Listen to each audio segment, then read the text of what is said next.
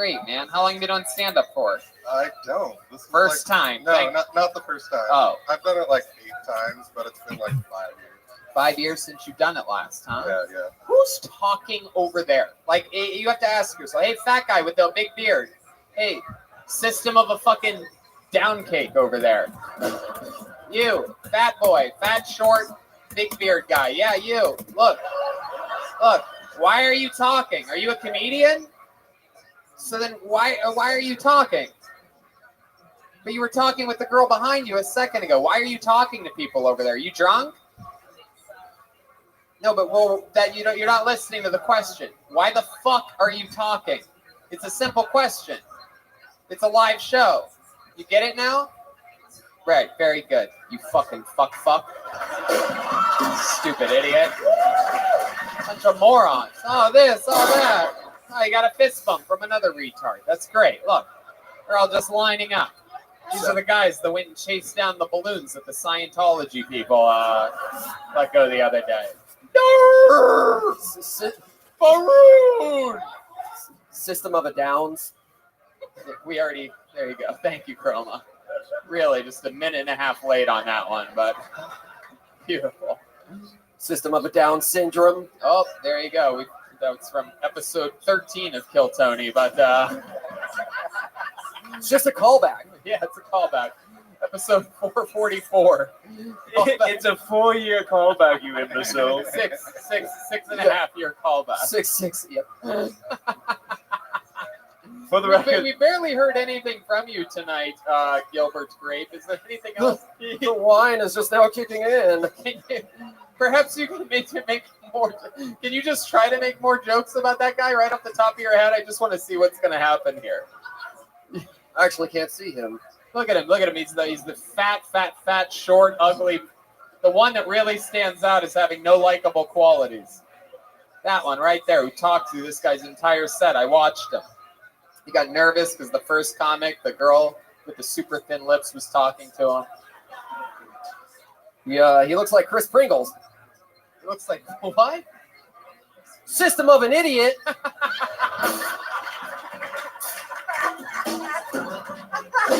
There it is. Just like that's like a guy hitting home run derby with his eyes closed. Just the final moment of the movie. It's the slow pitch that I get. That was another retard joke. Whoa! Wow. How is this getting worse and worse? It's getting better and better. I guess the real point here is Seth Frost is so unentertaining that we ended up talking to the most hated man in the back of the room during it. And the most quiet man on stage. That's me. Oh my God.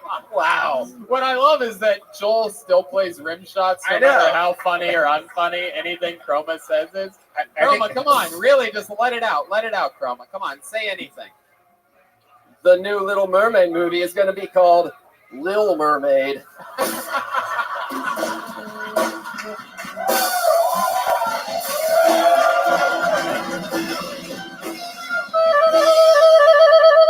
Oh, it chugged it back. Wow. Seth, anything interesting about you or your life or anything you've ever done in your entire life? I can ride a unicycle. You can ride a unicycle? Did you bring a unicycle with you? No, you fucking do nothing. How about anything else? Is there anything like a story, anything that your parents ever did, or perhaps yeah, my stepdad was like on MTV back in the day. He was on MTV. Kurt Loder? No, Nirvana opened for them. Like Pauly Shore, your stepdad? No. Dude, I had to cancel my show tonight, right? A lot of people might be coming to Tony. Good morning, Mr. Aquarius. How you doing, bro? Through the 90s, bro. Yeah. Dude, I'm the baby roulette. I slept well. How about you? Who's your dad? Excellent. You got physical therapy today? Vomit launch? Yeah, they Well, I hope it goes well. I thought you feel that show was very about strong every afterward. girl I hope you have a that wonderful day, and we'll see you tonight. Brian Redband. Excellent. Take care, Mr. Aquarius. That's stomach bile. Thank It's actually a good thing. Steve Bragg. Steve Bragg. Is that it? Steve End Bragg? of an era. Wow. Yeah. Yeah, that is Steve Bragg. Anything else interesting about you or your life? You have any special skills or talents other than riding a unicycle? No, I just do tattoos. You do tattoos? Drink at the bar. Yeah? Well, you go down to the Red Cove a lot? I have no idea what that is. I don't live here, so I live in Santa Barbara.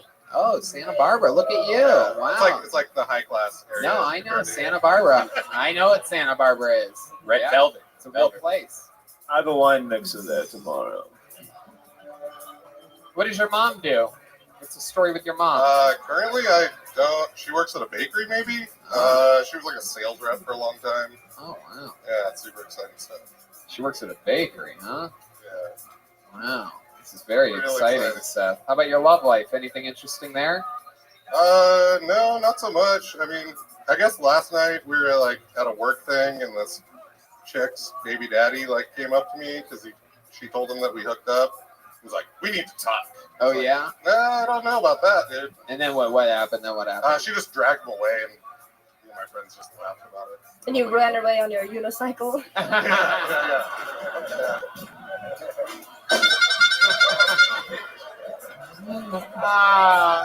How long You have don't you need been? handlebars. How long have you been riding unicycles for? I think I learned when I was like 11. Wow, and you still do it.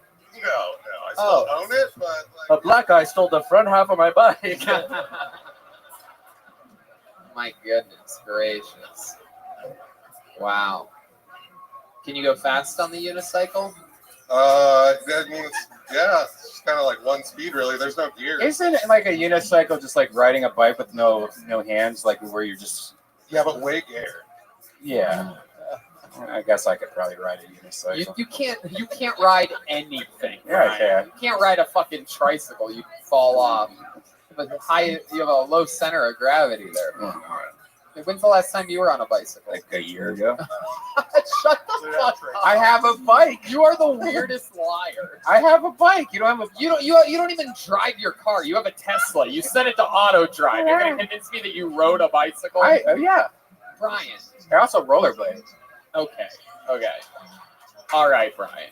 Of all the things that you Instagram drunkenly late at night, maybe you should take one of you rollerblading or bicycling. I do. I have Shock the videos of world. that.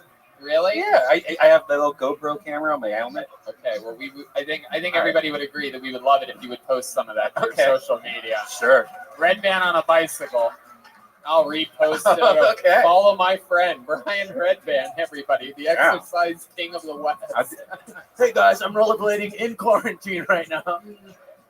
I guarantee you, these videos are you when you were like my weight from 12 years ago, right? Oh, When's the last time you were on rollerblades? a year ago for bike, and rollerblades have probably been about 2 years. You're The only person to get a flat tire on rollerblades. Oh no!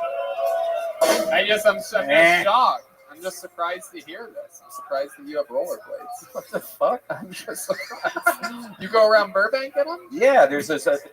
I live in a place where there's no traffic, so it's just like fun, and no one's like judging me or anything. Just, Oh, is that what you think? yeah, like I could not be rollerblading in Hollywood. Those people pointing and laughing at their windows, you don't think they're judging you? Oh my god, that livestock is on rollerblades. Bob's Big Boy is getting ready for the X Games this year. Those people aren't judging you. They're not judging you, Brian. They're settling out of court. Well, Seth, I mean, you are one of the all-time most boring people we've ever had in the history of the show. It's almost unbelievable. I keep forgetting that you're actually here. It's most mind-boggling. people do. I've heard mannequins with pull strings on them, more diabolical characters than you. But you're good at giving tattoos. Weirdest tattoo you ever gave somebody? I tattooed Crazy Bitch, like right above a girl's behind. Really? On the other side, did it say Kobe reserved for Kobe Bryant? All right, there you go, Seth Frost, everybody. And that is Kill Tony Ventura. We did it. Perhaps the second to last Kill Tony in front of a live audience ever.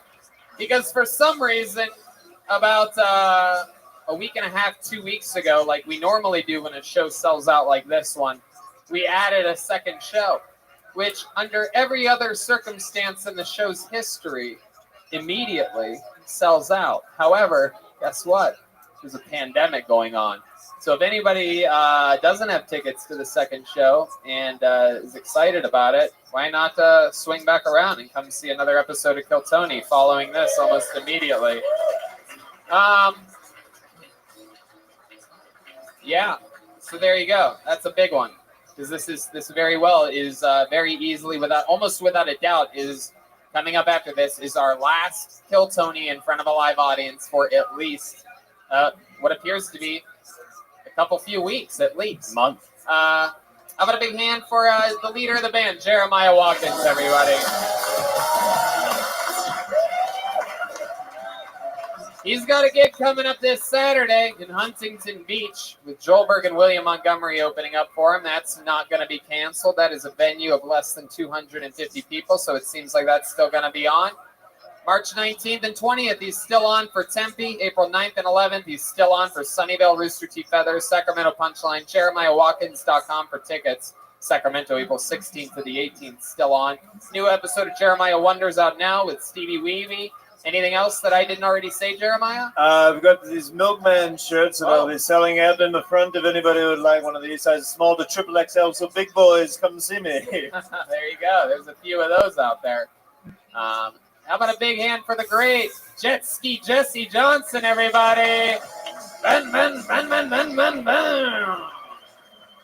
She's Jet Ski Johnson, all one word on social media. I implore you to follow her. She's absolutely hilarious. Anything else, Jesse? Tomorrow I'm here in Ventura doing stand-up featuring for Ron Taylor. It's Jake Gallo's show at Beer Brats. Oh, that's great. So if you guys don't have anything to do tomorrow, her and Ron Taylor are both absolutely hilarious comedians that you're going to know about for the rest of your lives. I guarantee you, if you see them tomorrow in Ventura, you will enjoy that stand-up comedy show. Hey, I didn't get to see the drawing. Look, everybody, it's Ryan J. Ebelt. Look what he did. While you all did nothing, he drew that.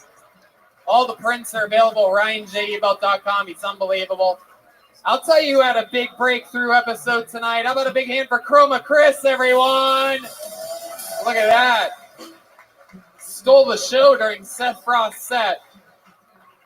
Who could forget classics like System of an Idiot?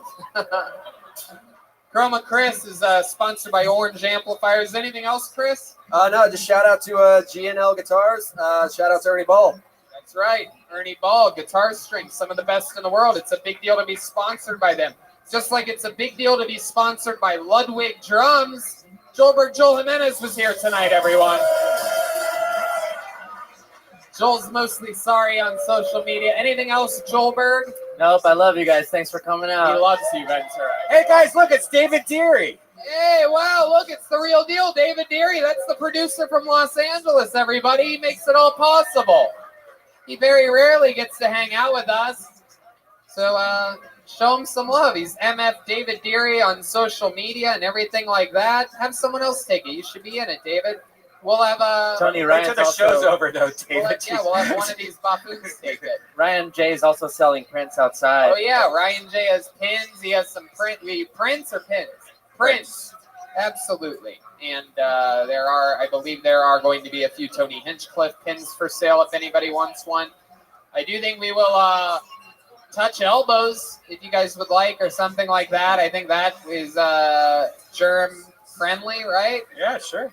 Hey guys, check out David Lucas and William Montgomery's podcast if you haven't yet. Brothers in Cursive. It's fucking hilarious. I love it. That's true. Thank you very much, That's guys. true. And this Monday, streaming live, if anybody's out of work early at 5 p.m., you could be the first to know right now that we are doing the Kill Tony podcast out of the original room at the Comedy Store with 0 audience members. So set a reminder on your phone, 5 p.m. in the Monday early evening, an episode of Kill Tony, retrospective live stream, dead crowd episode of Kill Tony. I almost called you Bakersfield. Ventura, we love you so much. Thank you guys so much for coming out. Have a good night, everybody. Thank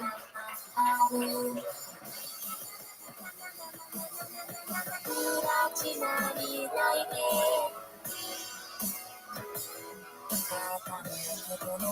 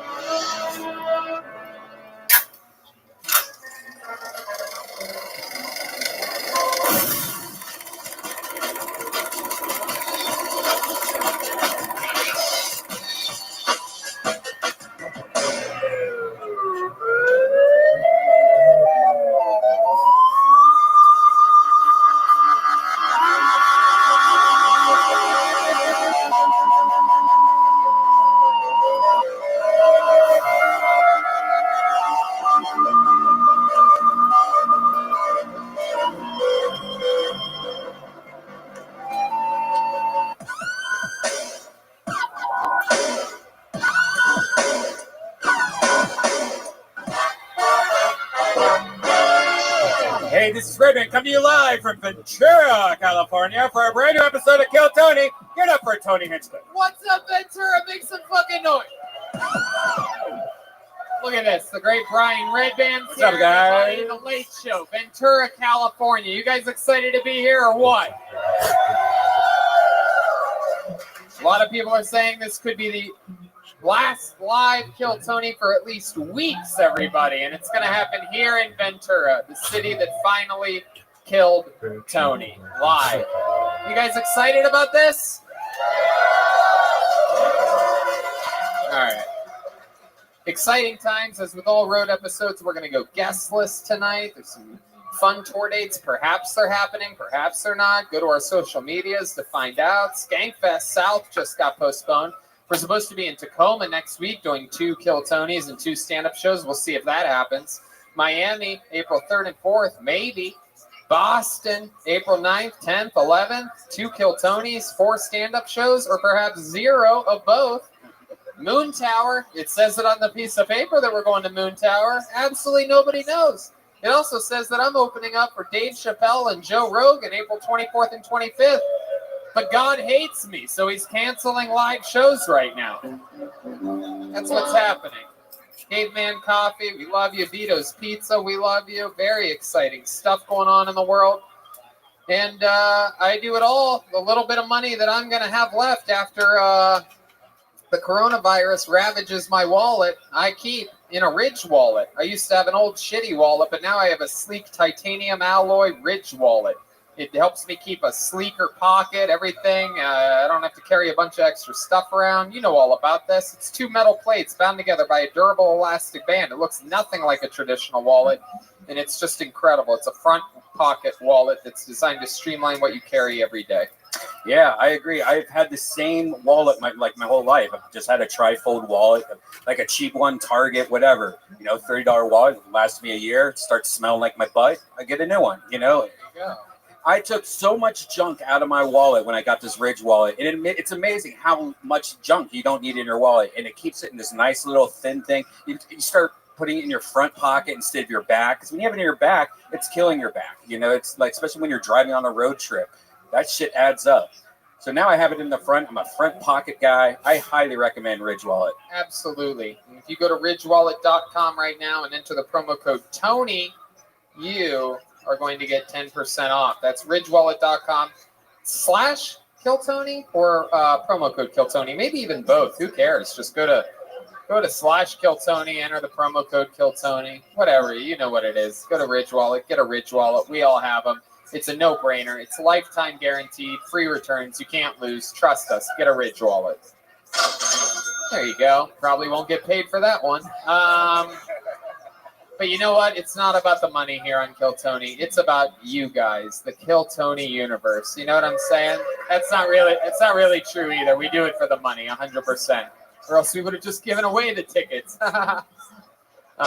Yeah, we're so happy that you guys are here. And you know who else is here, everybody? A band. We have a band on this show, everyone.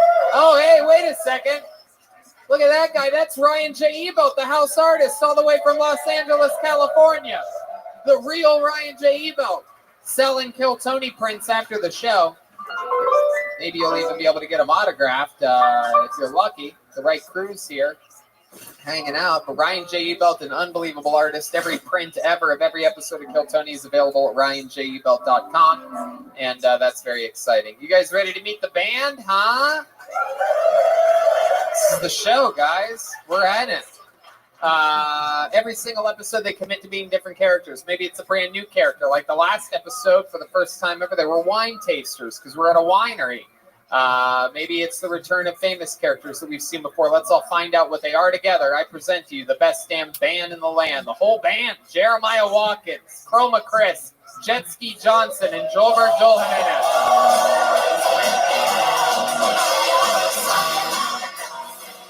What are they doing? Oh, pirates! Oh my goodness! Wow, real pirates! Wow, look at those costumes. These guys are unbelievable. How about a big hand for the band, everybody? That's the real Jeremiah Watkins right there. He's got an eye patch, a hook. Jet Ski Johnson looking for the shores. Wow, Jeremiah, wow, this is impressive. You look like a real fucking pirate. What's your name, sir? Yeah, me name's Captain Squawk. Squawk! Captain Squawks, nice to meet you. Fuck yeah. And who's this beautiful young lady next to you? This is my pet bird. Oh, how about the other one? What's your name, sweetheart? Me name's Jennifer. Oh, just Jennifer, huh? Wow, there you go. Jennifer Jet Ski Johnson is here. How about you, sir, over there, the guitar player? How about you, young Chuck Norris looking fellow over there? Name's R.T. McSwagger. R.T. McSwagger, all right. And clearly here we have the world's most Mexican Bob Marley fan, huh? Oh, you pulled up your eye patch for that one? You have two good eyes? It's Millie or Vanilli, one of them. What's the eye patch for if you have two good eyes? You have to dress for the job you want. What's your name, buddy? The name's Ralph. Okie dokie. We've been sailing for the shores of the Comedy Store. Mitzi Shore, Sandy Shore, Polly Shore. Hilarious. The band is here, ladies and gentlemen. They have arrived. Hey, let me just remind everybody on this, especially on that side of the room, that if you guys are talking about absolutely anything, you shouldn't be. And if you're ordering drinks, you can do that quietly. And if you're on the other side of the bar, instead of saying, "What do you want?" you can just be like, "What can I get you?" We could all do this together. It can be a beautiful thing. We can all win. You guys want to do it together?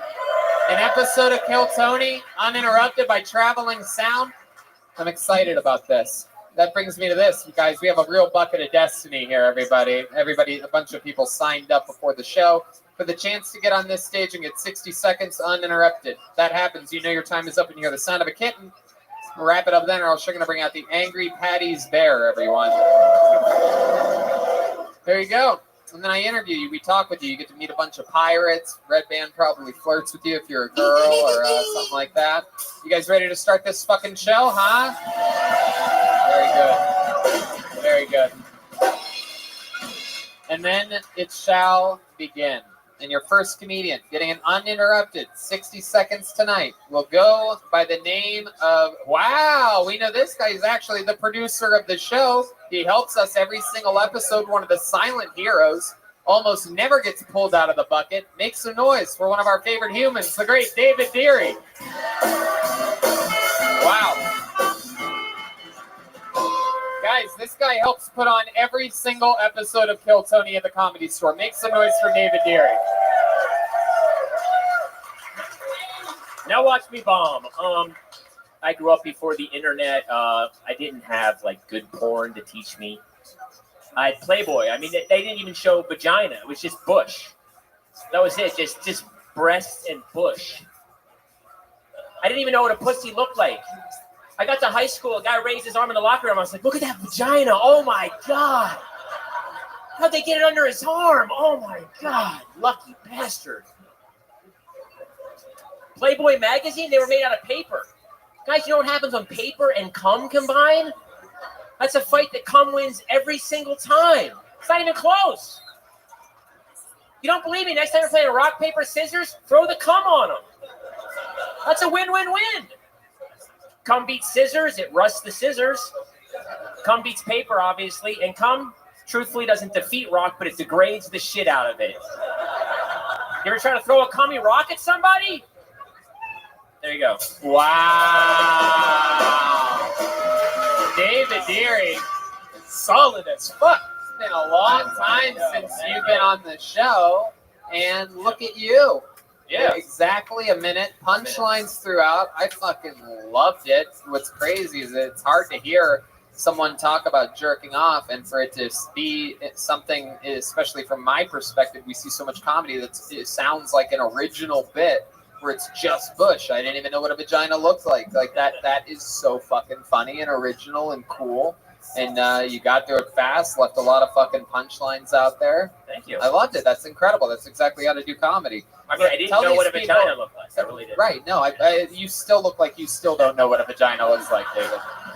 How many times have you done Kill Tony? Is this like your I third? think it's like my fourth or something. Right, but it's been a long time. Yeah, like this is the first time I put my name in the bucket since I even started working like officially for the show. Wow. So this is it. I'm That's happy awesome. to get pulled. It's great. It's been like at least a year or two since you've been on the show. Yeah, it's been a long time, and I just decided if I'm going to go out, I'm going to do one more set. You know what I mean? We're all going to die. Tell these people that's so cool. How long have you been doing? Tell these people. How long is it? This is my 10th year. Yeah. 10th year Yeah, doing 10th year. stand-up comedy, and you've been to Edinburgh. You've Yeah. been all around the world, Germany, Yeah. Sweden, everywhere. Yeah.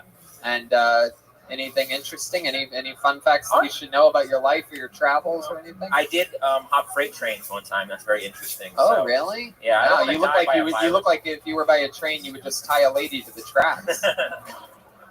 What were you doing, jumping from train to train? I don't know, something like, people want to write a book, people want to run a marathon. I always wanted to hop freight trains. Like, I don't know what that meant to me, but Jeez, what a faggot. I fucking did it. Did you like eat sardines in like an empty like train car, or what? Like, did you do the whole deal, or? Yeah, no, we didn't eat sardines, but we did get on a train in Calumet Falls. I think it's California, maybe it's Oregon. Who gives a fuck? Yeah, all right, never mind. What's your favorite country? Like Save it for the movie. What's your favorite country? Brian's is country crock. Yeah, There you go. It's a type of butter. it is. I like Denmark is nice. I like Copenhagen. It's cool. Ah. And man, it's just great. Like I saw Bill Burr in Sweden. That was like one of the highlights of my life. It was just amazing. 2,000 people in this like gigantic circus 2,000 super white people. Super all white at people, once. yeah. Yes, isn't that just heaven for anybody? You know what I'm talking about? Yeah. Okie dokie. Anyway, Pirates, you guys ever see any black people out there on your travels? You know, it seems like all the pirates nowadays are black. What do you think about them taking your jobs? There's lots of Somalian pirates up there. But you gotta keep doing what you do and loving what you love and sailing the seven seas while you still can. Oh, wow. Let me check in with Ralph. It looks like your parrot's having some trouble with his legs.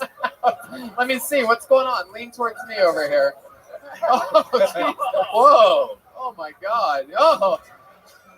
He's got Yikes. Hank. Is that a boner? It's like looking in a mirror. It is. You guys do. You both have giant beaks on you. Oh my God. It really is. You see that? That's hilarious. Oh my God. Yikes. So, David, anything else interesting about your life that we should know about? Any other? I tried to masturbate once and then I had to switch hands. Oh my goodness. You were playing hooky cookie over there, huh? No, just happy to be part of the team, you know? Just happy to, you know. Oh, geez, what a kiss ass. I don't know. How about of your entire life? Are there any other fun facts we should know about you? Ever like lose a testicle or anything like that? Or Never lost a testicle, never rollerblade broke backwards? anything. No health scare? Never? Health scare? Nah, dude, not really. Never broke a bone. Dropped in on Tony Hawk's Ram first try. That's Oh yeah, you did. You're a legend in this skateboarding world. I want to roll in on his Ram if anyone skateboards here. I mean, it's even the next level. I want to go next level. You see? Oh, fuck yeah, there you go. Jesus Christ. Absolutely. I can't Now we're believe both gonna Tom die. Hanks' son made it here after finding out his parents. I love that shirtless video you did yesterday. That was incredible. All right, David. Well, congratulations on getting pulled out of the bucket, and you're an amazing part of the show. We love you. David Deary, everybody.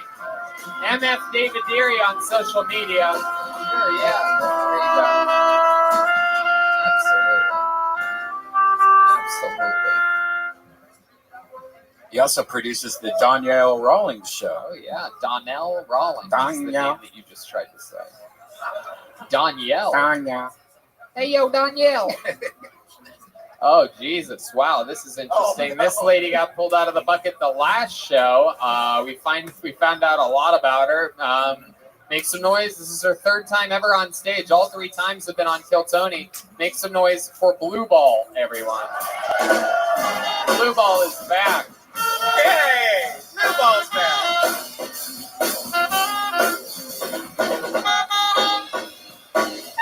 Blue Ball.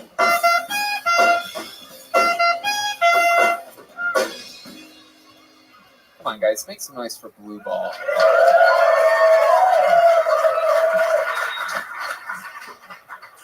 So I'm thinking about getting back on some dating apps, like you don't have much time left or Fumble. But I was in the bathroom a couple weeks ago and some girl just said, look, fastest way is to Snapchat that pussy. And I was like, really? She's like, just do it. So I live alone and just have a cell phone. I don't know how you can Snapchat the pussy without like a third hand or a neighbor or a good friend. I thought, fuck, if I had that person so close to me already, why do I need to be on a dating app? Yeah, I don't know if you've ever tried to take a picture of your puss standing up with a cell phone. Just not that easy. So I don't live that far from here. I could probably, yeah. Wow. Blue Ball. Blue Ball. So there was a bunch of jokes there. Let's talk about your real life, though, Blue Ball, shall we? Are you really trying to take selfies of your vagina? Have you tried to do that yet? Absolutely. What's your full name on Snapchat? Okay. I'm not. There you go. Because it's not coming up Blue Ball. I don't have it. It's okay. I don't It's have all it. right. It's okay. Let's stick with this here. So when you do take the selfies of your vagina, what position do you often end up in? On the floor with like the timer on, and then I scoot back. Oh, Jesus Christ. And I Oh, Blue Ball. Oh, my God. It hasn't worked out. And how old are you again? 52. 52 years old. And there you Which? 52 years old. Oh, over a half a century old, and you're on Snapchat taking No, pictures. I'm not. Of I your never fucking got a decent picture. Does it It's ever just- try to tag you in the app? Does it recognize your pussy? Let's just say I can probably photograph Arby's photos now. pussy. Hey, this guy knows. He just tried to activate the jet skis on that. Oh, you guys, we got some real fans in here tonight. I like this. Very exciting. So, where do you often send these pictures I that haven't you sent take? any. Like, really? No. So You know, you're almost old enough that the first picture you could have taken of your pussy, a guy had to pull a string and a bunch of smoke. Oh, You know what, ever do Tony? that? You have any of those Wild West pictures of your pussy out there? My pussy. Never smiley. Just I have a carved block of. No one cares. There's a lot of broken wine glasses that kill Tony. We can't all turn into Andrew Dice Clay every time it happens, guys. You know, Tony, I don't believe. Hey, any chance we can get the fat owner of the weed company to shut up for the second show in a row? Shut the fuck up. Don't talk to anybody, dude. I'm watching you, you fucking idiot. I don't care how many joints you give out. I know that makes you like the king of Ventura. I truly don't give a fuck. You are a loser to me, all right? You'll never be fucking south of the 5, all right? Keep this up. I'm going to make sure they keep you up here. You'll never go south of Camarillo, okay? You fucking turd. You're at a live event with a horrible sound system. I mean, look at this. We got nothing. We got these out of David Lucas's trunk and brought them here tonight. This place is an airport hangar. We can hear your fat voice. Plus, you're short. It's close to the ground. I mean, everything's bad about this. If anybody should not be talking, it's you. All right. Anyway, Blue Ball, back to you and your saggy puss. Let's get back. Tony, I don't believe her. I bet you her phone is just all photos of her naked and shit like that. Can we go through your phone and look at your photos? Jesus, Brian, you need to stop right now. I didn't know. Mostly butthole pics. Brian. Whoa. Hey, did somebody say booty? Can I take a peek at one of your butthole pics? No, they're not mine. They're just random ones. Like, Oh, there you go. Yeah, it sounds like There me you go. collection. Wow. Her pussy's so old, I have a block of wood carved of it in the back of me ship. if you get a close up on a pit bull's butthole, you'll notice it's the nicest butthole of any butthole. What kind of junk will we find in that trunk? Blue Ball, what's the weirdest thing you've ever had in your butt? 52 years old. A tampon? Wow. What'd you do? You got drunk? Got drunk on your period? Put it in the wrong hole? That's kind of close. Did it fall in? You ever dip it in some rum and have a party? Yeah. That's actually, that's it right there. You really had a tampon in your butt? Yeah, you soak it in alcohol and it's, you know, we call that a Yeah. Captain Morgan. it used to be a thing. My goodness. We call that a buried treasure. X marks the G-spot. Hope someone would find it. My goodness gracious. How about your vagina? Weirdest thing you've ever had in your vagina, Blue Ball? I feel like I can ask you anything after that first episode. A hook. All right. Like a doorknob.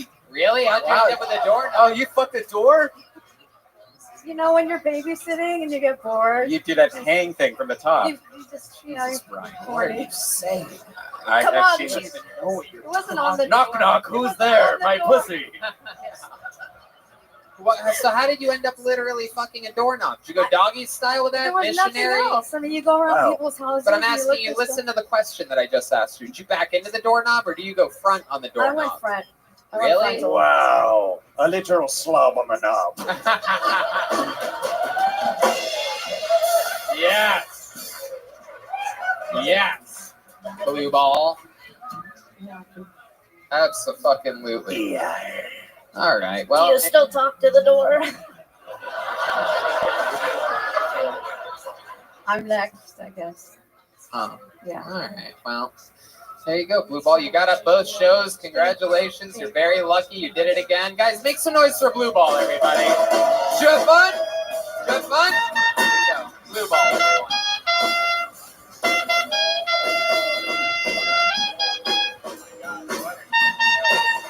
Doorknob. Doorknob fucking's actually a thing. Yeah. All right. That's a dildo on a door. Yeah, I I mean, was I looking guess for you're a just good settling for anything here. But all right. Pulled another name out of the bucket. You guys having fun out there? All right. Make some noise for your next comedian, David Bravo, everyone. David Bravo.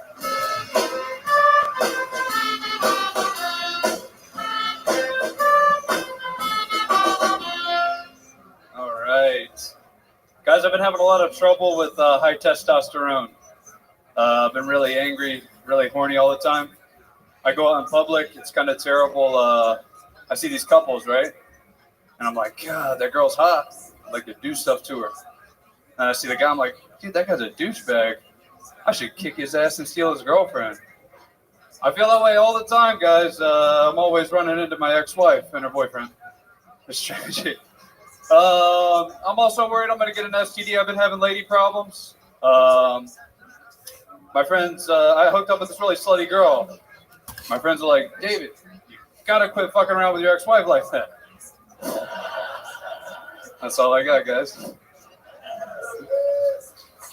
There you go. Okay. That's one way to do it. That's all I got, guys. Is that true? You have a slutty ex-wife? I do. Why do you hate her? Actually, you know what? It's all cool. No, it's not. No, I hate that. I gotta play it nice. The divorce is almost final. Oh. Play a little bit longer. Oh, okay. How long were you married for? 2.5 years. 2 years. Where'd you meet her at? High school, man. Jesus, how old are you? I am 25. Well, what the fuck were you doing at a high school? Well, we've been together 2 years ago. You just failed the test, dude. Well, I don't think you're gonna win this divorce case at all. Is she still in high school? No, she's older than me, actually. What were you guys doing at a high school? Oh, I see. I see. You met her in high school. You didn't see each other for a while, and then you started. Or you were dating in high school? Mm-hmm. Oh, you just got married 2 years ago. Why'd you wait so long to get married? I don't know, man. I thought I was playing it safe. You're not smart, are you? No, actually. Look, What do you do for work? Huh? What do you do for work? I don't want to send the crowd into a pandemonium, but I'm an engineer at a toilet paper factory. Wow. If at first you don't succeed, apply again. What does an engineer at a toilet factory do? I do projects to basically make toilet paper faster and better. Wow. What's toilet paper? The good stuff, man. Charmin. So what's the good technology in toilet paper lately that because it doesn't seem like it's changed for a long time. It hasn't. Yes, is there any technological advances in toilet paper coming our way soon? Did you all see that freedom roll? Freedom roll. Tell us about it. You didn't see that, dude? It was big as hell. It's like this big. So you work for Charmin, but you dress like the brawny man. Yeah. True.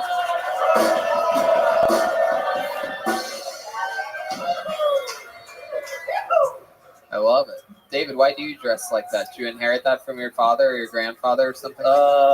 None of your clothes Honestly, fit you. Yeah, this is a hand-me-down. These are all hand-me-downs. It really is. Is it really? Yeah, I'm the youngest of 7, so I got the hookup. Wow. I got all the hand-me-downs I want, and I'm 25, still getting them. God damn, look at that. Youngest of 7. Your mom's pussy was beat up. You just his middle name is Doorknob. This is what happens. This is what happens when the doorknob has a baby. My God. Did you close with your mom? Yeah. Really? Not like super close, but Man, you have real woman problems in your life, huh? Dude, I do have some serious woman problems. Why do you think that is? What happened? Oh no, dude. Honestly, look, I'm like super book smart, right? But like with the ladies, I'm just like retarded, man. It's bad. You should try rape. Yeah, her. He's kidding. He's a pirate. Don't listen to him. I feel like this guy will listen. Yeah. I'm the youngest of 7. David, what do you mean you're retarded with women? Explain yourself. Give us an example of you being retarded with women. Oh man. So I typically do like the textbook wrong thing. Like what? So I was chatting up this girl, and I think I did like what I would consider the comedian's equivalent of sending dick pics. It was when I first started comedy, and like I thought I was like, oh yeah, comedy, I'm cool. And I was hitting her up, and she told me I was just a basic white boy. She was Mexican. She was hot, and I wanted to get with her. And I was like, I'm not just your average white boy. Look at this. And I sent her my stand-up videos. Oh, shit. Oh, so she did get raped. Very good. My goodness gracious. What happened after you sent her the videos? Honestly, we talked for a little while, and then About what? About how she feels like she could do a better job than you already? yeah. So You're not even funny, fool. Yeah, we actually have her on the line. She's right over there. Yeah, why don't you talk about like Mexican things? well, yeah. So we were talking for a little while, and then Oh, she hung up again. Hold on, I gotta go feed my baby. Hold on, I gotta go wash my white Civic. I'll see you later. so That was a work of art right there. she had 3 kids. It turned out She had what? she had 3 kids and 3 cats. Wow. Look at that. She should have took financial advantage of me. Let me ask She the missed that Mexican part. lady. Can I get her back on the line? Is that possible? Yeah, what's up, fool? Right here, man. Oh, hey, what's up, man? Why is it that you, well, first of all, how do you have a phone that rings after you answer? That's crazy. These prison phones are crazy, man. Oh, my goodness. And my next question is, what's the deal with having as many cats as you have kids? Like, what comes first there? Is this like a chicken or the egg thing? You get a cat, and then you're like, I need a baby, or what? Well, you know, I have the cat, so I have stuff to feed my children, you know? That cat litter, homie. Wait, why do you feed your kids cat litter? Oh my goodness, Joel is being racist to his own people on this one. It's funny watching Mexicans people throw each other. Mexicans people?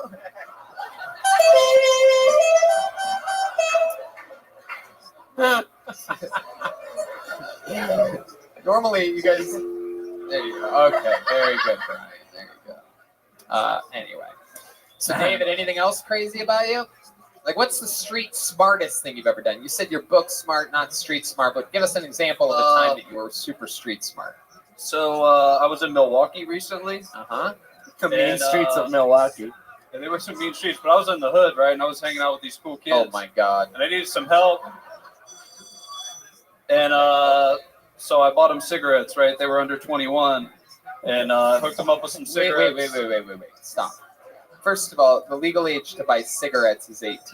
Do you know that? Not there, dude. How long ago was it? They just changed it to 21. Oh, really? like a month ago. Was it really cigarettes that you bought them? Oh, yeah. Okay, so what happened? Go ahead. I'm sorry to All right, cut so you. I hooked them up, and then they hooked me up. They took me to some party, and we met some women. And then And you raped them? no, we met these 6 girls, and then This guy couldn't rape a girl if she was naked and on her dick. look, I'm a gentleman, okay. Let me ask you this. Exactly. You're 25 years old. What were you doing in Milwaukee? I was out with my buddy. It was his dirty 30 road trip Right. back to his homeland. He's from Milwaukee. Right, so you're I hanging. can tell why women don't like him. He uses phrases like dirty 30. Yeah. So you're hanging out with your friend. It's his 30th fucking birthday. How do you even get in position to buy these kids that are under 21 cigarettes? Are you out front of the convenience store? Like, what's happening there? No, so I'm partying with them, and You're partying with kids under 21. Yeah. What's going on there, buddy? They're over 18, dude. It was Really? Was Chris Hansen serving cookies and lemonade at this party? Just sweet tea. I got a bunch of toilet paper in my trunk. I'll buy you some cigarettes, kids. Is that Chroma Chris? Hey, silent but deadly over there. We're gonna go TP some houses on this party. Do it again. Do another one. Or it's brand name. It's Charmin. Chroma Chris on the spot. On the spot, 2 episodes in a row. This guy performs under pressure. I love it, man. Okay, so you're partying with a bunch of 18-year-old kids, right? Yeah. How did that make you feel? Did you feel safe the whole time?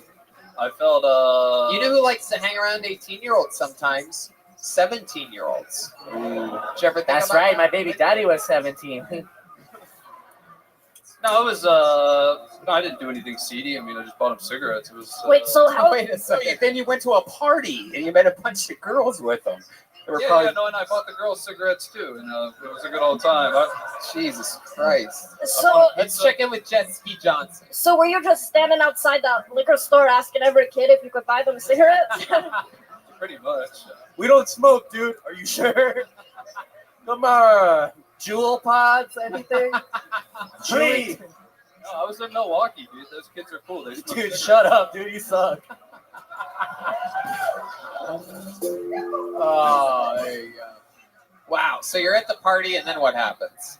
I left with the three dudes I was with. We found 6. So I'm at the party, and one of the girls started their periods, and it was very awkward. It was past curfew. Okay. Anyways, let's we let left. him go. We left. Uh-huh. And the guys left, so I was just with 6 girls by myself. And Just I was 6 pimping, right? tiny little girls. There you are, just you and them.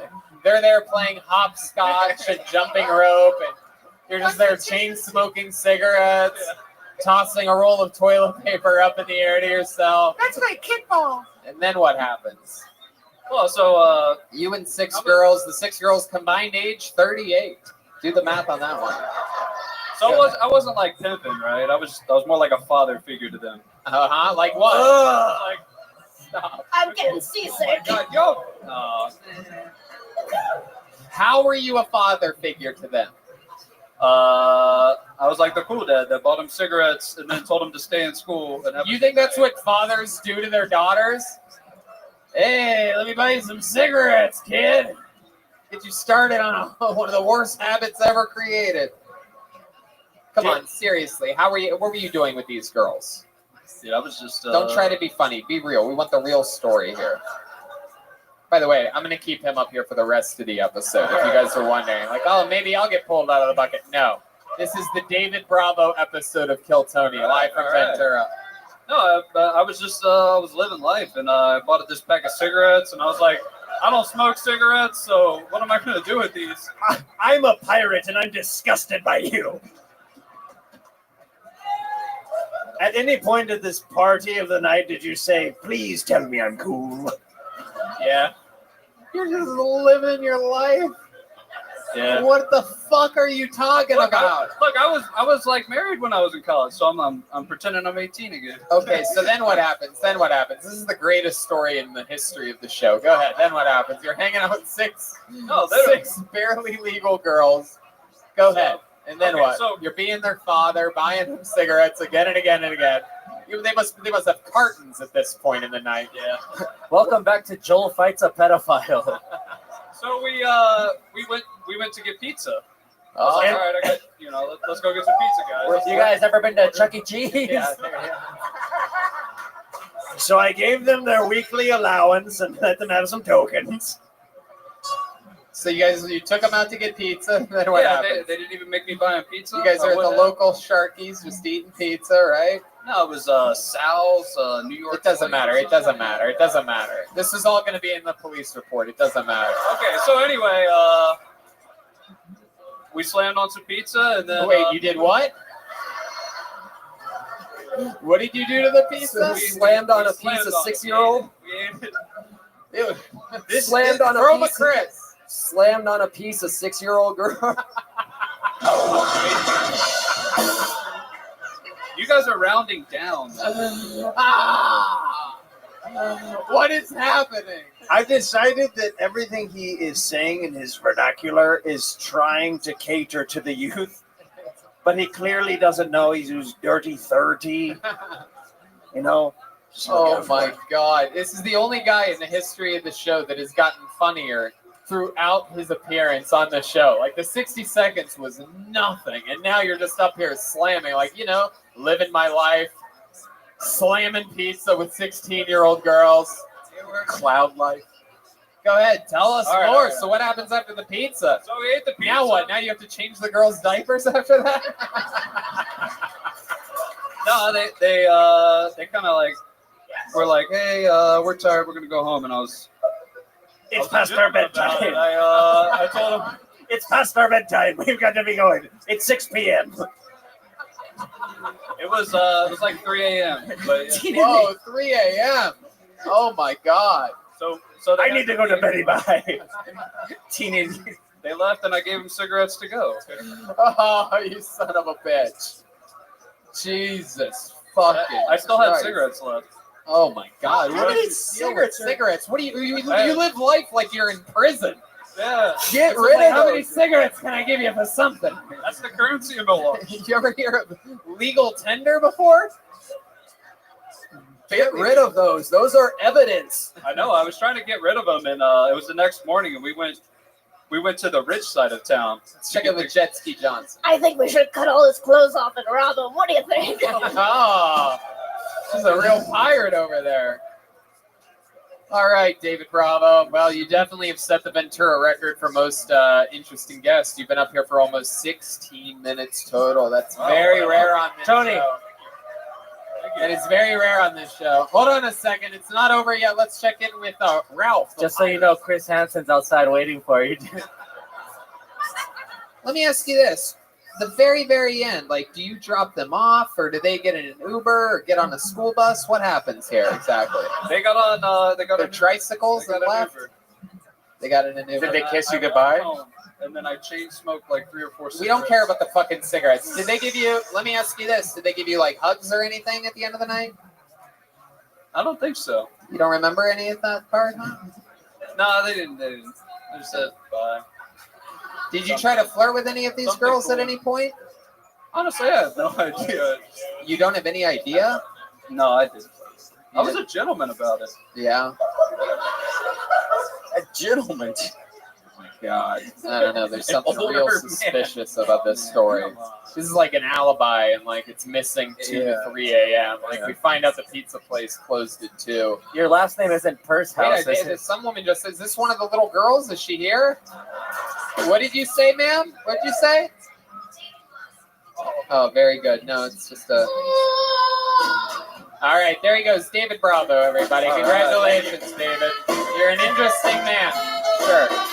He just raped me. He just forced his elbow against mine. You gotta wear your glove. His elbow. This is his elbow. Gloves don't protect against elbows. Depends how long the glove is. Whoa, Ryan spitting knowledge over here. How about a hand for the band, everybody? All right. We got a one-word name. If you signed up by one word and one word only, and your name is Frank, then it is now your time on Kill Tony. Make some noise for Frank, everybody. Frank. Oh, here he comes.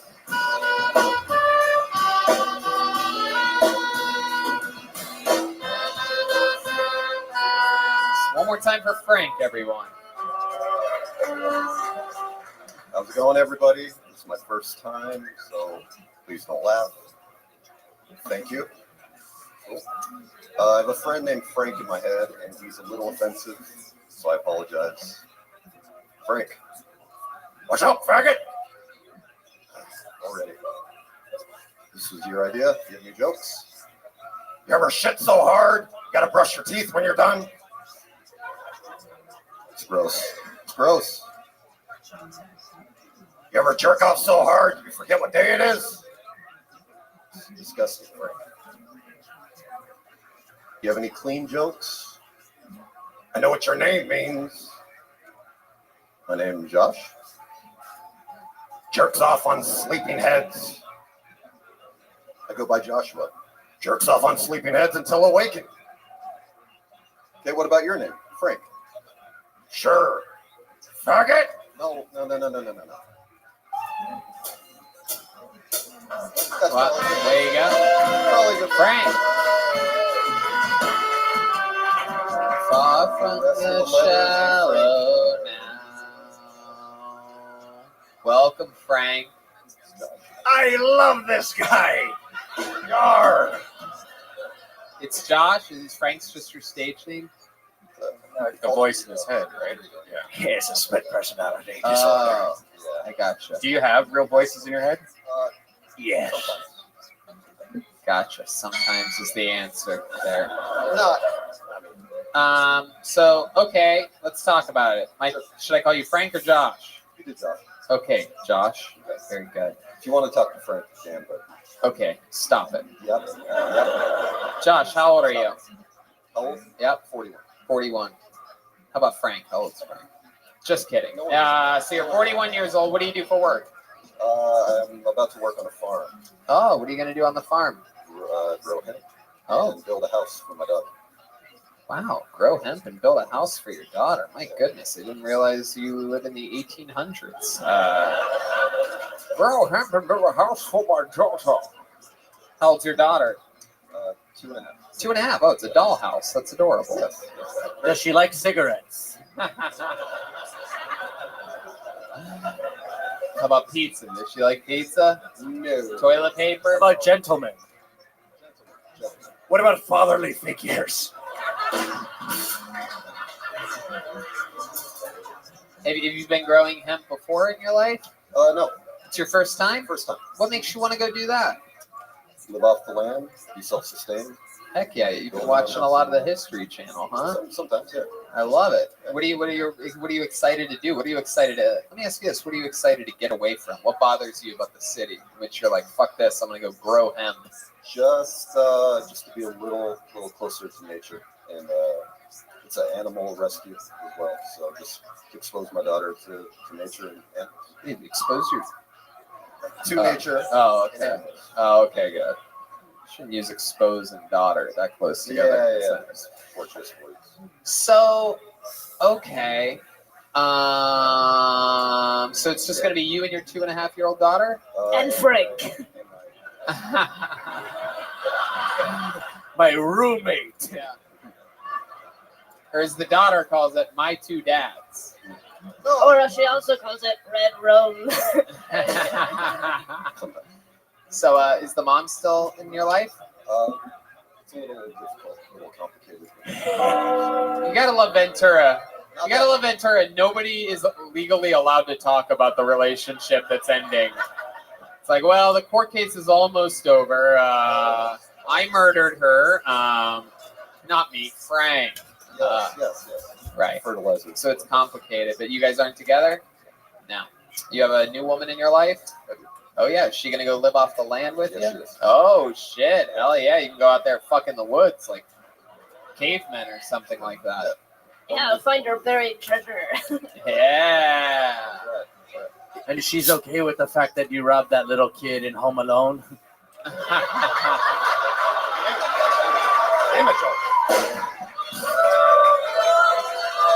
He looks like all three of the bad guys in Home Alone. Yeah. Is your daughter here on stage standing right next to you? Is she a real person? Is she a drawing, perhaps?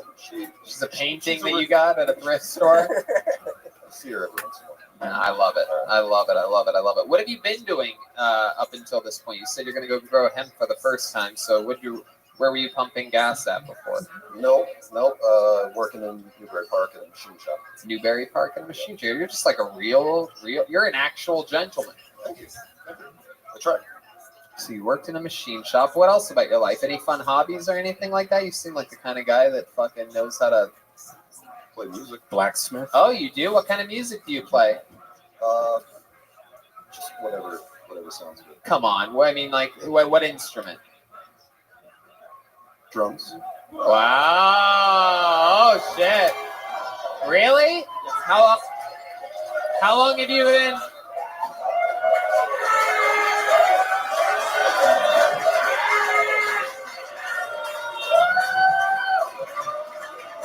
I hope you brought the biggest dildo. Hey, over here, Josh. How long have you been playing drums for? 25 years. 25 years? Oh, my God. All right. There you go, Joel. I guess you decide. We're going to have a Mexican drum off, everybody.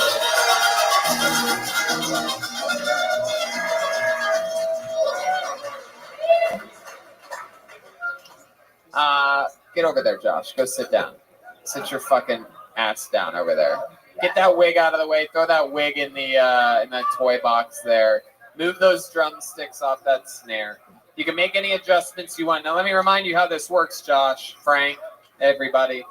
You can use the entire stage. You can do anything comedic that you want. It's completely up to the audience. They base it off of performance, comedy, everything. You can do it any way you want.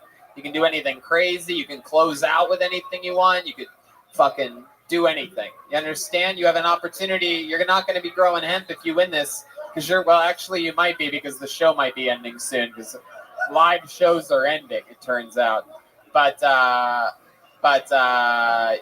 you'll be the full-time drummer for the Kill Tony show, and Joel will have to fuck your girlfriend on a hemp farm and raise your 2-year-old daughter. Yeah, you have to switch lives completely if you win. That's how this works. It only works one way. But the good news, because you seem scared about that, the good news is no one in the history of the show has ever beaten Joel. At the end, the audience decides, and 100% of the time, Joel has won. Are you ready? This is a Mexican drum off. This is Josh, everybody.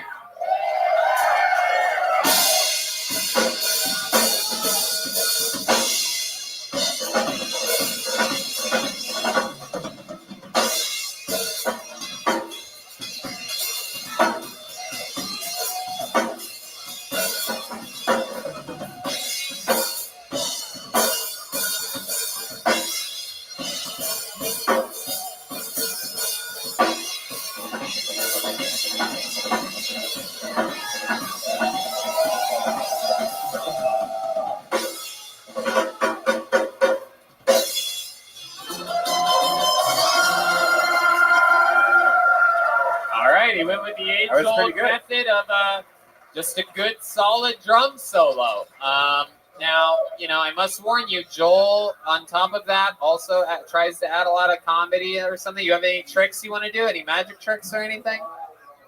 Oh, well, there you go. Unless you're a medium, you have no idea who's going to win this one.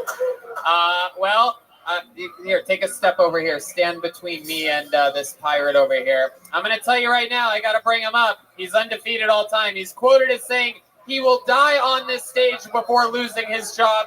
I present to you the one, the only, Joel Jimenez.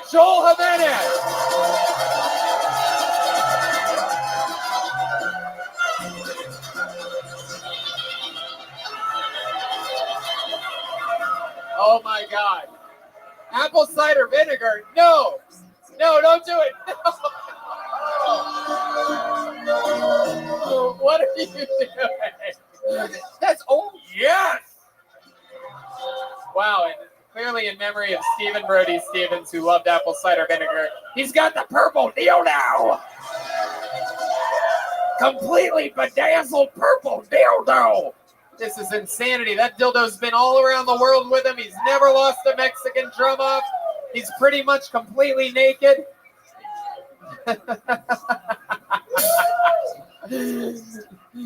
The pirate just whispered in my ear that purple dildo. Oh my, wait a second.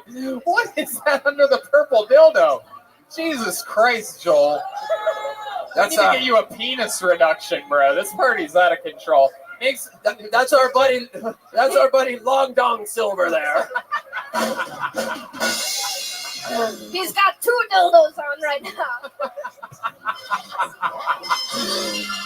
He's got 2 dildos. Ladies and gentlemen, this is it. This is what it looks like. Undefeated all time. Make some fucking noise for Joel Jimenez.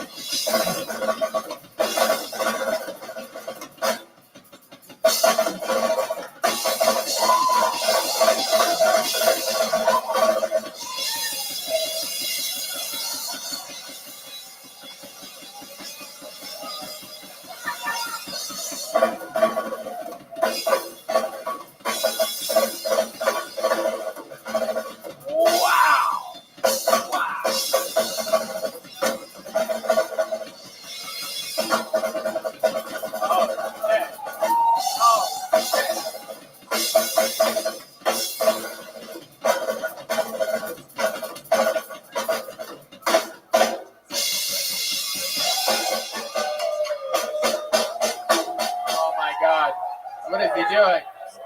Oh, he's climbing. That is not stable. What is he doing? Oh my God. Chroma, make sure you have a hand on that. Oh my God. He's on top of the speakers.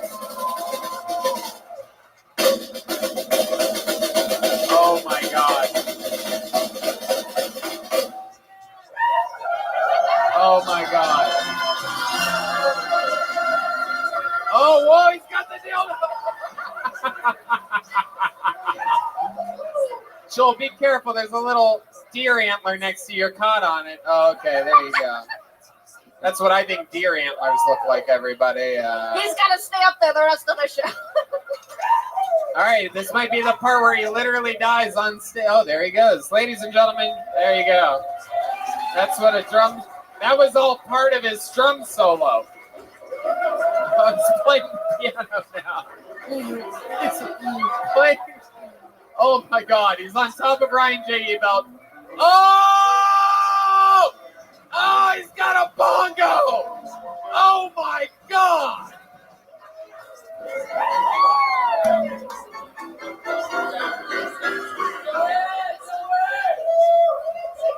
Oh my, is it still happening? Oh my God! Oh my God, he's got a steel chair. I think it's still happening. He's still going. For some reason. Oh! He did a backward somersault. He did a barrel roll. Now he's sucking the purple dildo. He's sucking. He's about to do What another is he barrel doing? roll. Oh my God, he's got the purple dildo in his butt. Oh my God, I believe he won this 8 minutes ago and he's still going, everybody. Whoa!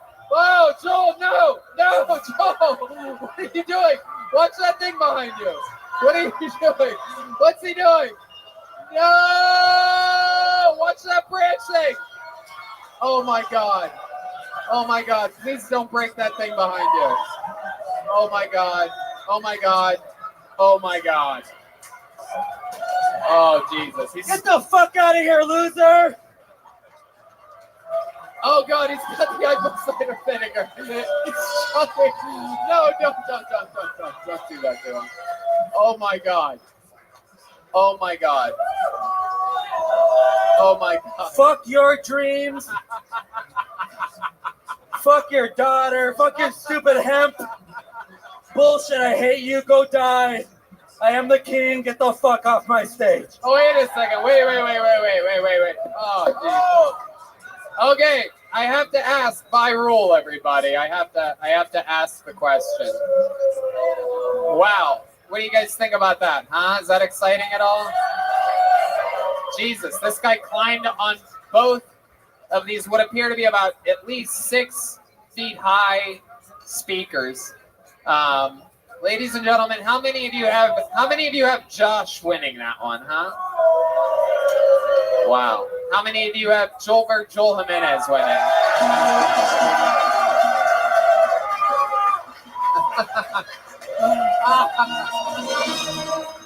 Oh my God, he's so funny that it's criminal, guys. One more time for Joel Jimenez, everybody. And there goes Josh. Thank you, Josh. Thank you, buddy. Thank you. There he goes. There goes Josh. Thanks, Frank. I think we owe the winery at least $8 worth of apple cider vinegar. I don't know where he got that from. Yeah, I saw that. It was on top of the refrigerator. I think it had been there for a while. That is pretty wild. This place is out of control right now. My favorite part is like there's some parts that were like really dangerous and people were like worried. But then like my favorite part was when Joe daintily was trying to get down from that set of speakers over there. Right. And somehow on both speakers he almost broke. Like I'm looking at these like Blair Witch bullshit right here. Right, yeah. Some of the ugliest art I've ever seen. It was like someone found 2 branches off of trees, but you could tell it's the type of art that you can tell means a lot to whoever hung it up here. It's almost like we're in a winery, and there are branches from the vines. Oh, wow! I would assume. Wow. Chris's Native American name is Stops Momentum. Guys, I know we've done it a few times, but how about just one more time for Joel Bergeron?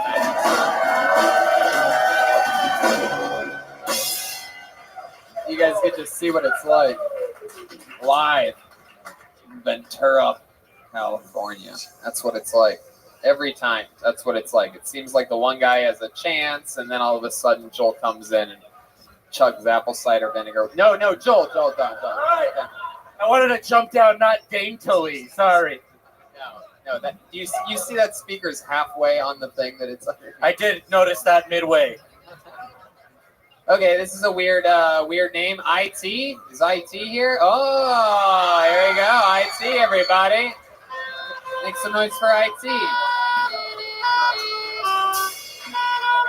Guys, come on. This is a comedian. IT. You know, guys, I have been doing comedy for a year, and my family has been scared because they don't know how to make people laugh like the previous folks, just like Joel here. And I don't get, you know, guys, I don't get it why my family are scared of me doing comedy, because my name is Isaac Le'en Tong. Forget the last name. Who cares about that? Isaac in Hebrew means happily laughing. Le'en means laughing. So I don't get it. I was destined to do this. And you know what else? I gotta admit, I gotta make them even more scared, because what they're really scared of me doing is drinking while doing comedy. So,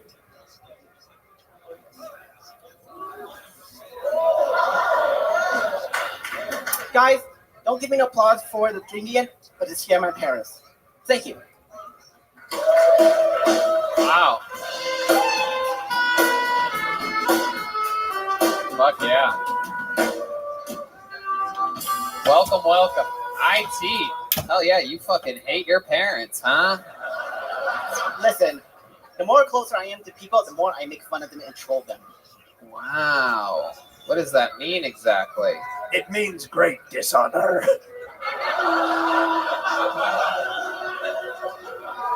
Alright, matey. So how long have you been out here? How long since you moved from Wuhan?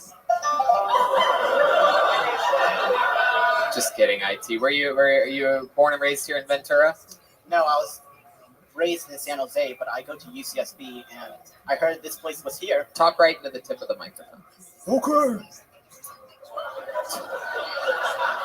You say that like we could possibly hear you before. Is that what you think Tony sounds like?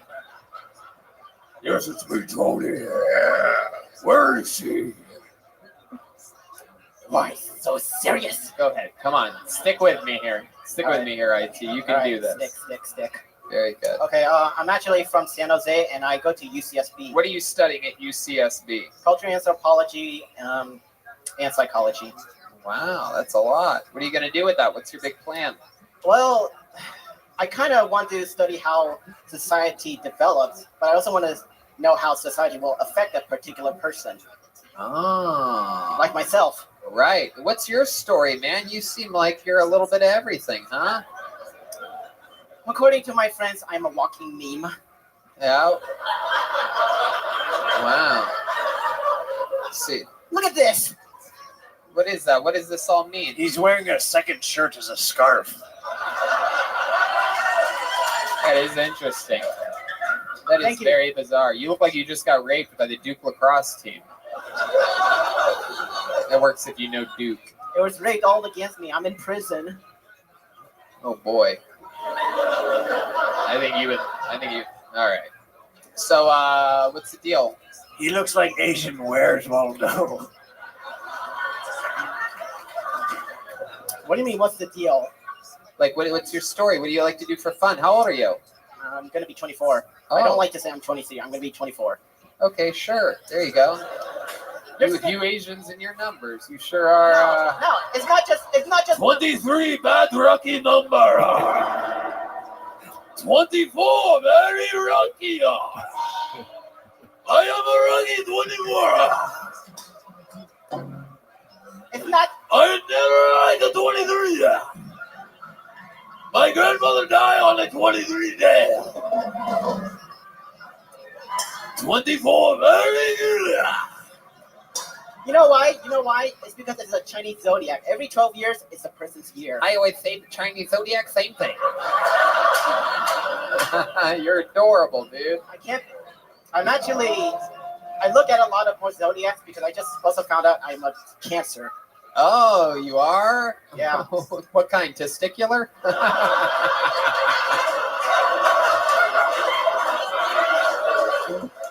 Damn it, I hate when I laugh at my own jokes. Just a fun fact, I hate it when I laugh at my own jokes. If anybody else hates it, I don't. I hate it more than you. but that one was I'm not for getting- some reason it made sense on you. I'm pretty sure I don't have prostate cancer because I'm still a virgin. Oh, really? Yeah. Virgin? How about your butthole? Is that a virgin too? No. No, right. You were no. What's oh you pointed your finger at that. You stick your finger up there sometimes? Wow. Put a little woo woo in your a little put a little corona in your virus, you know what I mean? Put a little PF in your chang, you know what I'm talking about? Put a little duck in your sauce, you know what I'm saying? Put a little of that soy in your boy. Keep going, keep going. Put a little of that edamame in your daddy, you know what I mean? Keep going, keep going. Keep going. Put a little of that sushi in your pooshi. That was number 10.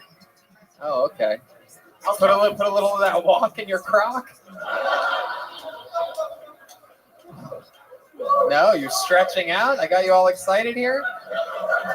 We had blue ball on earlier. Now we have yellow ball up here. This is incredible.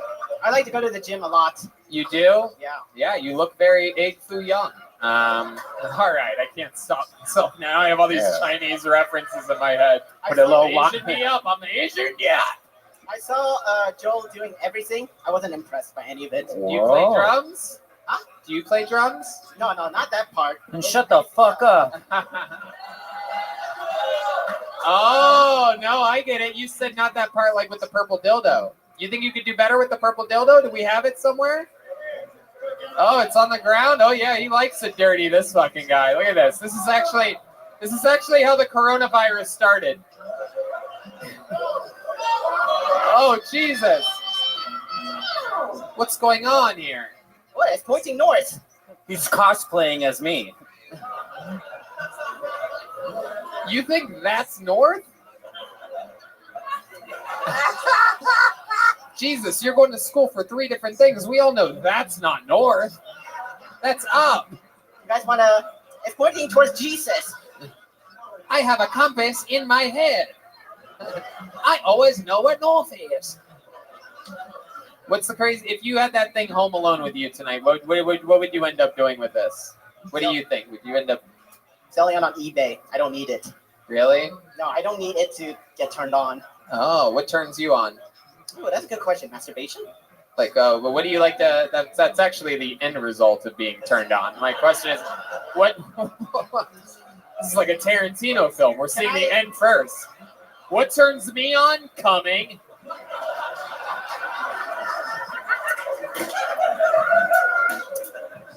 I like big butts and I cannot lie. You others cannot deny. Stop. But my question is, all right, what are these big butts attached to that you like so much? My phone? Your phone? And then what? In the picture, the butt is attached to a... Pixels in a camera. A what? A woman. What else? If you're going to say something, it's best if we understand. I said, and you said, what is the butt attached to? I said, pixels inside the picture. Inside the picture, there's a motherboard inside the computer.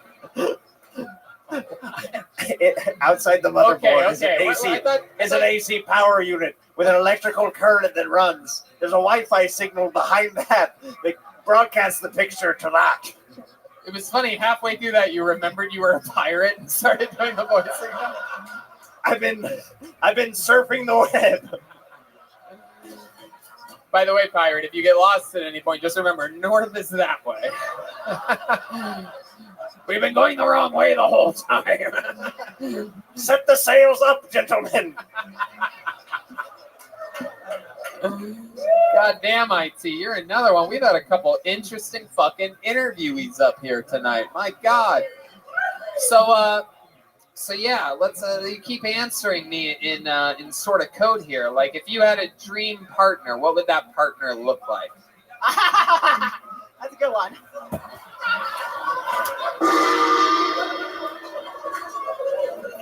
What would that look like?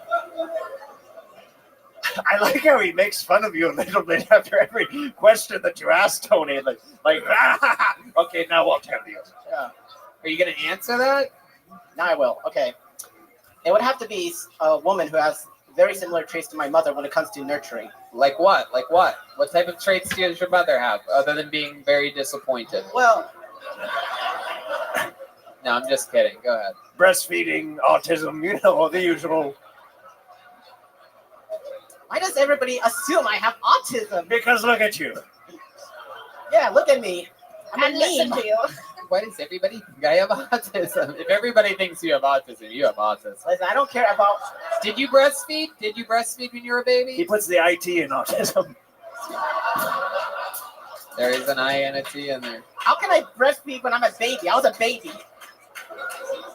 What do you mean? How can you breastfeed when Yeah, you're a baby? breastfeed is what a woman does for the child, right? Were you breastfed? Sure. Like you didn't. Yes. See, that's very autistic to correct me right there. I see why everybody thinks you're autistic. When your mom breastfed you, what came out? Green tea? Okie dokie. Sounds good. Maybe Were, Tom. were your parents IT. were your parents really hard on you growing up? Did you have the typical Asian family, like really? Actually, I was really hard on them. If you know what I mean. What do you mean? Wouldn't you like to know? It was exactly 24 days ago. Took the words out of my mouth. All right. I love it, IT. So you have a girlfriend right now? No, I need to be single. Why do you need to be single? Because if I'm gonna continue doing comedy and I'm having fun, I can't have a girlfriend. Why? Because then she'll be an anchor to doing comedy. Really? What do you pirates think about anchors? I love it. They didn't even realize. Everyone's like, oh shit, oh fuck, that's right. I'm a fucking pirate. Anchor, oh fuck. I haven't put down an anchor in years. I've been sailing for so many years. Me forgot what an anchor was. Yeah. I can't believe how much fun I'm having this episode. I was really like, this is so funny. So interesting. It's like the universe definitely confirming that this will be our last episode in front of a live audience for a while. This is very exciting. This will hold some people over, hopefully, for a bit. I have to rewatch this one. Why the 2 shirts? Because my family does laundry regularly. That's his rapper name. 2 shirts. Oh my goodness gracious, what is happening here? Oh my god, look at this. Talk about fruit stripes. You know what I'm talking about? Wow. It was getting cold. Oh, that's what happens. Okay. What do you have in your pocket? There's a big thing there in your pocket. What do you got there? What is all that? Oh, look at that. You are autistic. Look at those keys. Tony, I wish when he put the second shirt on, he's like, y'all know where you trying to get pussy, man. May I see your keys?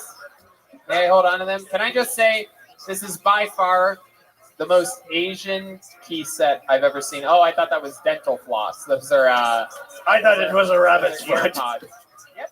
This is as Asian as it gets. You have a very little flashlight. You have keys to a Honda. And the autism part, you have one of those flexi things to put around your wrist just in case you get like lost or something like that, right? How about the rest? So your pocket is filled with shit. I can't believe it. You guys see this? You guys are witnesses to this fat pocket? He took this giant set of keys out and it's still fat. What else is in there? Keep pulling stuff out of this left pocket. Whoa! Hold on a second. No, I gotta see that. That is the fattest wallet I've ever seen in my life. No, show the audience. I'm not gonna take your wallet. No. Please, I'm begging you. You have to show the audience that fucking wallet. This is a perfect time to remind you. No, just show them. No, just show them the thickness. Don't open it. Close it.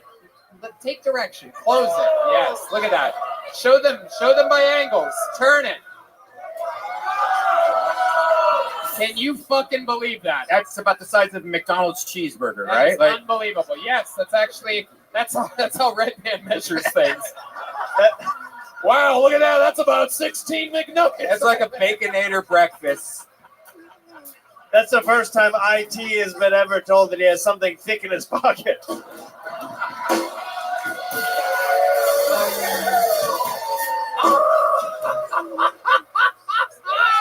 You measure things by McDonald's. Oh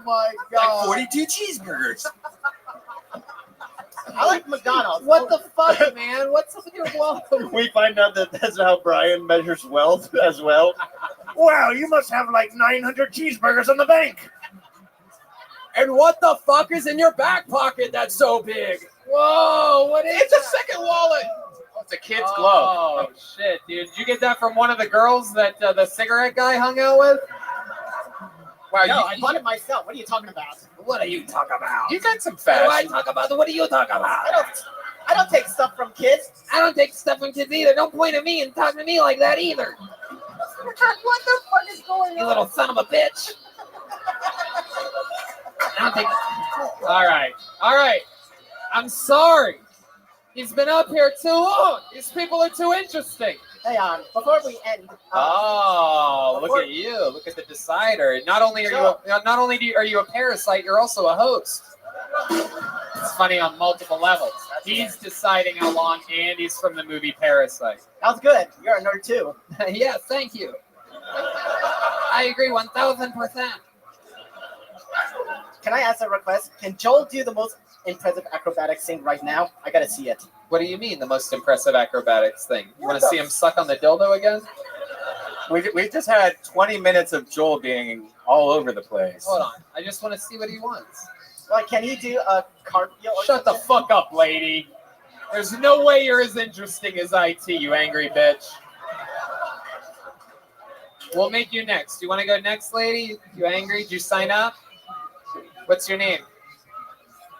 Amy Trout? Okay, you'll be next. We'll have you Something's call. fishy about that. But before we get to Amy, I want to know, what's the most impressive acrobatics thing that you saw him do? What do you mean? He was trying to do like a front flip or something, or a back flip. No, you just want to see him bend over, dude. I know what's going on there. I am one tricky son of a bitch. I can show you one of my tricks right now. What's your trick? All right, can you move your leg, dude? Wait, what are you about to do? Don't hurt yourself. Hold on, it's very wet here. It's wet. Whoa!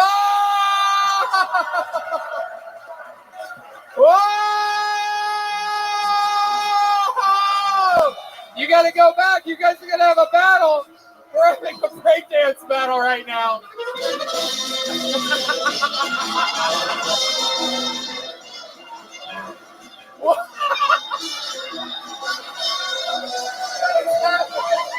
What the fuck is happening? Why does Jeremiah always have to jump into everything? Something. Oh my God. All right, Jeremiah, just get up. Wait, what's he doing? Get out of the way. What is he doing? What is he doing? He's drank so much apple cider vinegar.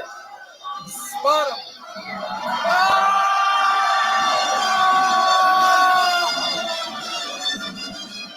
Wow.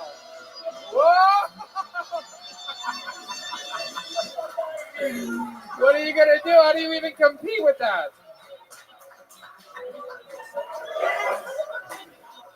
What you have dishonored my family! What is he doing? Whoa. All right, there he goes, everybody. IT, everyone. Great stuff, IT. IT, great stuff. There's an elbow. Take your empty cup with you. Take your cup. Jesus Christ. Chaos, I tell you. Chaos. My God. It's always so funny to me how on this show, not everyone's ever fucking happy. Like, even in the middle of that chaos, you have Amy Trout out there like, get it, move on. Fuck all this killing and fun for people that got tickets. I want my 60 seconds. Well, Amy, I hope that you're excited because you get it. Sometimes you have to be careful what you wish for. Ladies and gentlemen, I present to you Amy Trout, everyone. Here she is. Here's Amy Trout. We're going away from the bucket, cheating for the heckler, Amy Trout. One more time for Amy, everyone. Thanks, Ventura. On my way here, I drove by a place called Petco Unleashed. And I thought about it twice, and I was like, is this an animal titty bar? I should take my turtle here, get him out of his shell. I live paycheck to paycheck, which means I live once every other week. Not this week, though, because I had to fucking pay rent. I'm broke. We're all broke. We're all fucking comics in here. This guy's not broke. I've seen his car. But I'm poor. I recently moved up in the world, though. I moved out of my mom's basement. I sleep on the couch now. You know how hard it is to get laid on the couch? Not that hard when you got a pussy. I went to culinary school because it's not enough to suck a guy's dick anymore. You got to make him a sandwich afterwards. I went to culinary school in Oxnard, though, because I had to learn how to make tamales. Fuck yeah. Amy Trout. Fire in the sky. Amy Trout, welcome, welcome. How are you? Good, how long you been doing stand-up comedy for? 3 years. 3 years. All of it here in Ventura? Is this where you live? I live here, but I do a comedy in LA and anywhere else around here. What do you do for work? I'm a chef. Oh, you really are a chef? Yeah. Hell yeah. How long you been doing that for? 12 years. That's fun. Exciting stuff. What's the most exciting thing about you? It's not as easy as it was with IT, is it, huh? Yeah. When you were heckling, begging to be up there. I'm not very exciting, you know? Really? You're not? I do comedy. I smoke a lot of weed, which makes me boring as fuck. And then I cook food, which makes me even more boring. Wow. There's some guy literally gagging in the audience right I now. know. You okay? You about to throw up? What's going on, sir? What's going on? He probably does cocaine and he doesn't like food. What happened? Is it IT or is it Amy Trout? I can't figure it out. I heard him say I wouldn't eat her pussy if she had the cure for scurvy in it. Do you get a lot of guys? I bet she does. He said it. I didn't say it. She lives in Ventura. I bet there's a lot of guys that'll eat that pussy. Whoa, this guy just raised his hand. Fucking little fucking Matthew McConaughey with leukemia is chiming up over here. Wow. He put his hat on backwards like he was about to go to it. Yeah. Looks like he likes saltwater fish. Yeah. He put his hat on backwards like he was about to eat her Sandlot. My last name is Trout. No, I bet it is. You come from a long family of smelly pussies. I love that. So the legend goes. I love that. Is there anything wild about your vagina that you think makes it different than any other vagina? Is it a typical vagina? I've been getting Botox in the right lips. Really? Is that true? No, that's not true. Now there's multiple guys gagging in the front row. This is getting worse. Amy, It's totally not true. let me remind you, we just had a tiny in-the-closet gay Asian man on, and these guys didn't gag at all. This is not helping your case whatsoever. Do you have a? We also had Blue Ball up here earlier, and they weren't gagging. Twice. Yeah. Oh, you watched Blue Ball twice. That must make you furious because you're competitive. Do you have an extended labia? Okay, that's For you, Red Band, yes. Oh, Jesus. Is that true that you really get Botox in only one of your vaginal lips? Don't laugh that hard. You've been doing comedy for 3 years. You can Only handle the this. right one. Is that true, or is this some just No, bad it's not joke? true. I don't get Botox. So then why would you keep saying the right one if it didn't get a laugh the first time?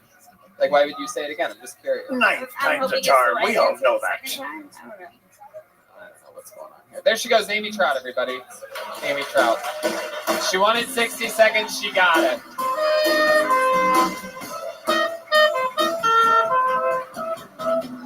Fuck yeah. Ladies and gentlemen, let's do something fun right now. William Montgomery could not make it tonight. David Lucas could not make it tonight. Serious times. However, there's one other regular on this show, and he was able to make it, ladies and gentlemen. He's a goddamn American hero. He's an unstoppable machine. He's absolutely one of my favorite parts of this show all time. I present to you the one, the only, Michael Lehrer, ladies and gentlemen. Here we go, live from Ventura, California, in front of a live audience. He's got a big smile on his face. Come on, everybody. One more time. Good and loud for Michael Lehrer.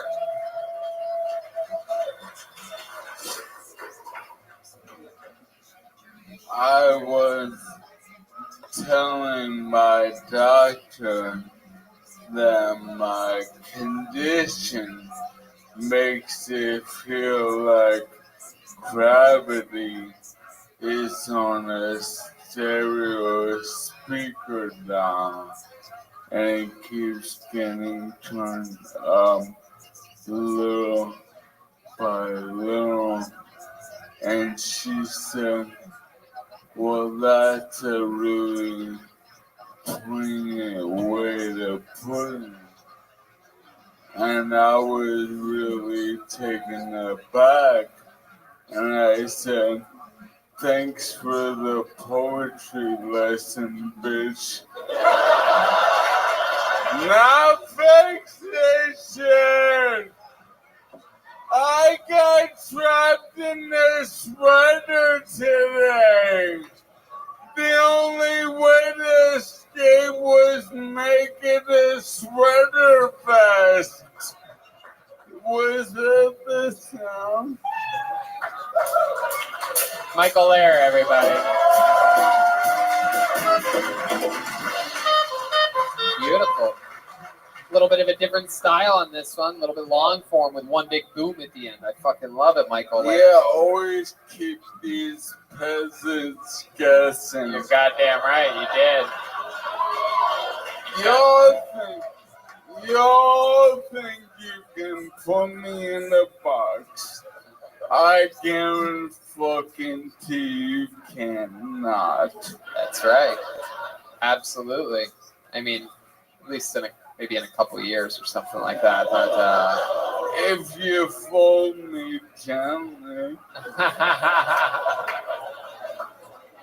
Michael Lehrer, is this your first night performing in Ventura? You were on show number 1, show number 2. Dude, I don't even know what part of the country I'm in.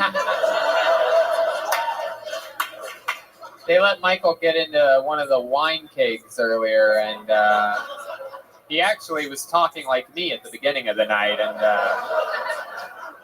you know what's great doing these road shows or any shows? I get a lot of audience members come up to me and they're like, oh, I broke my legs, or I broke my pelvis, and I broke my hips like Aphrodite said. And I'm like, I wish you fucking ignorant motherfuckers. Like, if any of my shit was broke, that'd be repairable. Stop giving me medical advice, you fucking stoners.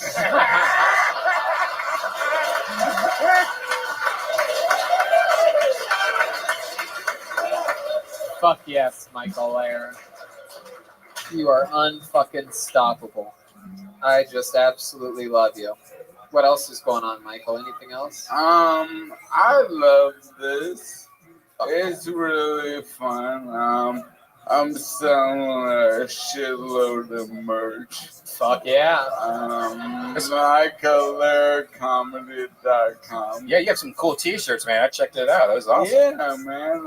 Fans help me out with the designs, and I really have. Oh, really? I thought you hand drew everything yourself, no? Yeah. It's like Charlie Brown's shirt. Yeah.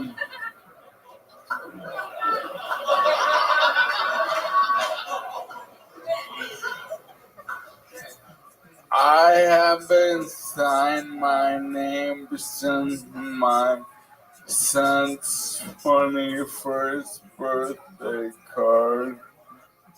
I got you, bitch. What? I don't know. You made a joke how I can't draw, and then I wanted to go deep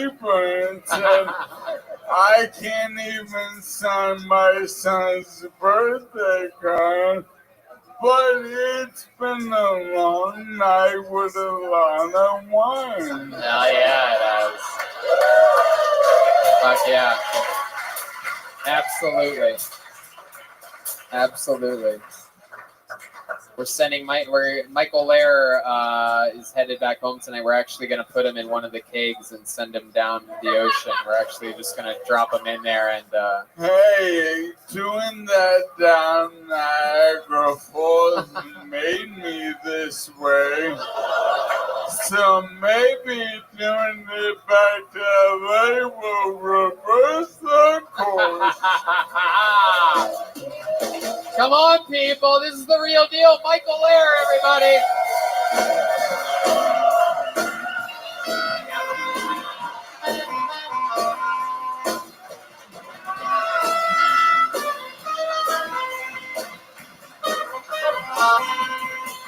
People, if you ever make noise in your life, make it right now for the great Michael Lair. Fuck yeah.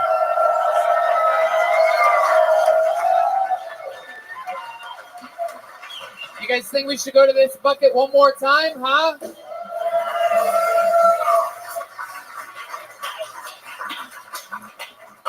How great is he? Looking at this guy, he looks like Fat Dave Navarro in the middle of the room. You guys see this guy? Next to the guy with a wobbly cowboy. Oh, yeah. Jesus Christ. It's like, he's like 42 hamburgers deep. He looks like Blue Cheese Traveler.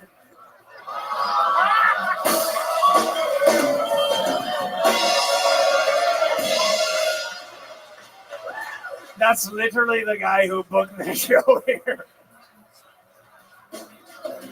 Blues to Traveler. Oh my God, he does look like that. Pull your name out of the bucket. Your final comedian of the night goes by the name of Michael Silver. Michael Silver.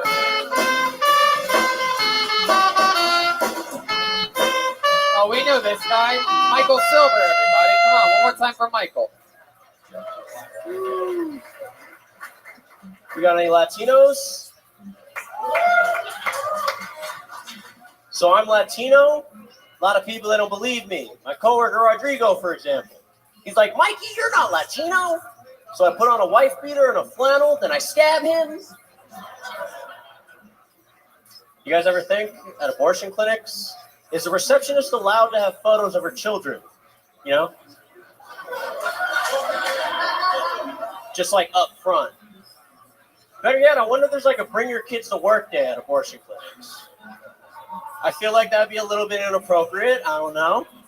Lots of people don't like jury duty. I don't really understand why. I had jury duty last week. Loved it. Best way to get paid to make sure you're not a suspect. You know what I mean? It's fun stuff. All right, thanks. I'm Michael Silver.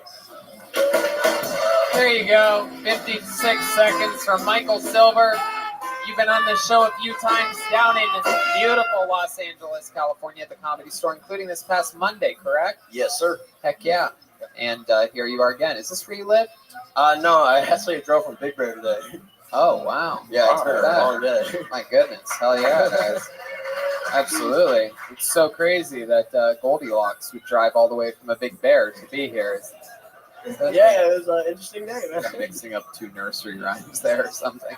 Goldilocks didn't even have any bears in her thing. Who's the one with bears? Yeah, Goldilocks and the Three Bears. Oh, yeah. It's the three little pigs and the little porridges. You know, the porridge, the soups. Yeah, I was laughing during his set because the singer for Blues Travel's name is John Popper. Yeah. Like it looks like John Jalapeno Popper. He does. He definitely needs to suck it in, suck it in, suck it in. You're in tinted. The hook brings you back. Hey! Absolutely. Fuck yeah. But no, this is exciting that we're up here with Captain Morgan Murphy over here. Fun times, Michael Silver. How's life going? Are you really Latino? Yeah, I am. I'm also from Honduras. Really? And what's your dad? My dad is the Russian. whitest man of all time. Oh, Russian. Russian Yeah. Jew. Heck yeah. No, that makes sense. A Yeah. white Russian. He's definitely got the Yeah, dominant. it's a very weird combination. You know? Right. And we know a lot about you. You fillet fish Yes, for sir. a living. You guys any of these pirates ever give you any of their booty? Oh yeah, all the time. You know. Oh, Yeah. Right up on. Does this guy give you a good price to fillet fish? Yes, he gives me great marlin by the pound. Yeah. Huh. That's 4 quarter-pounders, Brian. Oh, That's 4 okay. quarter-pounders. And that's 17 filet-o fishes, Brian. Ah. Nah, I don't eat those. 17 is a very unlucky number. What did I tell you about the 17? You do 18, you do 16, never 17. All right. Anyway.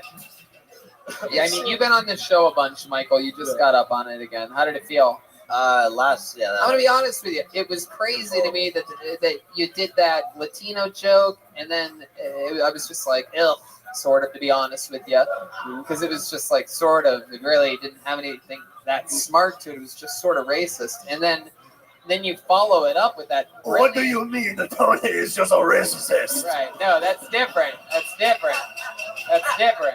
We're talking about stand-up comedy, just so that everybody's clear. We're racist during the interview parts. That's a stand-up joke that he wrote. That's just pure racism with no real punchline. And then my point is, where I was rudely interrupted by this pirate.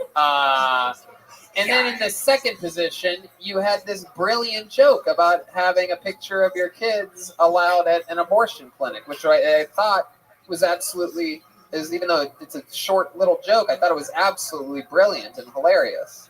It's actually longer. I just shortened it, for the 1 minute. My point is this, is you should open with always, no matter how long a set, no matter this or that, always open or close with a joke like that, instead of a simple, just sort of like racist joke. But I see why you did it, because you want to tell people that you're Latino, but that's not even believable anyway. I just thought, because... Nobody believes you.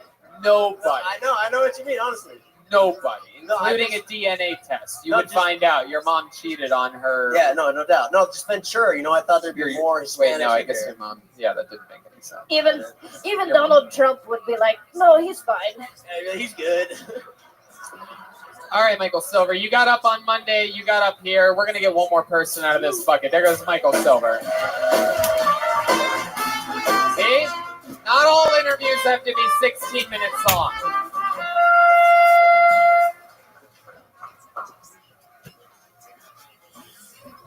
Okay, let's do this one. Oh, we know this young man. He gets pulled out a lot too. Put your hands together for Jesse Campos, everyone. Jesse Campos.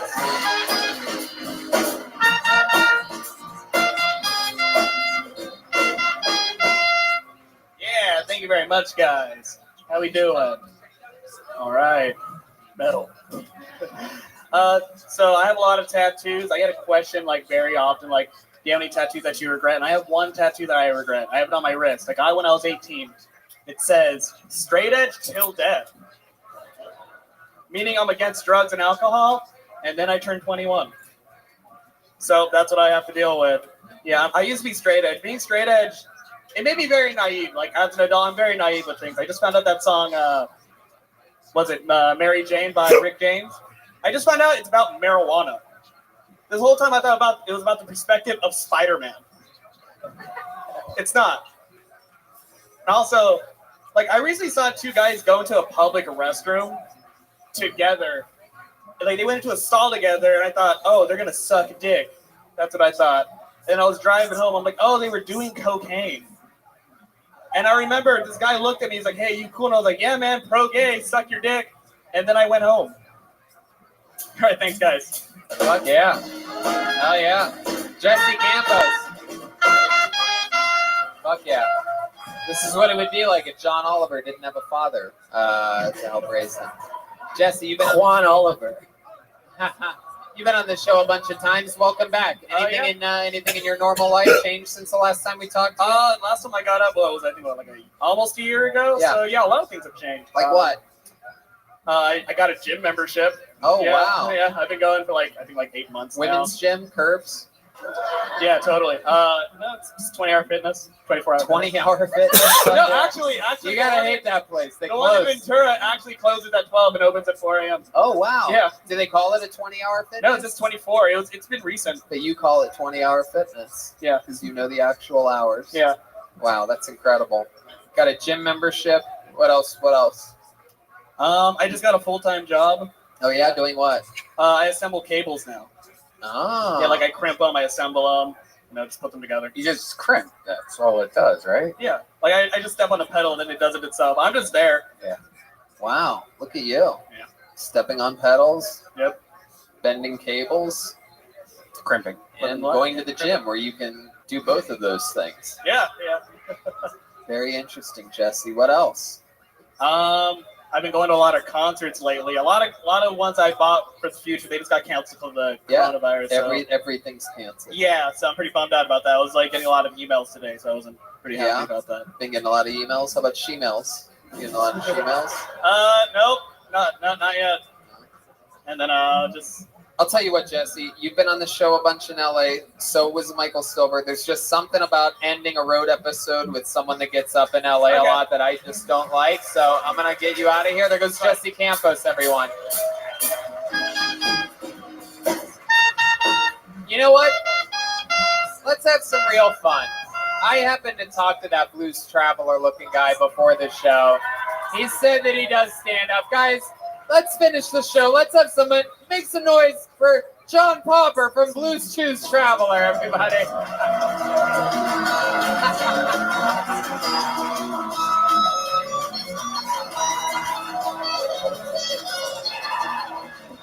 It's fucked up.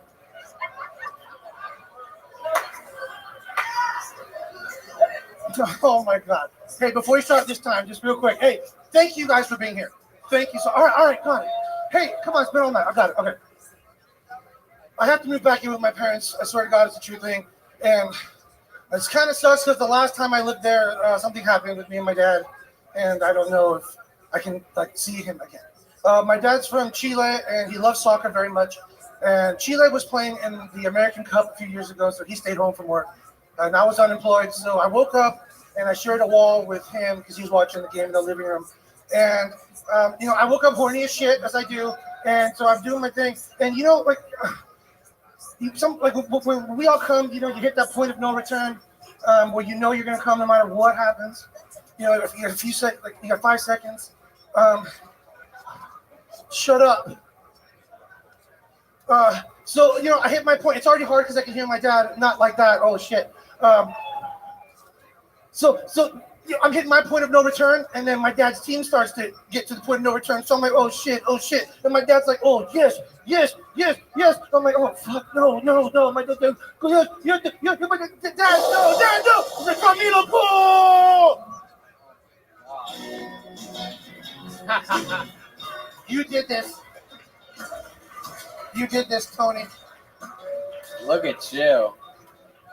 Oh my God. Doesn't matter what you say. You're like Blues Traveler meets Blue Man Group. Look at this shirt, dude. I watched this show and I should have known this when I put this shit on. Yeah, you are like Latino Blues Traveler for sure. Yes, I am. If he never did the runaround at all. You need to make a desperate move or else. All right, forget it. Something about the Chinese chicken, perhaps. God, look at you. What is the hat?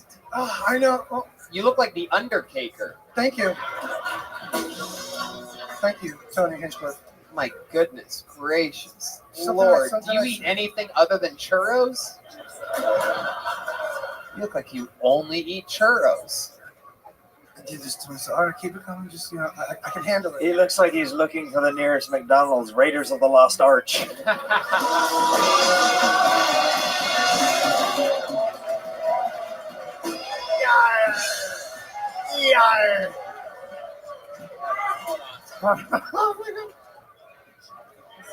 He looks like he ate a forbidden blueberry in Wonka's factory.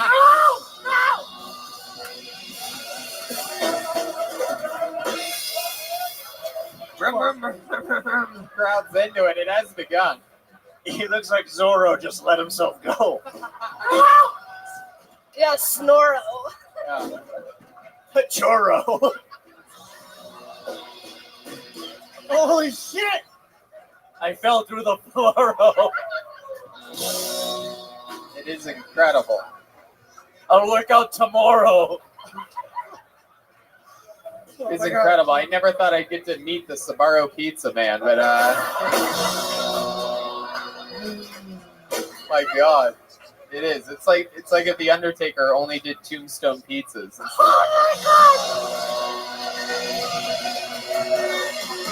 my God! It looks like he ate the other Blues Brother.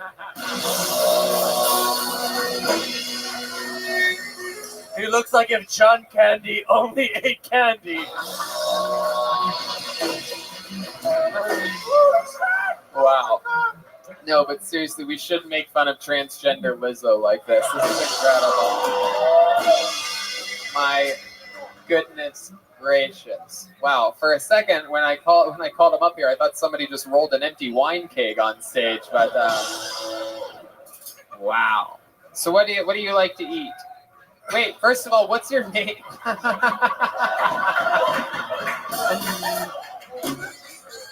Doesn't matter what you say.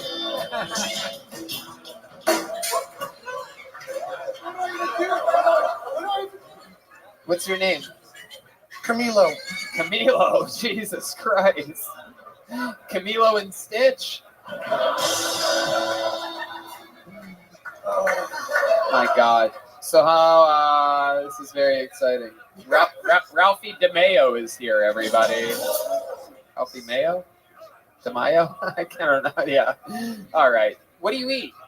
What made you like this? Oh no. You're like Bill Burrito. You're like Louis C.K. Cedillo. Remember all these? These are all from episode 45. How do you all do this. that? I had one more. I had another one. There's another good one. I can't remember. You're like Bert Kreischer.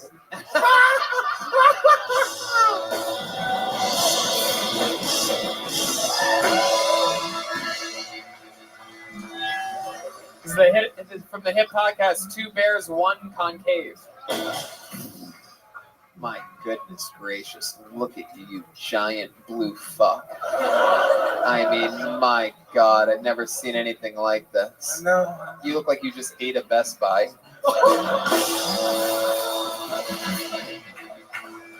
He looks like literal stock in Walmart.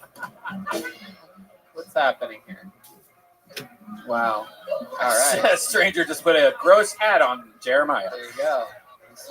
Just a hat from CM Punk. Everybody. One question. Why? Wow.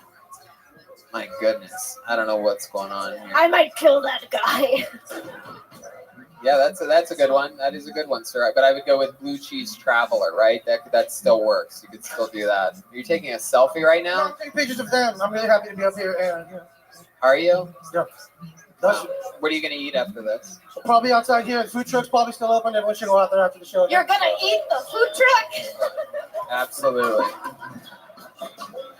Absolutely. My goodness gracious. Well, Camilo? You said it right. Camilo. Wow. What else? Are you named after an El Camino? No. Yeah. You're named after an El Camino. Are you idiot? Wow, look how excited you get. It's so funny. My goodness.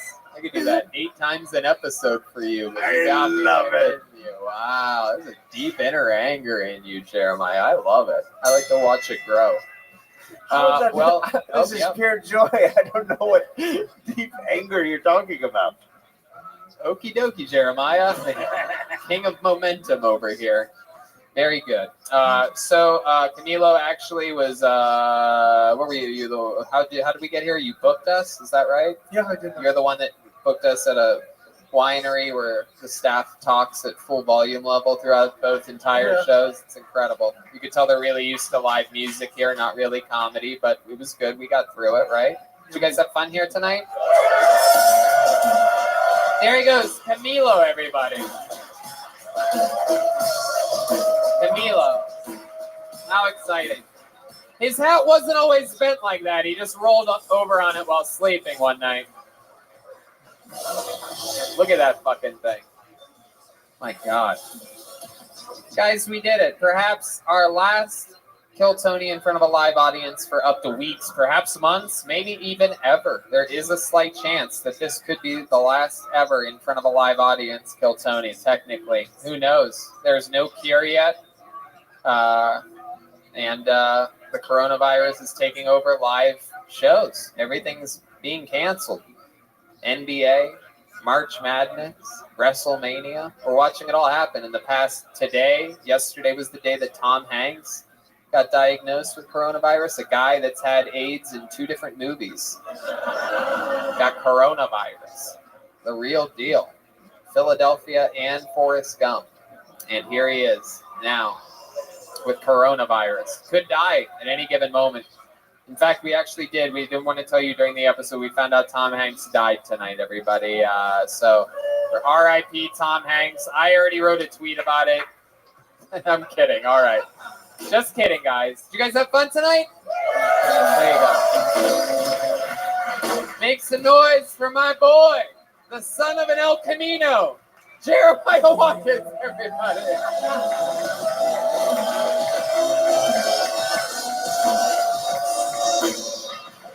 There he goes. Look at that. Johnny Derp, everybody. Johnny Derp. Jeremiah doesn't do gigs with over 250 people, so all of his gigs are still on. March 14th, the Huntington Beach Rec Room. March 19th and 20th, the Tempe Improv will be 1/4 of the way filled. Rooster Teeth Feathers in Sunnyvale, April 9th to the 11th. Fitting that he's performing 9/11, right? 9 to the 11th. Sacramento Punchline, April 16th to the 18th. There you go.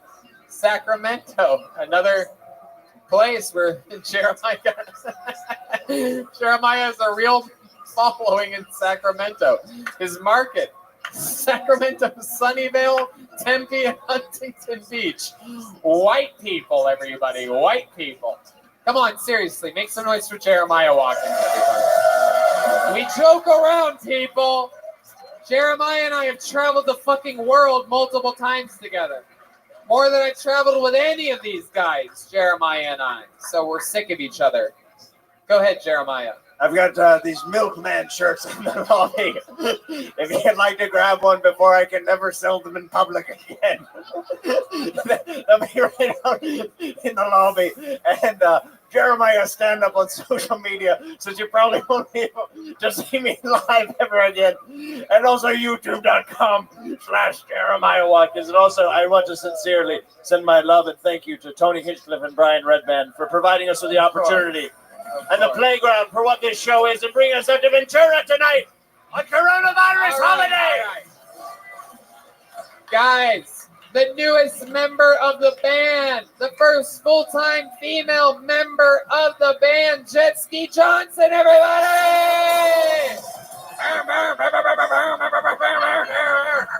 She's Jet Ski Johnson on social media. What else, Jesse? Hey, tomorrow night, if you guys aren't doing anything, I'm doing stand-up featuring for Ron Taylor at Beer Brats. Seriously, guys, she's in Ventura doing stand-up, which I saw her do for the first time, a long set in a very long time. I saw her do it in Swansea. She had us absolutely dying in the back of the room. And Ron Taylor, the guy that she's opening for, is one of those real Comedy Store geniuses, a fucking brilliant mind that you're going to see for the rest of your lives, and you seriously have a chance to see them tomorrow night. So if you have a few spare bucks and you can go buy a ticket to see a fucking comedy show and you don't have anything to do tomorrow night, I implore you to check out that show. You'll thank me later. One more time for Jesse Johnson.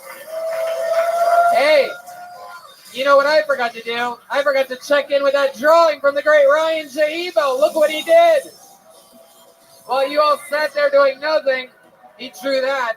On your way out, you can check it out. He's slinging posters as well tonight. You probably get him autographed. How about a big hand for the great Chroma Chris Dillon, everyone? Orange Amplifier, Ernie Ball Strings. This guy's got more sponsors than fucking Alcoholics Anonymous. All right, what else, Chroma? Nothing. Thank you guys. We love you, Chroma Chris. Absolutely. He almost died up here 2 or 3 times up here for you tonight. Ladies and gentlemen, the backbone of the band, Joel Jimenez, everybody. I mean, holy shit. An official Ludwig drum artist. Anything else, Joel? No, I love you guys. This is crazy. It's yeah, I love it. Fuck it. Peace. Yeah. And you know what? I will get sentimental for about 15 or 20 seconds here. I had a very, very, very interesting day today finding out about the cancellations of a lot of gigs and moving stuff around, especially at our home club of the Comedy Store, which unfortunately we will not be able to do live shows in front of a live audience. So we're going to be streaming, going over some fun moments in the history of the show, a few special episodes of Kill Tony coming up after this. But I spent the whole day sort of bummed out, going back and forth with people at the Comedy Store, negotiating what we possibly could do. Was able to get us at least a room to stream from. My point is there was also only like half sold today because so many people were afraid to buy tickets. I was like, maybe we should just combine the second show into the first. But I ended up doing this second show, and you guys really showed up, and you made it so much fun for me, and I thank you so much for that. A lot of you came in last minute, and, you know, this is what we do. We're going to get each other through all this shit, and no matter what, we'll be there for you. We'll figure out a way to keep delivering Kill Tonys. If we have to do it via Skype or whatever, we're going to fucking do it. So thank you guys for making this last live show in a while fun for me. Red Band. Thanks, guys. Love you. Be safe. Have a good night. Be safe. Wash your fucking hands. Don't be a buffoon.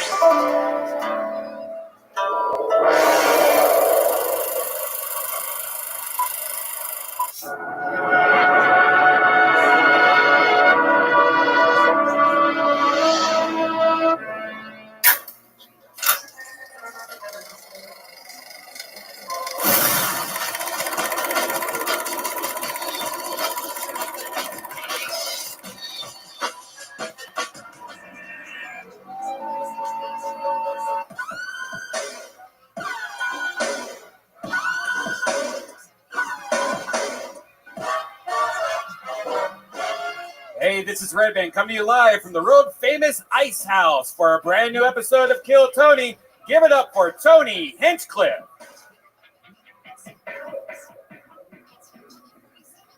Pasadena Ice House, we're here. Make some fucking noise. Fuck yeah. Everybody, look, Red Band's here, everyone. Hey. Wow, what an exciting time this is. My goodness. Business is a boom and life is good. Hey, look, everybody, it's the great Ryan J. Ebel drawing tonight's episode. This is unbelievable. The crowd goes wild. Fuck yeah. A fun fact, believe it or not, everything's going on sale right now at RyanJUbelt.com. It's an end of the world, everything must go. End of the world savings at RyanJUbelt.com. Posters, prints, everything over there. Very exciting. And life is good. Every single gig we have is rescheduled. Everything is canceled and or rescheduled. That includes Tacoma, Miami, Moon Tower, absolutely everything. WrestleMania, everything is being rescheduled. No better time to hire people to work. There's an epidemic going on. No better time to find employees. According to ZipRecruiter research, nearly 3/4 of employers say they are finding it difficult to fill positions. They've taken bold steps, like 68% of employers have raised their wages, 23% have increased their benefits. And if you have a difficult role to fill, no matter what your industry, hire with ZipRecruiter. And now you can try ZipRecruiter for free at ZipRecruiter.com/KillTony. And the cool thing about ZipRecruiter, they send your job to over 100 job sites, of the top job sites. But they don't just stop there. With their powerful matching technology, ZipRecruiter scans thousands of resumes to find people with the right skills and experience for your job, and then actively invites them to apply. You can even add screening questions to your job listing so you can filter candidates and focus on the right ones. Absolutely. ZipRecruiter is so effective that 4 out of 5 employers who post on ZipRecruiter get a quality candidate within the first day.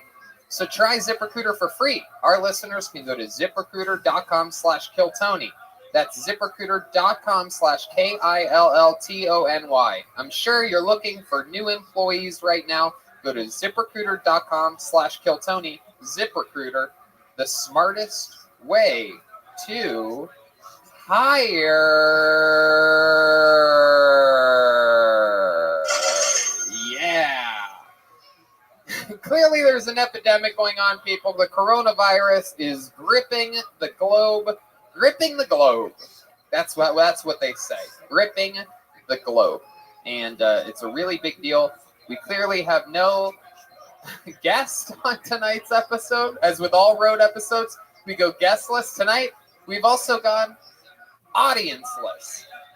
An audienceless episode. There's a couple people here. Shout out to our friend from Vito's Pizza, Curtis, right? Charlie, of course. Good old Charlie from Vito's Pizza. Oh, Chris is the sound guy here at the Ice House. Shout out to Mitch and the Ice House for having us. Those are the only other people here. However, ladies and gentlemen, there is, believe it or not, there is a band on this show. Every single week, they commit to being different characters. Sometimes it's a new character. Sometimes it's an old character. Tonight, for the first time ever, they are some of my favorite characters. They are themselves. Ladies and gentlemen, don't make some noise for the best damn band in the land, the Kill Tony Band. Jeremiah Watkins, Joelberg Joel Jimenez, Chroma Chris, and Jesse Johnson. What an exciting time. Watch that chord. Oh, wow. This is literally 10 times weirder than I thought it would be, everyone. This is awesome. Welcome to the show, guys. This is exactly how I thought it would be. There you go. Well, you are I love a genius. There you I love are. it. Absolutely. Welcome, guys. Come on in, settle in. This is a special episode of the show. We have a bunch of questions from fans and some special people. Welcome, Joel. How you doing? I'm good, man. I think Bill Billingsley might be fucking coming out tonight, dude. Whoa, look out. Oh, you guys got alcohol over there? Yeah, there's a bartender here if you want to order a drink. Yeah, just get Grammy one. Tito's sugar-free. A Tito's sugar-free. Jack and Diet. Beautiful Jack and Diet. That's good. Shout out to David Deary, who's here running around, more paranoid than anybody else. He's convinced this is truly that we have days left to live. He's going around talking with everyone about it. Jeremiah, how are you, my friend? I'm good, pal. Yeah, we getting a stool ready for the sheet music. We actually prepared music for tonight, so there you go. That's good. I like that. While we set up over there, let me just tell you, I went to the grocery store last night. I went this morning. Yeah, I went last night because I'm like, I'm going to go to Whole Foods right before they close. And wow, it really hit me exactly what is going on out there. The only food left is gluten-free food, and it's just stocked all the way to the brim. Everything gluten-free is there. All the other food is gone, which leads me to believe that no one's ever eaten this gluten-free shit. It's hilarious. It is funny to see what was gone and what wasn't. Like Coca-Cola products, almost all gone, except like a couple 2 liters. Pepsi, the whole, like every single thing Pepsi makes was there. It was so interesting. Like, of course, is that how it is? Like, more people really do like Coke that much? Oh yeah, sure. Pepsi's fucking disgusting compared to regular Coke. Yeah, my friend shared a photo of Trader Joe's all wiped out except for the broccoli kale pizza crust. Right. No one eats that shit. I think people are going to gain more weight during the quarantine. Like, when it's over, we're all just going to come out, like, heavier, fatter, Oh yeah. slower. Well, they closed the gyms too. I was actually at a marijuana dispensary, and there was a guy in front of me that bought $2,300 worth of edibles. I swear to God. That's his food supply? You can't make this shit up. $2,300 worth of edibles. I heard him. He's like, just in case it's the end of the world. I'm like, dude, no matter what happens, you're going to think it's the end of the world. You have $2,300 worth of edibles. Your life is over.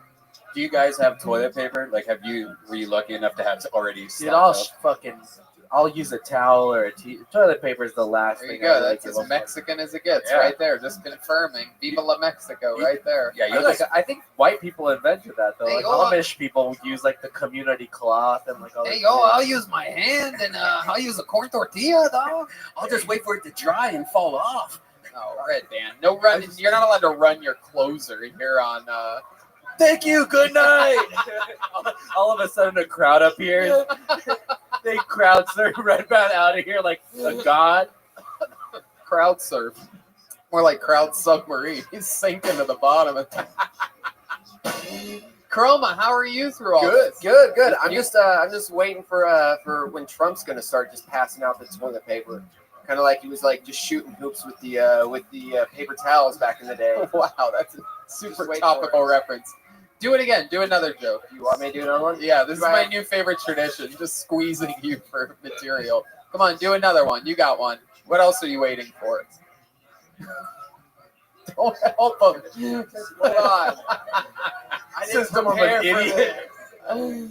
Nobody prepared for this. There's no way to prepare for a goddamn pandemic. I know I'm not worried about toilet paper because A, I always have a lot of toilet paper stocked up, and B, I use my amazing Tushy.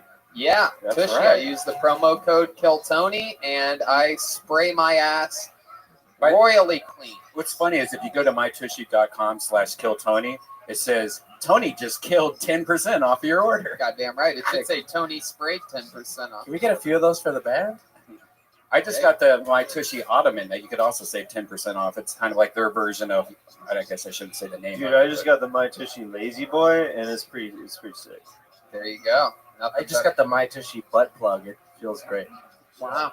Thing. I'm wearing it right now. All right. We just lost a loyal sponsor there. No, Thanks a lot, Joe. They have a sense of humor. No, I'm just kidding. Of course they do. They're unbelievable. We love Tushy. They write some dirty promos for us, so it's great. Well, here we are, live from the Ice House. We've actually done a show at the Ice House before. It was with the great Joe Rogan, Dom Irera, the late, great Kevin Lee Light, Jesus Christ himself was our head of security that night. And here we are again, 0 audience. And this is their last show ever at the Ice House because they are going to remodel the whole thing. So this is the... Wait, what? Yeah, they're closing down. When does that happen? Starting after the show. Really? From Yeah. the Ice House to the Nice House. They are going through a full remodel. But they're going to be a club after, though. Just It's for not- like, yeah, yeah. Yeah, It's going to last. It's going to look like The this. Bust family, Please right? don't, Shout out to the Lakers. please don't raise the ceilings in here. This is such a good room. All right, well, there you go. Sick room. Just to tell you how things bad are in the comedy world, I spent the last 2 nights at the Haha Cafe. I closed out their show last night. I did 52 minutes. You were on stage last night? Yeah. Wow. I've been on stage every night since the pandemic started. I'll be in Tempe on Thursday. No, you Friday. won't. No, you won't, dude. I'm scheduled at the club. Well, they'll probably cancel, but I am scheduled right now. Yeah. I literally got a call today that my agent said is still on, and I was like, "Are you sure?" Yeah. No. You drive into that? Yeah. Well, fuck, dude. I'm not flying to it, dude. All right. These drums sound good in this room. Dude, I'm driving. I'm boring. My legs tired. You know what I'm saying? Okie dokie. This is an exciting time. So let's just jump right into it. We can. What's that? Well, I don't really know. Let's go. Let's take a question from a fan. I have a bucket filled with fan audience questions, and here we go. You guys going to? You guys gonna play me a little something? All right, here we go. I'm pulling a fan question out of the bucket.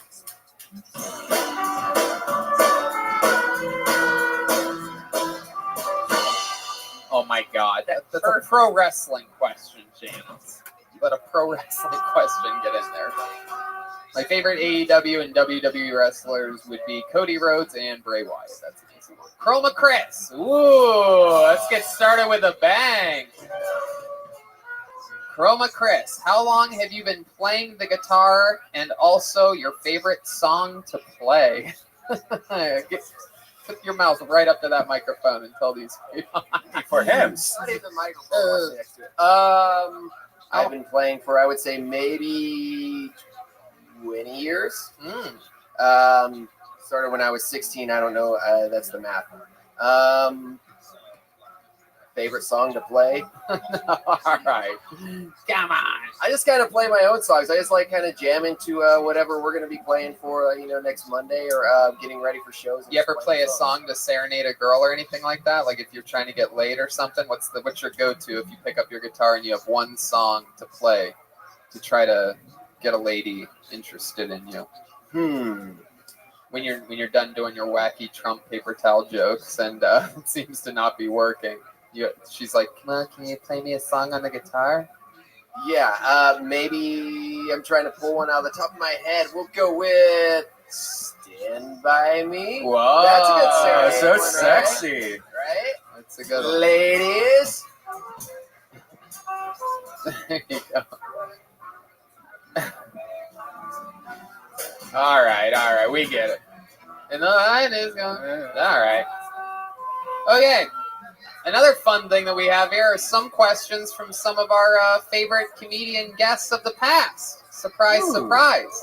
Oh. Here's one from Benji Aflalo for Joelbert Joel Jimenez. This is an exciting one. So Benji, one of my great friends, says, Joel, Trump said today, no groups of 10 or more should get together. Does that make the bed you sleep in with all your Mexican cousins illegal? Wow, you guys are like illegal in so many ways. That's what the question says. It just seemed like a writing exercise for Benji. I don't even talk to my cousins. Honestly, that would be the worst part of any of that. How about any Mexican relatives that you live with? You guys all sleep Willy Wonka style, right? No, honestly, my parents own their house, dude. I get my own room. It's kind of tight. I'm staying at my girlfriend's for the next 2 weeks, though. You know, you could also get your own room when you have your own apartment. Hey, you know what? My parents need my help, Brian. No, I'm staying at my girlfriend's house. My parents are old and their immune system is deficient, so I'm trying not to be around them. So, well, then who's taking care of them? My nephew, he's there. How old's your nephew? 21. What makes you think the 21-year-old's not going to bring something back? You know what? You just out of sight, out of mind, baby. You just didn't want the guilt of killing them yourself? Exactly, yeah. And Benji, I'll be at your house tomorrow. All right. Benji also had another question. This one's for Red Band. Red Band, bigger corona concern for you, being around this many people on tonight's show or going down on your Asian girlfriend? Well, obviously it's with you guys because, you know, she's the cleanest girl ever. Have you ever seen an Asian vagina? You see how small she is? It's like fresh. That's like a baby vagina. You ever see a baby vagina? Okay, Red Band. Red Band promoting pedophilia. The answer is both. No. My goodness gracious. Wow. Thanks, Benji. There you go, Benji Aflalo, everybody. Hey Benji, are you worried that the Dodgers season is going to be canceled? That's my question to you. Does anybody have a penny or a nickel? What do you want a penny or a nickel for? It won't fit my girlfriend's vagina if that's what you're going to try Oh, okay. Yeah, Chris, do you have a penny or a nickel? You have a key? Very good. Let's do that. Well, we got a quarter. Oh. Wow, Ryan J. Bell. Oh, wow. Ryan J. Bell giving a quarter. Ironically, someone's asking for change after a question from Benji Aflalo. Very interesting. Look at that. That worked. Okay. Tony and Red Band, a question. I just pulled a quick one out here. Favorite guests and why? That's a hard one. There's so many. Eventually here, one of the things we might do is have the first ever Kill Tony Awards ceremony, which would be best guest, things like that. I could tell you who the nominees would be easily for that. Dom Irera, right? Donnell Rawlings. So interesting. I thought that was one of the best episodes, but a lot of people did not.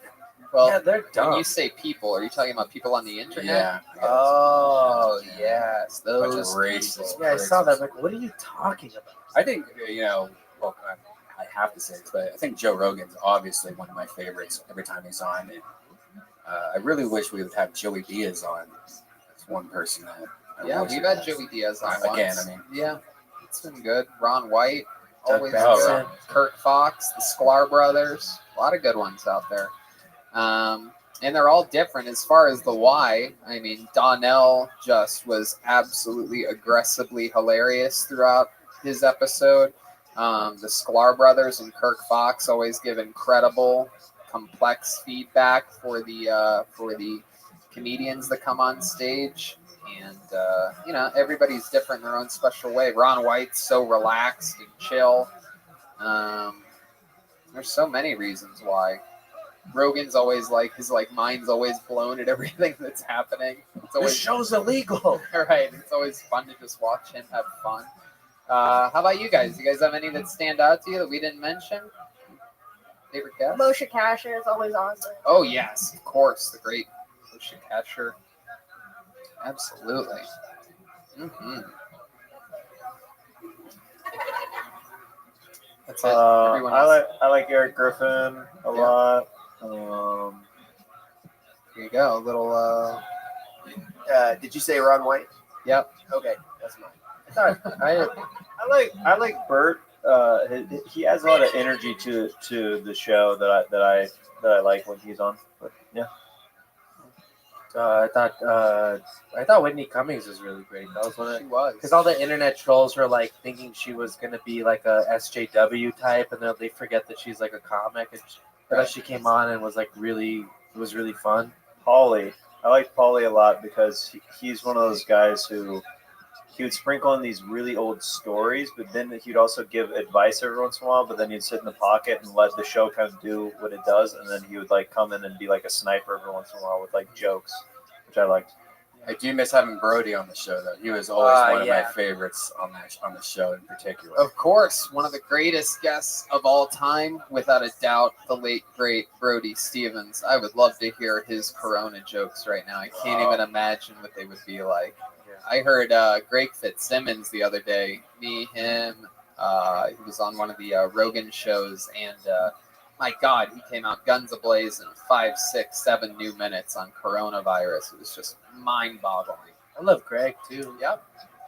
I mean, there's so many. Really, the favorite guests are anybody who you've ever seen more than once on the show. That's a pretty easy way to know who the favorite guests are, because I get to sort of pick whoever I want. So it's easy to know who is good. Go ahead. I was gonna say Tim Dillon. Don't forget about. Oh my God! Yes. What a crime. By the way, I just got a text from Michael Laird. He has he wanted to add to his favorite person that's been on the show, Purse House. Is that really Michael Laird texting you? Oh, that's great. Oh, I love that. Michael Laird, please feel free to text in anything that you're thinking throughout this episode. I love it.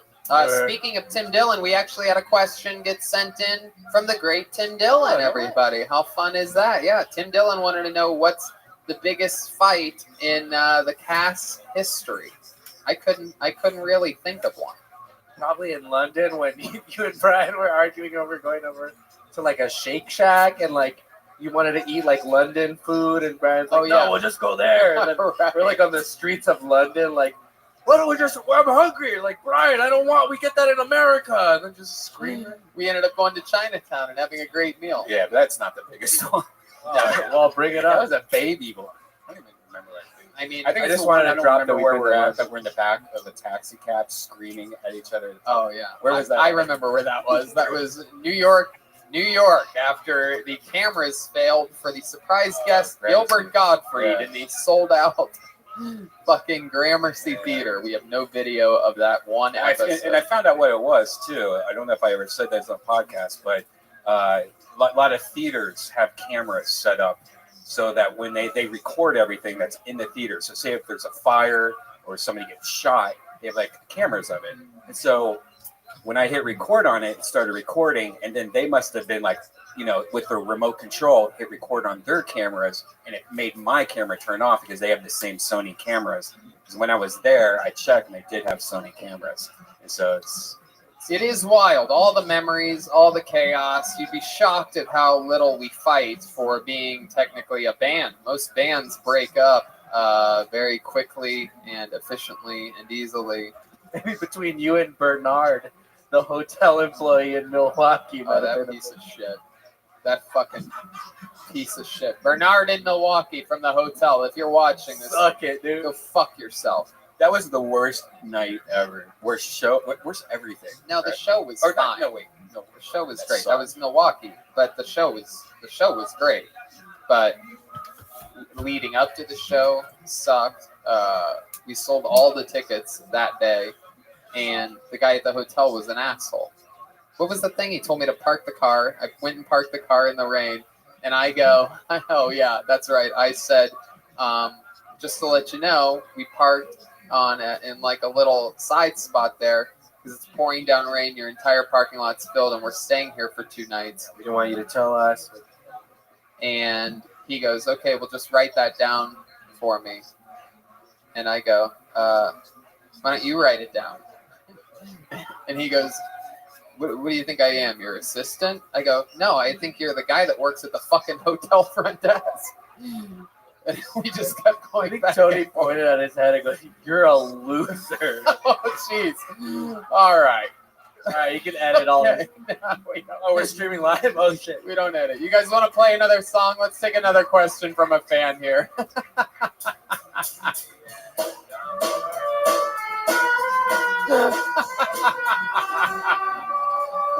Because he was a loser. And he is a loser. I found out after that, by the way, I went for the Yelp for that place. This is no joke. And by the way, there was also a comedian that told me, was it called the blah, blah, blah hotel? And I go, yeah. They go, I had a problem with that fucking guy.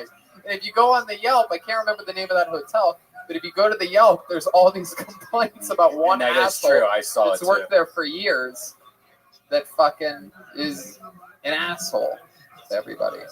When was the first time Kill Tony did a road show and where? Well, that's not even a question for the cast. That's just a question for Google.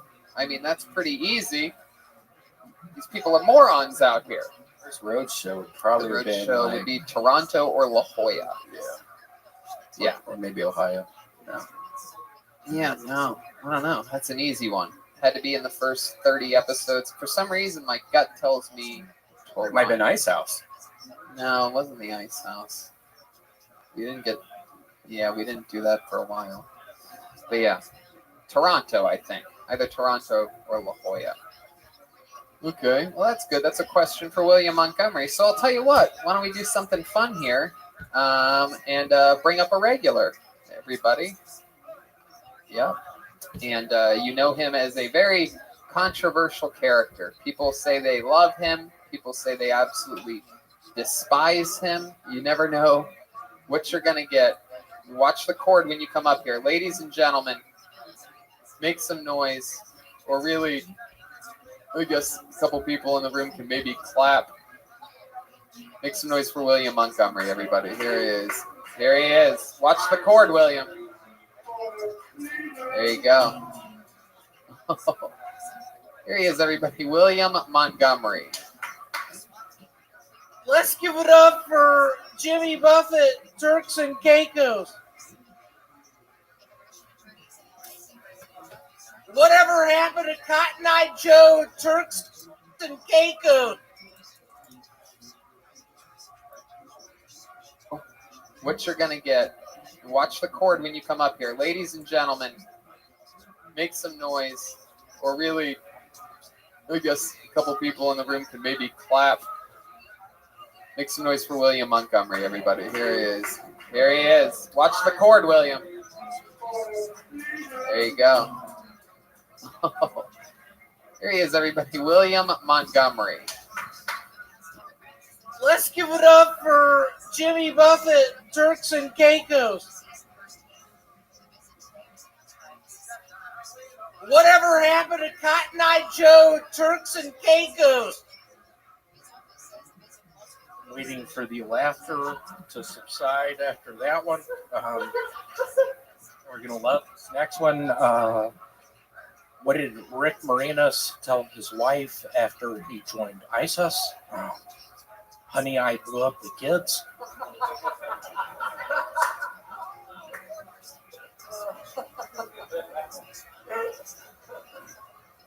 They just released a new bungee jumping video game on VHS that's super hard.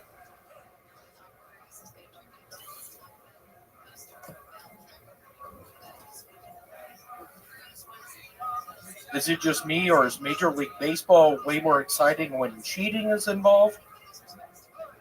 Is it just me, or is marriage way more exciting when cheating is involved? William Montgomery, everybody. You did it again. Hell yeah. And in the end, it doesn't even matter. Wow, I you am wiped sick as shit. You just wiped your face. I After am wiping, sick as shit. Sick? You just wiped your face. I have a fever. William, you just wiped your face with the same cloth you cleaned the microphone with. Do the math on that one. I'm sick. How long have you been sick for? 2 days. What are your symptoms? I've been in quarantine in a cavern system in Middle Tennessee for 2 days now. My symptoms are coughing a lot. I have something called pink foot. There you go. Brian's putting on his sleep apnea machine for this. I have something called pink foot. It's a lot like pink eye, but my foot just itches a bunch. Let's check in with the great Jeremiah Watkins.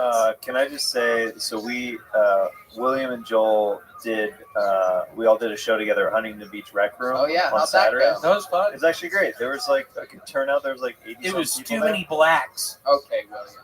Okay. Way too many blacks. I don't trust them. I'm from the Dominican Republic. Your best friend is David Lucas. You guys are brothers in person. Okay, let's go back to Jeremiah. Don't cut off Jeremiah, William. So the show's going great. William goes up there. The first thing he does, like he is riffing on the previous guy who brought him up, CJ Landry, and it's going well. And the next thing out of William's mouth is he goes, "I'm going to be real with y'all. I'm feeling very feverish right now." Shut up, William. It gets absolutely nothing from Really? the crowd, and I was dying in the back. Yeah. It was so perfect because the crowd literally looked around like, "Are we at risk right now?" Because William just sold it. They didn't know him yet. No one laughed. He's got good acting chops. I It's great. followed it up with, I've been going to a bunch of gay bars recently. I'm looking for my dad. And some bitch in the audience said something. And I said, "What are you, a faggot?" Wow. There you go. A little bit of... Yeah, I taped the shows, and William didn't ask me for the tape afterwards. William, What do you mean I need it? I need it, Jeremiah. Okay, William. Sure. I'll Dropbox it to you right away. Need it. Okay. I'm sick. Yeah, I know. Wow. I can't feel my feet. I also So have here's cough. a question. We actually have a question for you, William, from a fan. They want to know, Does William wear underwear? And if so, when was the last time they were washed? So answer that question for the I'm fans. actually sponsored by Joe Boxers. I get a bunch of money every month from Joe Boxers. It's funny that you've never mentioned the sponsorship before on the main show that you did. I thought tonight I would finally say it. I'm sponsored by Joe Boxer. They give me $5,000 a month. I'm currently living in a rented out house in Malibu. I don't know how to turn the alarm off. I'm constantly walking in the front door. The alarm starts going off. There you go. All right. Very good. So what else has been going on in life? What are you doing in your real life since this coronavirus thing has happened? And we know you're not quarantined in a cavern. Are you still working in the storage unit, William? I am still working Like here. right now, after with everything that's going I on? work there today. I hope none of my superiors see this. I'm thinking Thursday I'm going to pretend being sick You don't so have to I can have it a pretend. week off. You can just say you just don't feel comfortable working. And I think that's a legit thing to say to somebody. Someone today, literally at the storage unit place, he argued with me over how much he owed.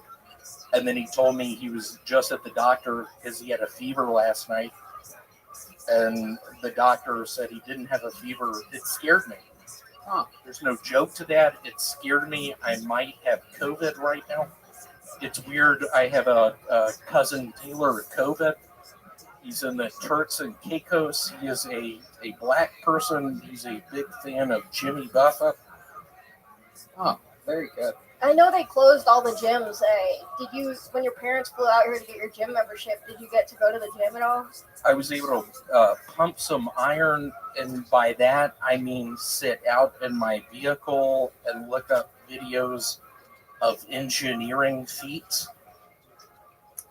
Another question for you, William. This one came in from the only person to ever get a standing ovation for a set on their way to the stage and after their set. My mother, Mrs. Hinchcliffe, sent in a few questions actually, and one of them was for William Montgomery. My mom wanted to know, did you go to a real doctor or Dr. Seuss? She actually wrote that. She's unbelievable. Well, I didn't know. I went into the doctor with a messed up arm, and then the doctor said, I meant what I said, and I said what I meant. Your arm looks broken. Gonna need a stem. Hey! I'm kidding. No, I went to a real doctor, though. There you go. William, did you choke while you said Did you hear that? I'm sick right now. Dude, that choke killed me. I'm sick. Yeah, if there was an audience in here, I would have had to pause for 2 minutes. Yeah, no, For it's the laughter on that one. That's true. Can you wink at a few of them, William? People that are Yeah, for the listeners, is this the best camera that we have on? Hey, David, fucking fix it, you bitch. Great. We'll zoom in and post or something. David, I'm kidding. Whoa, what was that? All right. Is that from The Purge? That's so great. This is the weirdest fucking episode ever. I love it. Oh, you think so? You think the episode with no audience is the weirdest one, Joel? Wow, what a hot take. Creative genius. Joel Jimenez. Who is that? Is that Come on, David Deary? faggot. Oh, wow. I'm Oh, my kidding. goodness. That's a joke thing I'm working on. I'm not actually homosexual, but I found if you say faggot during a set, there's a chance people will laugh. That is true. What's the most homosexual thing you've ever done in your life, William? I kissed a guy. Yeah, when did that happen? 2 weeks ago, I was in a hot tub. I started making out. He touched my penis. I touched his. And then what happened? He said peanuts. I had to, peanuts. That's just Huh? Keep going, William. And then what happened? I had to fly to the Turks and Caicos the next day. I was jet lagged, to say the. Okay. Michael Lair has something to say about what William's dad pumped his sperm into 2 eggs and ham. There you go. Can I read y'all a poem by Shel Silverstein I love? You have that. God damn it, my phone's over there. You have that all queued up. It's okay. Maybe we could do it later. Why don't you sit on the? Why don't you sit down and join us on the edge of the stage there? Yeah, just sit in front of Joel's drum set over there. So I noticed that you're drinking a 7-Up. That's absolutely not 7-Up. It is absolutely 7-Up. Here, put the mic back. Put the mic back in the mic stand there, and grab a seat. Just sit on that ledge right in front of Joel's drums over there. It's gonna be right in the frame. Seven It's gonna be fucked beautiful. up. I like that. There you go. How about another hand? Look at that. Look how cute he is. How about another hand for William Montgomery?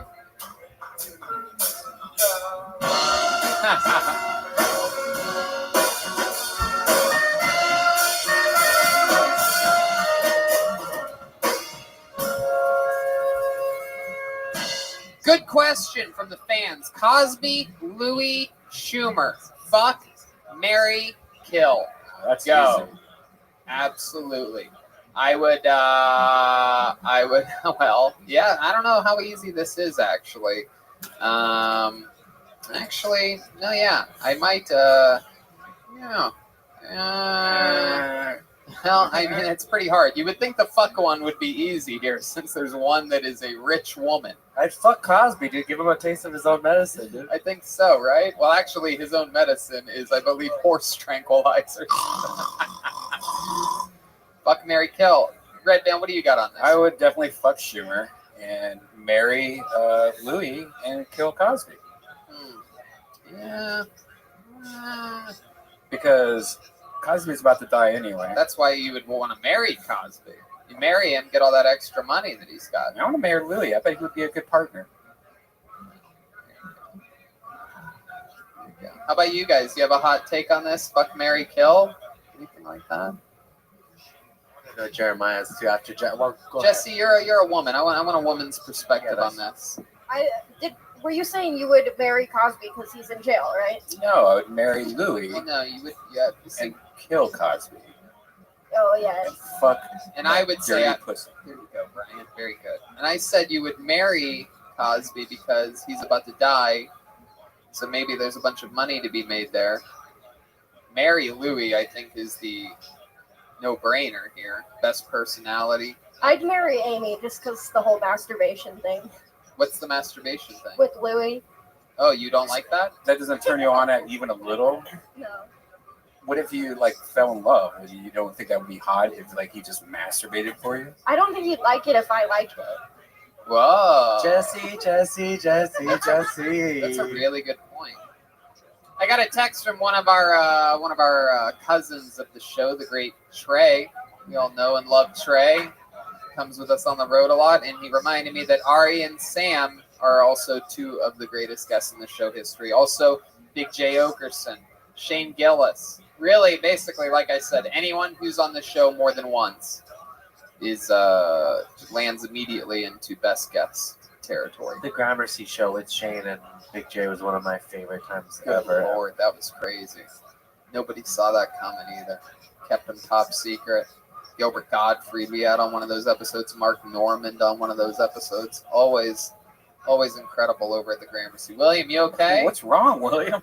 I heard we have to answer a riddle from him before we leave the stage tonight.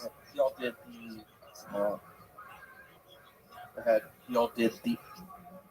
Go ahead, William. It's okay. That's pretty funny. If they were in the audience, they laughed. Yeah, well, the camera is I would, so incredibly far away that Had nobody can sex see with what's a lady who wore all red. Her last name was a city in California, Herman, San Diego. Oh, you did? There he goes. William Montgomery, everybody. What an exciting time. Oh, also Holtzman. Someone that always sits in the front row. The great Joy Eileen just texted me. Brian Holtzman. Absolutely. Instant legend. Brian just told me a story that after the Holtzman show where I battled Isaias from Black Flag, I did the backflip off the table. After the show was over, Holtzman came up to Brian and he said, "Did you see that guy do a backflip?" Obviously he saw it because he was there, and Holtzman's there you go. I love you, Brian, and also Brian.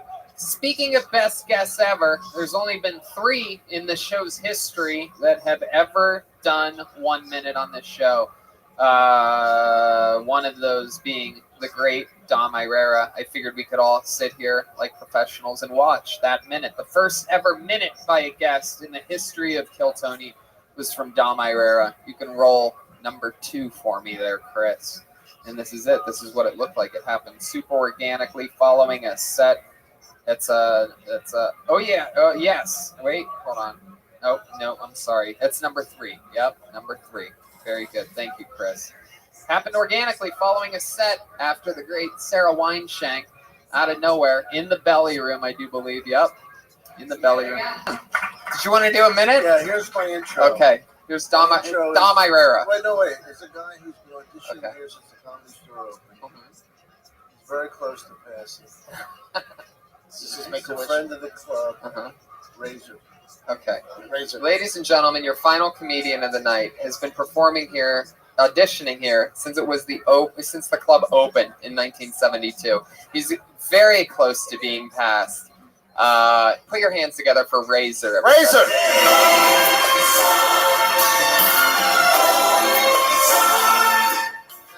What's up with turtles? I mean, they're like this, and I'm thinking, pick up the pace. You ever notice? You ever on a bus and you mean to pull your stop and you forget it, and you pull it 2 blocks later and you have to walk back? Don't you hate that? Anyway, it's amazing because I was at my cousin's christening and I was really killing, and my aunt said that I should be a comedian.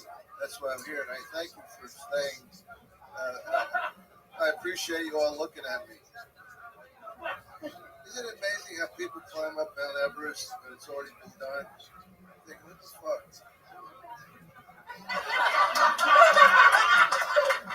Thank you. Razor, everybody. That was it. That's what it looked like. The first ever time that a comedian did a minute on Kiltonia. First ever time that a guest did a minute. Watch that cord there, William. William's back. Did you get your phone? Did you? I have been watching a movie about a car that when he talks, he uses his headlights. It's called Urban Dilemma. Okie dokie, there he is. Hey, I wanted to ask you something, William. I noticed that you post a lot of videos of you watching old TV shows late at night. Do you have cable, or are you one of those guys that have the antennas that watch like weird, TJ Hooker antenna? Let's take another question from the fan. How you guys doing over there? How's the band doing? Jeremiah, you good? All right, let's take another question from the fans. Here we go.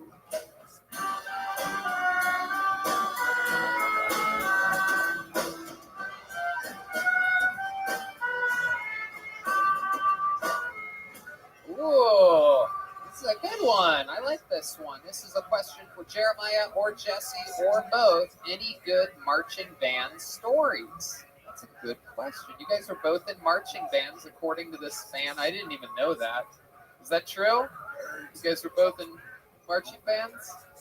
Red Band thinks it's nerdy that you guys marched or moved in any direction whatsoever. I not only marched, Red Band, I was the drum major my senior year. Whoa, look at that. He doesn't know anything about majors. Brian likes minors. Nothing wrong with that. Okay, go ahead, Jesse. Give us a good marching band story. Well, American Pie style. Well, one time I shoved my trumpet up my pussy. Is that true? That's what I Ooh, was God. When I pushed it out, I went, That sounds like a trombone to me. That's the story everybody always wants. Anything good from a marching band, though? Anything crazy ever happened? Not really. In high school, I was seeing this guy who was in my section, and I gave him a hand job on the bus. Whoa, look at that. I think you just took Jeremiah's story from him. Huh? Same guy. Oh, look at that. Did he finish? Did you finish until completion? No, I was really bad at it. Wow. Really? Can you? What do you think was so bad? What, can you give an example of like what that hand job was like?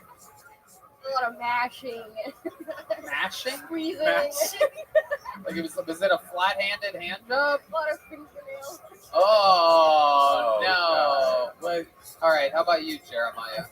You have a one? I was not a marching band, but I played in like grade school band, and also I played in the band in my church. And Oh yeah, give us a church band story. We know those are the good ones. I went to a Catholic school. I know what goes on over there. I don't remember too many wild things necessarily happening because they were just like old hymnals and stuff that we were playing. So I remember a lot of those creepy. Do you? Oh my god. Well, they kind of get stuck in your head. Oh yeah, that's the whole point. They're Yeah. Like, you know Oh what? wait, William probably knows a lot. Come on, He's William. religious. Sing us a church hymn that you remember. They used to make us sing them. Even the non-Catholics at my school, they would Turks force- and Caicos. Go ahead, William. Sing the song. Lord, I lift your name on high.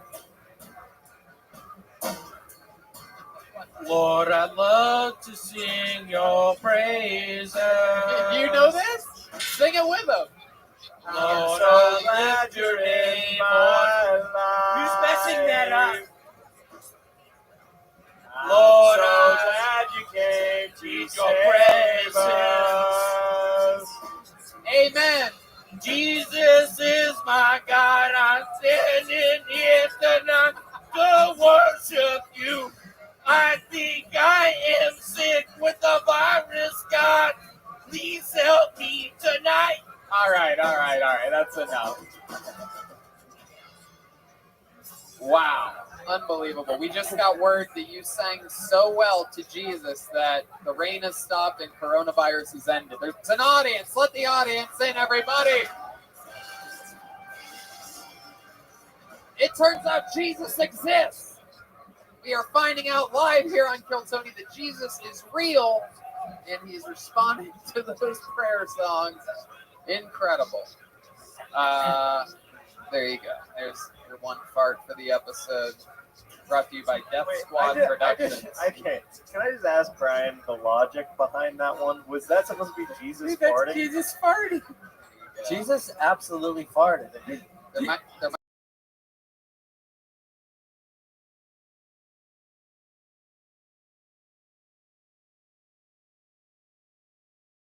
on. How do you think he walked? How do you think he walked on water? It's like a jet ski. Hey, Look at that. Just blasted off that cross. That's how he got his name. He farted one time. Someone was like, "Jesus Christ!" Hey, that'll stick. I just get an applause break in an empty room. You need to start doing fart shows. Oh my god, like a Brian Regan joke. That was great. that's incredible. Okay, let's keep this fun train moving along. Speaking of applause breaks and good jokes, we have another regular here, ladies and gentlemen. Believe it or not, these guys are willing to come up here and fucking dish it out because these are goddamn warriors. The great Michael Lair could not make it here tonight, but he's made it to every road episode. This guy made it to 2 shows in Ventura, 2 shows in La Jolla.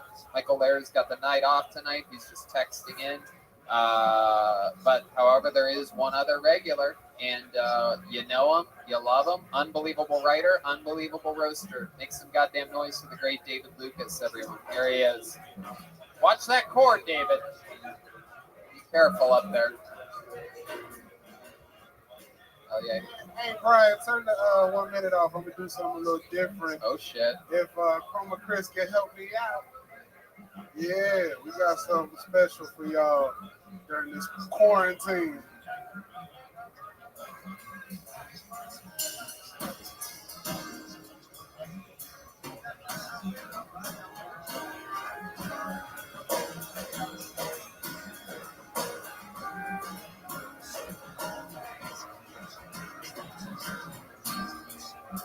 Well, she said it's cold outside and she has me my raincoat.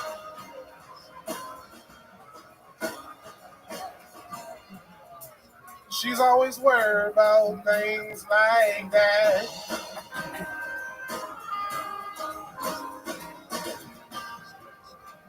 Well, she said it's all gonna end and it might as well be my fault. And she only sleeps when it's raining. And she screams and her voice is strained. And she says, baby, It's 3 a.m. I must be lonely. And she says, baby, well, I can't help but scared of that. Oh, sometimes, but the rain's gonna wash away. I believe it.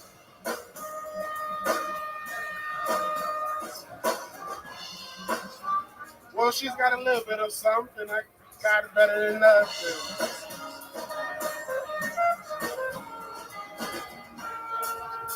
In a color portrait world, she believes that she's all got it all.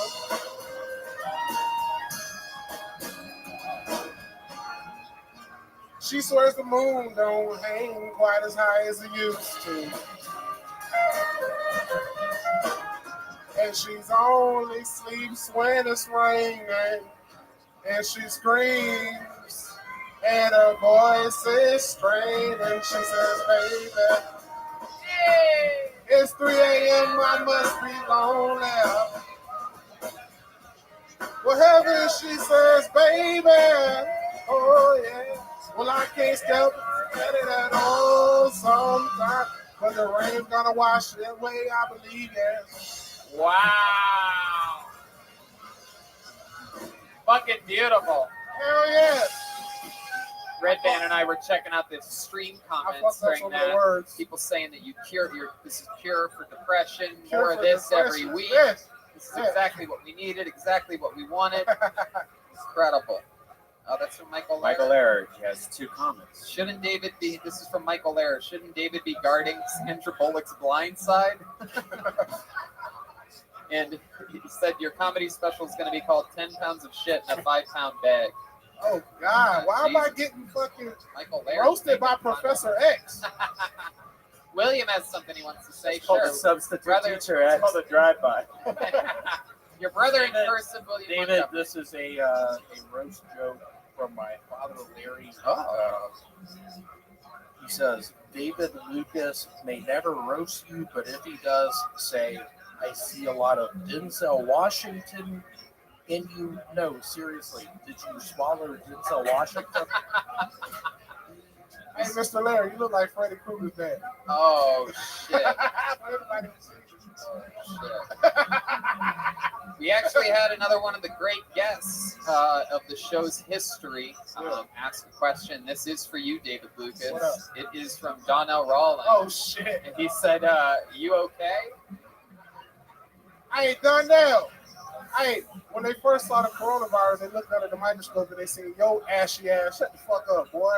You looking like you got bit by a bat, nigga. Shut your black ass up, boy. Oh, wow. It's weird, Rosa. Michael Laird just wrote, tell David to wear his hoodie so it racist murders. Wow, Jesus, there you go. Wait, Donnell actually sent in a... He's just mad because when his leg itchy, he can't feel it. Donnell actually sent in a response here. Hold on a second. Let's see what he had to say. This is, there you go. It's all happening here. From Donnell Rawlings. There you go. That's it. You can cut it there. There you go. That's it. If you want to, you have a bunch of pent up Donnell jokes that you didn't get out. Nah, it's different. When, like, yeah, you might as well save it. You might as well save it. You made a whole podcast about me. I feel special. You gave me like 3,000 new fans. Though. Of course. Yeah, Donnell's the fucking man. And again, to get that squeaky ass Benz truck fixed, man. He's got a squeaky truck? Oh, yeah, he got a Benz truck and a brake squeak. Good. So let's talk about this coronavirus and how it's affecting you. I know that the gym closing isn't affecting you at all. How's it going to the grocery store right now? Amazon Fresh. Oh, you're Amazon. What are you talking about? They don't have any delivery dates. Yes, they do, bro. I just got me. delivery today. I've been trying. I got one from because you live in Berkeley. Studio City, baby. You look better. Michael Laird just wrote, God's killing me, honey bun's killing you. Okay, you don't have to. Let me read the text there, Brian. Goddamn, Speedy really bad. No, it's okay. Speedy really bad. So how's the coronavirus changed your life? It hasn't. It hasn't at all? What have you been doing? Shit, same shit. What do you mean? What's the same shit? I got on stage Saturday. Oh yeah, you came later. Me and Red Band killed haha. I mean, yeah, that's pretty much it, man. I'm flying out to New York Wednesday. You're really going to the Why? Big Apple? We fucking with Louis J. Go there. His show's on campus. It's going to be. I know. We just do podcast there. Going all the way to New York to do a David. Jesus fucking Christ. That's the chord that you're the producer. You literally put that chord there and you just stripped that. Why are you going to go there just for a podcast? Like you might get stuck there. I got some other shit going on there too. Yeah. I don't really talk about big plans until they fold out. Nice. Goodness gracious. My mom actually asked a question. Oh, that's my for you baby. as well. Absolutely. Hey, William, stop that shit. Nigga. What's he doing? Fucking Is he rubbing on touching my you? cow. What do you think? You're in a hot tub right now? My mom asked a serious question. She wants to know, what do you eat? We know you're a pescatarian. What else do you like to eat when you're not eating fish? We talked last week about how good your salmon was. It is incredible. Shit, ever since I got on Chill, I've been on a health kick lately. Really? Yeah, I'm probably like 21 pounds lighter from when I first started. Is that true? Yeah. I was like 388. I'm like 363 now. He was roasting off the calories. Hell I yeah, love it. bro. You know what I'm saying? So I intermittent fast. The first thing that I eat or drink, how you look at it, the first thing I drink around like 1 is juices. Like I do beet juice, celery. I'm about to hit this nigga with this thing. Is that true? Who that nigga look like he's talking about any kind of juice unless David, square up to the camera here. that motherfucker talking about orange juice and vodka. That's what David, you went from air Jordans to air fryers. Nah, nigga. Air fryers. Oh, they're healthier. You make, wings and stuff healthier. It's only fish. I don't. So yeah, the first meal I normally eat is something blended, like beet juice, celery juice, mixed with some almond butter and shit. And that's what my first meal. Then I eat something after I get from the gym, like today I had salmon and bell peppers and a piece of pita bread and some hummus. Wow, look at you. Yeah. Just one piece of pita bread? Yeah. Why do you have to call me the N-word at the end of that? Because you're my nigga. Because you know that you had one. I only had one slice. You had one slice of bread. One sheet. How do you look at it? It's the sheets. Not the pita bread, the little, the sheet. Lavash. Yeah, that's one. Yeah, one sheet. Yeah. One sheet, like a bed sheet. Yup. My goodness gracious, David. So you're going to New York City. Oh God, Michael's still going. Yeah, he's sending him in. We really got a roast. He said God's killing him, but honey buns are killing you. We heard that. What's the next one? I'd say Entenmann's, but I don't want to go too highbrow for David. That's what you've been eating. And he said your whole life you've been going intermittently fast. I don't know. You might. I heard you're going to New York because you have a date with a little white woman at the top of the Empire State Building. That's funny, bro. What else are you gonna do? Is there anything you're gonna do for fun? Well, my meetings have been canceled. I ain't gonna really do shit for fun, man. Like I'm all about business, right? And furthering my career. Like fun happens later. That's right. So I'm really just going to do a whole bunch of podcasts, meeting some people, and then bring my ass back. Hopefully, I don't get stuck over there. If they quarantine me or cancel flights. I agree. I got a question. You eat pretty healthy. What's like your fucking bad shit that you like to eat? Yeah, when you like to guilty, here, face that way. Like today, I ate 2 pizzas, 2 slices, not 2 whole pizzas. Oh, she comes out. I would say the bad thing that I like to eat would probably be like fried fish. Cause like if I'm gonna go bad, I'm gonna go all the way bad. So I'm not gonna do like air fry. Tell everyone out, all 30,000 people watching from the Turks and Caicos with their swimming pants on. David, I want to tell everyone tonight, when you invited me over to your apartment, I made out with your baby mama. I didn't hear. I took my swim trunks off. She saw my penis. It was inverted into my tummy. I had web feet. I had Tevas. I had goggles. I had swim caps. I had you name it. I had it. She was talking to me, David. My only point to you is right now, when you go to New York and you're hollering at young ladies, just remember me hollering at your young lady. Wow, look at that. Will, you one guy I wouldn't mind my baby mama coming. Because I ain't got shit to do. Hell yeah, I know she's still coming back.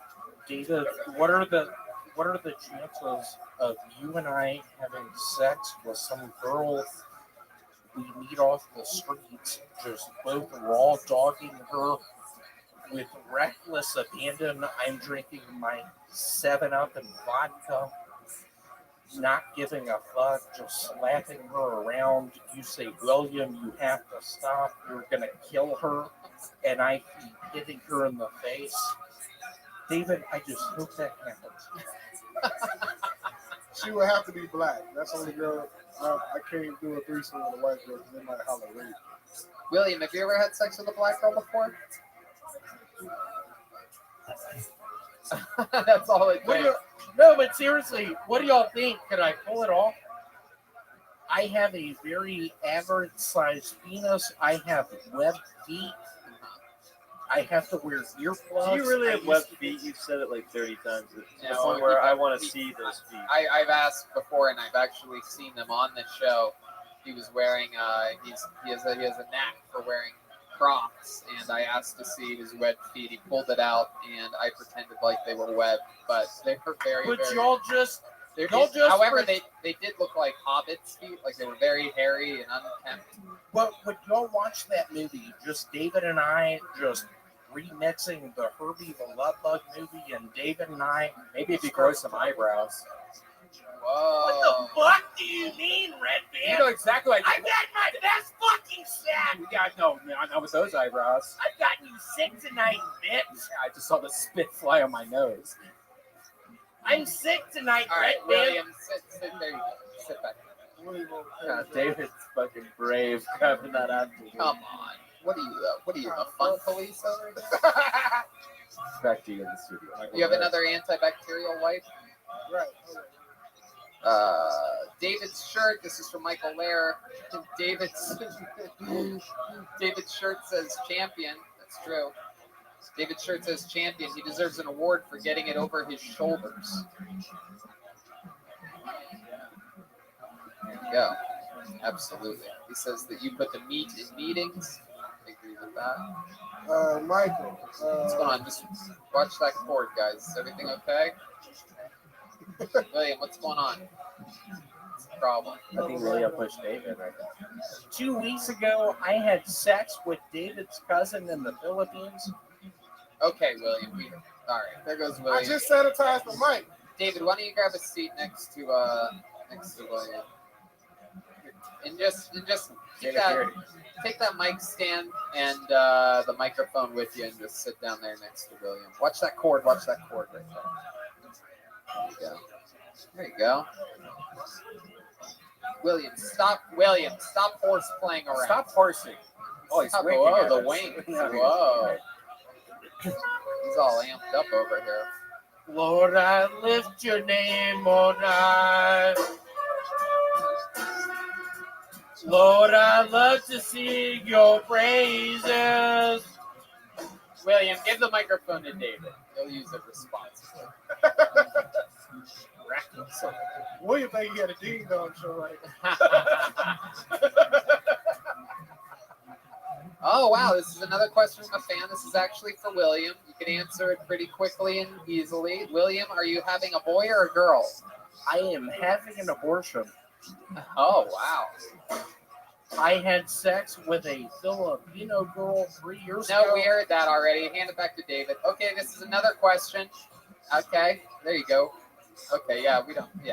Another question. This is for everybody. Ass or tits? I like both, but I'm going to pick ass on this one. Red Band? Ass. Yeah. Go. I'm going to go ass. Oh, wow. We're all ass so far. Jeremiah, I believe you're an ass, man. Whoa, look at that. My goodness. He answered that like he's still at Christian band camp. I like memories. How about Jesse? Big penis. Yeah, look at that. Absolutely. Chroma? Obviously, ass. Yep, definitely. David? Titties if it's a one night stand. But long term, you need an ass. Yep. How about William?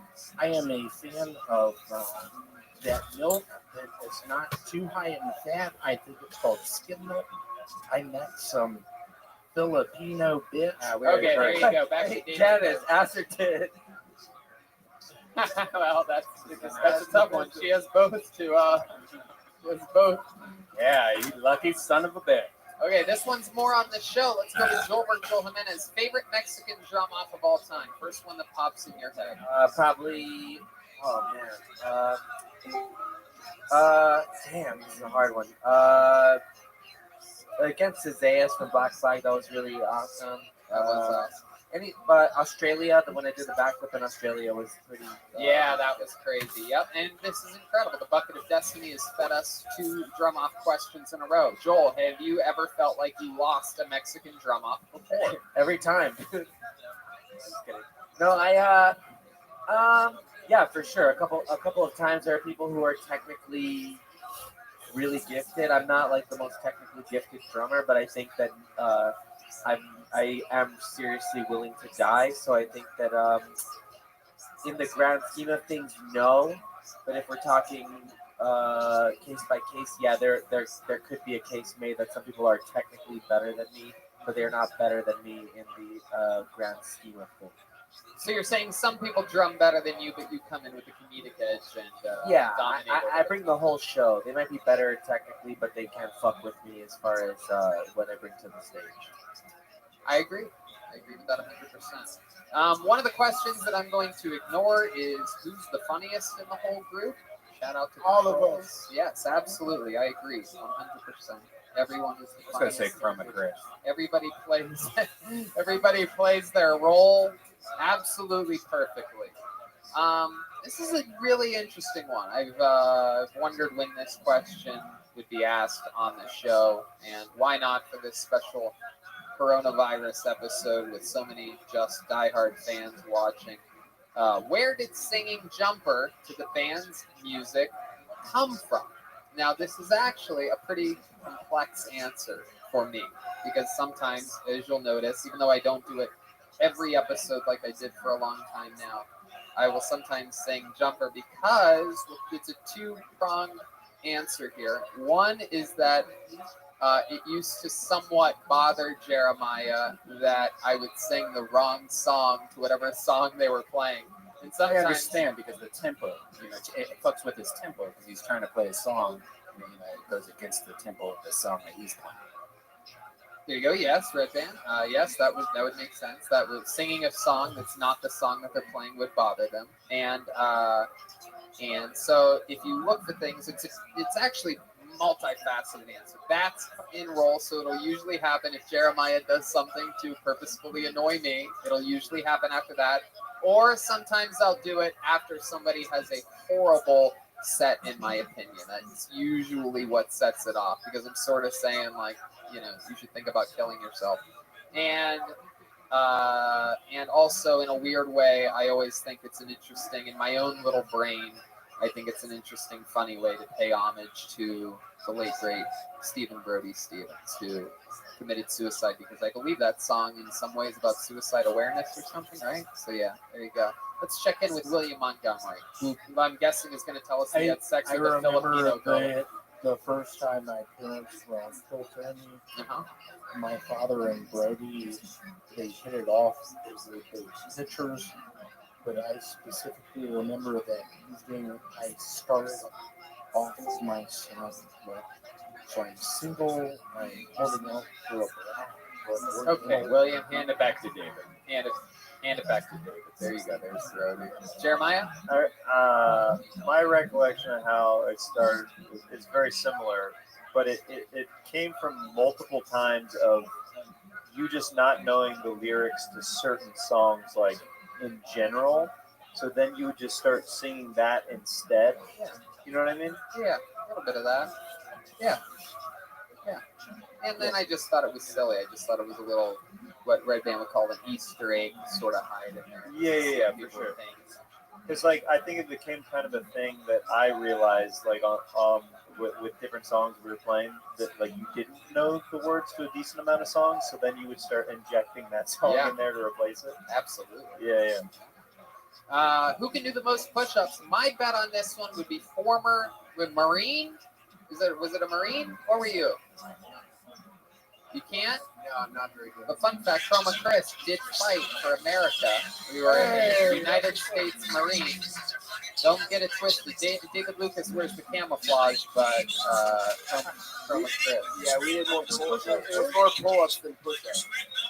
You want to do some push-ups? You really want to? Go ahead, William.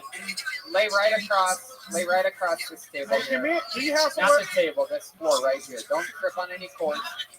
Lay, yep, Hey, that Tony, way. I got a question. Yep. William thinks he can beat me in arm wrestling. Can you get that table? Absolutely. Up next, you guys. Well, wait. I'd rather see that. Yeah, Will. Wait, William. Yes, Save your energy. You think you can beat me in yeah. arm wrestling? You guys set up a table here, and let's have a little arm wrestling match. The first ever Kill Tony. David Lucas is. Watch that cord. There you go, David. Right here. You guys come up here. David, you help set this up. Yeah, but the question: whatever happens, William, don't get so into it that you turn your hat around backwards. Just watch that cord, please. Because that will unlock William Montgomery that we've never seen before. This is very exciting. The first ever Kill Tony arm wrestling match. Whoa! Oh. You turned the hat backwards. I got all the money in the world on David Sylvester Stallone style. Does I got 5 on David Lucas. Does anybody have They're William? both gonna pass out. You know what? I think William might actually surprise us. Whoa, look at that. I need to do that. Okay, hold on. Let's just keep it nice and low. Hold on. Wait. Joel's gonna hold on, and when I say okay, you guys good? You guys like your position? All right. Ready, set, go. William totally tried to cheat there.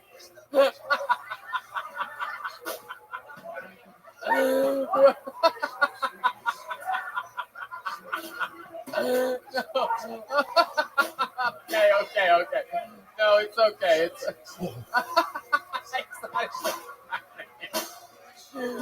William's just trying to cheat to win. Wow. Here. Kill Tony arm.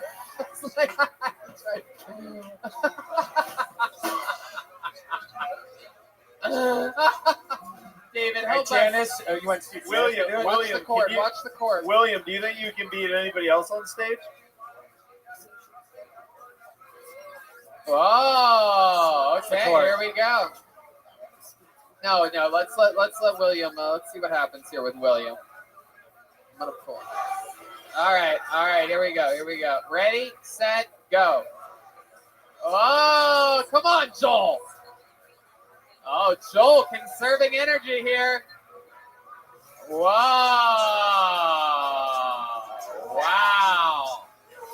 I'll do it. I'll go up against you, William. 1, 2, 3. Hold on. 1, 2, 3.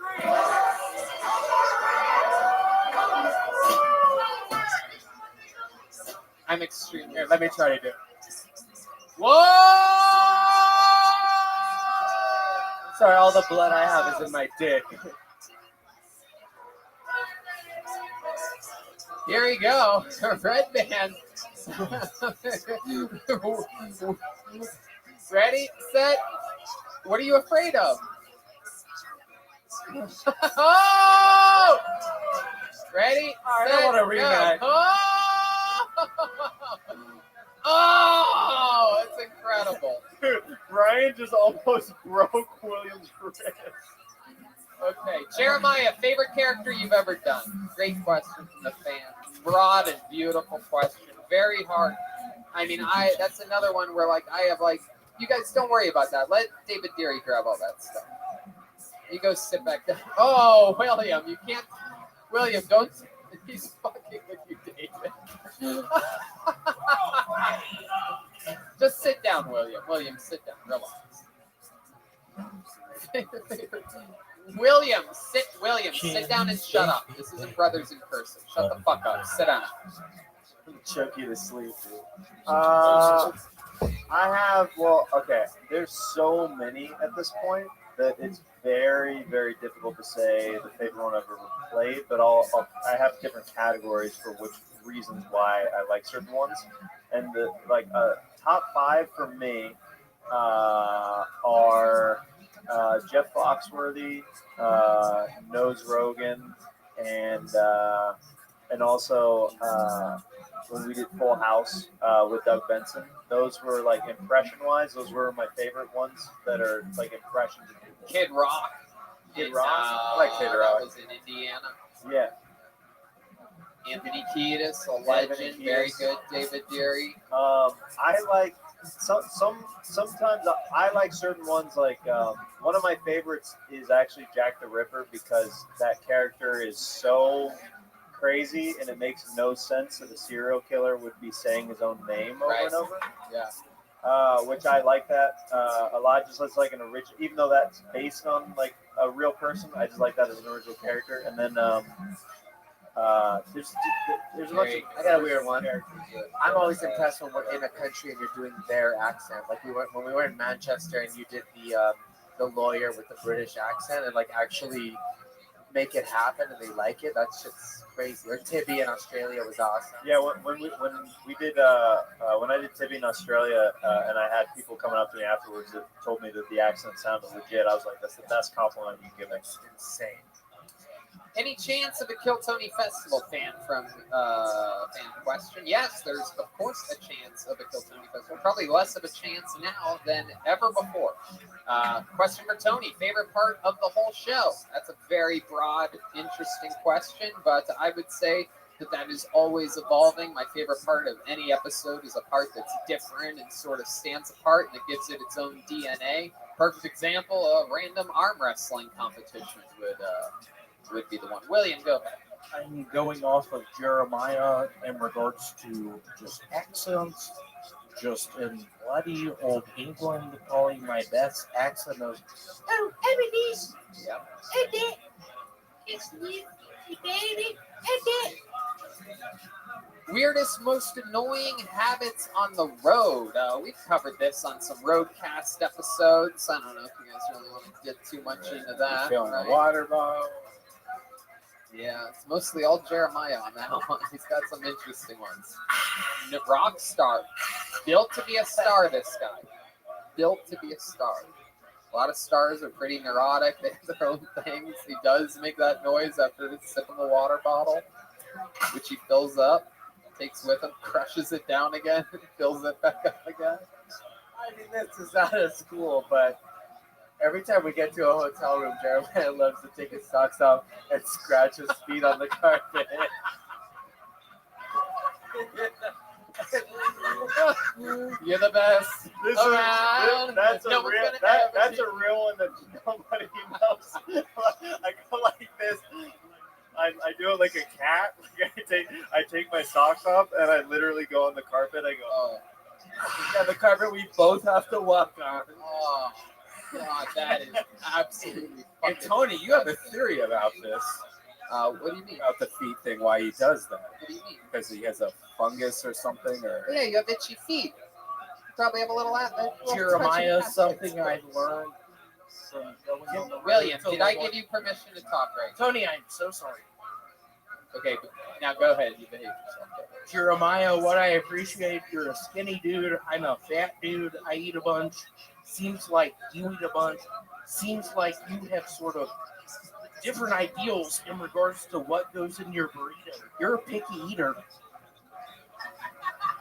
Wow. yeah, I don't like. You're a picky eater. I don't like onions and I don't like cilantro on anything.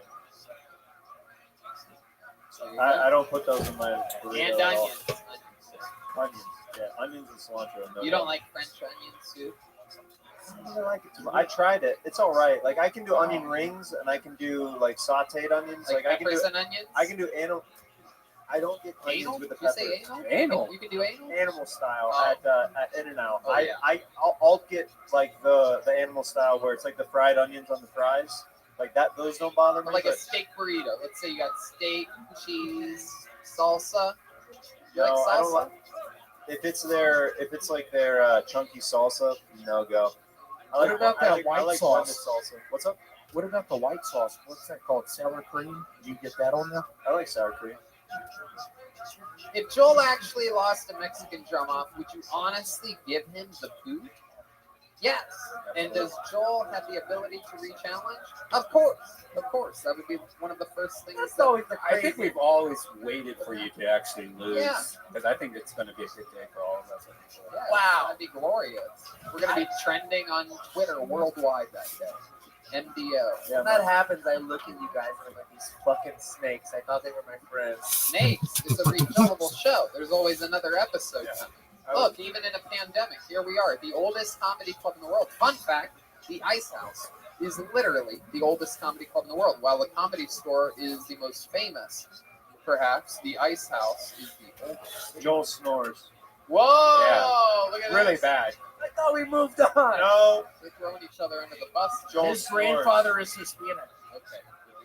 And the microphone to David. I do this thing where when Joel and I are in the hotel room where if he drinks a little bit too much, he'll start snoring, and which is a lot of the time. Hello.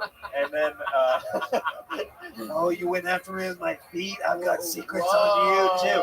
So I'll do this thing where I go, hey Joel, like, Turn around. I go, turn over, Joel, flip over. And he's like, what?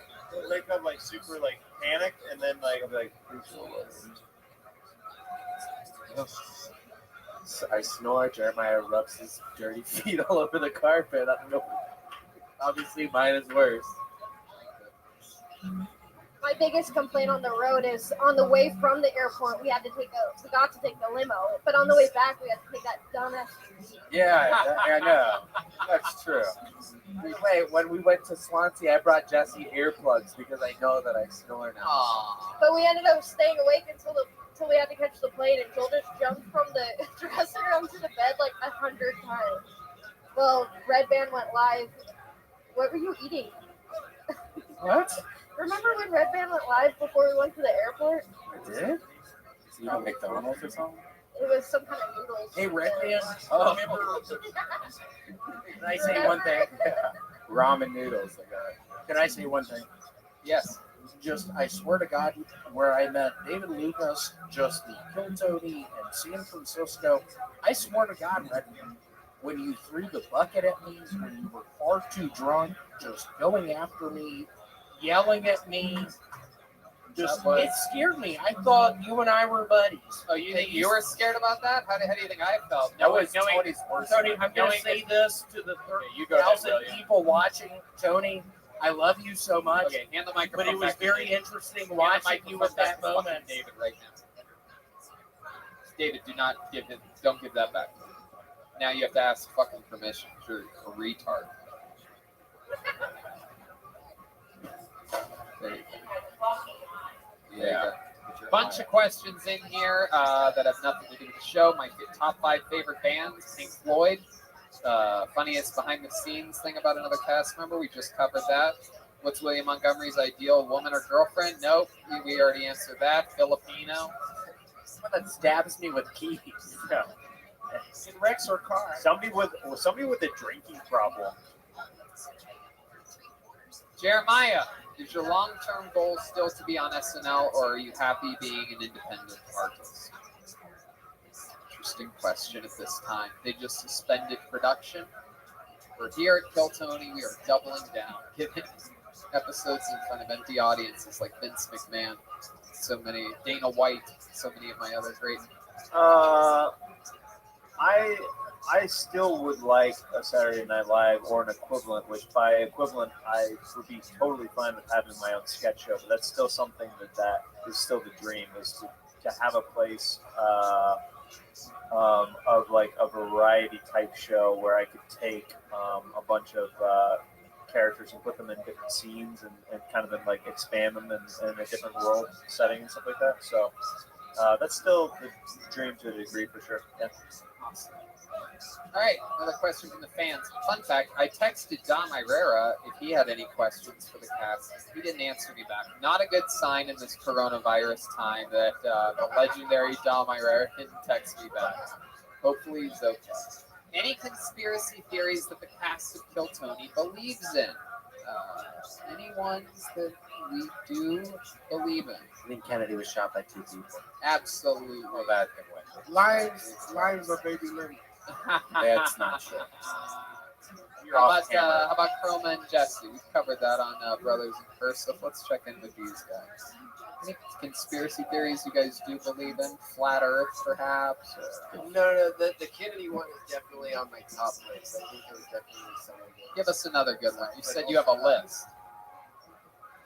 The government created crap. I do think there was knowledge behind 9/11. I'm not saying they were behind it, but I think there was knowledge that they didn't do anything to help it. Oh, there definitely was. They were definitely warned that planes are going to be used as weapons. Absolutely. I mean, that's a fact. Okay, let's check in with William Montgomery. Conspiracy theories that you believe This is in. a text from my father. He's watching this. He said, "Now is probably a good time to shut the fuck up. Love, Papa."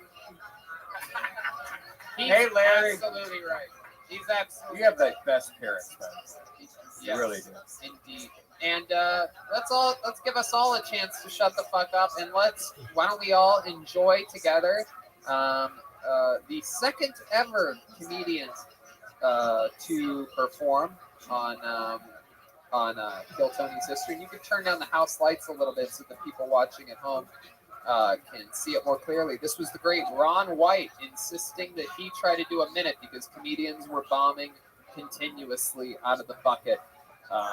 Mr. Tater Salad himself, one of the greatest comedians of the world, the great Ron White, live on Kill Tony. Go ahead with that. 60 years old, and I know two things to be true. One, anything has the potential to become a DUI checkpoint if you crash your car.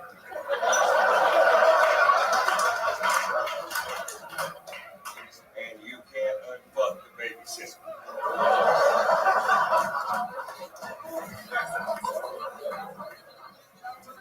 Don't drink and drive. Just saying. They also say friends don't let friends drive. Well, which one is it? Somebody's got to drive. I was leaving a party the other day, and his buddy like, "Hey, Ron, can you drive?" I was like, "I can drive. I can't get pulled over."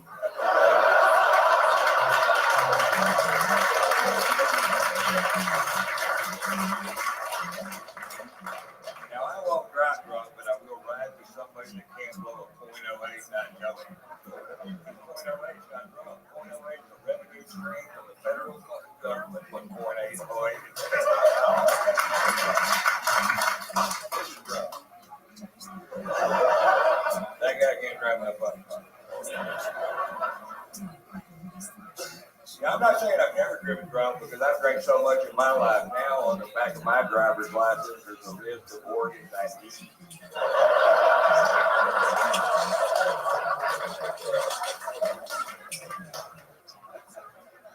I was in Boulder, Florida one time, driving a rental car, and I had cigarettes.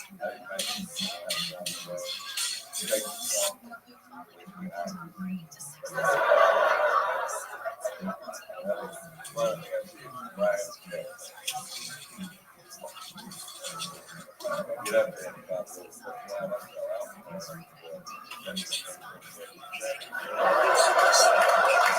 Pour that much scotch on the tongue, it's going to smell like scotch forever. You got to make it about it. He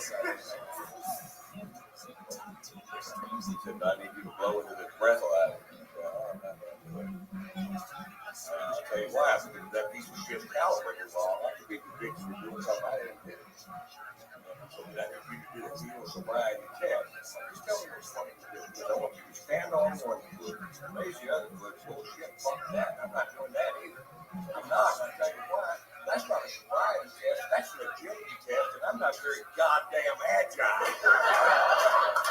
I'm not. It's not fair to me because I'm older. I'm not that great a shape. I may or may not be a little drunk. Fuck, I don't know. You know what a fair drunk driving test is? Drunk driving. Get in the car. Let's go for a run. Let me show you some skill. I'm not a 21-year-old stupid cheap tequila doing well. I'm a 60-year-old raging alcoholic. Motherfucker. That's what it said in the deposition. Here's another fair test. Starts. We go back to O'Leary's Pub where this whole fucking thing started. If you beat me at cards, you can take me to fucking jail.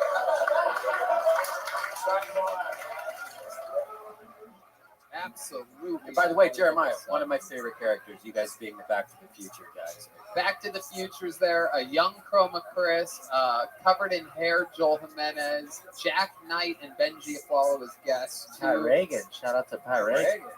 Patty Reagan. William says he has something that's very urgent. Okay, William, go ahead. This is proof of your. I did comedy in Denver 2.5 years before I moved here. I've been here now 2 years.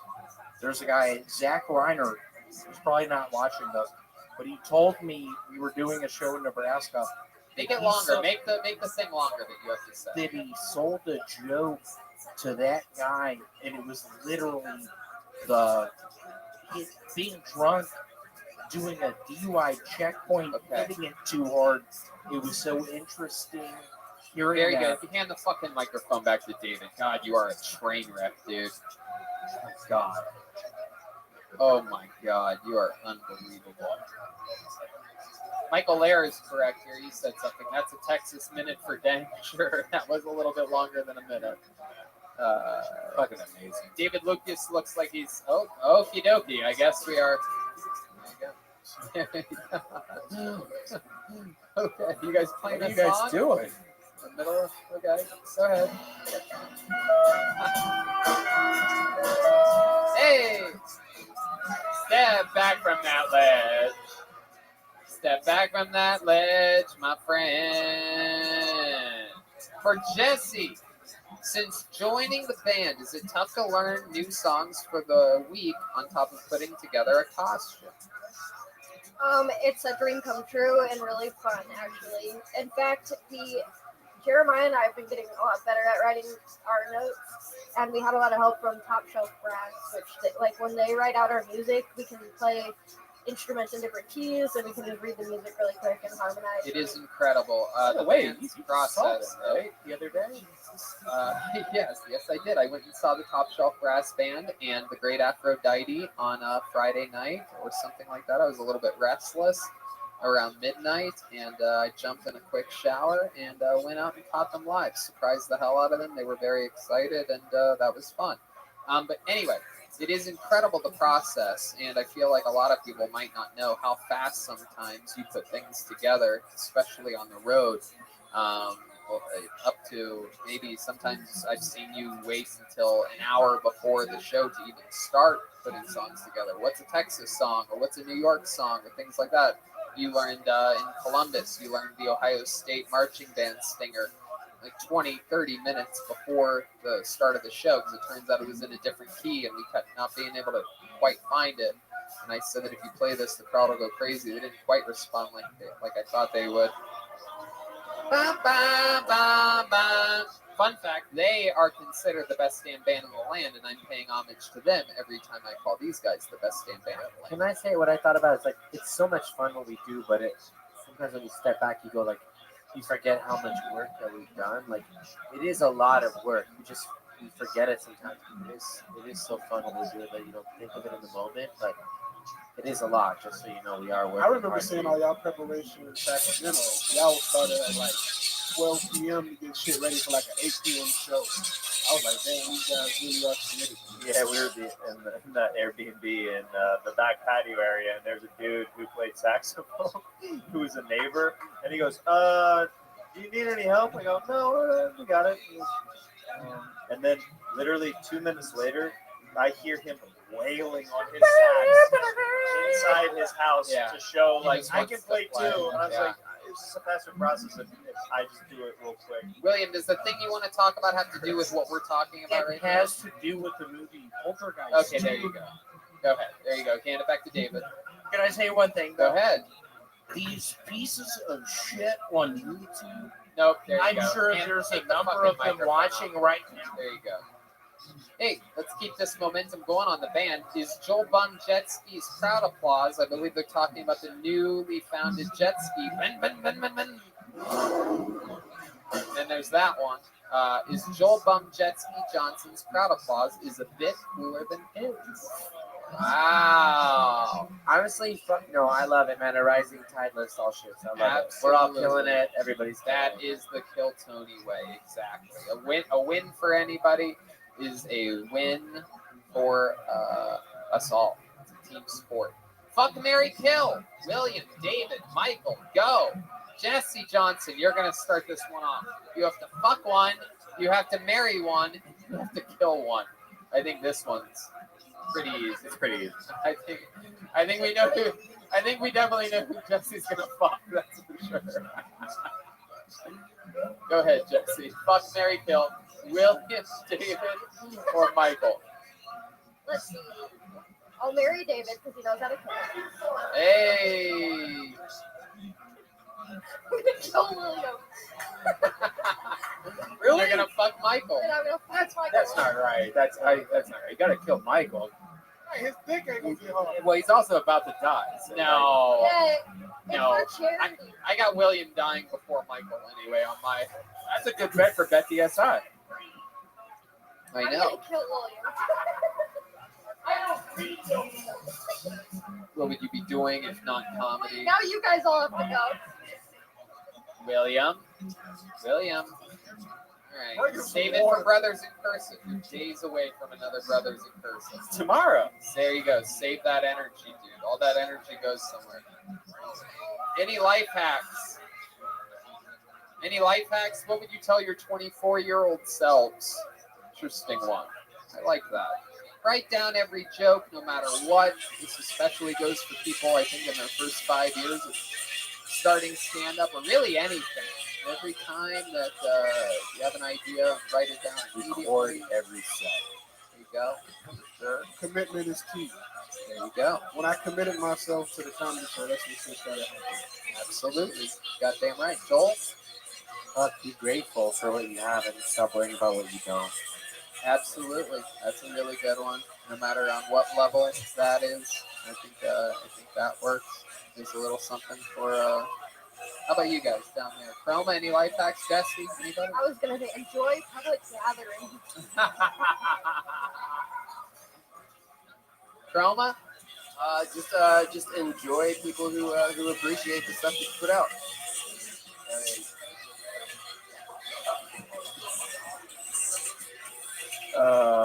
I'll say, and this goes a lot with what Tony said it, and our buddy Jeff Ross has said it a bunch. Either enjoy the process, or as Tony says, love the process. There's certain things when you're doing mics, when you're early on in your career, that you kind of take for granted when you should really be soaking in as much as possible certain things around you. I got reminded of, I was in San Antonio last weekend, and there's just like a group of comics there that they're all doing stand-up sets, but they ended up doing a bit separately, but it was for the good of the show. Like, it didn't matter that they were kind of like losing their time. It was just more like a fun camaraderie thing that I saw that you don't get to do when you're doing like weekends and stuff, and you have, certain kind of like paying customers and stuff like that, or like a 3-person show or a 2-person show. And it's just like soak in being around friends and watching their sets and learning from them, and have them learn from you, and you all build and grow together, and it's super great. Red Band, why do you like Poop Fart? Me like Poop Fart was actually because Tony got mad at the idea of me talking about poops and farts all the time. So I jokingly said, I'm just going to make a T-shirt that me like Poop Fart or something like that. And the next day, I started selling me like Poop Fart shirts, and they sold out immediately. sold out. How many of those Dot did you gov. make? 200 shirts. Wow, that's incredible. It's incredible that you sold 200 Poop Fart shirts and, as far as I know, maybe 15 Kill Tony shirts in the history of your t-shirt making career. Incredible stuff, Red Band. Very good. What a great businessman you are. Tony, any special skills or talents besides comedy? Look at that. Isn't that an interesting one? That's a fun one. I mean, sure, I played the piano since I was a little kid. Can you read sheet music and stuff? I never really learned how to read sheet music because I can play by ear, and it actually got me in a lot of trouble when I was a kid because my music teacher, my mom, who we didn't have a ton of money growing up, even though she made a little bit of illegal money. People get it twisted, and they think that just because they were, a little touch of organized crime, that means that you were rich. But that was just barely to survive at those times in Youngstown. Anyway, she spent some of the little bit of money that we had on piano lessons. And we had an upright piano against the windows in my dining room, the house where I grew up in, because the neighborhood was so bad that it was the only windows in my house on the first floor that didn't have bars on them. And so we had an upright piano. Long story short, I would just learn the songs on there, and then I'd go back and play it. But the music teacher, of course, noticed that I wasn't able to read the music. She kept saying Tony's just taking shortcuts, which I did for basically every type of learning thing throughout my entire life. And eventually, fun fact, this is how crazy my neighborhood was that I grew up in. Eventually, a robber ended up breaking through. They saw that there weren't bars on those windows, and they took an axe to that window one day when no one was home, and they busted through the upright piano. They literally went through the middle. If you have any idea how insanely solid, and this was an old school piano too, but they went all the way through it and took a VCR and a regular Nintendo. I have one of my favorite videos I ever got was you and your mom playing piano together at her house, and we were in Youngstown, right? Or Columbus was awesome. Who is Joel's favorite drummer? Dang, I'm gonna have to go with Byron Musmakis from the band. Wow. Oh, another question from my mom for Joel Jimenez. Where did you get that purple dick? She thinks it's a dick. She doesn't even realize it's a dildo. She thinks she took it off of a purple man. Yeah, I got it at a weird, the fucking crustiest of sex shops, and I believe Western in Santa Monica, and it was like the cheapest strap-on that I could find at any sort of. Here's a fun fact. Like I was looking at in LA, what places have the most coronavirus? Yes, Hollywood has the most coronavirus. Because they can afford to travel. Because there's like 7 people. Absolutely. That's hilarious.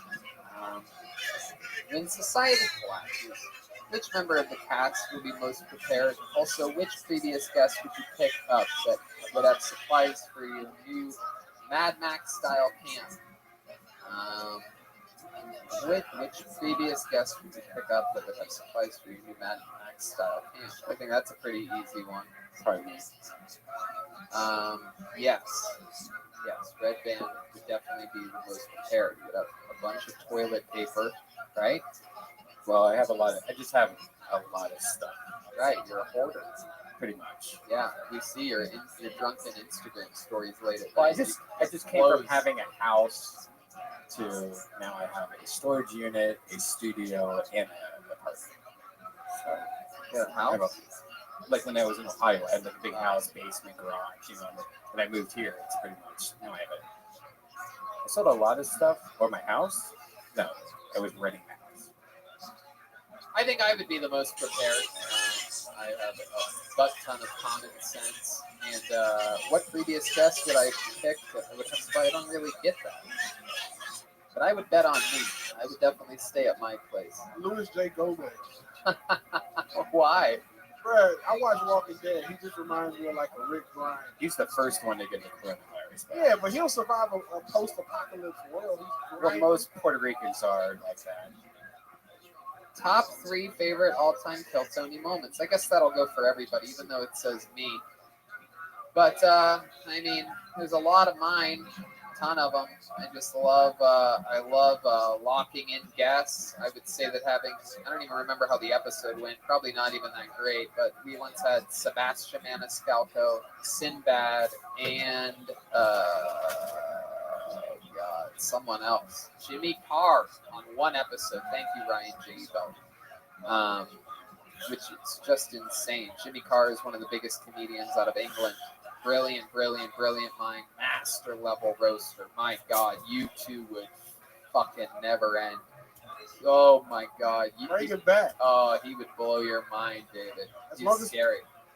He's Donnell levels of roast scary. As long as he lets me talk, I don't. Oh, he'd let you talk, and then you would wish you had. He'll let you dig your own grave. Yeah, exactly. Absolutely. Another, I'll put this in there. One of my favorite things about the show is watching Ryan J. Eveld's evolution of drawings. He's always an unbelievable artist. Red Band and I both separately, 2 different occasions, asked him to join the show. We said that we have a great show that would be awesome for him to draw, not even knowing that the other one had already asked him, and eventually he came. But to get to watch the intricate evolution of his skills. I loved it when we had to start every week having a different Iron Patriot, like when we had Tiffany Haddish. I think we even had Jeremiah as a Patriot once, and then it grew into a band, and we started having Pat Reagan. Just watching that transformation to a psycho fucking Going on cunt gang all signs the for way the to band, right? West. Yeah, the liquor's kicking in for Brian. Everybody's Montgomerying up right now. Now, a fun fact about Pat filling in for the Patriot is that Pat could be considered a riot, right? P-A-T, riot, spells out Patriot. Fun fact for you. Yeah, that wasn't a joke. That was just an interesting. No, I thought about it fucking years ago when I made it happen. Crazy, right? There's a bunch of those little fun facts. Chroma Crits, how many jokes do you sit on every Kill Tony? You sit on extra jokes, Chris? Oh, absolutely. Because like I have to keep my batting average up to like at least close to 100, so I got to sit on so many of them. How about tonight? How many are you sitting on right now? I think I've silently said to myself at least 3. By the way, can I just say 100 is a terrible batting average? Batting averages go up to 999. Wait, what? That means you only get one out of every 10 hits. 365 is like a good batting average. Sports. Oh, I bat 1,000. This is an interesting one. Human centipede cast. What would the order be if we were human centipedes? I got bad news for everyone. David Lucas is in the back. He can't be up front. I don't think he's up front, but you think Red Band will lead anything. You don't think It's a Red Band and David Lucas tail. No. William and Red Band. Who would you guys put first? See me, then Jesse Johnson. Then I don't give a fuck about the rest. I no matter what, you do not want to Eat follow that Red ass, Band. Jesse. Wow. At home. 1, 2, 3. Hey. Craziest experience on the road. One stand out to you guys? I mean, mine's a no-brainer. Food poisoning, Dublin, Ireland, Manchester, England. I mean, it just didn't get any crazier I want than that. to say one for Joel and I think, was the first time we did a road show where we did a recurring character and the crowd knew who those characters were, that we got like a pop. I think that was like kind of like, we kind of looked at each other, we were like, oh, they know, like, they like these characters, you know what I mean? Like, that was a special moment because we're like, oh, it's working. Like, it's, Anytime you're like, we have a band, and they go like, Okay, what's the text from your dad, William? please hush. You're irritating the shit out of everybody. Sit still and listen. Put your fucking hand down. There you go. Absolutely. I agree with that. You ain't gonna listen.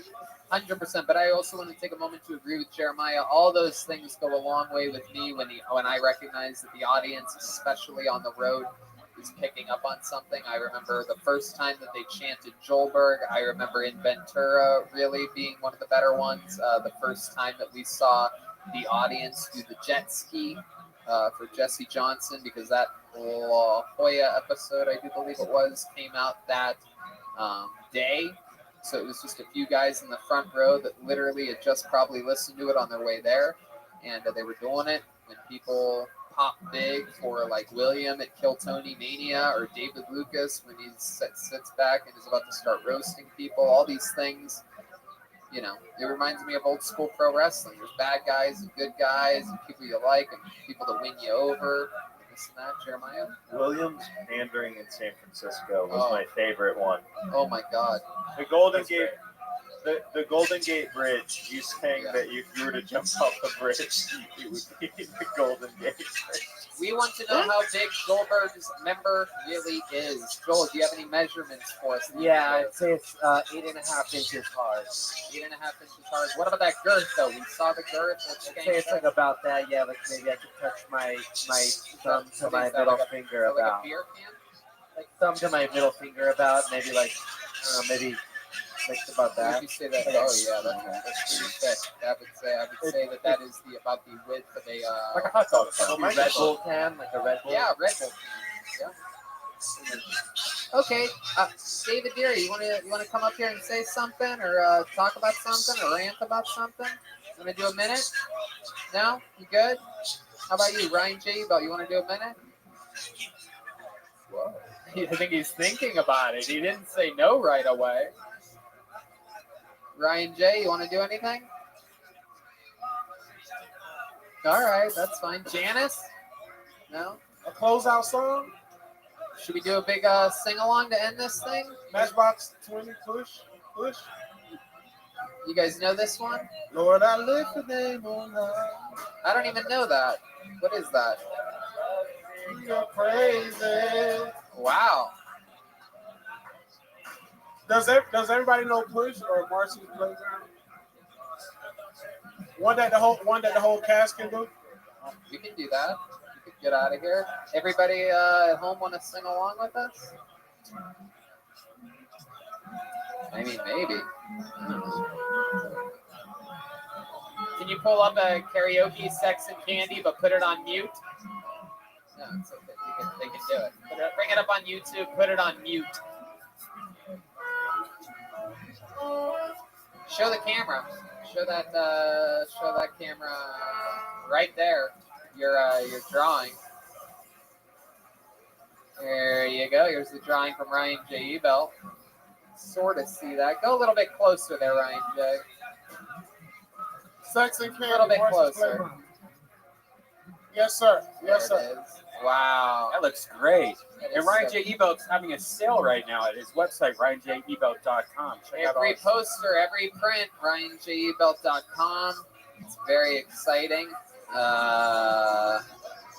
Yeah. Is there a karaoke version with the lyrics up there? We could bring up and you could put it on mute. Maybe just dim the lights a little bit, or do they have to go all the way off? We'll get out of here together. We love you, listeners out there. Be safe. Coronavirus is a real thing. We'll figure out something to do next week, too. Maybe a smaller venue, perhaps. Shout out to Mitch for letting us do this. Yes, the thanks, Ice Mitch. House, the Thank you, oldest Ice comedy club in the world. I had to There you swing go. by the Start comedy over. store today. You guys sing it. I had to swing by Start the over. comedy store today. Over. How will you? Be nice. All right. Dun, dun, dun. Here, wait. And hey, there you go. Mute it. By myself, I had so much time. Sitting and think about myself, and there she was. Yeah. Like double cherry wine, and there she was. Like disco superfly.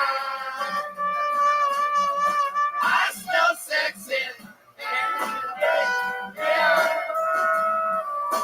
Who's that lounging in my chair? Who's that dancing in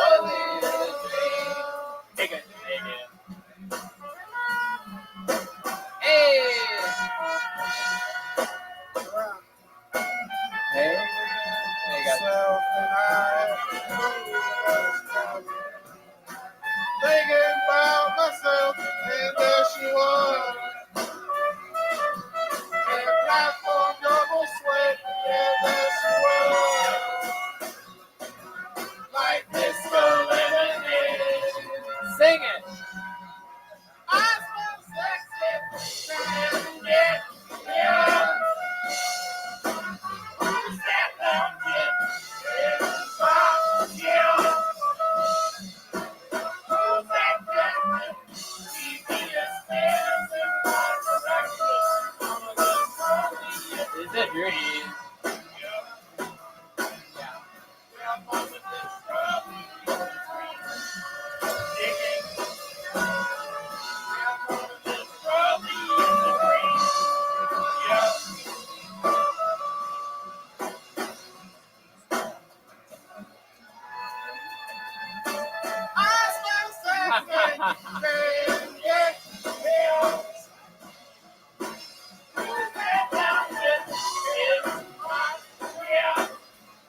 Yeah! Thank you, everybody, for joining us for this very fun episode of Kill Tony. Live stream, dead crowd, wash your hands, love one another, take care. We'll be back in some form or another next week, everybody. We love you. Yeah, mama, this Show Larry, you need to shut up. Just being like, William, you're bothering them. My God. I smell Sprite and vodka here.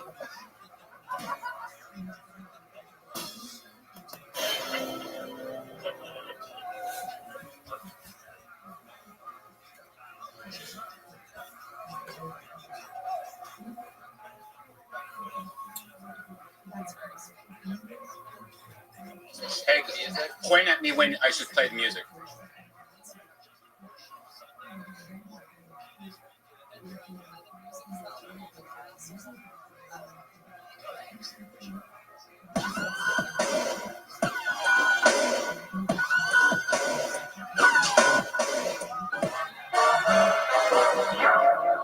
Hey, this is Redman coming to you alive from Better Box Studios for a brand new episode of Kill Tony. Here's Tony Hinchcliffe. Hey, I'm right here. Hi, everybody. Good to be here. A social distance away. It's Red Band, everybody. Hey. Exciting stuff. As you can already see, I do believe they can already see, the band is here, ladies and gentlemen. The great Jeremiah Watkins, Jesse Jetski Johnson, and the great Joel Jimenez. What an exciting time. We are deep in quarantine. The band, obviously not characters tonight, just themselves. Some of the wackiest characters that there are. What? Anyway, life is good. Business is booming. We are live out of Better Box Studios here. The great Gino letting us camp out on a Monday. Beautiful studio, beautiful times. We love Better Box. This episode's also brought to you by Damn Good Candle Company. Go to damngoodco.com, damngoodco.com. Get yourself a great smelling candle. Check out Speedweed, of course, for all your marijuana distribution needs in all of the legal places. And shout out to Go Girl Energy Drink. Just one of the finest energy drinks there are, made for women, enjoyed by men all around the world. Hey, if you work for Go Girl, please get in touch with us because we have a super fan here that orders it every week, gets it shipped to him. Yeah. And he's a guy. And he's the man. That's Gino. And we are out of the amazing Better Box Studios today. A lot of fun stuff we have planned for you, and I am excited about it. And in the meanwhile, I can make an announcement. Everyone that bought a ticket in Miami to Kill Tony, your ticket just got automatically transferred to July 31st and August 1st. These dates are getting rescheduled, people.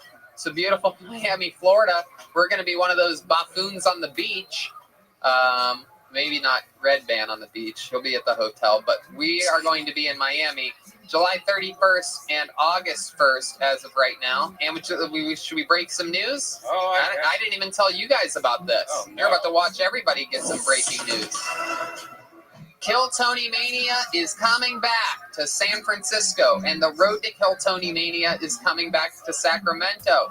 If Civilization still exists in October, we will be there the 14th and 15th in Sacramento. The road to Kill Tony Mania, those shows were a blast. 2019, and San Francisco, the 16th, 17th, and the 18th this year. 5 Kill Tony Manias out of San Francisco. 1 show on the Sunday, 2 on Friday, 2 on Saturday. What are you guys laughing about over there? Why? That's good. Okay. What are you worried about? At Sacramento. Keep telling him news Yeah. funny. His face. We did 4. We did 4 the last 2 years. 1 more on a Sunday. Is that enough to pop your guys' eyeballs out of his sockets? Yes, 1 more show. So yes, we're doing 5. News that makes you go. I guess so. And you know that 5th one's probably going to sell out, and we're going to have a 2nd one, so it's going to be 6 from. At least. I'm surprised that you guys are surprised. If you guys would like to do less shows or go home, feel free. I mean, you don't have to if you don't want to. We're just going to do one every day for a week. Well, actually, it's better to do it this way because then we'll have a bunch stockpile. That we're driving. Oh yeah, might as well. My guess is yes. Since we only have 1 show, my guess is yes. The only thing I would worry about is anybody not getting a little too drunky pie or roofing themselves down there in San Francisco. Definitely. Yeah. That was a horrible night. Yeah, especially for the people that were responsible and had to just sit around and try to make the best of it. But that's old news anyway. Are we back online? Yeah. Are we on the internet? More fun stuff happening. Ryan J. Ebelt is drawing tonight's episode from home, and we are going to be checking in with him at the end of this episode to see what he ended up drawing. Everything at RyanJEbelt.com, including all the amazing road posters and prints of every single episode, are available at RyanJEbelt.com. He's an unbelievable artist. Everything is on sale right now, and it's an exciting time for that. Very fun stuff. And a lot of people are online nowadays. That seems to be the big thing. And what part of our online searches does the government have a right to know about? That's a great question. I know that we've asked people, and we found out a lot of people look at some suspicious porn. People are into wild things. Red Band, you do a lot of the chat things and nudie cam things. Yeah, Nudie cam. Nudie cam. What the heck? I'm a grandfather. Okay, boomer. But the answer is none of the above. The government doesn't have a right to know anything you do, and if you have ExpressVPN, they cannot see anything. Without ExpressVPN's protection, though, hackers, governments, ad companies, and ISPs all have full access to your data. I don't want them using my web history or video searches against me. That's why I use ExpressVPN every time I go online. ExpressVPN encrypts and reroutes your web traffic to any number of countries, keeping you safer and secure. Download the ExpressVPN app, click to connect, and boom, you're protected. With ExpressVPN, you can make it seem like you're browsing from a whole different country, so you can watch Netflix library in the world, anywhere in the world. Yeah, you can watch pretty much if they don't have like I've been using a VPN for a long time, Tony. It's great because a lot of times when you're like at the airport, anywhere public, you're opening up your phone to anybody that knows what they're doing. They can go in your phone, take some photos. A lot of times you want to watch video, but it's restricted to a different country. What a VPN does is it pretty much makes it seem like you're surfing, like you're in Los Angeles. You can make it look like that you're in Canada, so you can access all of Canadians' websites. It hides your location is the most important thing. It makes it secure. So if you're ever using a free Wi-Fi or a Starbucks Wi-Fi, or if you just want to, look at different videos throughout the world, I highly recommend using a VPN. The railroad, indeed. ExpressVPN is the fastest VPN I've tried. Costs less than $7 per month and comes with a 30-day money-back guarantee. It's time to stop governments and internet companies from keeping tabs on your data. Take back your online privacy like I did with ExpressVPN. Protect your online activity today and find out how you can get 3 months free at expressvpn.com/KillTony. That's EXPRESSVPN.com/KillTony for 3 months free with a 1-year package. Visit expressvpn.com/KillTony to learn more. Hide your nudie cam history with ExpressVPN. That is correct.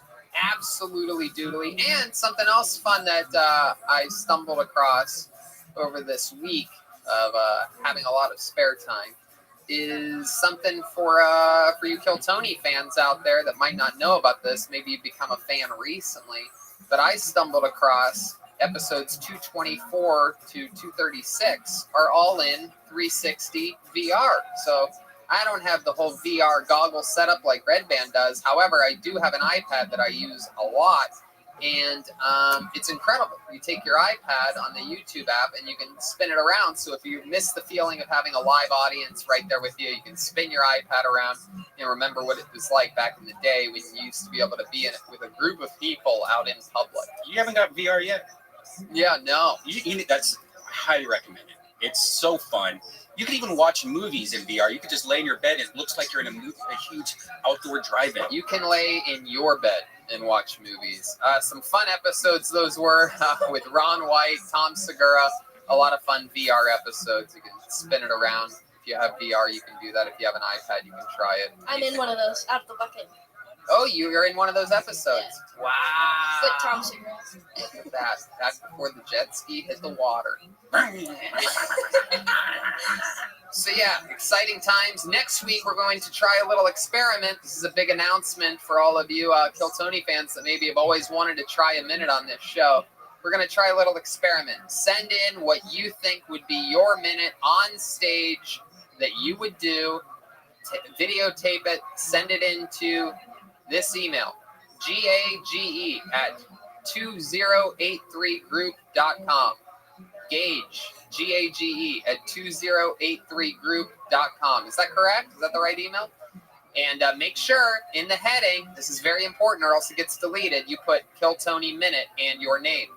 So one more time, Kill Tony Minute and your name in the heading, gage@2083group.com. And if it's not a minute, he's just going to delete it. So don't just send anything. Just don't waste his time. A minute or slightly less, and make sure you put Kill Tony Minute in your name. Jeremiah Watts. Now I have a question for those submitting, Tony. Yeah. Is it a minute that they're filming in their own living room, or is it a minute that they can be chopped from a stand-up show that they did? What is the requirements?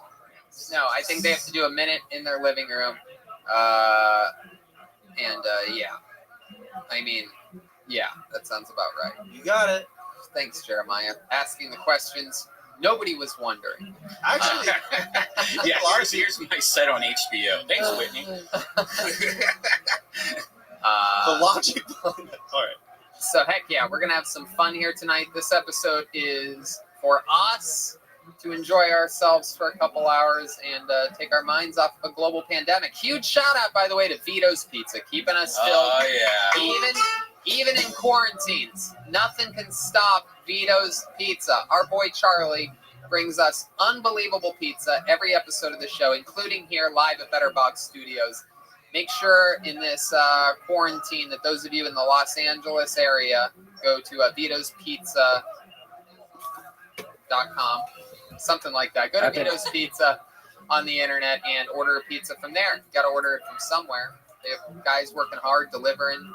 And Vito's Pizza is legit. If you check the Barstool app, they got it in the 8s. I mean, that's impossible for scoring. So and let me tell you something. Pizza out here in Southern California absolutely sucks. A lot of people give these other pizza companies credit. I hate every single pizza company that there is that I've tried in LA except for Vito's. They're the only one I believe in. Full Hinchcliffe endorsement there for Vito's Pizza. I've been a fan of Vito's since before they were a sponsor.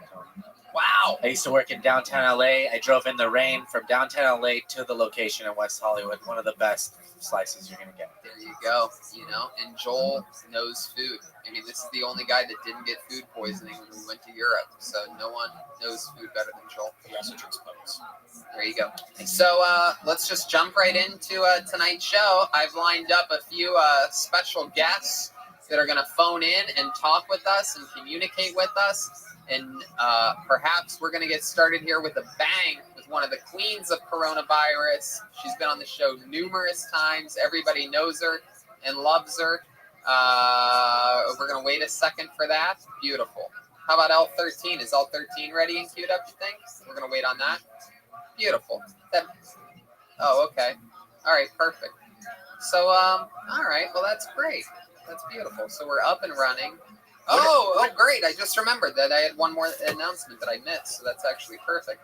We do have 2 episodes of the normal show from Ventura that we have stockpiled. One's coming out tomorrow, and we're going to sort of lag on the release of that other one, just so that we can sort of space it out. We don't want you guys doing all your fucking we're gonna have drugs. fresh stuff. Yeah. Usually the audio comes first and then the video. So check out not only us on iTunes but also on our YouTube page. What did you do all week? Because I noticed you were kind of radio silent the whole week. Did you? I'm enjoying being radio silent. I'm pretty much staying away from social media. I'll check in every once in a while, and just basically really, really relaxing for the first time in absolutely forever.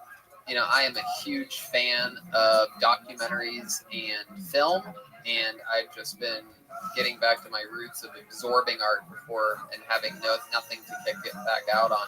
You actually look well rested. You actually look like you've slept. Wow, you do? Yeah, you usually have like little bags on your eyes, but those are completely gone. Well, you know what? That's because we have another sponsor that we're going to talk about next week. I know. No, I'm kidding. I haven't used anything. You're right. I've just been sleeping, and it turns out that my fun life of living my dreams every single night until 3 a.m. at the Comedy Store has come to a screeching halt, everyone. Yes. Turns out normal life fucking sucks. No, I'm kidding. I'm having the time of my life. Which reminds me, I wrote down a few things that I wanted to recommend to people. Why not? Tiger King is out. Just absorb the hell out of that in a day and a half. Highly recommend it. And if you haven't seen McMillions, Succession, and Ozark dropping their 3rd season. Jeremiah, you an Ozark guy? Nope, never seen it. Wow. It's great. I recommend Debs and Westworld. Westworld? The new season of Westworld. I just rewatched A Bronx Tale. Great movie. Oh! Bronx Tale's great. Yeah. So good. I just watched Moulin Rouge. Ew, that does not hold up. That did not hold up. This was the deal. No. I got to watch Hobbs and Shaw if I watched Moulin Rouge. Wow. That's what being married I is just recently like. watched it, and I was a Moulin Rouge fan, and it did not hold up for me. I thought it was You were a horrible. fan? I love Moulin Rouge. Dude, I liked it. Yeah. It was a great soundtrack. He thought it was right. Moulin Rouge. He thought there was an Asian girl in it, so he watched it. Speaking of, Make a man out of you. Oh my God. Yeah. How about Succession? You a Succession guy, Jeremiah? Uh-huh. Yeah. These are all things you guys have to get into. I mean, I give everything a chance, and then the second it sucks, I'm out. These are all things that are absolutely foolproof. These are undeniable shows at levels that a normal person would say Breaking Bad and The Sopranos. Like, these are shows that are with those shows. The Mighty Ducks series on HBO. Nope. See, that's dog shit. You absorb a bunch of you're dog a grown shit. adult. Yeah, grown Good adult. movies. And Wild Tales. Wild Tales is only available on YouTube and Amazon at a cost of $3.99. It's an Argentinian anthology feature movie for those of you that actually like cinema and movies and art. But for $3.99, you absolutely can't beat it. Nobody knows about it. That's a Tony Hinchcliffe homework super bonus. I've seen it. Great movie. Wild Tales. Tales. Go watch Hoyler Gracie versus Eddie Bravo. Go watch DuckTales. It's a very I recommend great the Gummy series. Bears, 1983 animated series. I rewatched Contagion. Oh my God. Why would you do that? That wasn't even a good movie. Well, it's People are pretty watching star-studded. bad movies about disease Contagion? out of nowhere. Star-studded cast. Is it? No, not Morgan Freeman. Yeah, That's Morpheus. Outbreak. I watched is in it. Outbreak today. Morpheus? Yeah, Morpheus is in it. Kate Blanchett, Gwyneth Paltrow. Who else is in it? Sounds awful. No, Sounds horrible. Is A1 ready? I think Jennifer Aniston's in it. Yeah, star-studded. Good movie though, but pretty chilling. Oh, interesting. Oh yeah, Matt Damon. Matt Damon. It's like the star Matt of Damon. it. Well, one of the stars. Oh, Jude Law's in it. Interesting stuff. Well, that's fun. And yeah, absolutely doodly. Let's go to the bucket and take a question from one of our fans while we wait for our first guest call in. If we can't get A1, you could try D5. Beautiful. Craziest experience on the road. Since you've been with the squad the shortest, Jesse, while the rest of us think, I'm going to let you go first, since you've only been on one road gig with us, Swansea and Kiltony Mania. I'm going to let you go first. Well, But I feel like I know the answer, right? with Kiltony Mania. Or Oh no. Swansea with the limo. Yeah, I don't think it gets. I mean, that's one of my craziest experiences on the road. The limo and the lobster. And it was just like we might as well have been wearing monocles the entire time. And the free hot shocky. Free hot chocolate. Have we talked about it that we took a limousine through the McDonald's drive-through? Yeah, I think I may have mentioned that last week. It was such. The limo was so fucking long, trip. the driver couldn't hear what Tony was saying. He had to keep going, "What? I can't hear you," because the limo was so long. And they just closed all the McDonald's in the UK. Yikes! Isn't that crazy? London Bridge is falling down. They're calling the UK. Ugh. Brian, we went to McDonald's in Australia together, right? Were you there? Yeah. Hey, look at this, ladies and gentlemen. Michael Lair is joining us live. Michael, can you hear us all right? Get sound from Michael. You guys got it? Headphones? Can we get it in the speaker? Hold on, Michael. We're trying to get sound for you. Everything's good. How about now? Can you talk now, Michael? You sure it's my fault? No, it's not your fault. What's up, Michael? We got you, buddy. Looking good. Oh my God! God keeps kicking me in the dick. Oh, look. I want to make plans for my afterlife, alright? I don't want to be cremated. I want to be half and half. A lot of my fans are lactose intolerant, alright?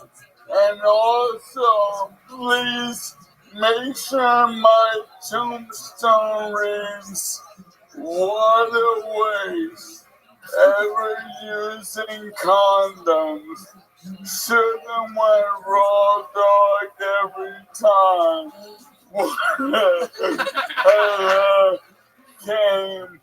And look, make sure all my organs are donated to science. Not all of them, just my huge cock. I want to pay it forward to a healthy yet small cock person. What side do you want to get cremated? Do you want your top half or your bottom half? Top half, let the third leg swing, baby. Hell yeah. Absolutely. Michael Lair coming in guns a-blazing. Oh my God, it's awful. I miss going to comedy open mics. They're a great place to get advice on food stamp fraud. Look, my social security barely covered my needs, so I'm gonna start drug running. My chair only goes 6.5 miles per hour, so FYI, that's how fast your drugs will be run. Wow. Slow weed over here instead of speed weed. Are you all stocked up? Are you all stocked up? Do you have all those things you need? Toilet paper, pee bags, whatever you need? No. I have nothing. I have nothing. But it's alright. Look, I'm gonna make sure that I still get through pilot season, even in the pandemic. I have several self-tapes to do. I'd like to practice right now.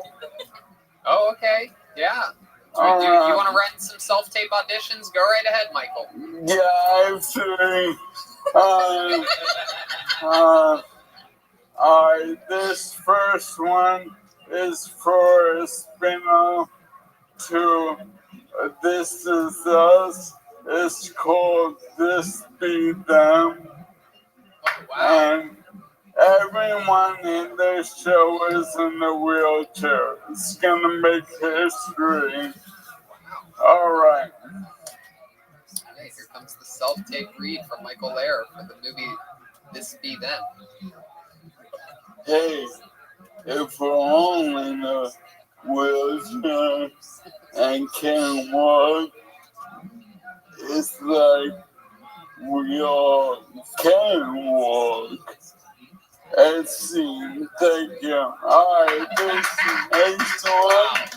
this next one is for the reboot of Blossom.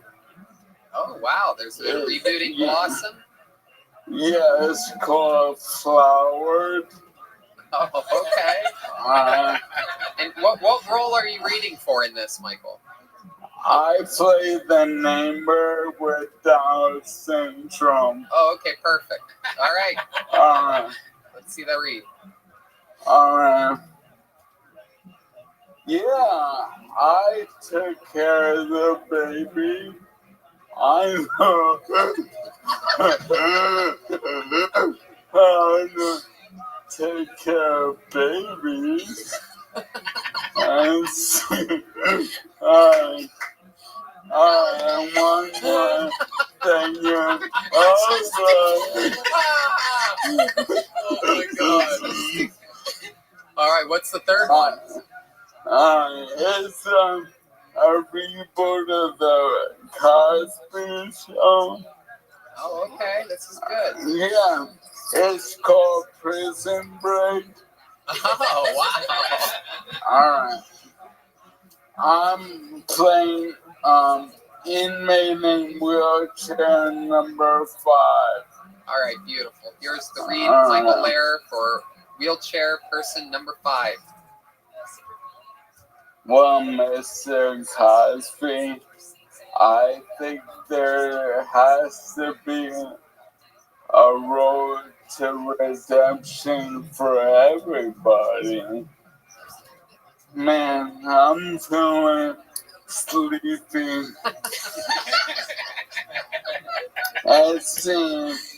Wow. Oh man, that one felt the best. I think I got it on one take for all of them. Wow, I would book you for all 3 of those roles, and no one knows roles more than a man in a wheelchair. I agree. Michael, I fucking love you. You holding up all right through all this? Yeah, I like it because I've been living the plague life for years and years, so this is normal. Yeah, and especially since the weather's been so bad in Southern California, I haven't even noticed there's a plague yet. Yeah, it is crazy how absolutely horrible the weather has been in Los Angeles. It was 35 the other day. Thing. It's March. I mean, the temperature is one thing, but I mean, I wouldn't even mind that if there was sunshine. There'll be like a glimpse of sunshine for a minute, and then like an hour later, just a downpour. It's like the Truman Show. It's like the weather's trying to keep us in too. Yeah, there's some mystical going on. Yeah, it really is. It's alright, I like it though. You know, everyone gets a taste of my medicine for a while. You're damn right, Michael. How you been doing? You all stocked up on weed? You have enough weed to survive for a little bit? Yeah, I'm good on weed, but my nurse/girlfriend, she only bought me 12 beers, and those went real quick. Well, you can order it from Postmates, you know. Michael, I'm gonna drop you off something tomorrow. I'll drop you off some beer and wine tomorrow. I'll come by. I'll text you. Alright, awesome. That definitely won't be happening, but I appreciate No, I promise. I'll do it. I'll be there. No, for sure. We'll make sure that you get some Rolling Rock.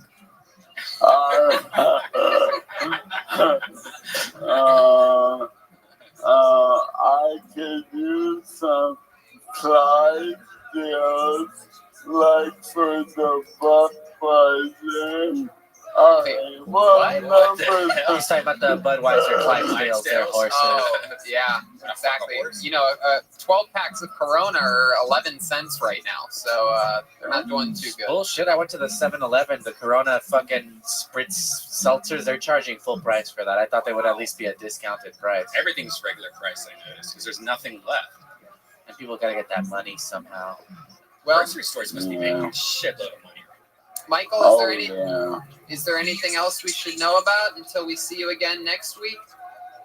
I'm just happy to be a break from the comedy store because it's fun.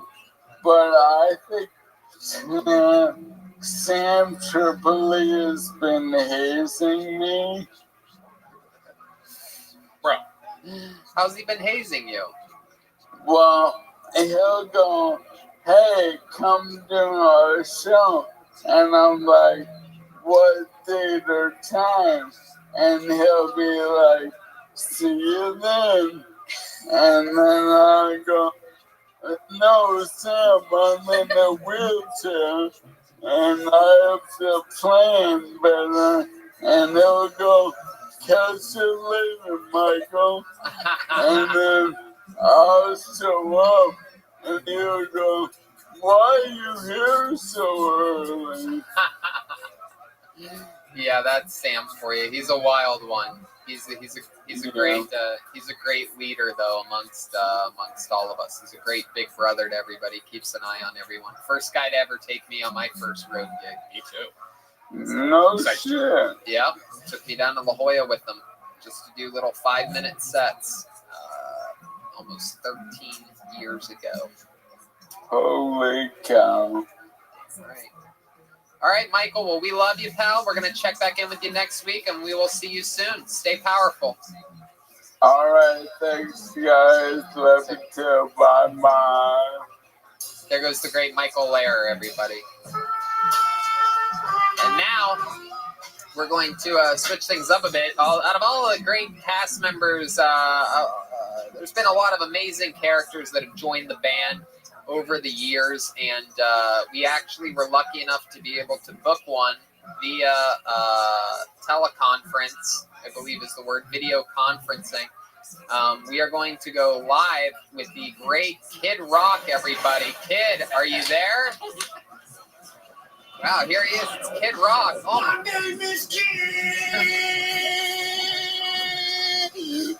Rock. Wow, Kid Rock, you have an entire audience of people behind you. Are you still performing live? Yeah, still performing, brother. Yeah. Oh my goodness gracious! Yeah, me and some of my closest friends here in Fort Wayne, Indiana. My God, I mean, your fans, literally. They're rabid. Look at them. I mean, that's incredible that you can still get a huge audience. Your fan base is so loyal, they literally ignore pandemics to come and see you. Loyal to the soil, loyal to be foiled. You know what I'm saying, bro? I actually really don't understand what you're saying. Yeah, man. Wow. So, Kid, how is this pandemic? Yeah, I've had coronavirus for 2 weeks, brother. How do you know? What are your symptoms? All of them. Yeah.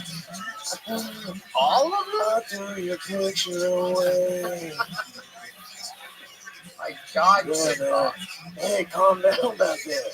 Yeah, they're really excited. It's amazing that you would make that audience wait while you talk to us. You look like you've been hanging out with the Tiger King, dude. Yeah. Oh. Well, yeah, I'm a big fan of the big cat family, man. Panthers, jaguars, tigers, lions, and yeah. Man, shut up. Let me do this, man. You have a weird fan base. Look at the front row behind you. You have a black lady dressed up for like church or something. Yeah, we got one of them. Yeah. You got one black? Yeah. My goodness. Wow. They are patiently waiting for you. It appears as though you've made everybody wear, they have breathing masks, but they're all on their chests. They don't even have them on right now. What is that? There's things behind on their chest. They have little boxes. Oh, those are defibrillators, because I gave everybody in the audience coronavirus. Rock and roll for sure, my friend.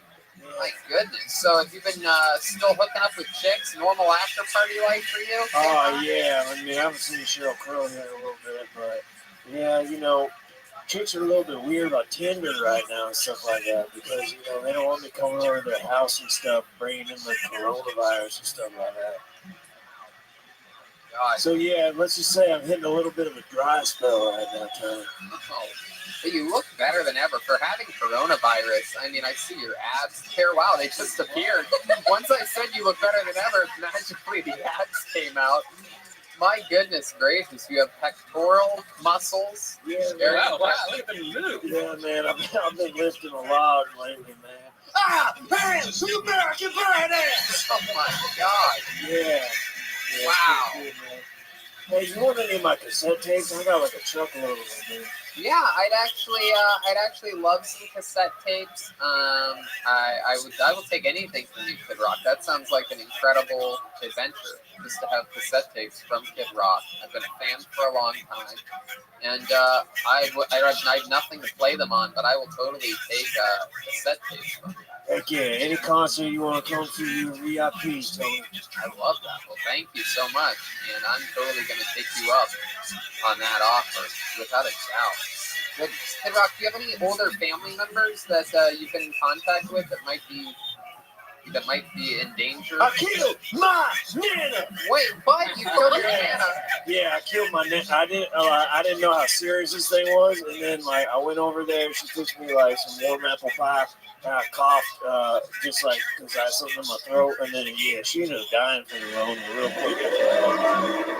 Oh, wow, my goodness. Oh, we had a little bit of a... Oh, my audience didn't like that one. Oh, my goodness. They're turning on me. Wow. My mom's a huge fan. Could you do a shout out to Kim Johnson in Arizona?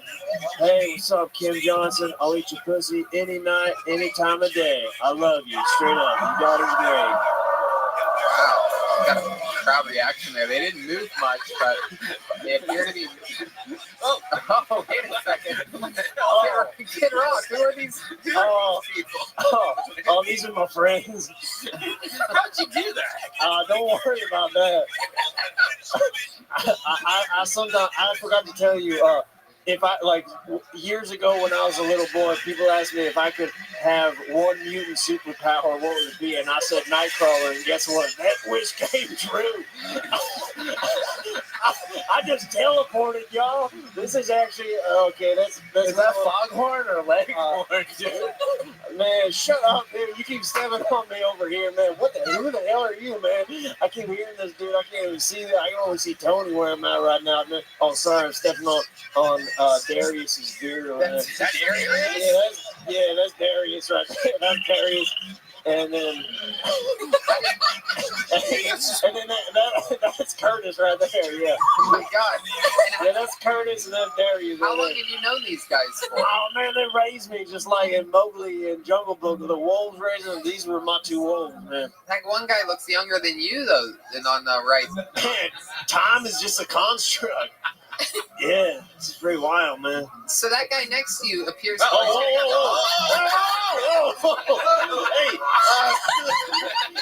don't know where the hell they. He took your hat. They just got way bigger. Come here. Wait, I honey shrunk myself. What's going on here? I think Darius is trying to say something to you. He's grabbing your butt. Oh wait, what's going on? Oh my goodness. Hey, Darius. What's he? Darius. What's he Darius. saying? Behind you. Darius. Oh, he's looking right at you. Darius. Yeah. You have anything to tell me? Oh, he's just so shitty, dude. Stick. Oh, what the? Well, Kid Rock, this is... Oh, they're laughing at you. Oh, no. Hey, He's laughing. I think they're able to hear this. Wait, is this guy having sex with me? What's going on here? Oh, man, get it out of there, man. Come on, Curtis. What are you doing, man? Get out of there.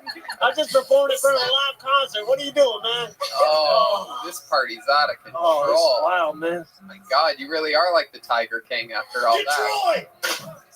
My goodness. Well, Kid Rock, thanks for conferencing in. Always a pleasure. Nobody rocks harder than you, pal. You're a big part of the Kill Tony band. Having you on anytime is always a pleasure. It was a pleasure to be here. Thanks so much for having me on Kill Tony, and God bless America. Wow. There he goes, the great Kid Rock, everybody. Representing America. Look at that. Incredible. Wow. This is Kill Tony under quarantine, completely breaking our normal format. this guy, wait, this guy's out of control. Like William. He's trying to, hey, what are you doing? That's what I thought William's dad looked like. Wow. Incredible. Kid Rock. I mean, I bet not a lot of podcasts have Kid Rock showing up on them. I mean, that's just the type of exciting stuff that we have happening on this show. And yeah, I mean, wow. You look like Courtney Love and Kurt Cobain combined. Yep, beautiful. L13's locked in. I want to wait to see if Jeremiah comes back before that. 2 weeks. What? I did. What joke? Sorry, I never listened to you. What joke was it? Looks like Kurt Cobain. Oh, wow. I thought it was an original thought when I said it. That girl that was on stage, though, she was like an older lady. Yeah, like, yeah. very interesting. Yeah. Beautiful.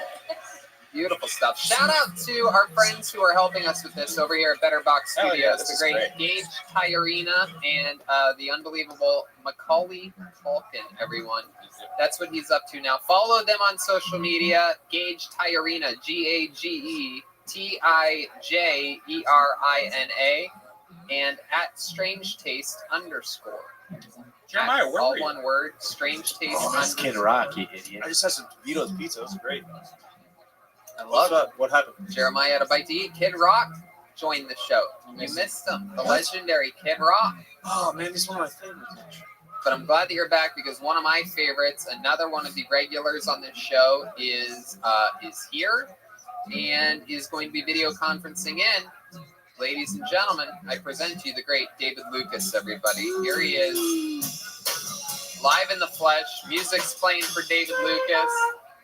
It's still playing. Hey, David, it's still playing. All right, there he is. David Lucas. What up? Hi, David. What's up? What up, dog? Are you still stuck in New York? Yeah, I'm currently quarantined in Tony's booty hole. Oh, are you starting with me already? David, don't look behind you. There's a tarantula on your head, dude. Hey, Joe Bird, shut your fucking dead president looking ass up. Shut your fucking 99-cent store, Kenan Thompson fucking looking ass. My God.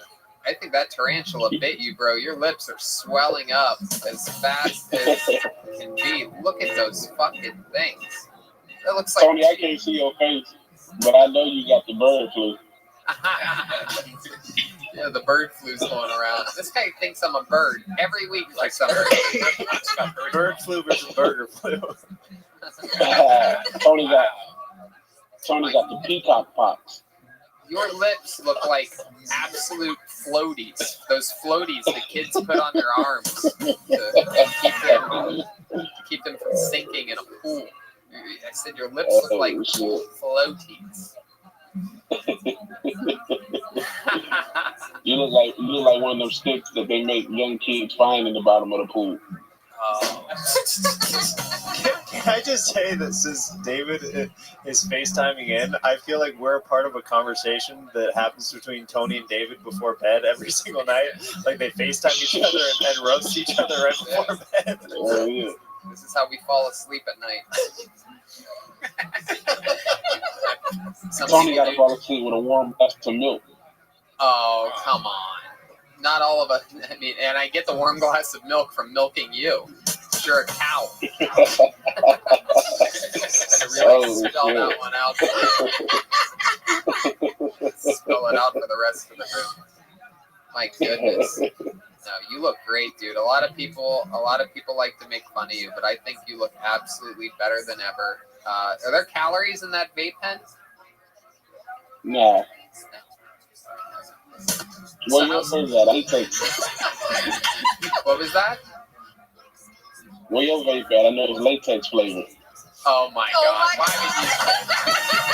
Why did you got me there? Absolutely, you got me. So you're in New York. How's that going for you? You went out there. You had some gigs, and then the gigs turned into podcasts. Man, you know what's crazy? Yes, bro. I had 5 podcasts I was supposed to do. I was only able to do one because everybody get carried away. Well, New York's going to be hit the worst, they're saying, because everyone's stacked up on top of each other. There's nowhere to really go, so everyone's going to get. I will say this: New York people are more sensible than LA. More sensible? Yeah, like LA, like people were like hoarding, and like in LA, people are like buying shit like they got sick. Like there's actually stuff on the shelves and stuff. They're buying in moderation, basically. Right. Acting like humans. Yeah. The actual humans. Yeah. Also, when you were in LA, that was the initial rush, I think. There's a lot more restocking going on than there was. They weren't prepared for that a week or two ago. I've been going every day. The only thing that's... You go every day? I live right next door to a grocery store. Why would you go every day? I live right next to a grocery store. I just want to see what they got. I live next to a grocery store, too. Did you realize that is the opposite of a quarantine? Yeah. But like there was certain like, it's gotten way worse. There's no like there's little things like Uncrustables. I got Uncrustables the other day, but like there's no like noodles or rice or paper towels. Oh, we know who you're buying for. No noodles and rice. Redman's like, I go to the grocery store every day. No noodles, no rice, no bok choy. Redman, I tell you to get the 2 things: noodle and the rice, please. Redman got a freezer full of beer battered fish. Yeah, I don't eat fish. You don't eat fish? I don't like fish, right? Unless it's sushi. It's got nutrients in it. That's why. Fish has vitamins and minerals. That nigga only wants fish if he's swimming around in vodka. I love it. So how's it? So you've only done one podcast. So what are you at, a hotel? What was that? You're at a hotel? It's got bad connection. Yeah. Bad connection. What? No, you're okay. That's Red Band. Being Red Band. So how's this been going for you? You're just there with what? Your laptop and the regular cable television? Yeah, I ate all my quarantine food. You ate all your quarantine? Bro, I had a fucking 2 week supply, nigga. That shit ain't even make it 4 days. Jesus. That's why Red Band's going every day. I leave in the morning, I go to my mama's house, and then I'll be back in LA Friday. All right. So I'll be on Kill Tony Monday. Oh, beautiful. Oh, freshly traveled. Bring it. Yeah, Bring it on over. Bring your chicks. Yeah, great. I can't wait for you to come back. Oh man, I wish I could find my mask. I put that shit on to do the podcast with. Did you get to have that date with the little white girl in the Empire State Building? Nah, King Kong you joke. look like I'm a taco truck, nigga. I don't know. I look at your hair and all of a sudden I want black licorice for some reason. It's because his hair kind of looks Hey, like black licorice. Oh, that's why. Okay. Nigga. This is an exciting time. David, anything else? Anything else we should know about you before seeing you next week back here on Kill Tony? Tony, what's in your quarantine closet? I'm in the Besides quarantine you. closet, David. Let me steal your punchline from you. I'm in the closet, David. I am a gay man in the closet. I'm gayer than the Tiger King. David, I heard you're Lizzo's little brother. Yeah, What? something like that. No, for real, Tony, what'd you stop up on? I have a bunch of stuff. Now, I literally live... What? Me. Dildos and booty holes. Latex-flavored vapes. Hey, y'all niggas stupid. I have candles that smell like men's mustaches. I have... what else? What else is manly? Tony got a booty cheek throat. A booty cheek throat? You have a booty cheek throat. I have a booty cheek throat? A cheek throat. Shit, man. Oh, what's it called? Throw blanket? What's that shit called? Are you on Wi-Fi? Are you on Cricket? Yeah. Hold on, let me take it off. Let me just use that. Boost Mobile, where are you at?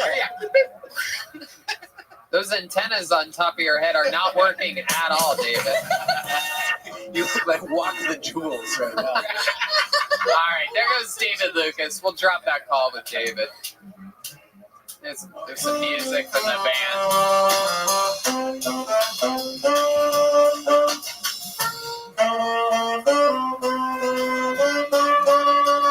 There you go. The amazing Kiltony band, the best damn band in the land. If you're in need of any musical wants or needs, make sure you go check out the Reagan and Watkins debut album.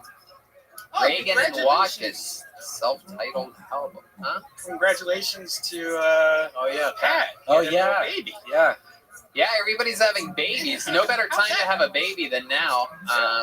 Congratulations to the first ever band member, band leader, Pat Reagan, adding a new member of the Kiltony family. Happened fast. Yeah, very cute. That's my boy, Daddy Reagan. Daddy Reagan. Check out, go to Spotify, look up the Baby Boys. We got a new video coming out soon, this week probably. Did he have a baby boy or a baby girl? Baby girl. Her name's Isla. Yeah, she's beautiful. I'm gonna be the godparent. I said might, but I gotta talk to a priest. You have to talk to a priest. Yeah, because I wasn't. Does the kid need an exorcism? No, I didn't. Ay, Dios mío. That's racist. First of all, you're canceled. I don't. No. I didn't have my confirmation, so I got to get that done before I can legitimately be the godparent. But Is that a real fuck out of here? You have to pay more money to the church. No, they're gonna do it for free. Oh wow! You just go to a lawyer. Okay, cool. Well, shout out to all the lawyers out there. If anybody out there can get me confirmed tomorrow, hit me up. Red Band with his Godfather knowledge. Very interesting. Literally the Godfather to no child ever. And he's never seen The Godfather. I've never seen the However, he does eat Godfather's pizza almost weekly. Okay, shout out to Godfather's Pizza In Ohio. Ohio. I get it freeze dried and shipped every week. All right. Let's keep it moving along. Fun times. Everything's hanging. You want to go to the bucket for a little question? Let's do it. Okay. Good to know. We have another one. Oh, I read that last week. Some of these ended up going back to the bucket from last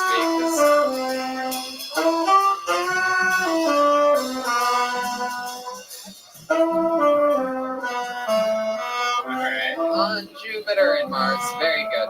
So, okay, this is an interesting one. It's a long question, but let's keep it shortened.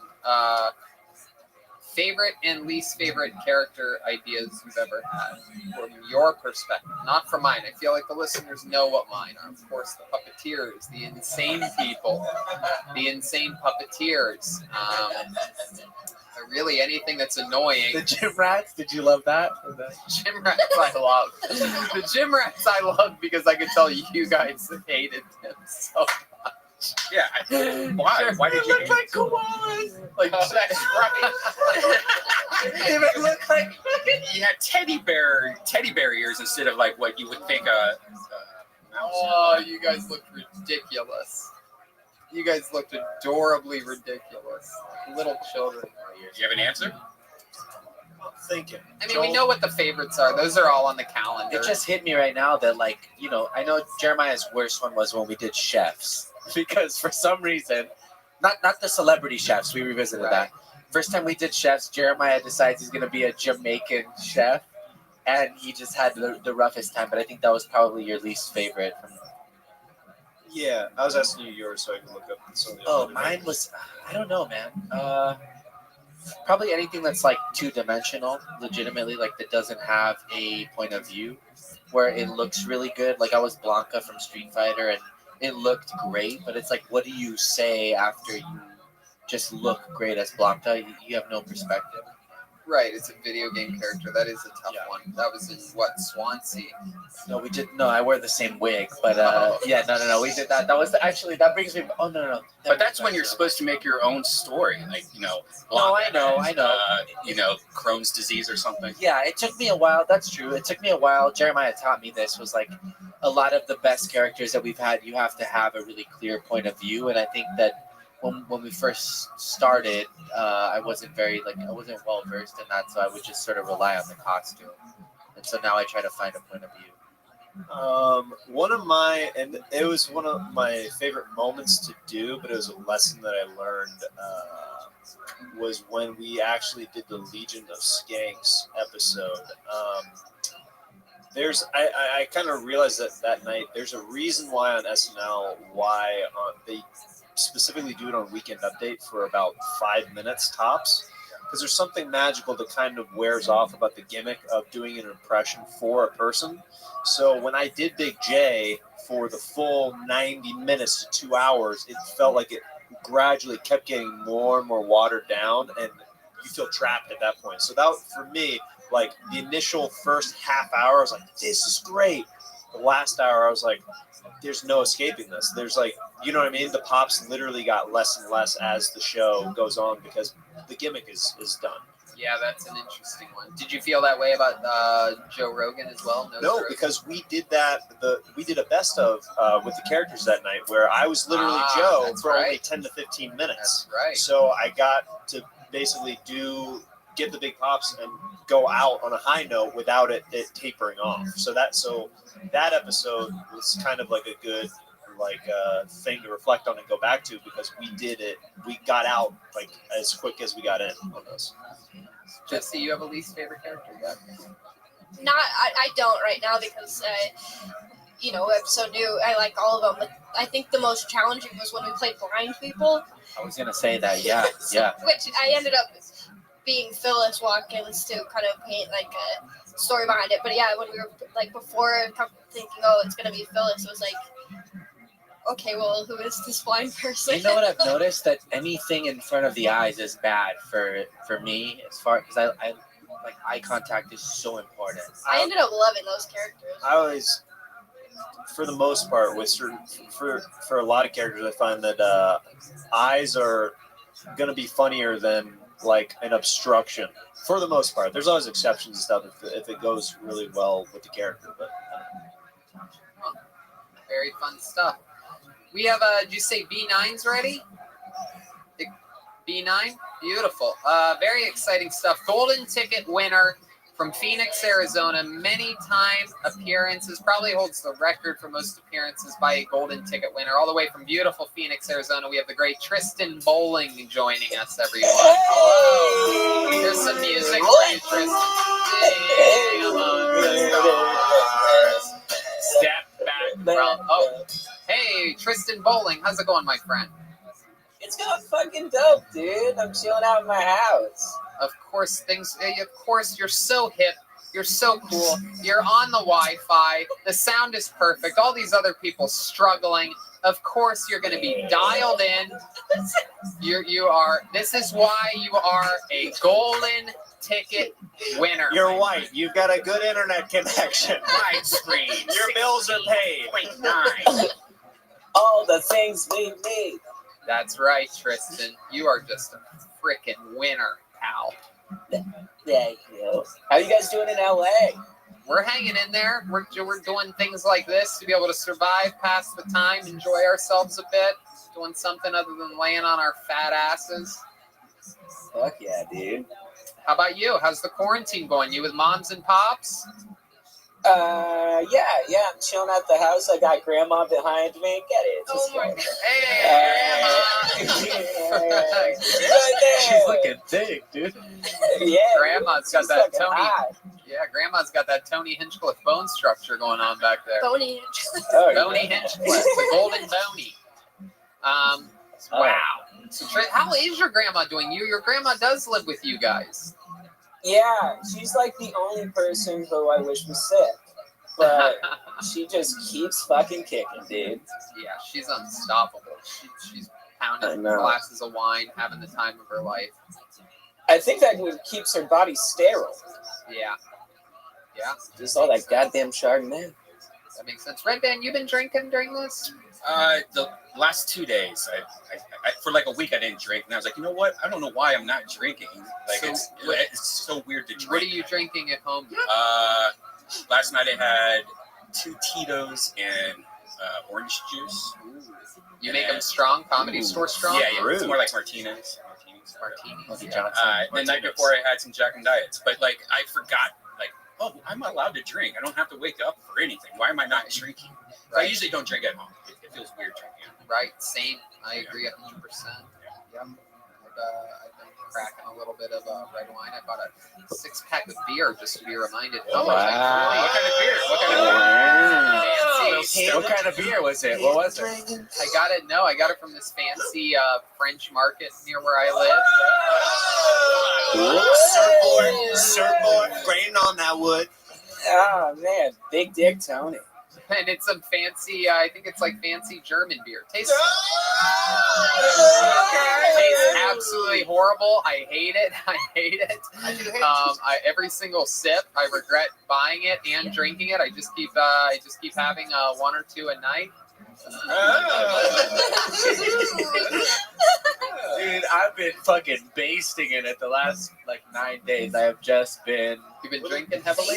Kind of, not heavily. I've got days where I don't, but You a gotta lot keep of your immune system up, man. You can't be micheladas. ¿Qué estás bebiendo? Estoy bebiendo cerveza mexicana, micheladas. Sí. One thing I have been doing is I've been smoking a lot of weed also, and I start coughing, and then I start getting paranoid, like, why am I coughing? And I forget that that's what you usually do when you smoke weed. I've been getting a little paranoid. I think we've all gotten paranoid at some points. Oh yeah, for sure. Every ache, every pain. If my foot falls asleep and I start walking, I'm like, oh my god, that's it. Right. They said soreness is one of the side effects. So Tristan Bowling, what's been happening? What's been going on over there? Give us an update on your life or anything you want to talk about. Dude, my mom is fucking nuts about this coronavirus stuff. She will not let me leave the house at all. And when I do, she'll get mad and shit like that. But I have to make excuses to get out of the house. Real shit, I'm just drinking beer in my car in the driveway. You gotta sneak out your window like a baby. Yeah, I gotta tie bed sheets together. You have a second floor bedroom? Yeah, I'm on the second floor, so I can just land on top of my dad's car.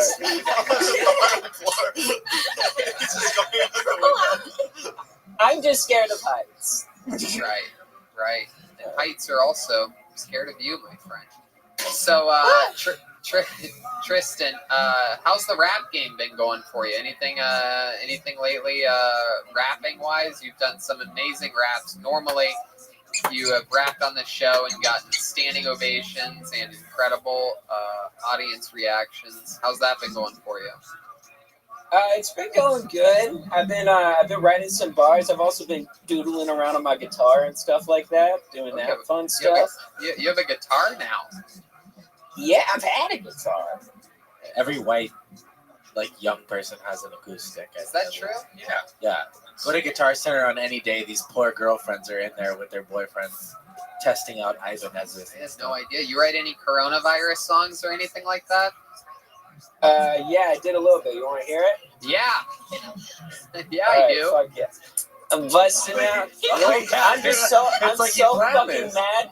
I'm so fucking mad that he said Ibanez because that's the exact same type of guitar I have. Hey! Oh my god. I'm a white boy to a T.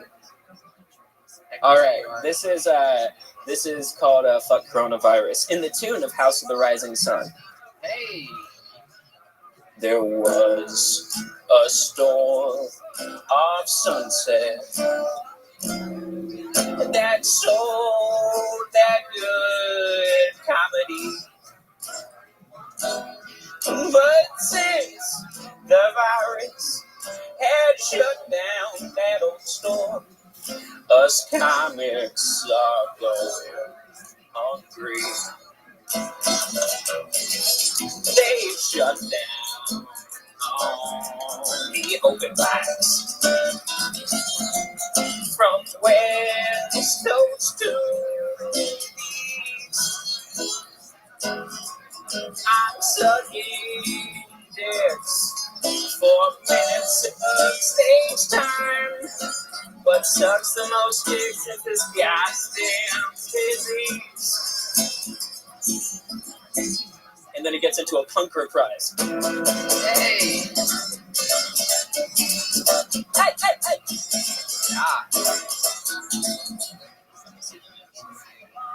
Ah. Let's. Yeah, we got it. All right.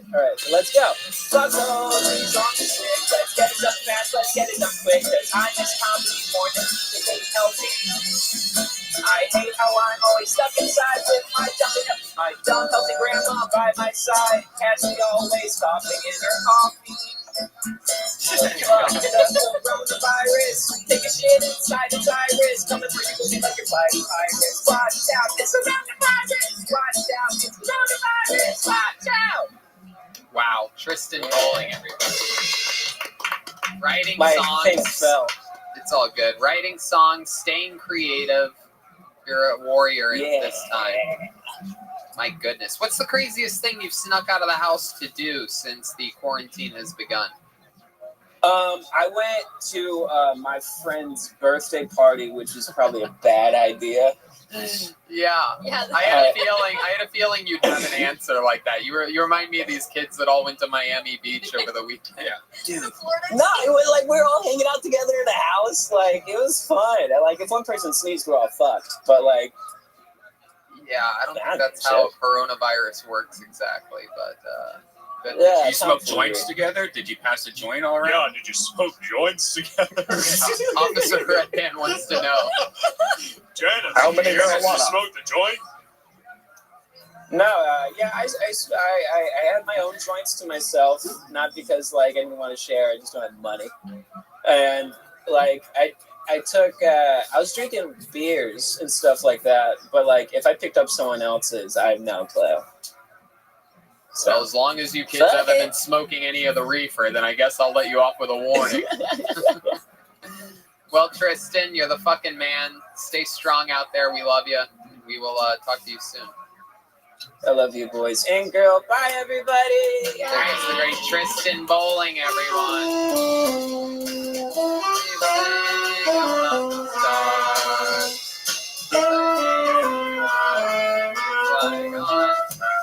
Jupiter and Mars. Hell yeah, that's fun. Tristan Bowling, golden ticket winners, Corona dinner. You just had Tristan open up for you at a couple of shows, right? Last time you were in. Yeah, I had an amazing weekend of shows at the Tempe Improv. My God, was that fun. Tristan Bowling and Ali Makovsky, the Jewel crew, run the Jewels, the Vape Pen army of me, Ali, and Tristan. All three of us jeweling like crazy in there. And yeah, unbelievable shows. He went out, got him guns a-blazing, local references galore. Ali Makovsky, who's just evolved into an absolute killer. No extra words on any of her acts. Smash, smash, smash. Thank you. Good night. And then, of course, me. You know what I mean? So, yeah, it was so much fun. It's been crazy. This year has been just absolutely unbelievable. Not only performance-wise and stand-up-wise, but also with Kill Tony, two of our by far biggest shows, and sold out massive theaters. And my God, that Venus de Milo ended up being huge, and Swansea and Vancouver was 1,300 jam-packed. Yeah, so crazy time for all of this to hit, but who knows? It could be every single downtick always ends up turning into something monstrous. So I'm excited to see what the future holds. Excited. I mean, life goes on. The gigs keep coming. I mean, every day, you know, my amazing agents are rescheduling things and working on things, and everything's still in motion. You know, I feel really bad for agents right now. They pretty much just got tax season overnight. You know, like I feel bad for Asians too, man. It's been a rough time. You know, they're being racist towards Asians. Yikes. Hey, William, back me up on this. My goodness. You're calling for William?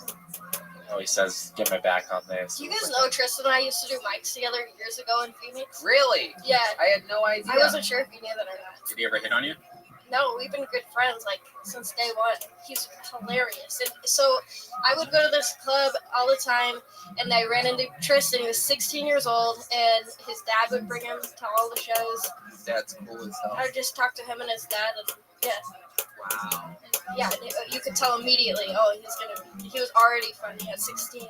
And now, I don't know how old he is now, but Yeah, he's got that amazing knack about him where he just writes and creates and doesn't stop. And you know, I recognize that in him immediately. Plus the performance, the energy that he brings, everything. He's a total package type of guy. Very, very, very exciting stuff. All right, let's take another question. Or should we, you know what? Why don't we go with our third regular? Can we do that? Ladies and gentlemen, yeah, let's grab them. We have a third regular, everybody. Everybody knows him, loves him, a compelling character. We never know what is going to happen. Make some noise for the great William Montgomery, everyone. Here he is. You hear that music, you know it's on. Here he is, William Montgomery, everybody.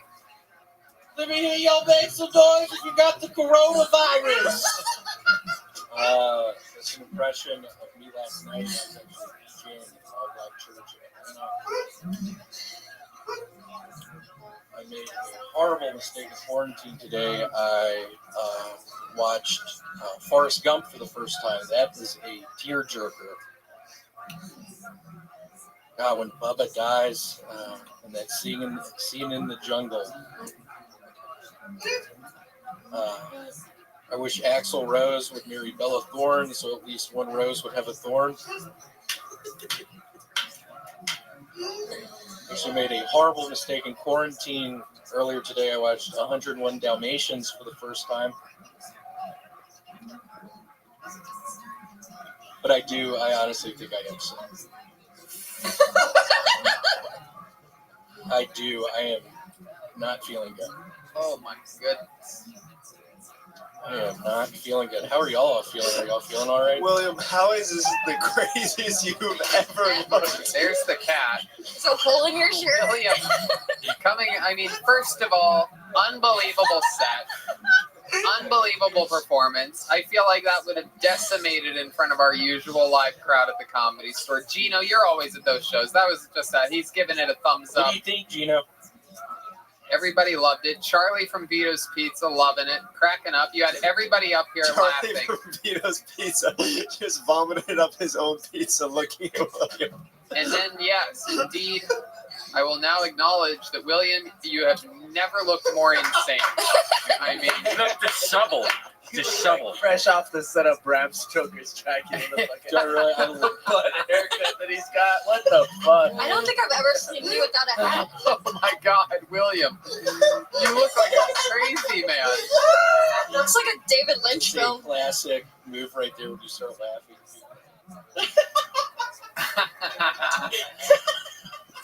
Wow, William, I love this backdrop. This is what people so are seeing, right? now. Just that black background.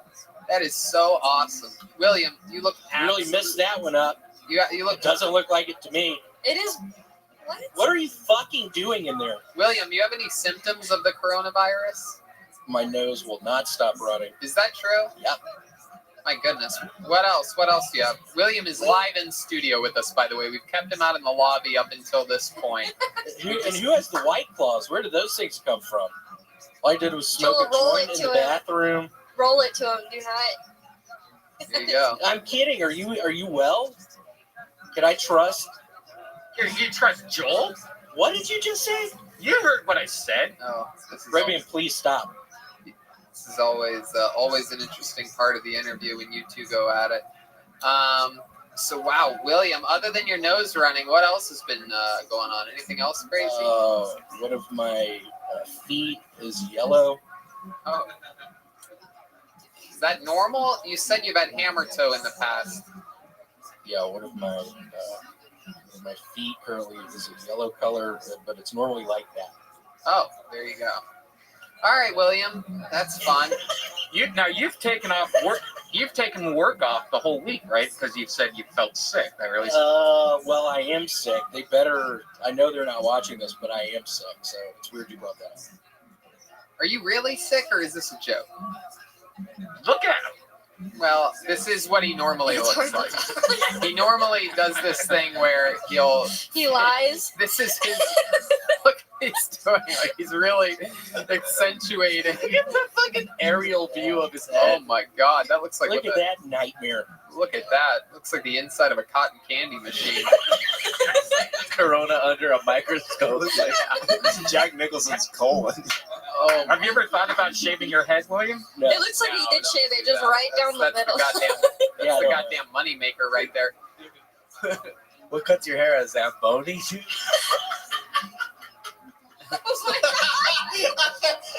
So let's have some fun here. William, you are performing in front of a green screen, and I told you earlier that we might use that for something, and we're going to. You have no idea what's about to appear in front of you or behind you, but we're going to run some things, and you just you react to it. Maybe keep the microphone in your hand, and you just react to whatever is going on around you and improvise. This will be a little improv game that you play, William, and you just roll with it. We're going to see what happens here. You let us know what's going on as it's happening. Here, get back in the screen. Oh, Yeah, that's really the only thing. So here we go. Oh, where am I? Tony Hinchcliffe's house. Where am I? Where are these hot dogs coming from? that is what my house looks like. There are just hot dogs. What is this house? So many wieners So many going wieners around. everywhere. Wieners inside of buns, if you catch my drift. Whose house Because is I this? am a gay man. Seriously, whose house is this? Why can't I fucking walk around Yeah, there's a lot of hot without dogs. this shit happening? You know I can't eat hot dogs. That's a lot of hot dogs between booty No, I cheeks. don't eat hot dogs anymore. Okay, is there another one we can perhaps bring up here? Let's see what happens then. Whoa! Oh my god!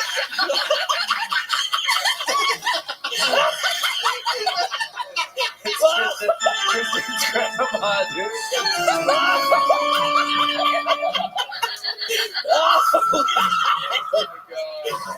The skeleton doesn't really want to touch it.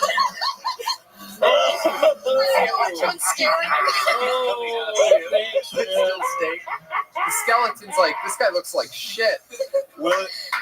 William, do the same pose so we can see the before and after. I don't think William even has a real skeleton underneath all that. All right, very good, William. How about, is there anything else? What's next? What do we have next for William? Let's see what we have here. Perhaps coming up next. William, get in there. Oh, look at that. Are you running for president? Let's hear your campaign pitch, William. How's it going? Go straight to camera. Atlanta, Georgia.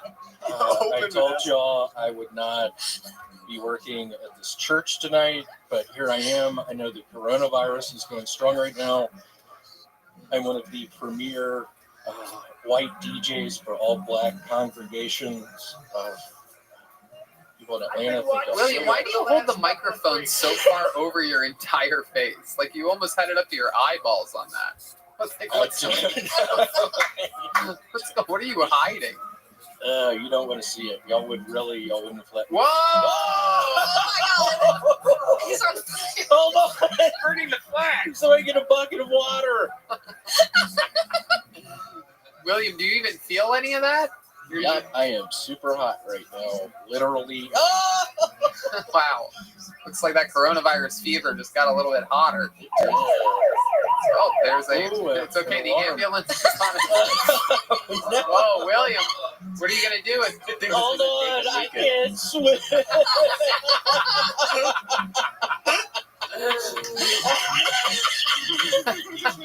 Am I swimming by right now?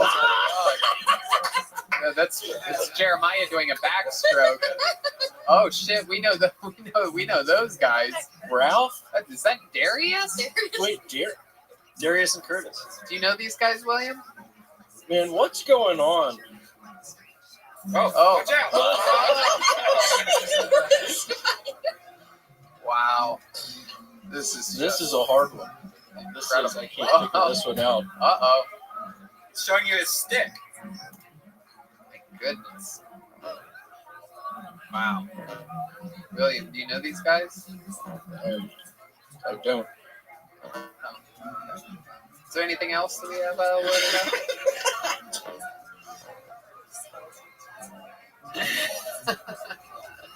All right, that's cool. William, What are your plans for getting rid of the virus that you supposedly have as of right now? Are you planning on doing anything? I'm planning on not sleeping. I've heard you can literally get it out of your body not sleeping. Oh, that's incredible. How long have you gone without sleeping? I'm currently on 48 hours. Well, you look like shit. I got the underarm. Oh my God, William! Oh, that's like brown. That happened today, actually. Why don't you It get was- like a different shirt? Why do you have that shirt on? Yeah, that was the one shirt to wear on the podcast. Because the shirt comes with that body type. You can kind of see my belly button in it a little. Is that your? Do you sell merch and are they all that shirt? It's just this shirt. If you want to get on my website, Peter Mendez. I don't know. I'm working on that one. We ever end up with A1?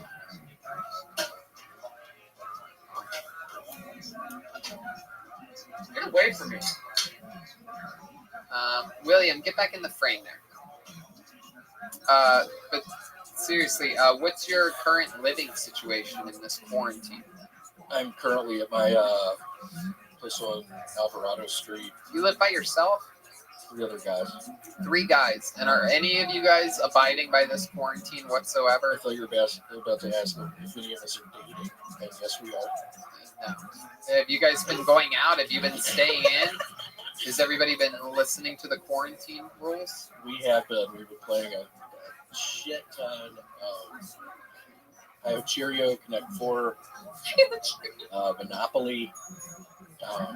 But no, yeah, we're taking it pretty easy. What piece are you when you play Monopoly? The hare. There's not. There is. Isn't there a rabbit? No. Is there not a I rabbit? thought you meant a piece of your What I thought, yeah. Like a wig or something. Looks like you're running out of pieces quickly. It's like an actual Monopoly board. They just keep getting lost. All But right. yeah, it's a pretty somber time right now. It's a really somber time right now.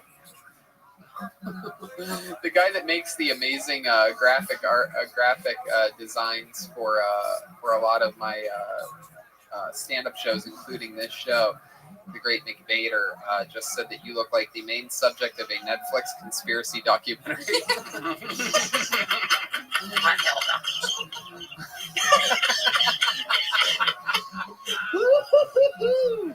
There he goes, William Montgomery, ladies and gentlemen. I mean, always entertaining. Bravo, sir. Bravo. What size t-shirt do you wear? XL. People, send some. That's good. That's good. It's a perfect amount of time to play William off. Listen, people, send some extra large white V-neck t-shirts to Double Comedy X, Store. Maybe black color, like instead of the white one where he shows all his stains. No, I like the white. He's just got to keep them clean. You just can't reuse. Everyone wears black. I like the fact that William thinks outside the box. Speaking of box, Better Box. There's no better box than Better Box. This place is amazing. We got Gage and Anthony Whitlock. Anthony Gage Whitlock. Gage and Falcon back there. Just absolutely killing it. We couldn't be more grateful. This is a squad that has been put together by, you've heard of them every episode, the great Gino over at Speedweed. And we're having an absolute blast, which is an important thing for us to get to do. Oh, A1 says she hasn't received a text. Maybe you got the wrong number. Maybe I wrote it down wrong. So let's look into Pull a number out of there while you pull a king out of the bucket. Are you texting? I already got one. Let's see. Who would win in a street fight between all cast members? Well, that's an interesting question. That is an interesting one. I have the right one here if you want to check it out for sure. Well, we definitely learned it wouldn't be Joel because he lost to William Montgomery in arm wrestling. I was handicapped. I was drumming the whole episode. I was gonna say it'd probably be up to me and Tony probably last 2. That's what I was thinking. And I think that with your current jiu-jitsu, we've grappled around a bit. And I think with your current jiu-jitsu, I honestly think you might have me. I think that I've seen you evolve in a way. How long have you been doing it now? Over a year, right? Yes, overall, but I've been at 10th Planet almost 6 months, 7 months. I would say Jeremiah or me, man. You guys not even in the mix. And honestly, Jeremiah's it's probably a hell of a Jeremiah. slap boxer, yeah. Yeah. I feel like David Lucas would just sit on it. Oh, but you would lose. You're not even in this conversation. No, I said David Lucas. Shit. Yeah, I would die She immediately. said she hasn't received a text or Get her. send her anything. It was like, Try it again. Jeremiah, before the slap boxing thing, you've never been in a fight before? Right. Because you fucking, it was crazy how you just kept looking forward, even when like, that's a hard thing when you're kickboxing and stuff, is like you get hit, people turn to flinch and stuff. You had this sort of like front vision, which is like was pretty kind of incredible for someone who's never been in like a fight before. You were comparing you to who's the spider Anderson Silva, didn't it?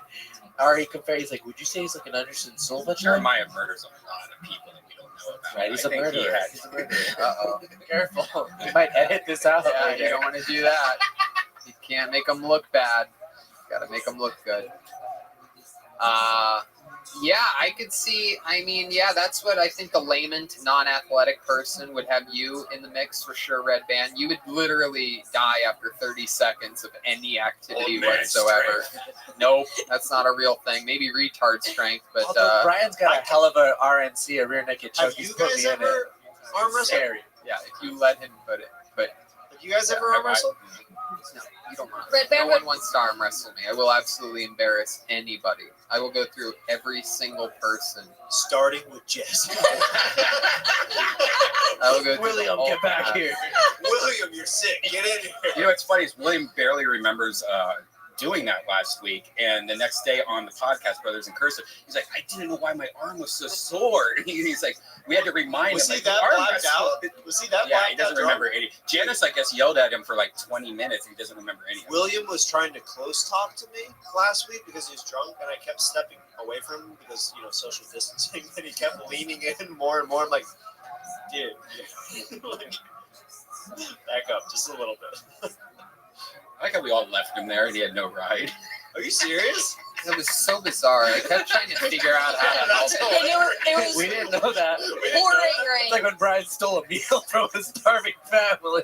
Oh, dude. What? Can we talk about Wait, that? what happened? I don't even know. Talk about No, that. we've never talked about what? I've never heard Where about was this. that? that. Was in San I was just Antonio. there. It was in San Antonio. Oh my God, that's right. What happened? He doesn't even remember. It was beautiful. Wait, I did something? Tell it. Yeah. I got it on it. Can we? Yeah, tell them? absolutely. Tell it. Wait, I stole something? Yeah. Okay. The funniest part was you were oblivious Right. to it. So shout out to Yoni at Best Barbecue on Instagram. He catered our green room. See, you know exactly what I'm talking about. Right. He catered this amazing barbecue where we all ate our fill, where we were stuffed. We literally couldn't eat anymore. So much barbecue. So much much extra barbecue. I believe we had to fly the next day. Yeah, we were flying out the next morning. Right. So So we couldn't take anything. we with can't us. take anything with us, and our nice waitress who we talked to just had a recent house fire, and she had to stay in a hotel with her family for the last 2 months, and they've been eating Jack in the Box. She told us, Which I did not know about. Their house burned down. Not only that, but she has like 6 kids, and 3 of them are hers, 3 of them are her boyfriends. They're all living The in- boyfriend's yeah. there because he's a diehard Kill Tony fan. She's struggling to make ends meet, working at the comedy club, and someone else made cookies, and I'm like, all right, well, you guys can have these cookies, and then there's all this giant amount of leftover food, and Brian put it all on one plate and walked out with it. Literally a banquet's worth of food. He's like, oh, you gotta have my emergency meatloaf. basically we were all like, we should we should let this family have it. Tony is notoriously nice. to different staff at different comedy clubs. He's always very accommodating, making sure that they're taken care of. But when I was away, to make sure that like she got these stacks of plates of food and stuff. Even like worse, she was like, "Wow, this is the first night we're not gonna have to eat like lettuce soup or something." Yeah, like yo, my kids have been chewing on the walls the last few weeks. So all of us are feeling really good about ourselves, and we're like, "Yeah, we did it." And then Brian goes, "I'm hungry." And he grabs a stack of barbecue. It's enough food. Literally, he's like, well, just in case I get hungry 4 times tonight. There's enough for like 6 kids, dude. Starving family. It's like a house fire's worth of food right here, dude. What the frick? I could ruin this story, but it's funnier that way. What, you ended up giving it to them in Well, the no, end? I ended up, when we were eating the barbecue, I didn't eat that much. 'Cause Wasn't not as going good to. as the So I barbecue was, like, from hungry to yesterday. get later. And so I didn't know anything about this like waitress and shit like that. And I literally made like a regular plate. They're saying it's a bunch of shit, but I made a regular plate. But the funny thing is, I didn't You had to hold it with 2 hands. I remember. You were like walking in front of You us. walked out like Atlas styrofoam container. The guy who holds the world on his Atlas? Are you saying Atlas? Yeah, Brian walked out like Atlas. Barbecue? But the funniest thing is, I didn't even eat it. I just left it on the nightstand. That's even worse. you didn't even enjoy it. You just took it and then didn't. The kids were licking bones that night. They're like, "Mommy, this is delicious." The good news is they ended up getting all the food because they ended up digging in the dumpster at the hotel the next day, scrounging for food. Oh God, that's so fucking funny. I forgot about that. Oh my God, we were laughing our asses off, and like it was one of those things to where like I think you thought that we were like making like we didn't told me, by the way. Yeah, but- One of you yeah, kind of just said, wait a I second. know. I was like, did you guys tell him? Brian had no idea. I didn't do that. In his By the defense, way, he I flicked the waitress off as a joke, and you guys, that's even more weird. You took the food and flipped her up. It was way funnier this way. Like though, as hard as we were laughing that night, we laughed that night and the whole next morning about that. So sometimes it's just worth it. By the way, black cherry is the best White Claw. It tastes like pretty good. Cherry Jolly Ranchers. Wow, things that could have been overheard in Miami Beach this past weekend. The coronavirus, guns ablazing. It has been chosen Black Cherry White Claw is the best of them all. You good on A1, you think? Really? Oh, wow, what a special treat. We are going to go in right now to Kill Tony Legend, ladies and gentlemen. The one, the only, from Northern California. The great Nicole Tran is now joining us live on Kill Tony. Hello, everybody. Oh, hello, Nicole. I can't quite see you on our monitor here. Hold on just 1 second. This is so exciting. Oh, wow. Look at you. Oh, my goodness. Hello, Nicole. Are you on the Wi-Fi? Hello, are you on the Wi-Fi there by any chance? Wi-Fi, yeah, next to the Wi-Fi. Okay, very good. You're next to the tower and everything. Are you sending JPEGs every 3 seconds?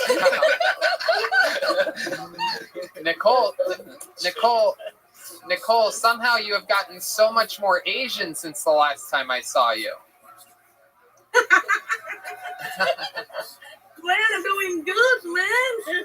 I love Stuck in it. the house. I know. How are you holding up during this quarantine? You doing good there? Man, I'm stuck in the house with my mom and my sisters, man. Oh. I am now like a Cinderella, except Prince Charming way outside. It's like a PowerPoint presentation. Is everyone seeing what we're This is seeing? like a webcam murder movie. This is incredible. This is mind-boggling. Dude, the This is like a manga. The Grudge 4 sucks. Wow. So, Nicole, a question for you. What type of Asian are you? Are you from China or Japan or? I'm Vietnamese, man. Oh, that's right, Vietnamese. How do you feel about Chinese people, especially now that they have been, according to many, responsible for the release of the coronavirus? How do you feel about Chinese people? It's pretty sad, man. It's like the universal effects, man. Affects on everybody. Yes, it's true. Absolutely. What does your sister and mom do for work? Do they have jobs? They make textiles or something? No, my sister worked for a computer company, sales. That sounds about right. And How one about your for XR. and how about your Human mom? Resources. Oh, okay. How about your Oh, mom? my What does mom. she- My mom, she cooks, man. Oh, She's very religious. Oh, what At religion? 4 o'clock. Yes, at 4 o'clock she prays to the Buddha, man. She bangs the drums. Heck yeah. At Is 4 that right hand o'clock. real? Is that a your little baby? Look at that. Just like that. And I'm sure the Buddha up there saying, I don't get up until 7. Wow, Nicole. Incredible stuff. So, when's the last time you got to perform stand-up comedy? A week ago, man. Oh, I still do the Zoom thing every day. All the comics invited me to do it, man. What's the Zoom? Oh, it seems The like a Zoom. You website do where it's a bunch of webcams. Video conferencing, like online. between multiple people. Oh, okay. That makes sense. All right, cool. On the Zoom. I missed your show, man. I know. We miss you too, Nicole, tremendously. Last time you were on, you I have a new song for you today, man. Oh, you do? Okay, let's hear it. Absolutely. This sounds great. We love songs. We love new songs. Here's a new one from Nicole Tran, everybody, live here on Kill Tony Quarantine. Go ahead, Nicole. Somewhere over Encino,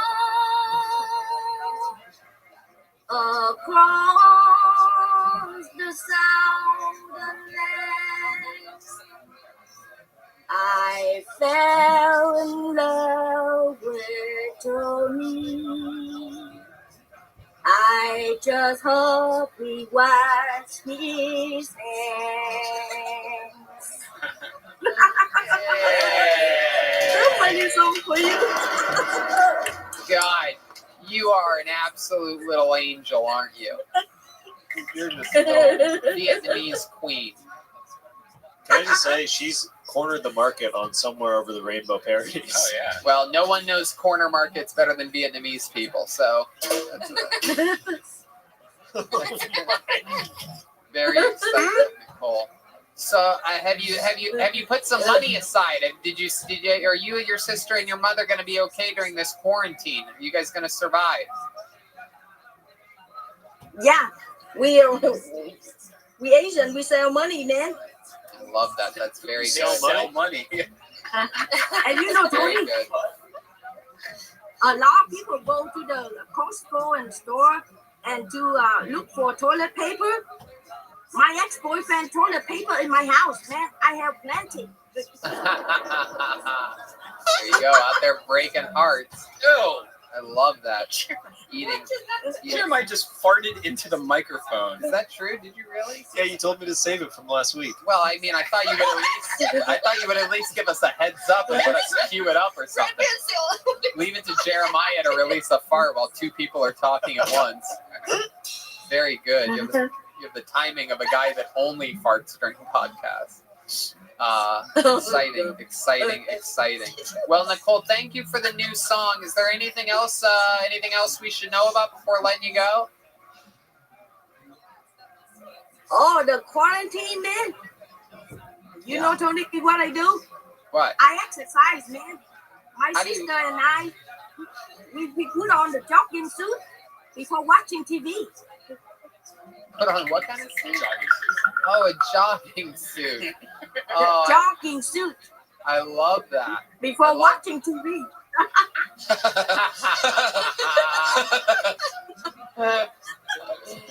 Oh, you guys are adorable. Well, Nicole, we absolutely love you, and we will talk to you soon, okay? Thank you. Stay Thank strong. you for giving me time. You got it. You're the best, Nicole. We love you. Bye-bye. The great Nicole Tran, everybody. There she goes.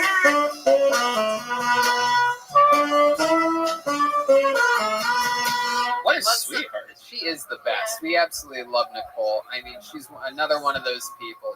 She's just got it. She's got that extra element of, especially obviously in live audiences, really, really knows how to work a room, gets them right from the get, maintains momentum the whole time. Really good at using her accent and Asian capabilities to her advantage. Plays right into all the stereotypes and everything. Let's just jump right into a D5 if you have it loaded up. Oh, okay. Okay, cool. All good. Got another question? Yeah, what's our favorite podcast to listen to other than Kill Tony? Jeremiah's is definitely Jeremiah Wonders. He has a new episode out with Jesse Johnson. Oh, look at that. Overexposing our sweet little angel already. Look at that. All the mystery and mystique of Jesse. I spilled it all. Oh, no. The all the beans have been secrets. spilled. Hey, who the fuck is that guy? Who is that? I didn't even know that guy. Who's that guy? Hey, oh, is this the JPEG? Oh, that's the boyfriend. Oh. Is that a Nicole I've been listening to Hot Boxing with Mike Tyson. It's really good. Wow. It's fucking amazing. How about you, Jesse? King of the Sting. That's a good one. My roommate Chappelle Lacey's on that now. Absolutely. Killer podcast. Spoiled the Beans with Derek Poston and Hassan Ahmad. Yeah, that one's Love great those too. guys. I like Stevie Weeby a lot. Oh, Stevie I was just Weeby. on Stevie Weeby's. That was Yay. fucking loved it. Yeah. What a great guy. He's the best, yeah. dude. Guys, I check love out him. Stevie Weeby. How about you, Red Band? Anybody else? Any other podcasts? I really like everything Tom Segura and Christina do, but my out of nowhere podcast would be called Ear Biscuits. If you're good Mythical Morning fans with Red. I've been listening to Hey, there he is. The great and powerful Dom Irera is joining us on Kill Tony live. How you doing, Dom? Oh, hold on. We just got to get the audio tuned up. Hold on 1 second. Keep talking. It's on I his think he end. has it muted. You might have that. Hold on. We can't hear you, Dom. You might have us muted. Can you hit a button on there and unmute us? We might be muted there. Oh, it might be the headphones. Can you unplug the headphones? Unplug them from the jack on attached to the thing there. Hello? Yo, what up? It's like the opposite. How are you? Dom Irera. You look great. Hold on, we can't hear you. Well, I'm just watching Kill Tony, big dog. Feel free to enjoy. He loves us. You're like one of those sign language people helping out all these politicians right now. We're working on getting the sound going. Hold on. Wait for us, Dom. Hold on. We're going to get this to work here. If this is your cell phone, you could just unplug it and use your microphone and headphones on your cell phone. Is it a laptop or a cell phone? I don't think those headphones have a microphone. The cell phone? Oh, it is a laptop. It was working. He's doing hacked out. He's killing it. He's absolutely being hilarious. However, we are waiting to see if we can get sound. They had sound earlier. He's making funny faces. That is right. Absolutely. Yes. Yes. He was on the Golden Girls, I think he's saying. Yes. Absolutely. Hey, Arnold. Hey, Arnold. Jerk me off, Arnold. Yeah. Hey, Arnold. Did he just spit on his Spit on his hand. We have almost everything in order except for sound. One of the more important things in the podcast and Such an entertainment world. iconic- We're so close. I can feel it, Dom. We're going to have you in here any second. I know it's going to work.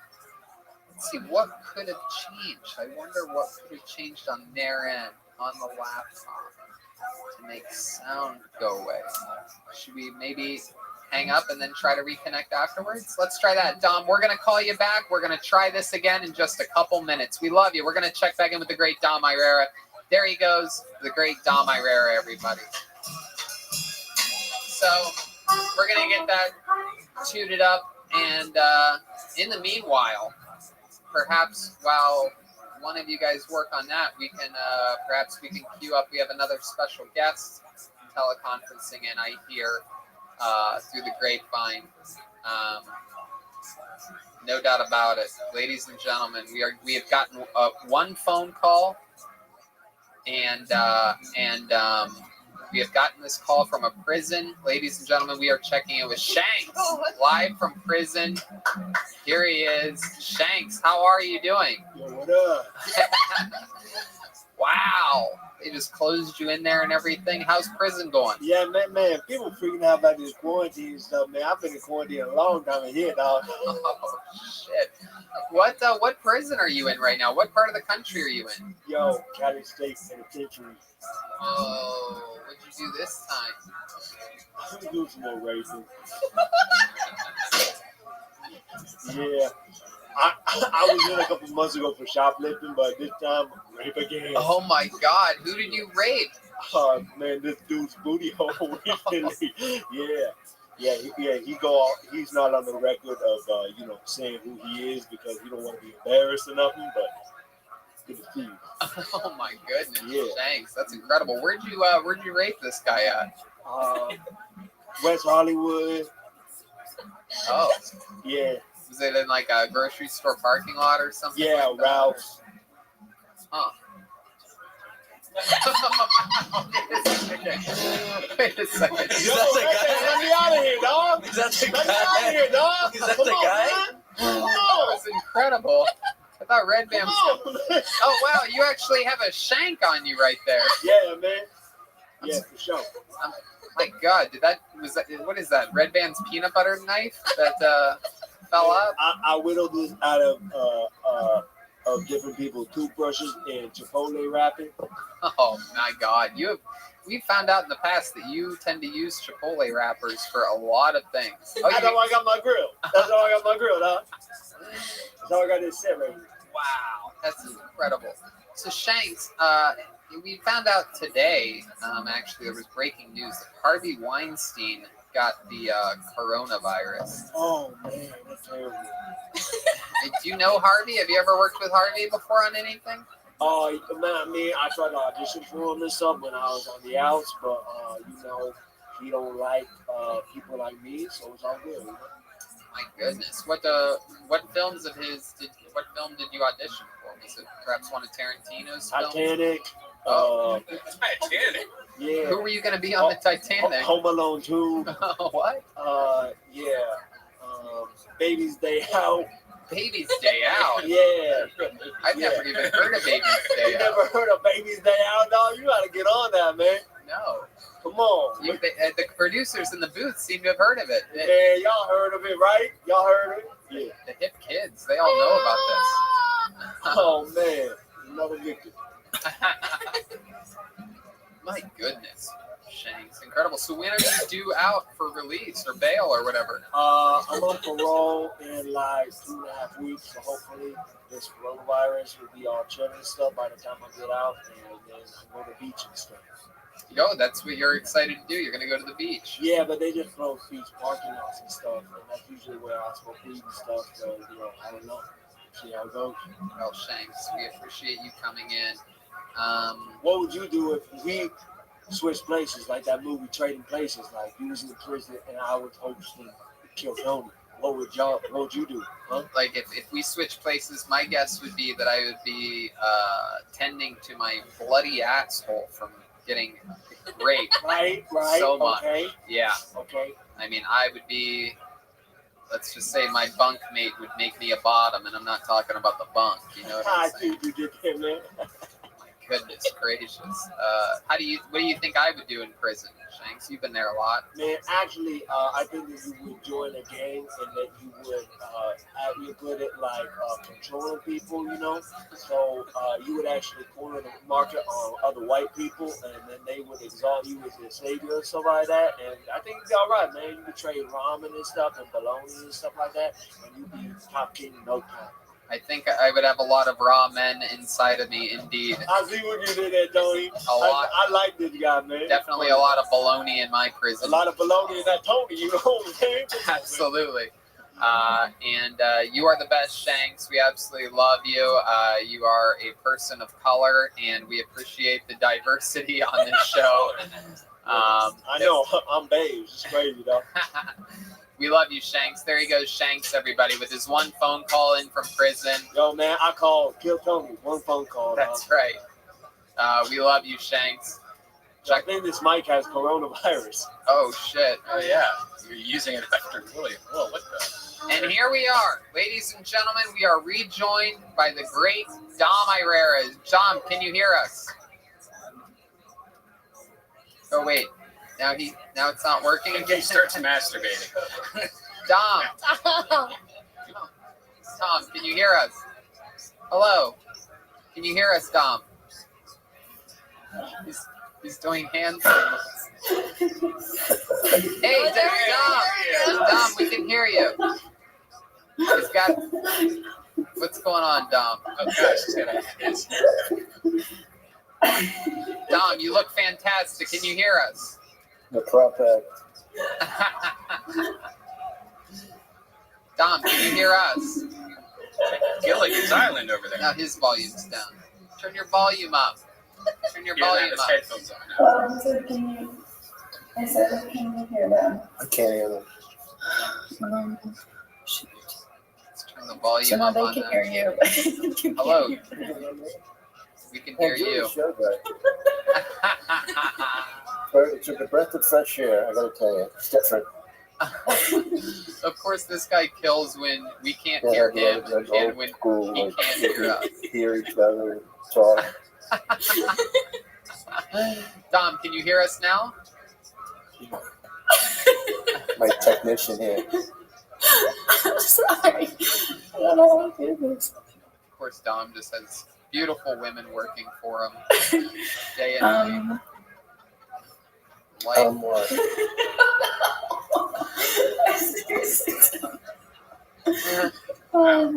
Here, try it with the headphones.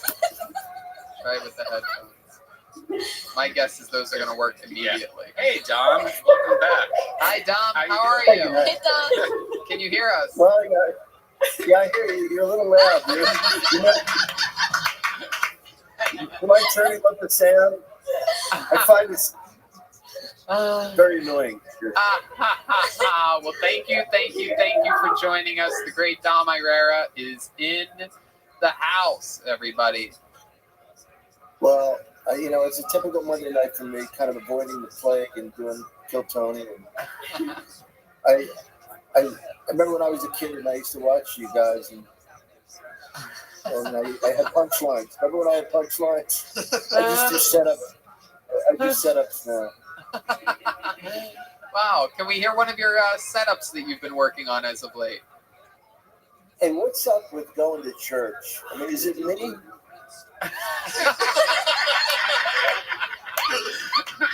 Thank you. Oh, God, you are the best. I used to be when you could hear me. Yeah, no, you were killing it with. You were killing it when we couldn't hear you, and you were also killing it when you couldn't hear us. You were doing great on both, all three formats. And now that we can all hear each other, you're still killing it. I promised myself I wasn't going to cry, but you always somehow get me a little sappy. And I'd like to do something I've never done before. I'm going to end my show right now. However, remember this, you mother. Yes, Don. I was also Bosco Cellini in Boy Meets World, though. Don't forget that.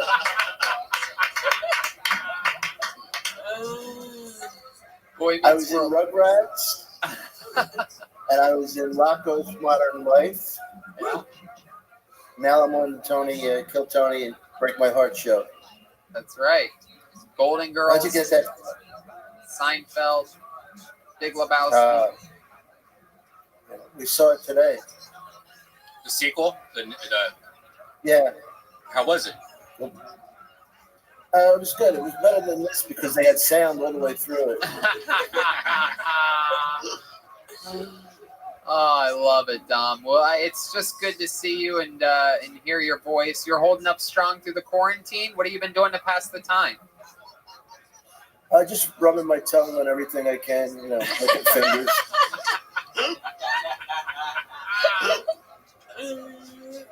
I walk on the wild side, home slice. I love it. You certainly do, sir. This is the hottest cam girl I've ever seen. Yeah. Yeah. Well, it's important to stretch before you do this. Stretch my cock. Well, Dom, we absolutely love you. Thank you so much for joining us. Such an honor. I was in the neighborhood. Stop it. We love you, Dom. guys. Thank you Love so you, much guys. for popping in. We'll see you soon. Have a great Love you night, too, pal. man. Stay safe. Thanks, The you great, too. the great Dom Bye-bye. Irera, Thank ladies you, and man. gentlemen. Dom Irera.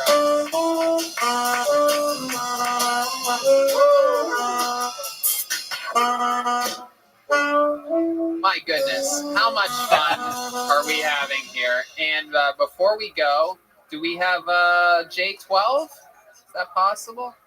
Let's link up with J12 and then we're going to get out of here. So much fun stuff. I can guarantee you that we're just going to have some more fun next week. We're going to do this again.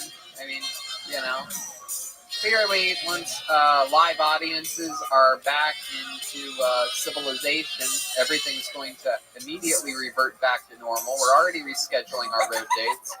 We have a blood oath signed with the Comedy Store that I Dom doesn't know that Skype is still on and he's it's okay. He's not on the screen, right? No, he's gone. oh. So as soon as everything is back to normal, our format will go back to normal. But we're gonna keep having fun in the meantime, giving you guys something, giving us something. Well, you know, Jesse actually said it after last week's episode at the Ice House. I believe it was you that said, I forgot for a little bit that there was a pandemic going on. And it wasn't even until you said that I realized that I had forgotten that there was a pandemic going on. And like that entire time. And so it's just sort of fun for us to break the monotony of everything else that is going on. Uh-oh. Wow, that's J12 if I've ever seen it. We are in the lair of Ryan J. Ebelt. Ryan, can you hear us? Yes. Yes. Hi, Ryan. There it is. The classic voice of Ryan J. Ebelt showing us tonight's drawing. Look at this. My goodness gracious. Wow. You squoze everybody in there.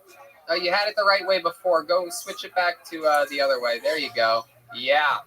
My God. Can you zoom in at parts? Let's get in there. Let's see. We got Tristan bowling bottom left. We got, wow, look at that. William Montgomery, even with his updated down to the hair on William, you nailed it. Absolute. That's David Lucas, without a doubt. The great Nicole Tran. My goodness, you did this fast. Red Band looking good. Yeah. Absolutely. Tony Hinchcliffe. Look at that guy. Pandemic Tony right there. Why do I look like one of the homies? the homie cartoon. Michael Lair with those awesome glasses. And yeah, we got Demon Bird. And wow, look at Jesse and Jeremiah. Ryan J., you are a goddamn national treasure. You are unbelievable. Yeah, thank you. And it is mind-boggling. And you got a sale going on right now, so you go to RyanJEbelt.com. All your stuff's on sale. Yeah. I'm pushing paper. And I've noticed lately you've been doing a lot of live streaming while drawing lately. Where can people find that also? It's on your Instagram or is it? Yeah, on my I'm going to try and announce them more. I just kind of did it whenever I felt like I had some time. So. Absolutely, man. Well, people will put on your alerts and check out Ryan J's drawings on Instagram at Ryan J. Ebelt, right? On Instagram? Yep, that's the one. And we love you so much, Ryan. Thank you so much for everything that you do. Another absolutely incredible drawing. And yeah, thank you. RyanJEbelt.com for friends, posters, everything from the past. We did it. This is another episode of Kill Tony Quarantine. Put that down for your own pride, please. Say it, Jeremiah. Good God Almighty. Wait, do we have time to talk about why Jeremiah farted in the microphone when nobody was looking? It was sort of next week. Yeah, maybe next week. Jeremiah has a new episode of Jeremiah Wonders out. You know everything about him. He's Jeremiah Stand Up on social media. Jeremiah Watkins on Venmo. He'll literally sell you his soul, clearly. If you want to buy a percentage of his soul, he will sell it. He will sell absolutely anything to you. Jeremiah Watkins There's still calendars on YouTube. Yeah, for those of you that want to memorialize 2020, literally the worst year in the history of human health, you can still get a 2020 calendar featuring the Milkman and Shank. For all you people that lost your job, spend your last 29 dollars. Yeah. Tony and I were saying that you could mark off all the days of how bad this year has been. Right. You can mark off when all your favorite relatives died and all that. So there you go. Wow, that piece of paper is. I mean, I've never been able to have it on video. Me losing respect for you, quite like this moment right now. That the fact that you made that for this, and look how far away the camera is. Nobody can read it. It was all for nothing. It's just mind-boggling. You made that. Here they go. Look at that. Come on. Look at that. Absolutely embarrassing. Tilt that camera to the left. Let's make some noise for the great Jet Ski Johnson, everyone. The Queen Bee. Rose-colored glasses. Kicking all the asses. She's Jet Ski Johnson on social media. What else, Jesse? It's the worst Women's History Month ever. I just realized that. They all suck. Shout out to all the women out there. Is that a month? Did they get a whole month now? We've always had March. March is like Women's Month. Oh, yeah, because they're always marching for things. Exactly. It's the feminist month on the calendar. Oh, my goodness. Did the men have a month? You guys don't even know that's how bad it is, despite the corona stuff. We need to bring awareness. Anyway, I don't didn't march. realize that, and perhaps my lack of awareness, maybe we should get... Maybe we should try to get Feminist Stacy in here at some point in one of these upcoming episodes to talk about it. I'm sure she's going to be mad at me for not knowing that this was Women's History Month. Yeah, you recorded saying that now. I'm in big trouble. Yeah. How about a big hand for the backbone of the band, the one and only Joelberg Joel Jimenez, everyone. Joel's mostly sorry on social media. Of course, he's an official Ludwig artist. And Joel, anything else? Oh, strange times. I love you guys. It's all it's positive energy, man. Let's get through this. See you soon. We definitely will. Shout out to everybody that was on this evening's show. Nicole Tran, David Lucas, Tristan Bowling, Michael Lair, Ryan J. Ebelt, Dom Irera. Shout out to Better Box Studios, Speedweed, Go Girl, and the Damn Good Candle Company. Yes. Huge sale on everything Ryan J. Ebelt. Remember, episodes coming soon. The 2 Ventura episodes. We're sort of spacing them out since they will be the last 2 episodes with a live audience released for a while. So expect Ventura number 1 tomorrow. That's Tuesday, the 24th of March. And we'll send that next one out the week after. And we'll throw these out in between at some point. And we are doing still podcasts at Death Squad also. So if you are bored, we have Brothers in Cursive, which is David Lucas and William Montgomery, and Brian Holtzman's podcast. And I've been doing the last 4 days a new podcast, which is just me playing VR. It's called Virtual Red Band. You can find 4 episodes of that right now at youtube.com/redband. Remember, your Miami Kill Tony tickets have automatically transferred to July 31st. If you can't make it, they're going to give you a refund. And July 31st and August 1st is an entire weekend of me doing stand-up comedy shows and Kill Tonys in Miami. Also, the Road to Kill Tony Mania was announced here. That's Sacramento, October 14th and 15th. And Kill Tony Mania, back at Cobb's for the 3rd year in a row. 5 shows, October 16th, 17th, and the 18th. And I also recommended some fun things for you to watch. Wild Tales. Don't sleep on that one. That's something you'll be able to recommend to everybody for the rest of your lives. Check out the Tiger King so you can understand all the jokes that we do about it next week. McMillions, Succession, Ozark. Why not watch Pink Floyd reunite in London 2005 after being a broken up band for 30 years? Live Aid. I've seeing Brothers in Cursive on Wednesday. Oh, you are? Shout out to Catherine Williams and Connor Schutte for Venmoing me. Catherine Williams said, "I heard your soul is for sale." Oh, wow. How much did they give you? Oh, $1. Wow, look at that. That's literally all it takes to get a shout out from Jeremiah. And on Connor, his tell show. Tony you made money from holding that paper up tonight. Thanks for the laughs. Wow, was that $1 too? $1.69. Wow, the absolute bare minimum. You're letting people heckle this show for absolutely nothing. Thanks a lot, guys. Be safe. Have a good night, everybody. There you go. Sure. Good night, everyone. We'll Love see you you guys. next week. Tell your friends.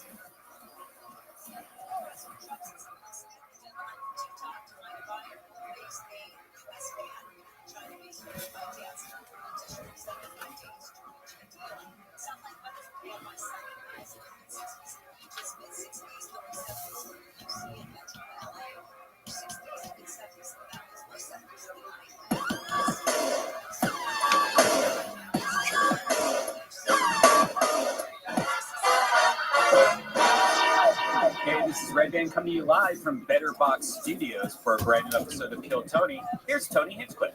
Hello, everyone. Welcome back yet again. Here we are, live, Better Box Studios, Kill Tony, formerly the number one live podcast in the world.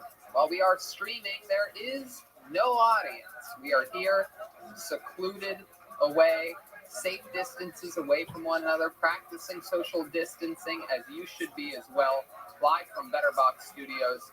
Shout out to Better Box Studios, an unbelievable place. Gino from Speedweed, one of the legends of Kill Tony, lets us coop up here and stream live out of here, practicing safe social distancing. Shout out to Vito's Pizza, our boy Charlie, keeping us fed, keeping us hungry.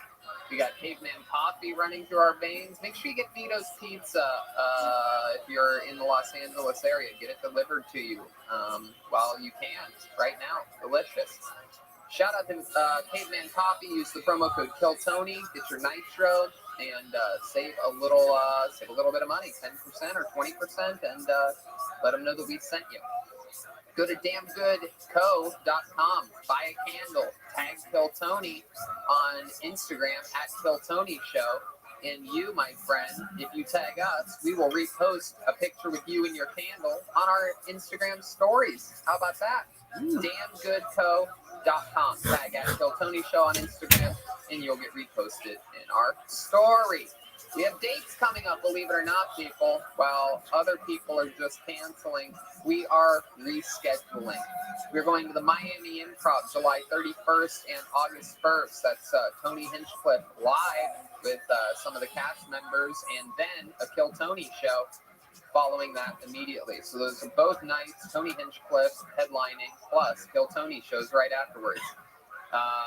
Moon Tower Comedy Festival has been rescheduled to September 16th through the 19th.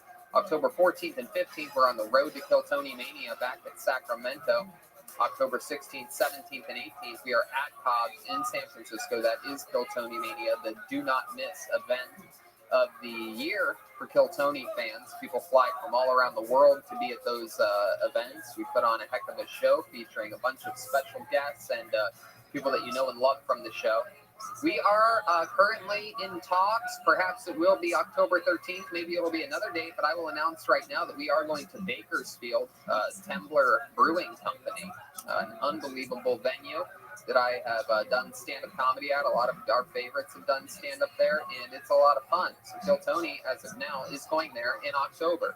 October 30th and 31st, Tacoma, Washington. That's your big reschedule. We had sold it out, packed it out. It was supposed to be last weekend. It's now Halloween weekend, a special scary episode of Kill Tony. Washington, D.C. We had so much fun there just recently that we are going back in almost less than a year. November 19th, 20th, and 21st. That's a Kill Tony on the 19th. Tony Hinchcliffe and Kill Tony on the 20th, and Tony Hinchcliffe and Tony Hinchcliffe on the 21st. 2 stand-up shows on that Saturday. Fun fucking times, ladies and gentlemen. Everybody's under quarantine. We've not missed a single episode. While we had to turn down, of course, having our audience that we love and feed off of, we have had the last 2 episodes be a little bit different.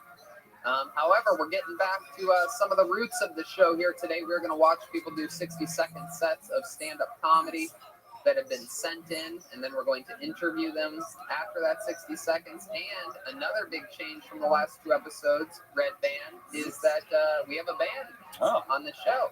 And while the band has been themselves the last 2 episodes, a special surprise for those of you watching the stream and listening to this podcast is that they are back in character tonight. We don't know what they're going to be. Well, I guess Red Band sort of does because he gets the music beforehand, maybe. But I don't know what they're going to be, and I'm excited to find out who's joining us tonight. Ladies and gentlemen, they've been getting ready in an entirely different room. They are in character, and I present to you, without any further ado, the best damn band in the land. It's the Kill Tony Band. Jeremiah Watkins, Jesse Johnson, and Joelberg Joel Jimenez. Everybody, here we go. Let's see what they oh my God. Mama's got some sweet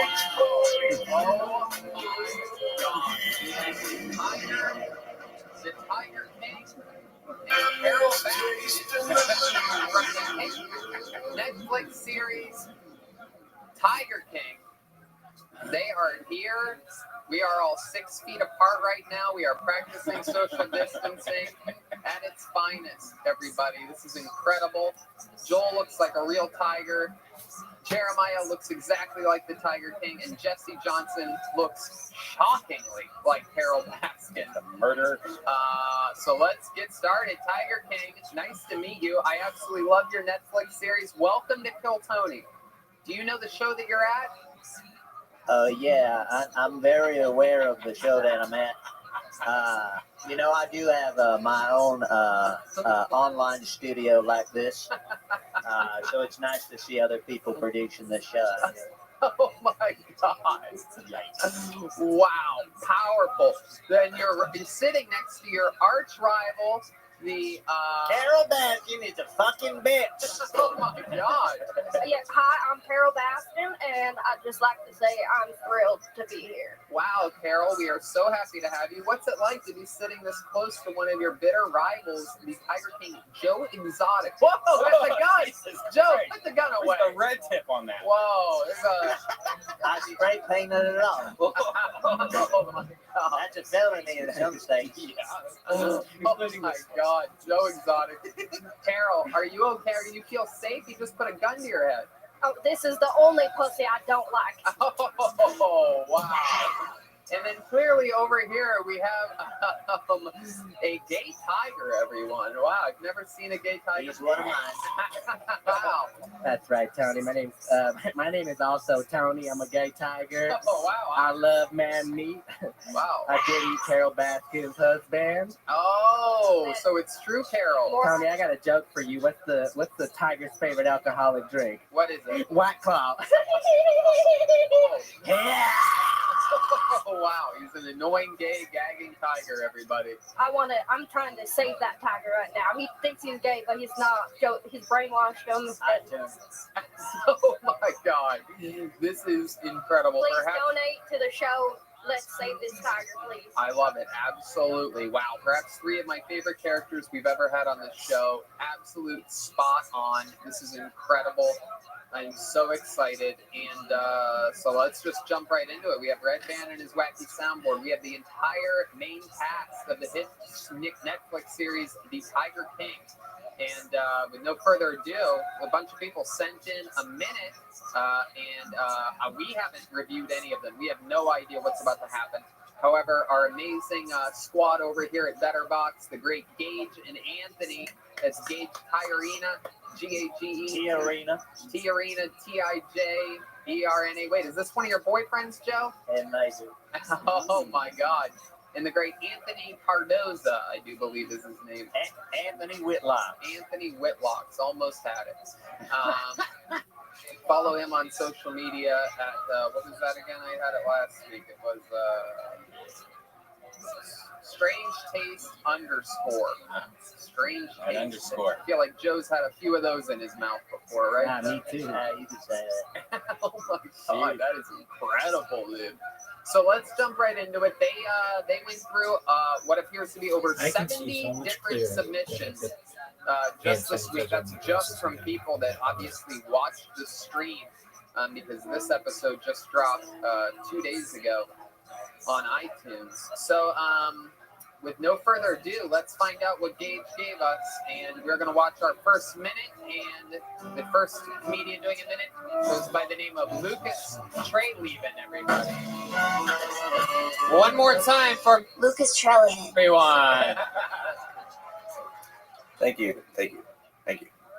So I have two dads. The great thing about having two dads is that they don't give a fuck about you or what you're up to. Yeah, for real. It took till yesterday for one of my dads to text me, "Hey, how's work?" Yeah. To be clear, my dads aren't gay. It's just me, my dad, and my stepdad. And don't even try it. I've already bought the rights to that porno name, so that's for me. I am lucky though. I have been working from home during this, and the great thing about working from home is you don't really work. You just get paid to wake up to your alarm clock. Like, for real, I think at this point I sent more dick pics than emails. It's been a really horny time during this crisis. Honestly, I find myself in my DMs saying shit like, as per my last dick pic, can we maybe push up the nude deliverables to ASAP? And maybe we'll circle back on the question about your family. Cheers. Wow, look at that. Exactly 1 minute from Lucas. Oh, yeah, that is In the Jungle from the hit band The Tiger King. Lucas Treleaven. Am I saying that correctly? Yeah, Treleaven, like the number. Hi, Lucas. Yes, just the number. Comes up for 10. Everybody knows it's 910 Treleaven. Welcome, Lucas. How are you, my friends? I'm good. I'm great. Happy to be here. We appreciate your submission. Was that the first time you've ever done stand-up comedy, or? Actually, no. Over the past 2 years, I've probably done it like 20 times at random open mics around where I live. Where do you live? I live in Toronto, Canada. Oh, wow. Look at that. Joe's Corner. Yeah, absolutely. Can I just say I appreciate the production value that went into that. Me being, having a hit show online like my show. I love even the backdrop that you have, and even the professional microphone that you're using, because I'm guessing there's going to be some people calling in on their phones later. That's a good point, Joe Exotic. Thank you. Joe Exotic, you seem like you might be in his type. Have you ever hooked up with a man before, Lucas? I have not. Well, that doesn't make you not gay. Yeah. So. Do you like meth? Yeah. You ever fucked a tiger before? That's actually what he's into. He's into straight guys that actually don't want to fuck him. So you might be perfect for that. I'm looking at you, Red Band. Hey. So let's talk about your set for a second here. You have two dads that you live with? I don't live with either of them, actually. I just hang out with them sometimes. And are the moms still in the picture here? No, so my mom actually passed away last year, so that's how I came to have two dads. Did she find your dad fucking another guy when she died, or? Wow. There you go. Red Band. Red Band didn't listen to any of your set at all. No. Neither one are gay. Have you looked into Carol Baskin being the reason that your mom is dead? Okay, now that's just crazy. I think Carol Baskin murdered your mother. Can I just say it? I'm saying it. Here we go. Bitch, Carol, I'm gonna. Whoa! Put the gun away. Tony, get down. No.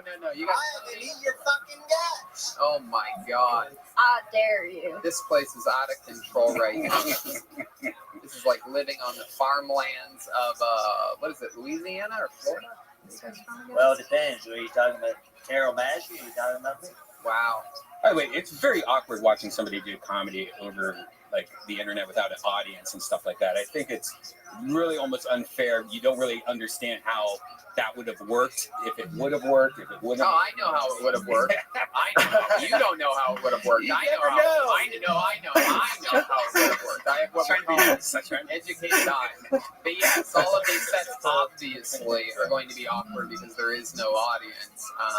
A lot like every video Joe's made. Oh, Okay, shots fired. Hey. My goodness. So, Lucas, working from home, you said, but did you say exactly what it is that you do? No, I didn't. I'm a motion graphics animator. I do corporate videos. Oh, cool. Very fun. How about in your personal life? Any hobbies or anything fun about you that we'd be shocked to know?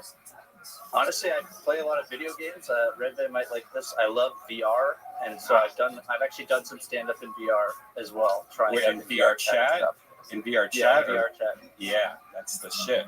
It's great, except just like little kids walk up to you, they don't know what's going on, and they just talk. Oh, that's Red Band's favorite part, actually, is when little kids walk up to him and don't know what's going on. No, in VR chat's interesting because if you don't know what it is, it's like a chat room where everyone's a character, kind of like Ready Player One. So you're there with SpongeBob and Burger King and all that stuff. But the cool thing is if you're doing comedy in this place, there's actually an audience. Sometimes there's up to like 20 people that are actually watching you. So it's a fun way to do the stand up when you can and actually have an audience. I used to do it as a golden Kermit the Frog. That's how I went up. Oh boy, you named one of the 4 impressions Red Band knows how to do. So he's going to shove it down our throats for the next 60 seconds. That's great. Perhaps you can that sounds just like him. Ray Romano, perhaps. Yes. Ray Romano. Not doing that over there. Can you do Cartman? How about Donald Duck? Wow, there you go. You mean Shower Dog? Can we get this guy in America's Got Talent or what? 7 years of doing this podcast, I've learned the 4 impressions he knows how to do. Well, I don't know them all. So Lucas, you're. Oh, that was a dead-on Jimmy Stewart. Wow. Jimmy Stewart. I always forget the ones that are before my time. Hey, St. Clarence got his wings. Did you say that? Oh, somebody got his wings. All right. Okay. Very good. Very good, guys. Shoot up this place. Oh, but they got away, Joe. So Lucas, you have a nice setup there, a nice studio. Is that all in your apartment? Yeah, this is just in my bedroom. Wow. I just have like a kind of throw up green screen. What an incredible setup you have, and you set that up to make it look like the Kill Tony backdrop for your video. Yeah. Incredible stuff. What else do you have? What else do you have around your apartment? Is that on a phone right now? Is that on a stand? This is on a webcam right now. Oh. I just have like a nice webcam hooked up to my computer. Can we see what's in your nightstand? No. Hey, look at that. Thought about it though for a second, so I think I may have found my next victim. Oh boy, I like that. There you go. I love it. Lucas, you have a girlfriend? I don't. I'm sorry. Oh, Shantae. Oh God. When's the last time you had a relationship with a woman? I actually broke up with my last girlfriend in October. Why? Honestly, it wasn't really going anywhere. Oh, where did you want it to go? Winnipeg? I just, at the end of the day, she kind of like didn't want me to be an idiot and stuff, and sometimes I like to just have fun and be silly, and she was kind of like just not the same type of person. Did she ever do anything pinky to you when you were playing VR or anything? Give you one of those VR DJs? I think No, she would have hated that. I started working almost immediately. How's your mom for died? some reason, and that was the Did she genre go to where Costa Rica? what was Oh, the come on, DJ was Carol. like George Fulton and the Sweat Hogs and Welcome Why'd you to do Canada. it like that, Carol? And it was the Fonz on Happy That's reference Days to you and, going to you Costa know, Rica, but they found out you were in Shirley. Miami or So in Florida. I was No, in it's your high husband school planned to wanting go to to Costa break Rica, and into then the it business, disappeared. and that kind of Oh, that's right. You went young to person you was, went to being seen on places TV. people disappear and So there was a Breaking lot Bad. of that Long around, ago. and Belize, my yeah, first get movie personal was papers Saturday out Night from Fever. How was that trip? What did you learn in And Belize? during that Unbelievable. commercial, they did it for memories, and that was the genre. You just walked into that, you banging. I love it. What a setup. Wow. So how'd your mom die, Lucas? Cancer. Oh, fuck. My goodness. I was hoping it was going to be something exciting like a train wreck or something like Oh, that. yeah, I No. wish. It's the old I wish. C word. My goodness. Wow. Yikes. Was that a long process or was it pretty quick? It was pretty long. It was like about 5 years. Someone on. Oh, my goodness. I'm sorry to hear that. Anything funny happen during that entire time? Anything crazy? Did she ever accidentally pee on you or anything like that? No, I don't know, guys. Why they're Good Lord, everybody Tony. scoffs at me. I'm trying to make interesting content here. Lucas is laughing. I still have souls that are trying to get to heaven and meet you. I thought it was I got a hilarious. good one. My grandfather actually. My grandfather died like about a year before she did, and on his deathbed, we were going in individually to like visit him. My brother went in, and then I went in after him. And the last thing he said to me was he shuddered and he said, "We gotta kill that Jake kid, just my brother." He said I should kill my brother, and that was the last words I heard from him. Wow, I love that. Yeah. Is he related to Carol Bassett? Oh my God, Joe. Wow. All right. So Toronto, how's Toronto doing with the whole outbreak right now? You guys being pretty contained? It's quiet, yeah. I mean, I live across from the parking lot. It hasn't been. There's like nobody there. I live pretty well downtown. It's very quiet in the streets. Wow. A couple people fighting though. I've seen a lot of road rage videos. Really? Yeah. Surprising. Well, Lucas, we appreciate you submitting. We appreciate you chatting with us. This was a fun time. Thank you. Way to get the show kick-started. We love Thanks your so much. production, and your jokes were good, too. Thank you so much. Lucas Trey Thanks so Levin, much. everybody. Here we go. The mighty jungle, the lion slays tonight. In the jungle, the mighty jungle. No social media from Trey, Lucas Trey Levin, but I'm sure that if you search his name, that'll pop up.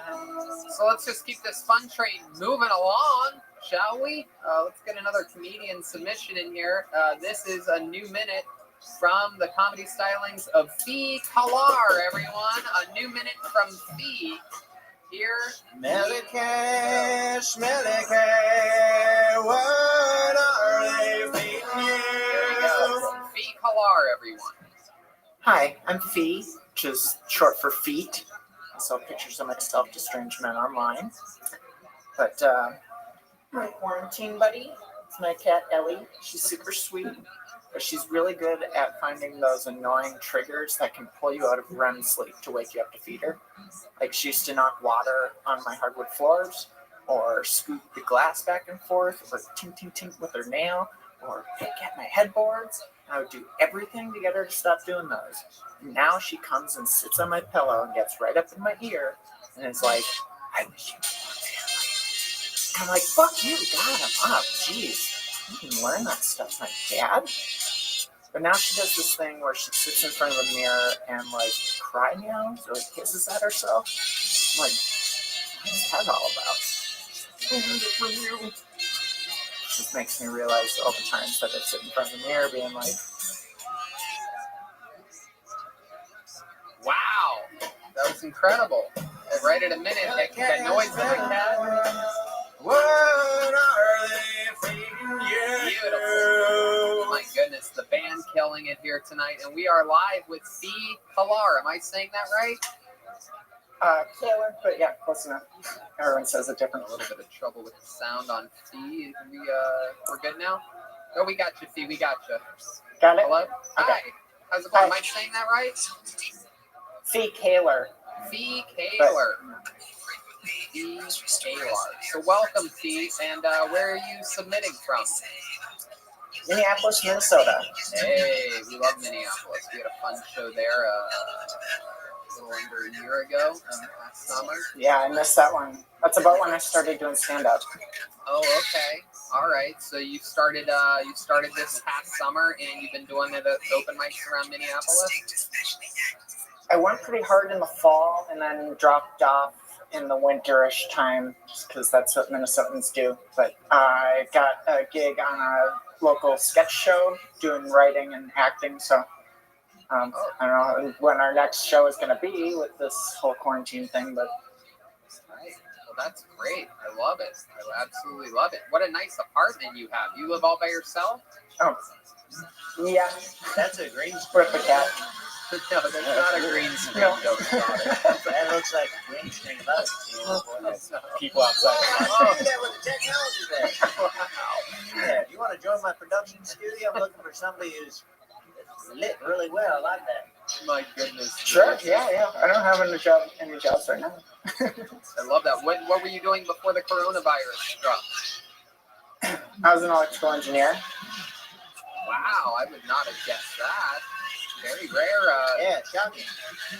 Yeah, very rare to have a female in the electric engineer business. My That's goodness. why her lighting is so good. Yeah, that's true. Now, We're all thinking, where is that cat? Yeah, where's the cat at? Yeah. Is she okay? Yeah, we gotta take a look at that. She's sleeping on the futon in the bathroom. You can What's see the it. cat's name? Ellie, short for the Elegant Universe. Oh my goodness! Wow, you know how to read tarot cards, don't you? No, that's actually after the Brian Greene book on string theory. Oh, okay. Is your cat thick? Yes. You were gonna breed it? Yeah, I was gonna breed that cat. No, we gotta get. I was gonna breed the cat. No, we gotta get you to. I was gonna breed it, okay? If it ain't broke, don't fix it. You know what I'm saying? Oh my God, Tony the Tiger's out of control Yeah, over here. Tony's got a glimpse of your cat in the background there. He's getting all horned up. I think we all are. Is your cat a boy or a girl? Girl. I want nothing to do with that. Goodbye. Right, he's a gay cat. He's a gay male cat. I'm sorry. He's not interested in Ellie right now. How about you? Are you in a relationship, Fee? Just sort of in and out, dating. Heck yeah. How about during the quarantine? Have you been hooking up with anyone? Or? Isolating at this point. Right. It's a weird. I'll catch up on the messages after. Yeah, it is a weird time right now. There are a lot of probably one could say like side chicks out there that are probably left all alone. Those poor side chicks. Right, it's unbelievable. Yeah. Just sitting there realizing that they're actually an endangered species. Now I'm thinking about buying one. My goodness gracious. Sophie, what have you been doing to pass the time in your quarantine? Well, the first day I did a jigsaw puzzle, and then I made a bunch of these maps to give to friends that are still working, and did a commercial for another podcast, and looking into doing some oil painting, and maybe get back into some music. Goodness, that is so cool. That's one good thing about it. Is like everyone gets to kind of reset and just like not work and rest and like do their hobbies that they've always wanted to do and then not have time for. Like I find myself doing shit that I normally wouldn't do. Running, exercising, because of your strenuous schedule of before, which no, we're always on the road. We're always comedy shows like almost every week. I guess so. I guess so. I guess that's one way to do it. The road is exhausting. So exhausting. You go to the city of lost. Yeah, it's gonna make incredible up there. Insane. So wow. So Fee, you're born and raised in Minneapolis? Duluth area. Ooh, Duluth. Nice. And any outdoor things that you normally do that you're not doing due to this quarantine? I bike to work every day, so I haven't been biking. Right. Which I have to get my bike clean up, so I should probably do that. What was that, Fee? I missed that. I have to get my bike a tune-up anyway, so maybe that's another project I can do while I'm in quarantine. Right, for sure. That's what Red Band's doing, right? Yep. You've been oiling up your rollerblades? Yeah, I got them all I've been rollerblading while I was riding my bike. It's fun. It's like adding more wheels to your bike. Yeah, that's double the exercise. Now, is Fee short for anything like Wee-Fee or anything like that? It's named after that. Philip, but it's nice. Oh, nice. So you were once Philip? Yes. I'm one of those they people. The artist formerly known as non-binaries. Oh, awesome! How long ago did you make that transition? I came out like 2 or 3 years ago. Oh wow! Heck yeah! That was you moved fast there, Pete. Look at you. My goodness, was that challenging? Being you in Duluth and Minneapolis, is that well, I guess Minneapolis is actually famous for being one of the more progressive places, especially when it comes to sexuality. Yeah, I've had a good queer community for over 15 years now, so it was easy to come out when I was ready. Amen to that. I got 2 husbands. Joe Exotic. Joe Exotic is famous for saying that he's queerer than a $3 bill. No, I'm gayer than a $3 bill. Oh.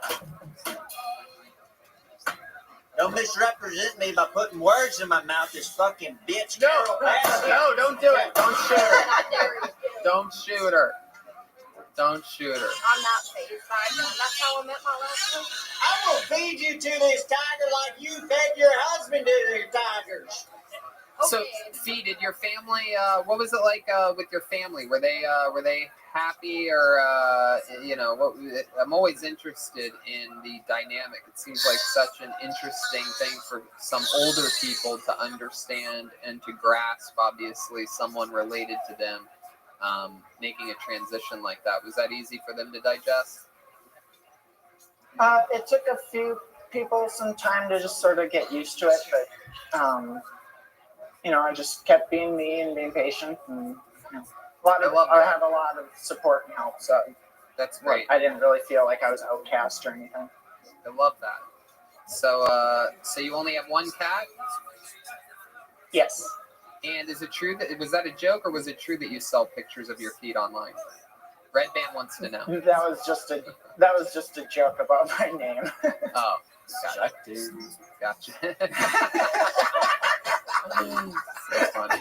I'm selling pictures of my paws online. You go to wishypaws.com. Oh my goodness, Tony's selling pictures of his paws. It's out of control. I love it. Well, Fee, fun times. So nice to meet you. Your set was fun. Nice to meet you. Next time we come back to Minneapolis, come out to the show and make sure you sign up, all right? Thank you. Definitely, 100%. Fee Kalar, everybody. There she goes. Fee Kalar.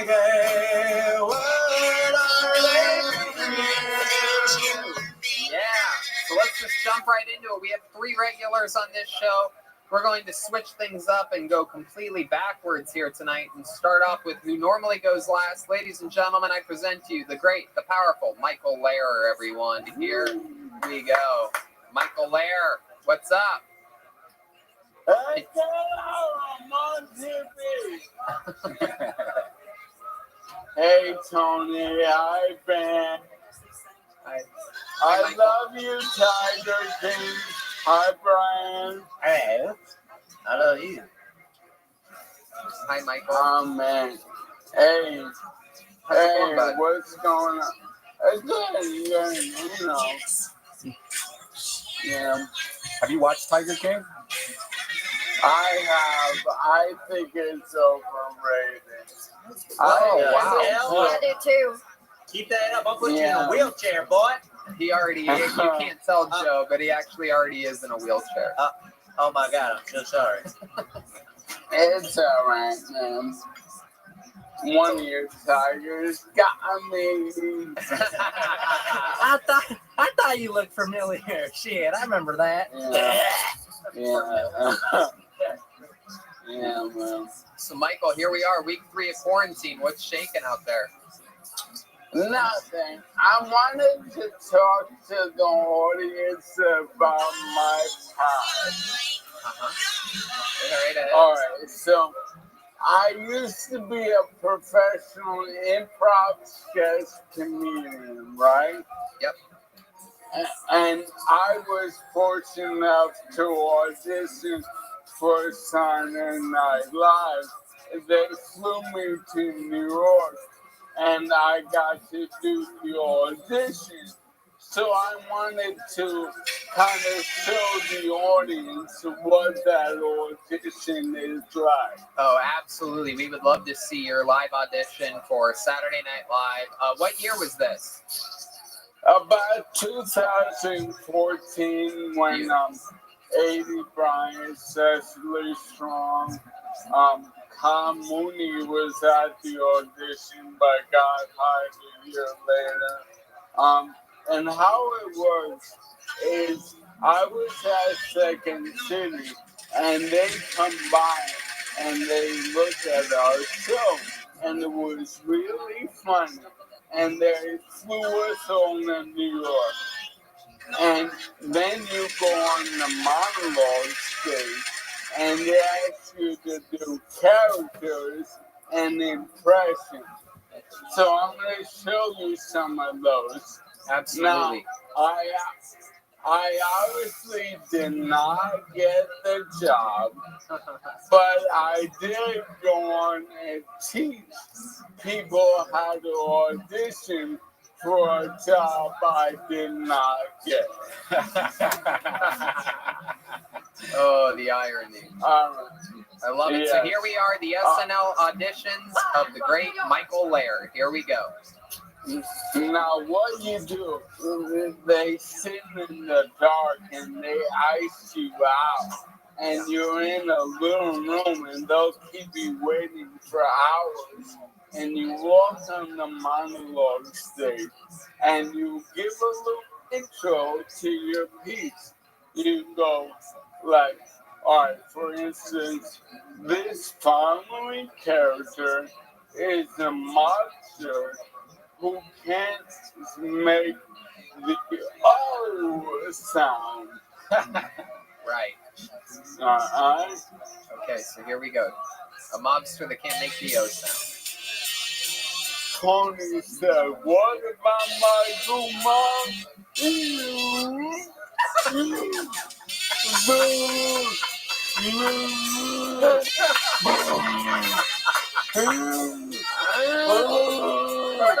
And sing. All right. Wow. Wow. That was incredible. Perfect. Thank you. Now, my next one would be a sketch on Saturday Night Live. Okay. And it goes like this. So imagine an on-location film sketch. All right?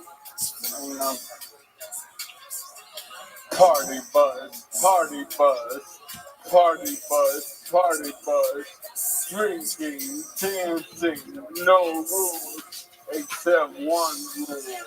No, number 2. All right? Yep. That is great.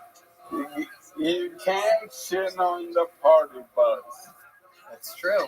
Can't shit on any bus. All That's universal. Or private jets, too. True.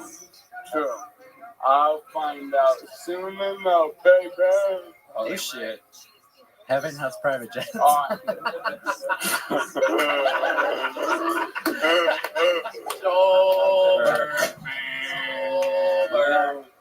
I raised That's how I'm getting there. All right. Here's another one. Another impression. This is Nick Nolte from the HBO show Luck that was only on for one season because too many horses died while it was filming. It's true. I actually was a big fan of this show. I'm excited to see your impression of Nick Nolte from the HBO show Luck. Here he is. Yeah.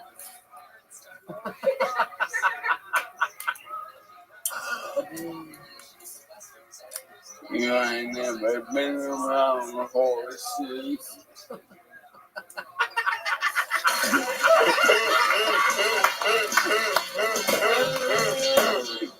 Oh my God. This guy's almost as talented as Red Bandit impression.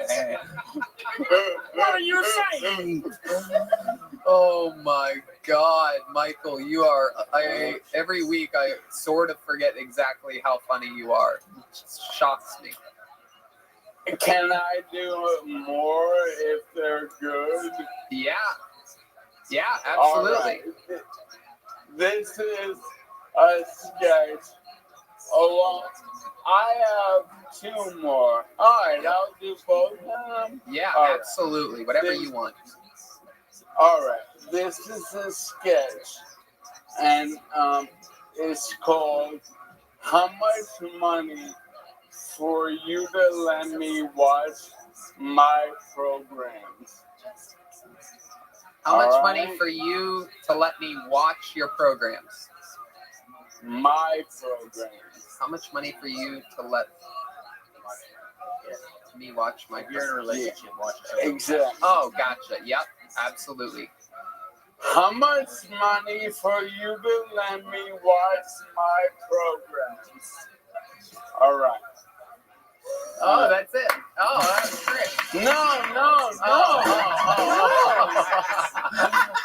Okay. I thought that was it. That was great. I thought that was funny. But go ahead. No, let's do it. Here it is. Professional. All right. That was. I mean, it worked. All right, thank you. This is a parody of a travel show. I should say that. I'm traveling to bars around the world and asking how much money for you to let me watch my programs. Excuse me, bartender. Please turn off the Super Bowl and put on Downtown Abbey. No? How much money for you to let me watch my program? $10,000. And I'll also take the remote. Alright, one more and then I'm out here. Oh my God, I could do this all night long, but sure, one more, you got it. One more, the best one. Okay. This is my impression of Captain Crunch from cereal. Yeah. All right. Okay, here he is, Michael Laird. Captain Addressing his employees after the cereal Oops All Berries was made. So this is Captain Crunch addressing his employees after the All Berries edition of Captain Crunch was made. Very good. Thank you, Michael. Thank you. Here he is. Oops All Berries. Oops All Berries. How about oops? No one gets paid this week. Are you kidding me?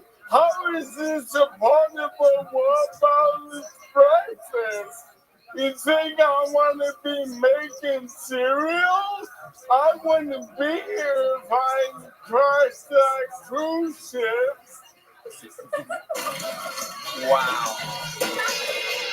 Wow. That was incredible. Captain Crunch, All Berries, addressing the employees. Michael, this may be, I think I say this every week, but this might be my favorite of all your performances ever. Absolutely incredible. Oh, thank you. Down, Tony, I bought all this art on the wall for the show. I sent you receipts. Pay me or I'll sue. I like that art, man. That's pretty badass. Beautiful. Thank you. That is really, really cool. Wow. Well, Michael, you're unbelievable. Somehow you are as funny without an audience as you are with an audience, which says a lot because you're one of the biggest killers in the history of this show. We absolutely love you. And you're welcome. And hopefully we'll see you soon. There he goes, the great Michael Laird. Miss you, Michael. Guys. We love you, Michael. Peace and love. There he goes. The great Michael Laird. Fun times. I miss him. The fight rising up to the of the tiger. Yeah, the Tiger King. Baby. I have the me. Yes, that's you, Tony. Tony, you gay tiger. So let's keep it moving along here. We are going to meet yet another stranger right now that has submitted to the show this week, and we are about to watch the comedy stylings of David Ramos, everyone. The band's going to play, and then we're going to watch David. Up to the challenge of our rival. Here he is, David Ramos, everyone. Hey, what's up, Kill Tony? My name is Dave, and I'm not wearing any pants. I work as an EMT. Working in the medical field during the coronavirus outbreak is a lot like joining the armed forces on September 10th, 2001. But it's not all that bad. I believe in the training.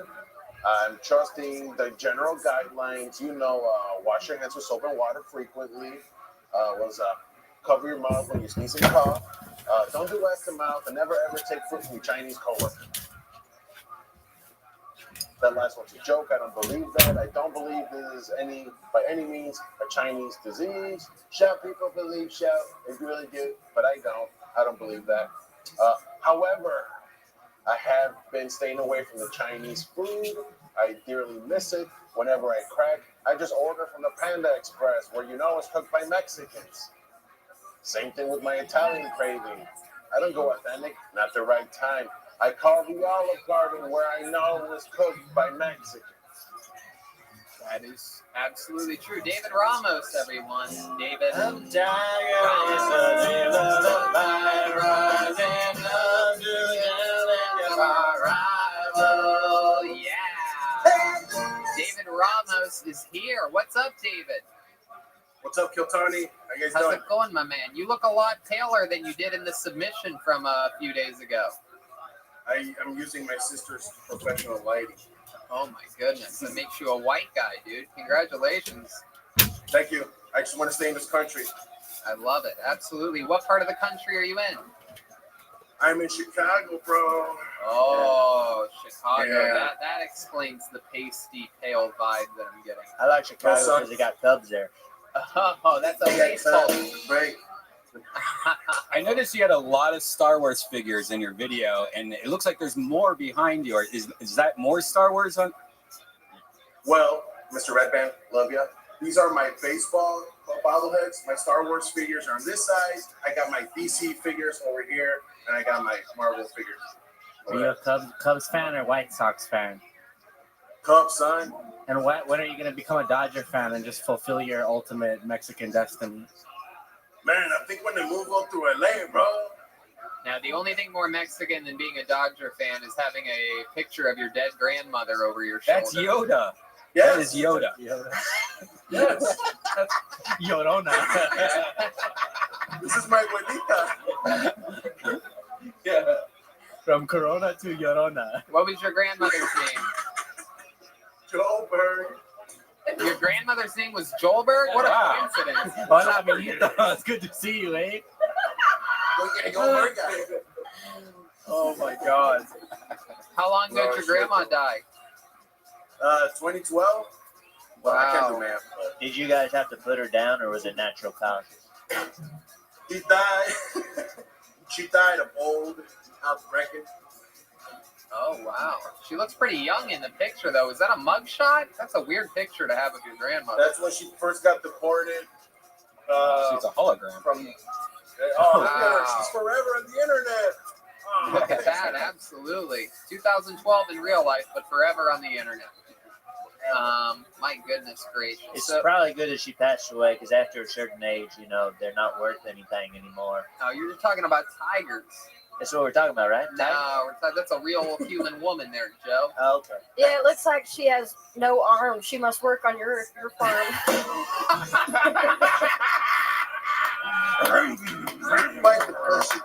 What the hell, Karen? Yeah, you said you were in the armed forces. You must not work on your farm. What the hell is going on here? I don't appreciate this disrespect around here. God damn, the jet ski is on the waters right now. Hell yeah. David knows what's up. Also, you were bragging about not wearing pants. Big fucking whoop, dude. I ain't wearing no clothes right now. Oh, that's Tiger. This tiger is as naked as it gets. He's nakeder than a gay tiger. So, David, what do you do for work, or what did you do for work until the coronavirus? Well, I'm still going to work because I am. This is kind of weird. I'm an EMT. Oh, that's right. You did That's a say paramedic. Yeah, I'm an EMT in a jail. So, yeah. So that's you what I do. have to go to jail every day. Every fucking day. And then you have to wait for a prisoner to get sick, and then you go and you take care of them. I gotta go kiss their ass. Exactly, Tony. My goodness gracious, I love my that dad. is frightening. You must deal with a lot of crazy stuff out there. Anybody ever try to hurt you or mess with you? They try to mess with you, not hurt you when you're in medical, because you're like the guy who helps out the inmates, so they know that. But they like to show you their dicks, just to show you who Join the charge. club. Yeah. Right, right. Joe Exotic, you ever have a paramedic come and see you when you've been in prison? Not exactly in prison. Well, I did get some stuff stuck up there that had to be removed at one point, but that's about the only thing. What did you get stuck up there? A wiener. Oh, someone you had to have a wiener medically removed from your butt? Yeah, it happens. Yeah. Oh my goodness. Yeah. Joe. Happens? Yeah, it happens. It's the best of it. Like Hopkins? That's a Yeah. procedure. It's called Tuesday. Oh, Has anybody ever had anything stuck up their butt that you've had to remove in prison? I don't remove, but yes, there's been lots of stuff stuck in butts. You know what they say? If you don't trust your cellie, do not sleep on your belly. Wow. Otherwise, it's about to get real smelly. Yeah. Real smelly. God damn, that is incredible. Is that your place that you're in right now? This is my place. It's my. I got a 2 flat. This is my floor. Oh, This is, nice. Who's on the other floor? my mother and my sister. They're upstairs? No, they're downstairs. Bad move on my part. Oh, okay. Because they hear you. Why is that a bad move? Because you have to walk through there to get there. Do you hear them masturbating a lot at night? They hear it. I thump. I'm a thumper. Right. They hear you. Yeah. Right. Absolutely. How about your grandma? Does your grandma ever haunt your place with all the family there and everything? We know that Mexicans have a real knack for making like the Virgin Mary appear on toast and things like that. You ever get any weird vibes? No, not weird vibes with my grandma. She died in peace. I think there's something in the basement of this house, but I think that belonged to the previous Polish owners. Old country code. Right, those Poles, you can't trust them. It's interesting that your grandmother died in peace because Carol's husband died in peace. He's putting out fed to the fucking tigers. Oh my God, Joe! My goodness gracious, he's really accusing you, Carol, of killing your husband. I tried to swallow him whole, but it just wouldn't go down. I had to rip him up into shreds. You are a liar. Is what you are. Liar. How dare you? Oh my God.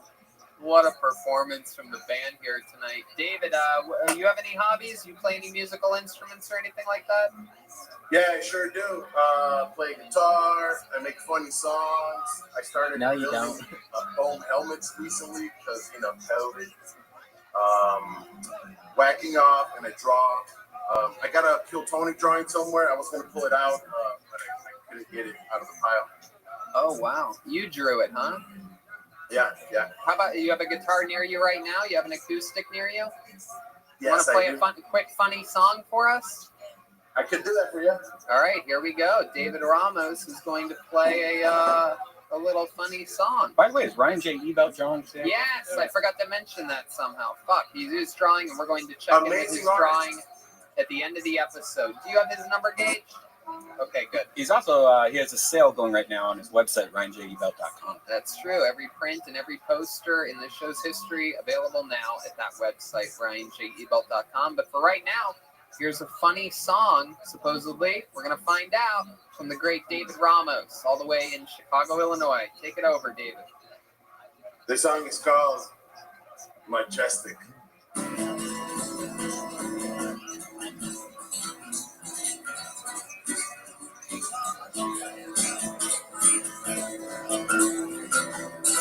Instrumental.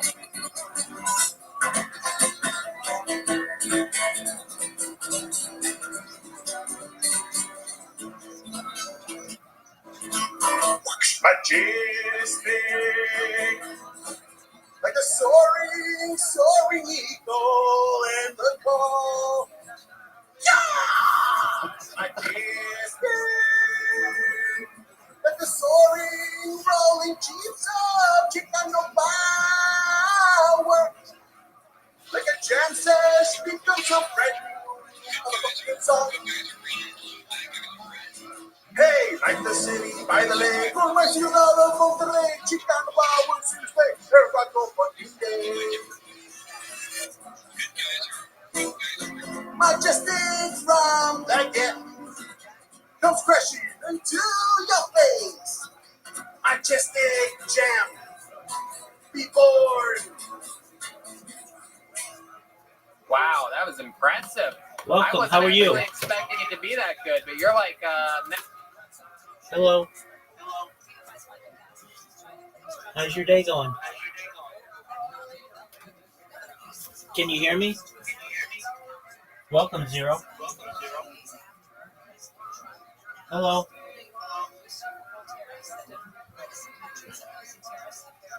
Can you hear me? Zero, can you hear me? Zero. That's cool. We're just watching Kill Tony. Feel free to enjoy. I'm going to adjust it. a Mexican Jack Black over there. You're like Jack Brown. Yes, it's Juan Negro. My goodness. Oh, that's racist. Look out. Contagious D over here. I can say it. Dude, your faces that you make are He's like, that was the funny part. You're a I'm funny. alone a lot, guys. If you ever want free drums, man, I'll play drums to that song. If I'm ever in Chicago, let's do it. Word, Joelberg. Word. Look at that. That's a deal. So we'll do that next time we're in Chicago. How about that? Love you guys. There you Fucking go. ain't There right. goes the great David Ramos, everybody. Thank you, David. Peace, We Kill appreciate Tony. you. Thank you. Appreciate you. Don't get that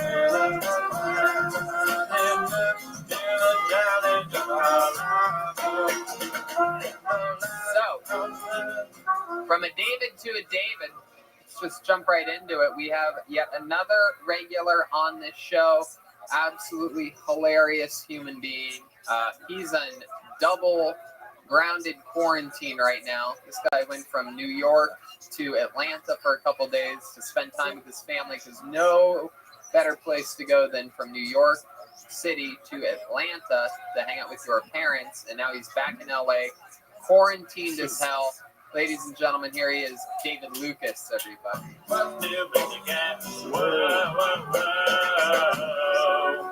What's up, David? How are you? What up, man? Look at that. You got a wife beater shirt and a girlfriend beater face. Look at you. Is that Red Man? I've never seen Red Man without a hat. No, I shave my head. I usually have hair. Bro, you look like Mrs. Doubtfire. I think I look like Bobby from King of the Hill. Bro, you look like something, though. Oh my God, You look like beautiful woman. Oh, hey, She's gonna be the most beautiful woman we've ever seen. all right. David, it's how's the it going Tiger over King, there? man. What's that? Hey, how you doing? You know exactly who I am. it's the Hell Tiger yeah. King. Yeah, I just watched all your shit. You never know what the band is. I'm impressed right now. Yeah, So- man. Yeah, everything going pretty good. Tony fucking making sure I come out of quarantine a better person whenever we arrive in June or whenever. Yo, what's going on, Pimp? How are you?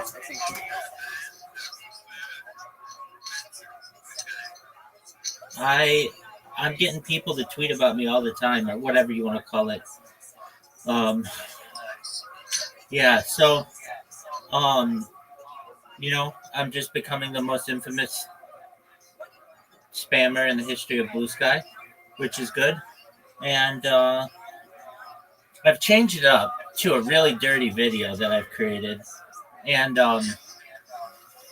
so essentially, it's like a huge phone dump, but I made a 60-second video. I'll just describe to you what it is. Well, I can just show it to you. Let me think how I could send it to you. Oh, you have... Oh, yeah. Okay, perfect. I'll post it in Harry Potter Obama Sonic Canino. Great idea. Yeah. Oh, no, I can't post anything or I'll get banned. So let me post in Harry Potter Obama Sonic Canino. Just one moment. And we'll get this bad boy going. All right. Let's see here. See if this is going to work. Yeah, it's super dirty. It's super dirty. But here's the thing. If you're going to be the world's biggest troll, why not be the world's biggest troll? And the thing is, I want to stick in people's minds. I don't want it to just be like what I was doing. I was sending out this wall of text, which is cool. but it's like too much to read. So why not tell a whole story in like 60 seconds as best I can? Now, what you created for me is perfect.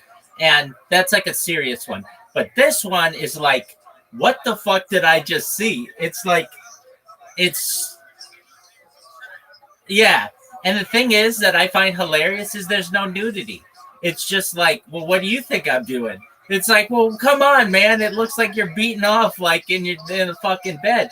So you're like, yeah, but you don't know it. There's a fucking emoji in front of it. And it gets into this debate like, you have the dirty mind. I don't have the dirty mind.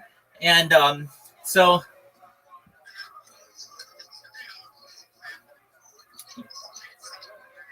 hey, dog, I could have poison ivy or something. You never know. So I'm posting that all over Blue Sky, and they keep banning my accounts, which is cool. So you know, I mean, I've got this thing that I've created.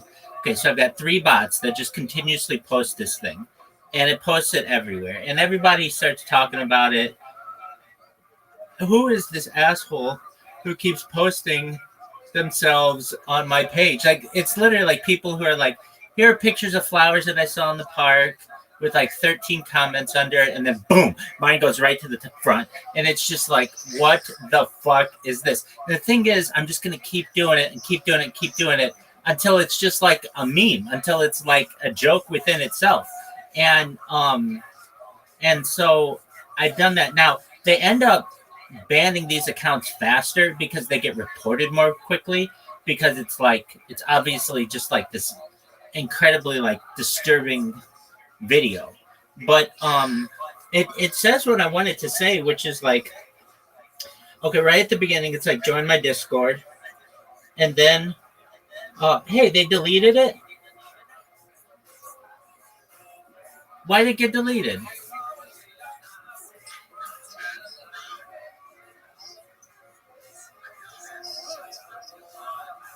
All right, well, that's fine. It is. I don't understand why we can have girls with like boobs, but I can't do that. I don't understand.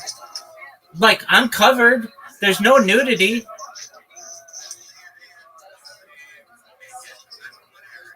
Dog, I've got pants on. Well, did you get a chance to see it? Okay, excellent. Well, but I changed it up. The other one said pump the chart. This one is just, it says, okay, so it's, well, firstly, it's Careless Whisper. If you know that song by George Michael, that's playing as the background music. So here's what it is. It says discord.me/Rabbi, RabbiRothschild.blogspot.com. Type Rabbi Rothschild in YouTube, filter by live. Then it's got this spiral thing that I created. I've created a couple of these, but it's like the most efficient way to provide text in a circle. And then I did another, like my earlier one I've got. Then what is it? Let's see here. Let's see what else. Okay, so then it gets into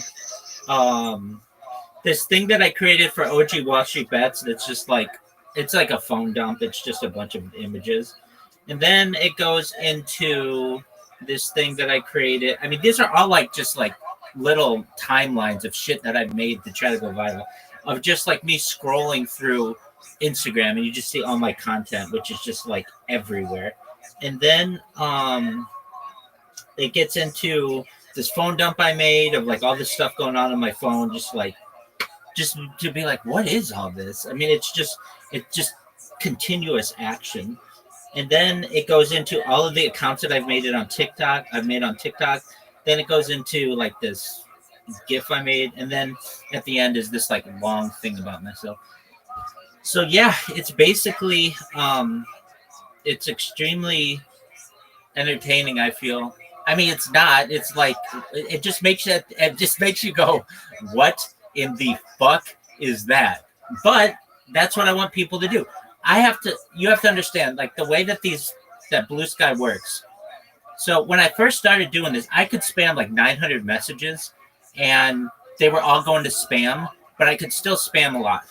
Well, then people started to contact the CEO, whose name is Jay. It's a girl, J.Bluesky, and they would say to her, "Look, you've got this huge spam problem, like this huge bot problem. You got to get rid of this guy." And so I can tell she had like a meeting with them, because now if I create an account, it'll get banned within like an hour.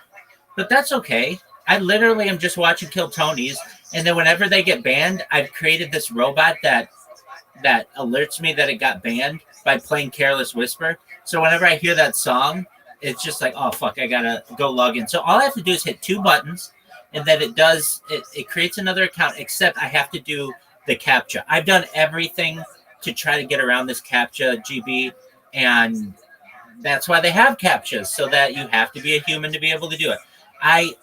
If I use an iOS device in like the Brave browser, sometimes it doesn't make me do a CAPTCHA, but it's like I can't automate that because it's on iOS. It's much more difficult to automate on iOS than it is on PC or Android. So it's just like, okay, no big deal. That means like once an hour I have to do 3 CAPTCHAs. The CAPTCHAs are pretty hard though. I shouldn't say that. I only have to do 2 of them, and they're not as hard as the Twitter ones. The Twitter CAPTCHAs are exhausting. Sometimes you have to do 25 of them, and it can take you like an hour to do other CAPTCHAs. But on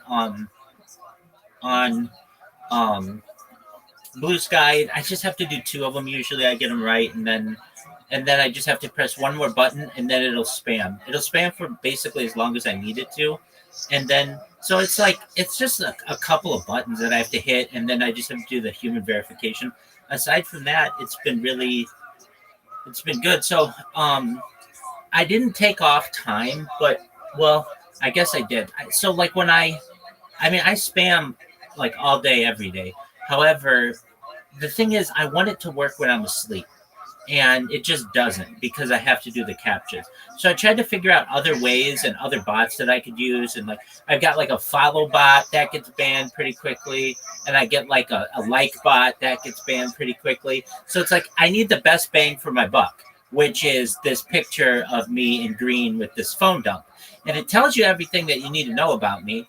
Well, firstly, like, is this person of sound mind?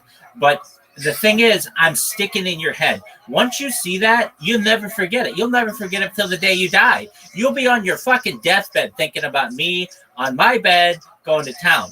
And the thing is, it's like no one else is that, well, frankly, open, but also desperate, just absolutely desperate to get attention.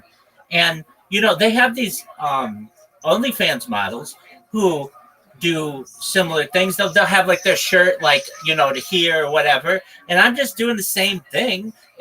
All my parts are covered. There is no nudity. You frankly should be able to show that to little old ladies if you want. And so basically I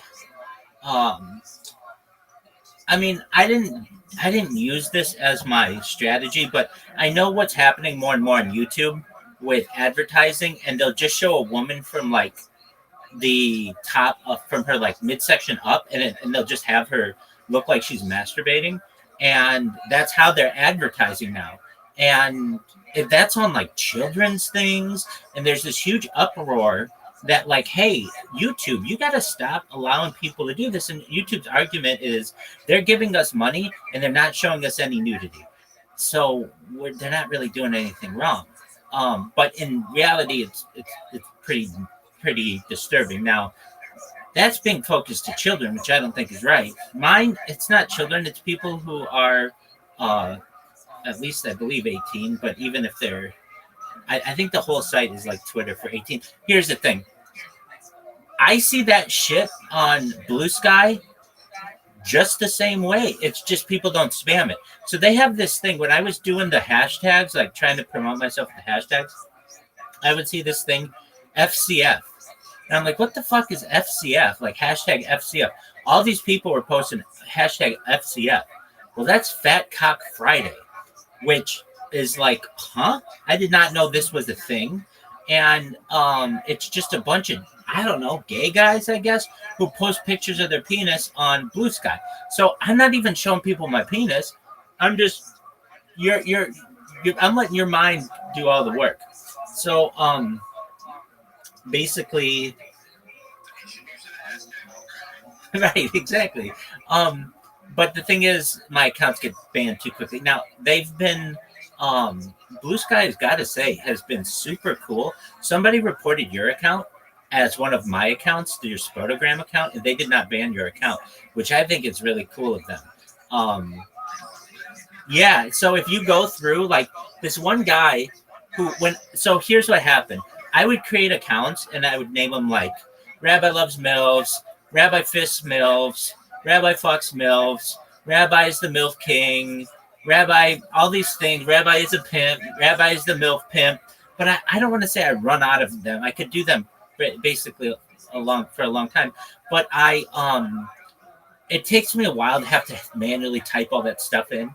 So what I've done is I've used a random number generator. So all of my accounts are just random numbers, and that's fine. It's not as fun as the other ones because the guy would see my accounts and post them, and I could go through, and there was just this timeline of just dirty names and stuff.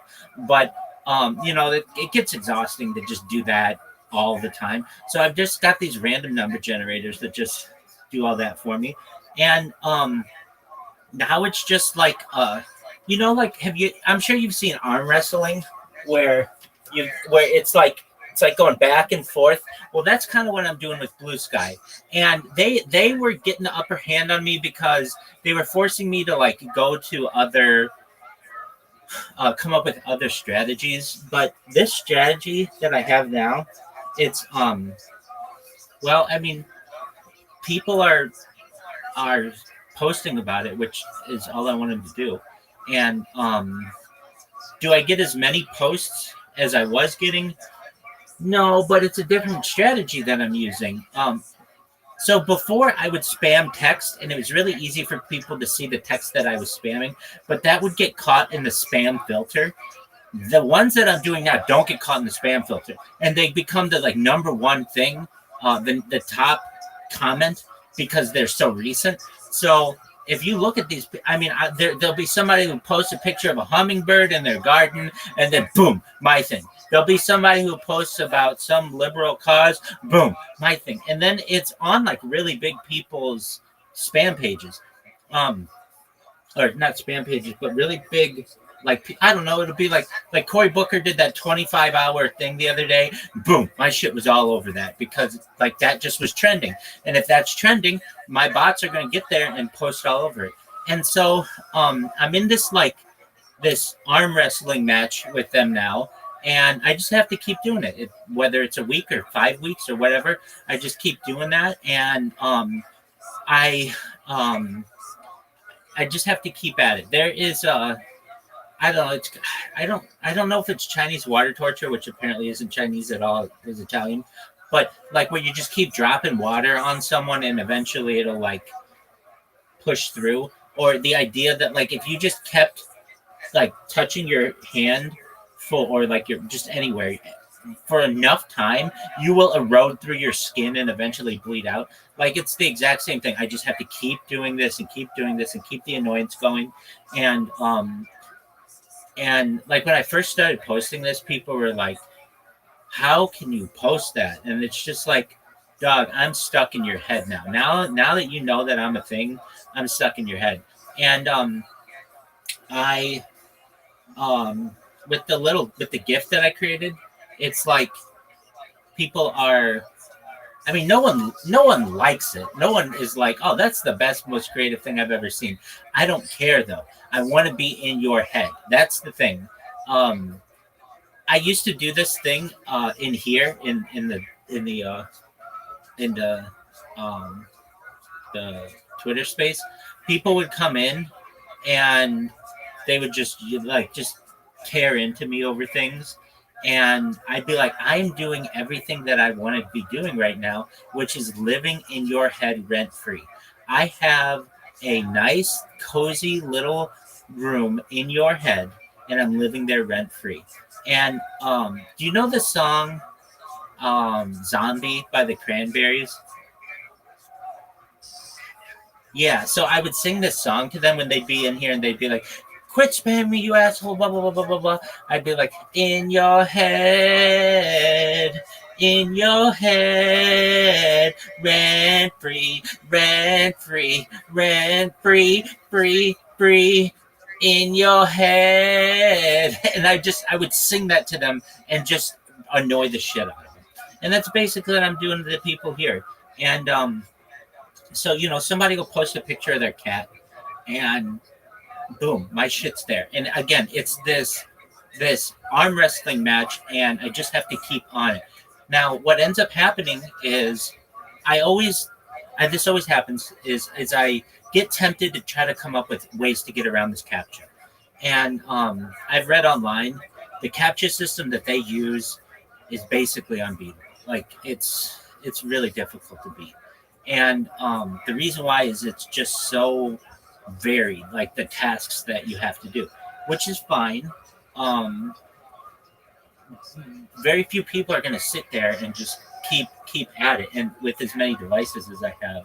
And then the nice thing about it is I don't have to pay attention to it.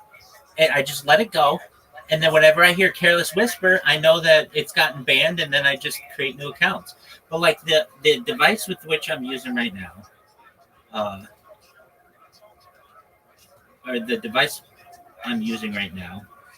is, wow, I got a bunch of people who like what I did. Now, I don't think they're real people who do that, but that's fine. So it's posted like 46 posts. Well, guess what? That's 46 posts just on one device. And I've got 3 of them going. So that's like 120 posts. That's incredibly powerful in terms of annoying people. Like, it builds and builds and builds. So, and it's actually quite a surprise to me because I know that they had a meeting at Blue Sky about me. I mean, the reason why I say it is because of how much more quickly they've been banning me recently. And that's demoralizing. But then I say, now I'm on their target list. That's how you become a meme. That's how you become someone who is who goes viral. Now, what do I think is going to happen? I mean, in my like whole long thing, in the video, it says like you just have to look at it. All the content that I have, just go to Instagram, type in viral rabbi, and just be like, holy fuck, this person has a lot of shit. And that's all I need for someone to do. And then, they'll eventually make their way into my Discord and be like, okay, so what do you need me to do now? And it's just like, just repost what I put.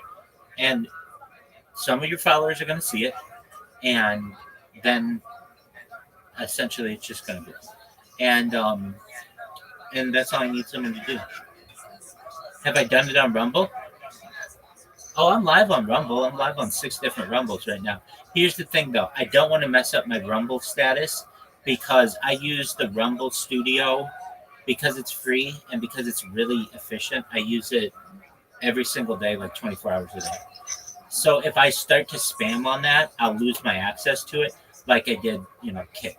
Now, the funny thing with Kick is everybody on Kick knows who I am. And Kick's people still come into my stream and they're like, hey, where have you been? So I had to dedicate the devices that I was using on Kick to Blue Sky. And I explained to them, look, I spammed you guys for like 8 months straight. And that's cool. Everybody knows about me there. But you've got to understand that I one day want to stream on Kick again. And so I'm taking like a self-induced break from your platform, and maybe someday that you'll let me come back and stream again. But I know it's going to take time. And but there's a saying, time heals all wounds, and just getting enough. But anyway, they come in. Their streamers come in and talk about me like, hey, what happened? Because you spammed us for 8 months straight. We miss you. Aren't you coming back? And it's like, no.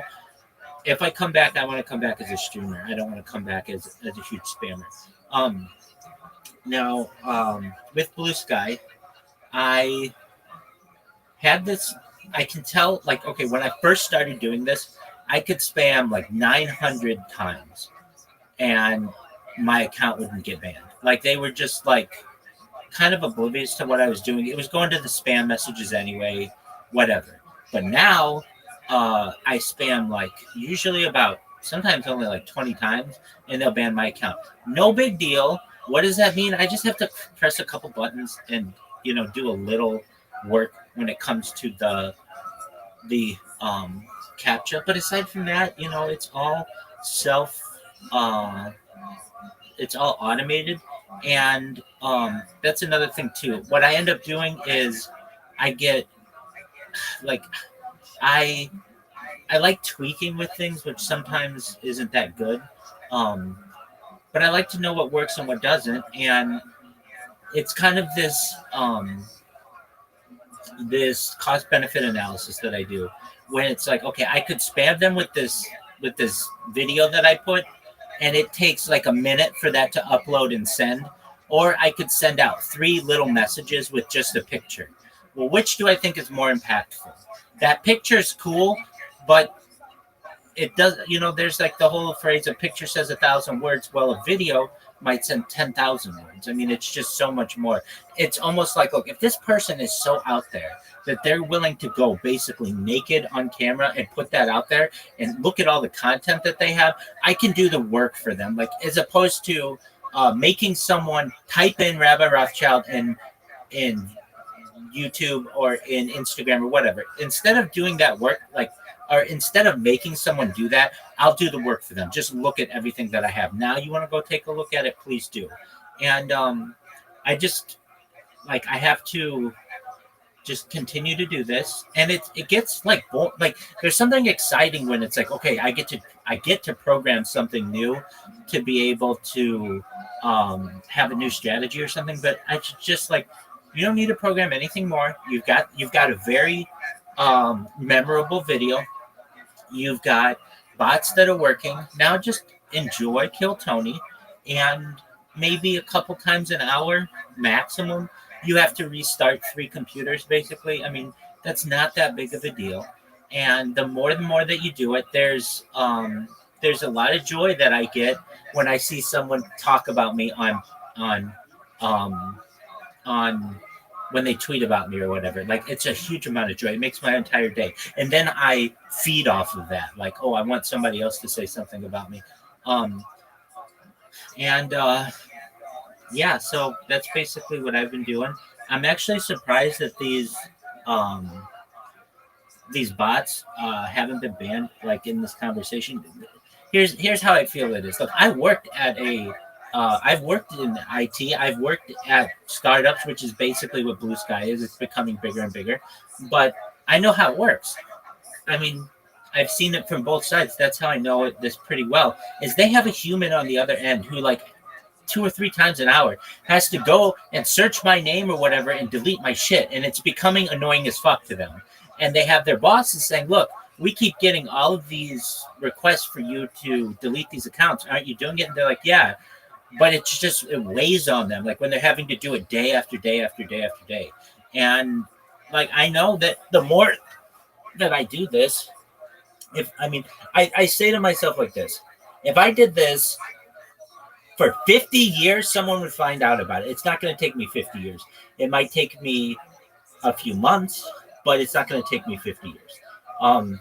And I don't have to do too much, it's not a lot of work. It's all automated. The key is getting the automation correct, where, I just have to click a couple buttons. And the automation is really good. I mean, it works. And I can't get, so I was really sad at one time. I had to figure out the Blue Sky system. So what I would end up doing is I'd like get on a VPN and I would create an account, and then I create another account, and I create another account, and I ran into this issue where I couldn't create more accounts, and I didn't know why. And then I figured it out that I had to change VPNs every single time. So if they ban my account, then I have to just get on another VPN.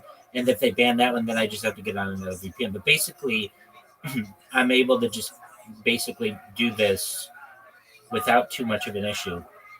And that's exciting for me. I mean, when people are talking about me, that's great. Now, here's the sad part. That's all good news and stuff. The sad part is I'm not getting to, well, I shouldn't say, hold on. This is how many people, I've been doing this now for like 20 days or something like that. Maybe not that long, but something like that. And I'll tell you how many people I've gotten in my Discord since then. And this isn't exact, but 20 days, and I've gotten like, oh, hey, I've done pretty well, actually. I've gotten like 50 people in my Discord, at least, which is actually much more than I thought it was. So, you know, it's like 2 people a day who are finding out about this message and go there and stay. I might get more people than that, but they leave or for whatever reason. I don't know. There are only so many different strategies that I can utilize to spam, though. And so, like Facebook, it's very difficult to spam. They got rid of that when they got rid of, like, you know, that's just the first place people would go. Instagram, another difficult place to spam, and nobody really is paying attention to you on Instagram unless you have a lot of followers. TikTok, there's just so much spam on it already, and again, it's like I've tried that. Twitter became very, very good at all of my spam tactics. And it's funny, the people who I originally was spamming on Twitter, they all went to Blue Sky. So they've already built into their system things to prevent the spam tactics that I utilize, like follow bots and things like that. But they don't have this one, and it's just, it keeps on going. And like the thing is, like I said, it's like arm wrestling. And what ends up happening is if I create an account and it spams like 20 times and then they ban me, you know, that's like their advantage. But I keep wearing them down. And it's like, I know that they have to take bathroom breaks, and I know that they have to take lunch breaks, and I know that they have changes in shifts like any real place. And I don't take those breaks. I mean, or, you know, I do, but my bots don't. So it's just all automated. The only time, and this really fucks me, is I have to sleep. And so that's like 8 hours where nothing goes on, sometimes more than that. And I really don't want to lose that time, but there's nothing I can really do. If I spam them, you know, 12, 16 hours a day, that's a lot of spam.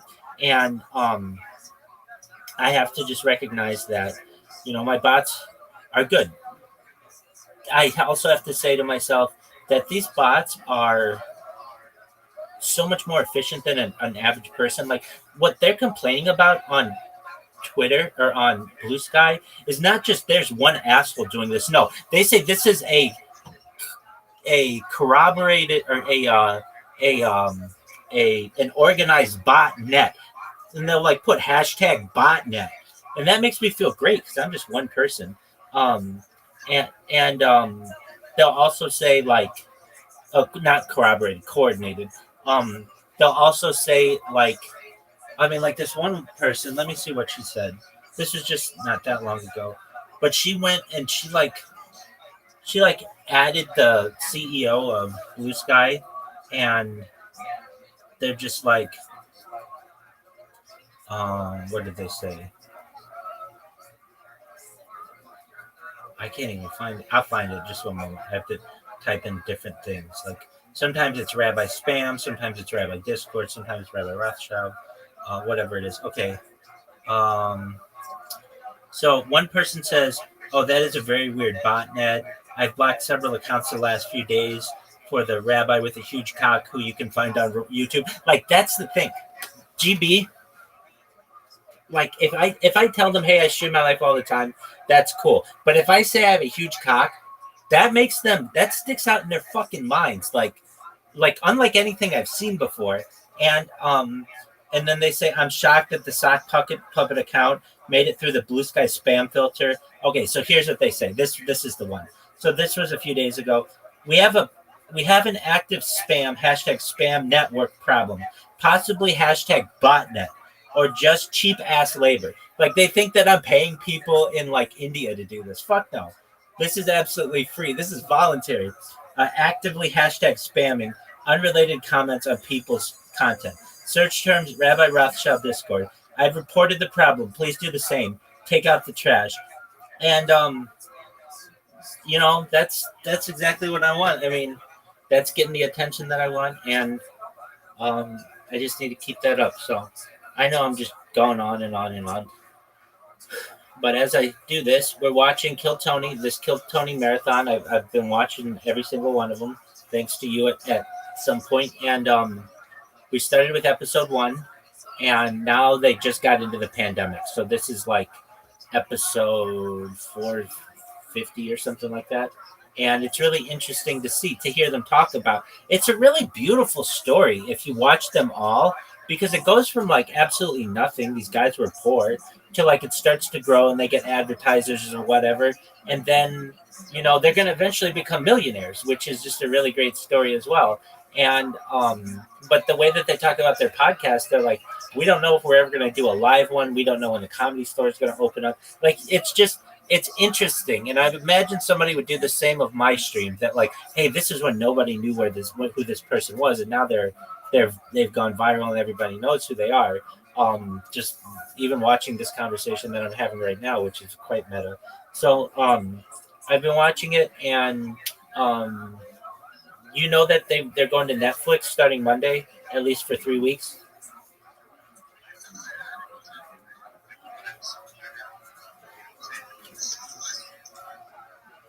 Right. So that's big, and I've heard it's a trial run for them to potentially go to Netflix permanently, which which is probably going to happen, and they deserve it. I mean, I would love for.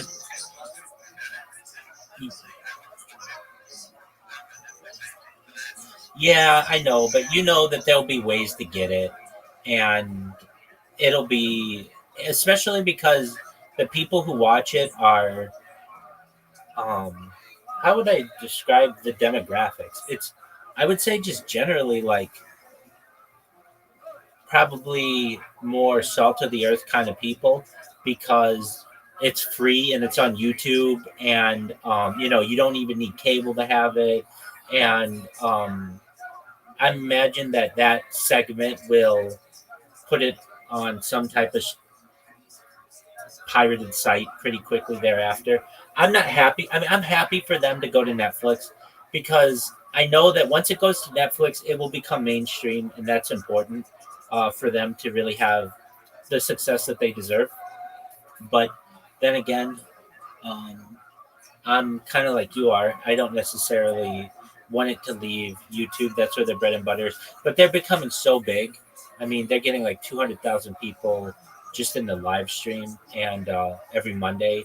And eventually that's going to, pay off dividends for them. Now, one thing that I don't like is they've gotten very cocky, which is cool. I mean, I get it, but, it's nice for them to still have some humility as well.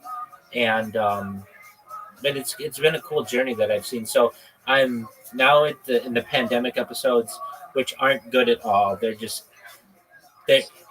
Yeah, exactly. But I know how much better they get starting after the pandemic, and so that's exciting too. Who's your favorite comedian on Kill Tony of the regulars?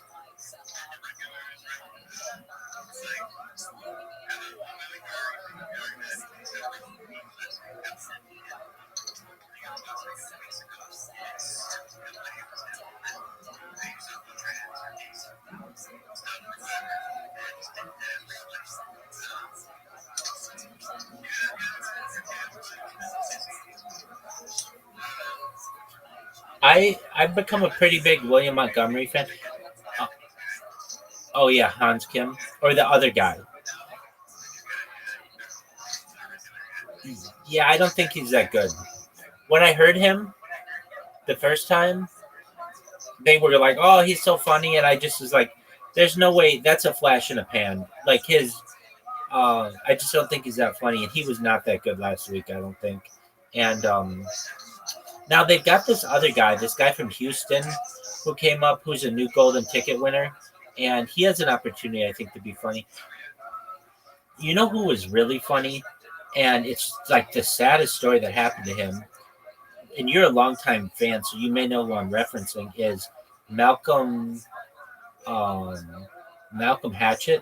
Do you know who I'm referencing? So he was when they first started the show, they didn't have any regulars. Then they had women who they brought up at the end of every show, and they bring up like just like a handful of women over the course of the show's history. They had like and the reason why is they wanted more women to participate because it was such a male-dominated show, which I get and makes sense. Okay, so then they had their first male golden ticket winner. His name was Malcolm Hatchett, and man, GB was he funny. He was from North Carolina, and he's just very, very funny, and he won them over right away, and they made him a regular pretty quickly. And from there, he very quickly got a manager. But the thing is about him, which is just really sad, is he was living in his car. He was homeless, and he could never get any traction financially. Because if you don't make any money by doing Kill Tony, so you could be really, really famous from it, but you're not making any money from it. And but the stories he would tell about just being homeless were just really, really funny, and or just the things that he would do, and about growing his life, and he became very popular. Well, then this is just awful. What happened? He got jumped, and they broke his jaw. Whoever did it, and I don't think the person was ever caught. And then there was some serious, seemingly head trauma that occurred with him, and he was never the same. And they don't talk about him on Kill Tony, but he was so funny. I mean, he was very funny. I don't want to say he's the funniest person who's ever been on the show, but he was one of them. And so when you go on the Kill Tony Reddit, which is just a ton, which is like where all the updates are, the subreddit, you'll read like, hey, what happened to Malcolm Hatchett? And people write like, people ask this question all the time. It's the same story. Basically, he got jumped and they robbed him. Somebody robbed him and stole his and broke his jaw and perhaps did some brain damage to him. And so I think he's just like a homeless person now, which is really, really sad. That this person was like, oh, they're on the cusp. I mean, they had a manager in Hollywood. That's big. They were in a video game, like as a voice actor. That's big. But they were just never able to make it. And Tony and those guys never talk about him anymore. And so there was some arguments to be made that there was a falling out of some sort. I'm not sure about that. But the long of the short of it is you don't make any money to do the show, and I think that's sad. If they were on Netflix, that'd be nice if they could give the regulars money, because I mean, I understand it's about exposure, but it also, in my opinion, I don't know. I think Tony is very somewhat greedy. Maybe I don't know about Red Band as much, but they just don't give him any money to do this stuff. And I know that's been a complaint from some of the people that, like, it's like you're having to support yourself on comedy, and it's really difficult to do. You basically need to work another job, and if you even if you get a golden ticket or something like that, there's no money with that. I would like to see the show be able to reward its creators who make it really big by saying, look, if you're a golden ticket winner, you get a weekly stipend of whatever, it doesn't have to be crazy money, but enough to be able to pay your rent so that you don't have another situation like Malcolm Hatchett where there was no. Now, there was no money or whatever. Now I also understand that back when they were doing it with Malcolm Hatchett, they weren't making much money on it anyway, so they couldn't give a stipend or whatever. But now, especially if it goes to Netflix, it's going to be a huge show, and I would like to see if you get that golden ticket, or not so much that, but if you're a regular, you get to you get paid to do it. The other thing that happens with the show is they don't pay for any travel generally, and that becomes really really expensive. So like they were doing these shows like in Sydney, Australia, and New York, and all these other London, and um, and I understand Tony and Red Band can't just be paying people's flights, but basically these people were flying to destinations and not getting paid to do it, and there's just not a lot of incentive. So now while they're in Austin, I feel like well, here's what happens with them in Austin, and this is kind of a sad thing. Yo, what's up, Bitcoin? I'm okay. It's not sad. I mean, they'll be fine, most of them, but so they say to you, GB, you're going to be our next regular. Okay, great. That means, oh, well, they do get, you know what? I'm incorrect. If you're a regular who becomes like an official regular and you're on every week, you do get paid. You do have a contract for a year. I'm incorrect. So they have changed that. But even like a golden ticket winner, I think it's really expensive to travel to Austin. And like, so basically I feel like if anything, they should have a way to be able to reimburse those people for their travel expenses and such. But it's kind of like in the podcast. It's a weird thing with the podcast industry. You don't get, well, like a lot, like Joe we're talking about Kill Tony. Like to be on the Joe Rogan Experience, that's a huge podcast. You don't get paid to do it. What he does do is pay for your flight and your hotel, but you don't get paid to do it. The idea is that you're going to get paid in exposure, and I get that. But for some of these other ones, like Kill Tony, if you're just a random person, you're not getting paid for it, and they're making money off of you. Now, I understand that you're going to get some exposure off of that, but not everybody's going to be able to make huge money. Now, you get to the level of William Montgomery, and they basically don't really pay him very much, and he has like Cameo that he does, and he can make, I think he makes like, they throw out numbers, but at least $40,000 a week from that. Like he makes some big money from that. And so I guess they make it up anyway. Long story short, when it goes to Netflix, I'd like them to at least be able to pay some of the people better. One thing I saw that is different now. People have said like for the past 2 or 3 weeks the shows have been better, and at least the producers aren't just letting random people come up there and just bomb. You have to have had some stand-up comedy experience, which I am okay with. I'm fine with that, basically because it's becoming more and more popular. But on the other hand, there's something really special about someone who comes up like, this is the first time I've ever done this, and they absolutely kill. But I understand. Did you watch, GB, that one episode that they did where it was the longest episode? It was like a month, within the last month, where like everybody bombed on it. Yeah, and they just kept trying to find someone. That episode changed everything, where they were like, no, we can't do this anymore. We need professionals, because I get it. You get people who travel there and are, basically not being picked up for somebody who's like, oh, I just came with my boyfriend and I didn't have anything to say. How are you all tonight? I mean, there's just too much of that, and they're becoming too big for that. So yeah, I'm really positive for the trajectory of the show. And, it's like I said, it's really interesting to see when they were in the middle of the pandemic and nobody was like, everybody had to be 6 feet apart and all of that. And then to go from that, where the show, they didn't know if it was even going to continue, to now they're on Netflix, which is the goal. You know what's really interesting is Comedy Central had the opportunity to buy Kill Tony, and they passed on it. How interesting is that?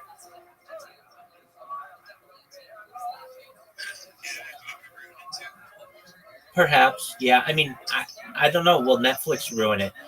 What I really hope doesn't happen is you get it goes to Netflix and then Netflix has to curate everything.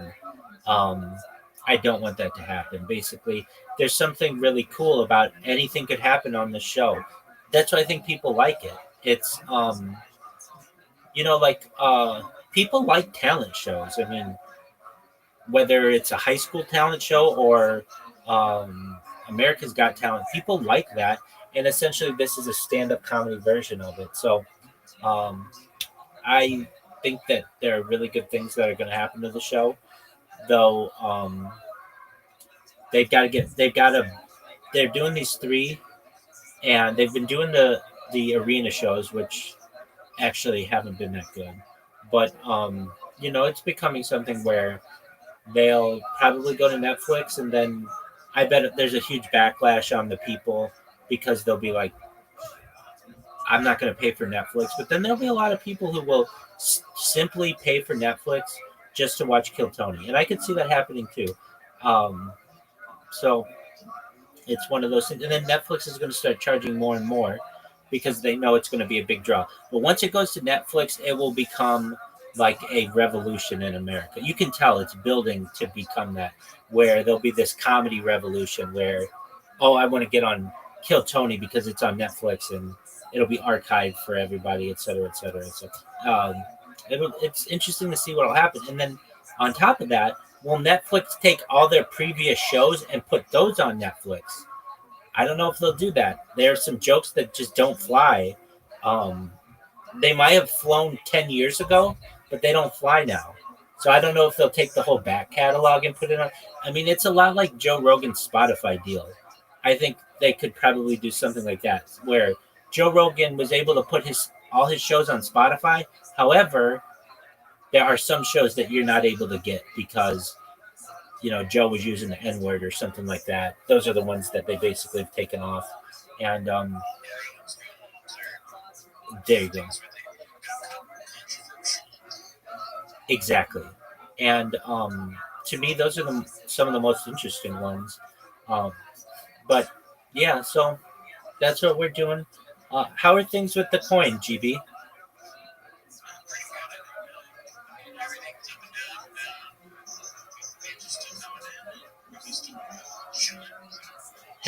Have we done any events recently?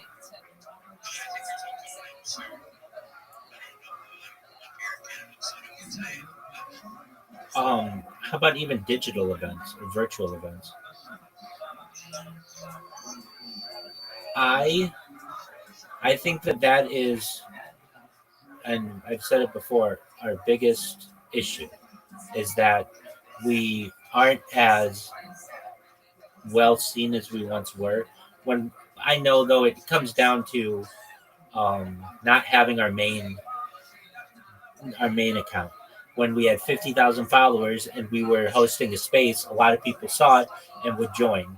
And the fact that we keep losing that account is just, I mean, it shows why I've moved away from Twitter. I mean, we're talking on it right now, but it's just, I don't think Elon Musk knows what's going on, at least on the platform, that he's banning people too easily. And I know what he says. Well, if you are, I mean, it's to ban people directly, like I've done, and I get that. But it's like if you are paying for their service, which our main account was a Twitter Blue, we're obviously not a scam or some kind of fly-by-night coin. And when you ban someone or you take away their ability, you kill the coin. And I just don't like that. So, and I can tell you, Twitter is not a fun place to be, at least on Twitter Spaces. I mean, I've been on Twitter Spaces now for like a month and a half, 24 hours. And I'm shadow banned. I very rarely get anybody in here. I don't even pay attention to this. The only time I do is when somebody comes in and starts talking to me. That's not how it should be. When you when you have an account or whatever, there should be like some randomization in the algorithm, and you should get a little bit of pump here and there. That's how you are able to get new blood essentially and new content. But it's the same shit. Like I'm not. I haven't searched through the Twitter Spaces recently. I'm going to do it right now, and I'm going to tell you what's going to be big: cryptocurrencies, politics, and that's basically it. So the first thing's trading alpha. The next thing is free stock market news. The next thing is the Dow. The next thing is politics. The next thing is, but it's all the same people. It's just there's like not any variety in it. I don't know, and it's not even just what I follow. I've seen how the platform works, and Elon Musk even said this: if you're not Twitter Blue, we are not going to promote you to other people. And that basically said to me, someone like an account with like Bitcoin or MLK, we don't care about your opinion because you're not paying for our service. I get it, but then it just becomes pay to play, and I don't like that. I don't like that at all. And that's 100% right as well. And you can lose your account. I paid. People will think that I am making this up, but I'm not. I remember when Twitter Blue launched, and they it was $1 a month. And I know people will think I am nuts for saying it was $1 a month, but I remember this. It was like August of 2022. They said that Twitter was going to launch something called Twitter Blue for $1 a month, and it was going to allow you to edit your you had 15 minutes to edit a tweet. You could do edits, and I wanted that blue check mark. So so I started paying $1 a month, knowing that it was eventually going to go up. Then Elon Musk takes over, and it goes to $8 a month on Android and the web, and it's $11 on Apple, which is kind of fucked up anyway. And then it just keeps going up and up. You're never going to see it go down. It just goes up and up. And then he changed it so that if you have, even if you had, let's say, 100,000 followers, but you didn't have a blue check mark, no one's going to see you outside of those 100,000 followers. And then he got pushed back when he said he was taking everybody's blue check mark who wouldn't pay for Twitter Blue. And then he went back on that because William Shatner was like, well, then I guess I won't use your platform anymore because I'm not going to pay for this. And he's like, well, we'll make some legacy exceptions. It's just it's bullshit. Those people can be paying it. If you're going to force the little guy to pay it, then you should force your friends to pay it as well. And then they got into, I get it. He wants it to be, profitable. But the thing is, it's you're already profitable in all your other businesses. You could really make this a really great platform, and you just haven't. I haven't seen any development on it in terms of features added. GB, you tell me, because I'm on it, but I'm not using all the features, because whenever I use a feature, I end up getting banned. What's the last big feature that was launched on Twitter? Okay, that's an excellent point. So there's Grok. Name another one. Exactly. And Grok's kind of behind the times. It's not like it was innovative. It wasn't ChatGPT. I get that it's integrated within the app. I get that. That's cool. But it's not like it was a first to the market kind of a thing. And I'll critique Elon Musk a little bit on this. He's not good at creating things. He's good at buying things. The same with Mark Zuckerberg. People say Zuckerberg started Facebook. You and I both know that was those twins. And then Elon Musk will say that he started Tesla. Not really. He was like the third guy in. He'll say that he started, you know, like what was Sun City, that solar company, became part of Tesla. Like he um, he just uses his money to his advantage. And then here's another weird thing. Like he has so much money, and yet he's got his baby mamas causing drama on his platform, which I just think is absolutely funny as fuck. But it's like, dude, you knocked this chick up or whatever. Maybe you had sex with her, maybe you didn't. I don't even know. Um, but like, then they get all pissed off about it, like at you because you won't take a paternity test. It's like, dude, I would not want my dirty laundry all over my own platform. I'd be like, bitch, what's it gonna take to shut you the fuck up? You need me to take a paternity test? Fine. Do you want more money? Fine. I've given you $2.5 million and I give you $500,000 a year or something like that. Like, just shut the fuck up, whatever it's gonna take. But I don't need you going to some lawyer, putting out this like press release about how, you know, you don't want me, like I don't spend any time with your child or whatever. I don't know. It's just like, it's just very messy the way that he has this platform. Now, they did launch Grok, but Grok's been, I'd say, like, it's not that impressive to me.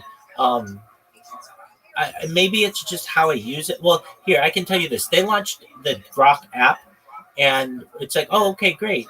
And I wanted to use it within the first few days that it was available, and it was always over capacity. So it's like, dude, you can't even do this right. Like, of course it's going to be really popular at first, but people are going to want to use it. And I never got into it. I use AI every single day. And I still go back to ChatGPT because it was basically first to the market, and it's probably still the best. And I know Elon Musk wants Grok to overtake it, but it's like, I don't want to have to go to Twitter to be able to get my information for some of this stuff. And if I use their app, it's just not as easily available. And I don't know, there's something to it as well that his branding of some of these things, like he changed Twitter to X. Okay, why? Well, he just wanted it to be X. He likes the letter X. Okay, well, that's fine. But it's like he kind of destroyed part of his brand with that. I mean, you still look on things, and a lot of stuff is still just called Twitter. And I get it that people are going to X now. The thing, the if you go on Blue Sky, when I started, I think Blue Sky had 30 million people on it. Now it keeps growing. It's got like 35 million. But it's really big for celebrities, and that's what I'm finding as well. The celebrities have moved towards Blue Sky, and I get it. They're liberal, and that's the way that they do it. And X is just like, if I just I think I showed this the other day to someone. I think it was you, where it just showed what people are talking about on X, and it's all Elon Musk stuff. And it's I don't know. I get it's basically, he doesn't need to call it X. It should just be called Elon Musk, because that's all that you find on this app. And it's, I don't know. I don't know if it's just my feed, but so much stuff on it is just violent, and I'm sure it's not. And I know you can filter some of that stuff, but even by default, and it's I can't stand the engagement farming, and I even hate these terms that are used. But again, I'll go back to it. When somebody shows a picture of a hot chick, and then they just say, "What do you notice?" And then it's just like 1,000 people who are like, her boobs, her face, her butt. And then it's just like they're getting paid for those engagements. That's just absolutely garbage to me. And, you know, there are people who post really good stuff, and it'll get no replies. Nobody will ever see it. And the accounts are, I don't know, they're just not, the post quality isn't that good. I will say the Blue Sky post quality is very good. It's very good. But I know that that's just because they don't have a bunch of Rabbi Rothschilds on it fucking it all up. They just have one. But eventually they're going to get bots on there, and its post quality will degrade as well. But for now, I've been very happy with Blue Sky, with just a platform. I mean, simply from the fact that they didn't ban your account was a big one. You created a Sprotogram account, you posted, and somebody on there, this guy who was on my ass about all of my accounts, said, at Sprotogram, this is a bot created within the last hour, and they didn't ban yours. And I was like, okay, so that tells me there's a human on the other end who's looking through these and noticing, like, look, this person, they posted other things, and it wasn't just all about Rabbi Rothschild like the other bots are, and they kept yours alive. And then my main account, they haven't touched that one. And then I have a Rabbi Rothschild fan account of stuff that I really like, that I really do tweet about or whatever, and they haven't banned that one. So it tells me that, like, you know, they just haven't said, you know what, it's too much babysitting. We're just going to let algorithms and AI do all of the moderation for us. It's not like that at all. And I like that. And more people every day are joining Blue Sky. Now, who will win out, Blue Sky or Twitter in the end? Twitter wants to be the everything app.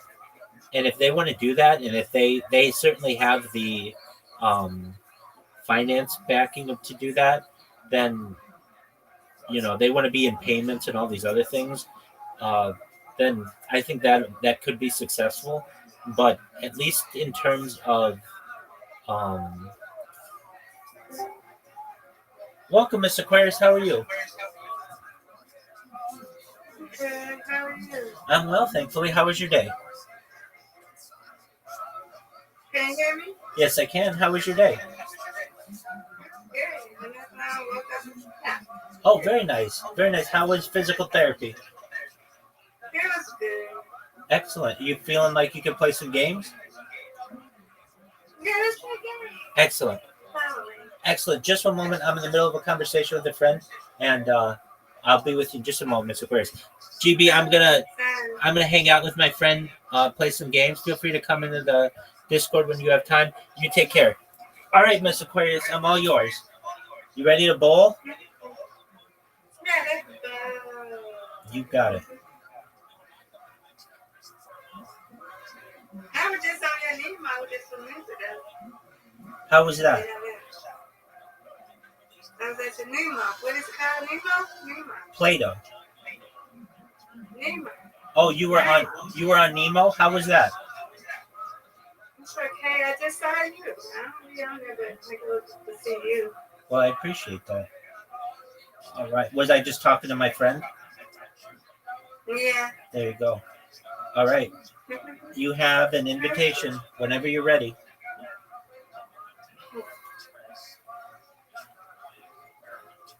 Whoa, no, that's not what I wanted to do. It's okay. You got it.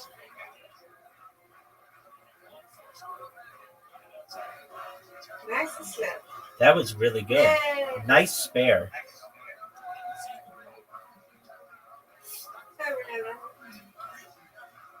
Ooh. Not what I wanted. I could hardly not what I wanted. I could hardly keep my eyes open playing it yesterday. I mean, I was, well, so here's what happened. I have these friends who come in, and they're in Australia, and they're in India, and so they're up when, you know, during our night, and we end up playing games really late. And they had me up all night, but I wanted to make sure that I was up for you. So I was like, okay, I'm going to set an alarm. And I did. And then, but I could barely hold it together. That's 2 in a row that I've had like that. Oh, you got it. You got it.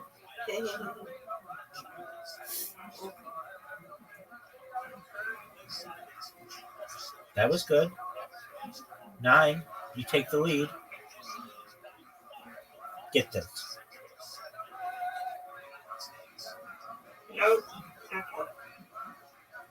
You know, I'm not good.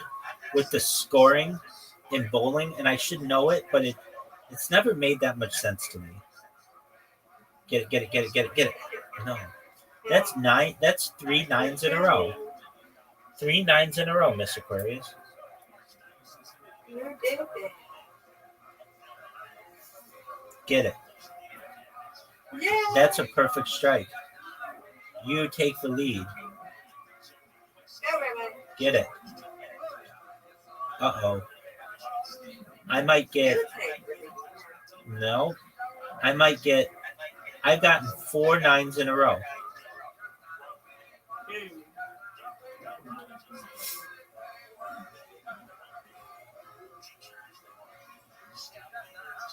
Get it. That's 43. Get it.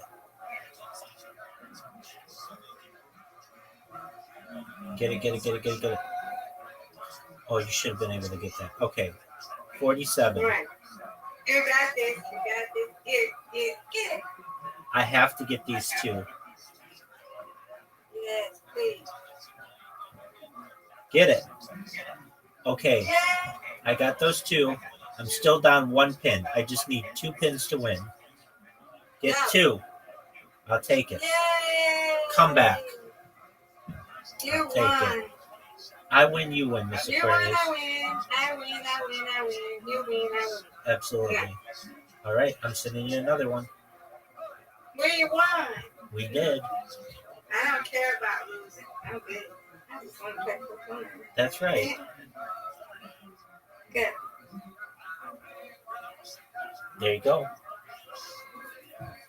Let's go.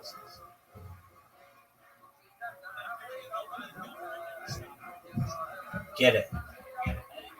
That's a good spare, Miss Aquarius.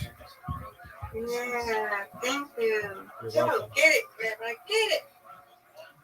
Okay. You get this. You got this, too. You got it. You got this. Missed it. I missed it. That's not what I wanted. Okay.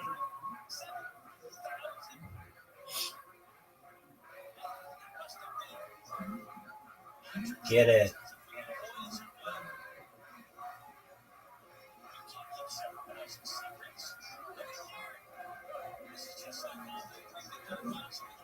Get it. Come on, Rabbi. Get it. All but one.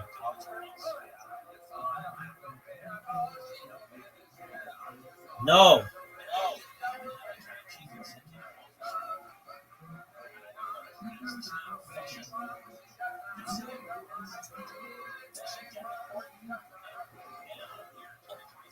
All right. This is a split. And we're going to show this one. Nope. It's okay. You got this, right? You'll get the strike. Strike it. There we go. That's what I'm talking about. You got it, Rabbi. I'm proud of you. Good job. Thank you, ma'am. Yep.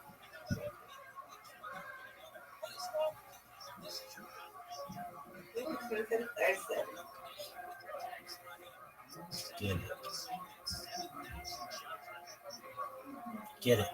Hey. Perfect shot. Nice spare. All right, Rabbi. Try to do that. Get it. That looks good. That's what I'm talking about. That's what I'm talking about. That's what I'm talking about.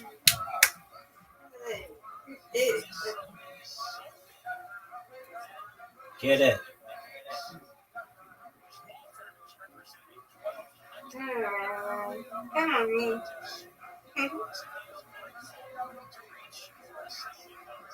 Get it. All right. Come on, Rabbi. I got 13. Get it. There we go. I got this one. I've got this one. Yay! You won. 76. Yay. 83. There we go. Okay, we can do one more. Yes, ma'am. Yeah, we can repeat later. Sounds like a plan. Yeah. Just one moment. That's good. Just one moment. Okay. Here we go. Create private game. Miss Aquarius. All right. Yeah, yeah.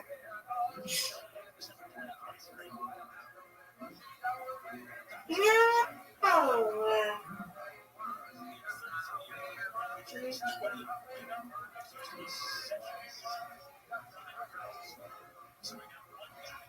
Get it. That was perfect. That was a perfect spare. Come on, Rabbi. Nice strike. Yay! Nice. That's what I'm talking about.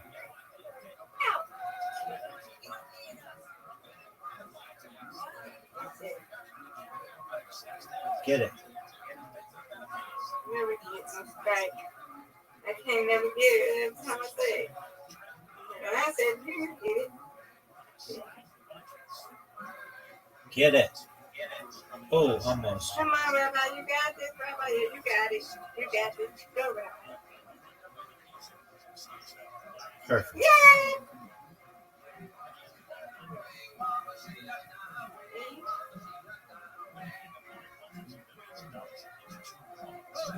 Perfect.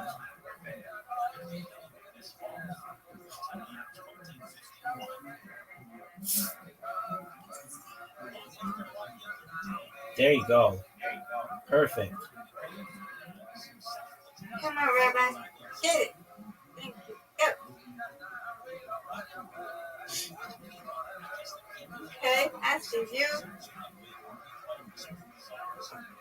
Okay, now.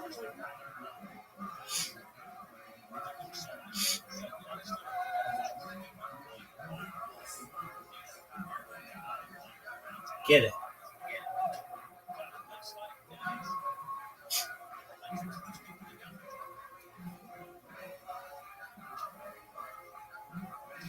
Get it.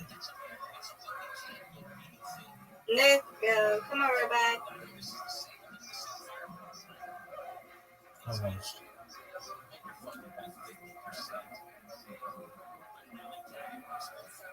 Get it.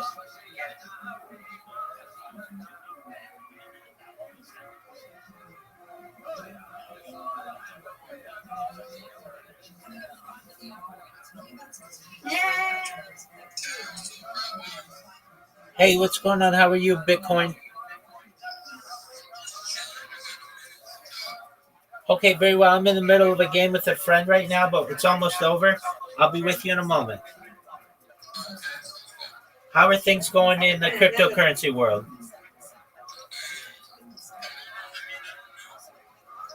Hey. Nice job.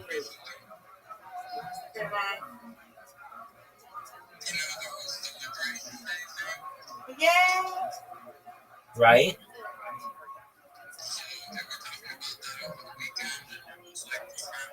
Yeah.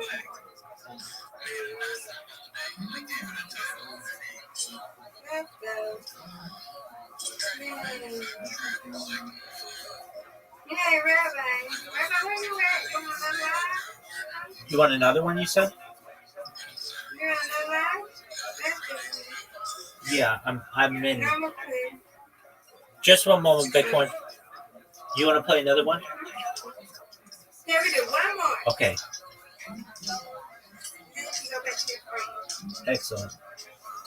So, Bitcoin, are you thinking that this thing is manufactured?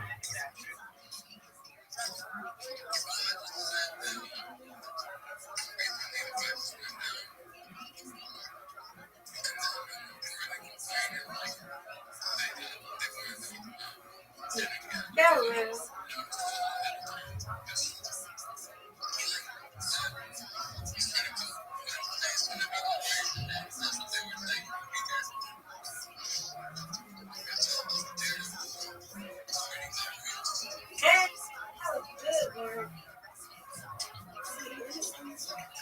What are your thoughts on the? What are your thoughts on them? Absolutely. What do you want to talk to me about? Go ahead. Yeah.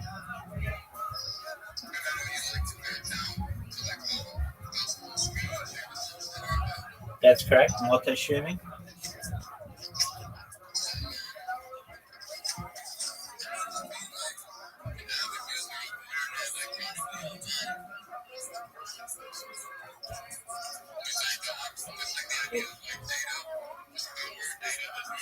Correct.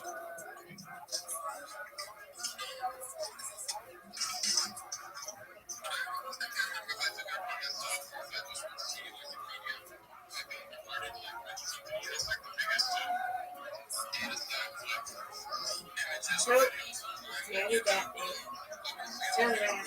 Get it right. Right.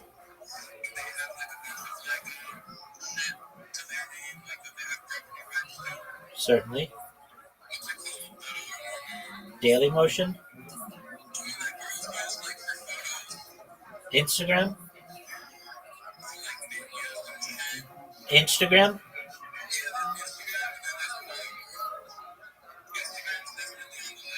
TikTok.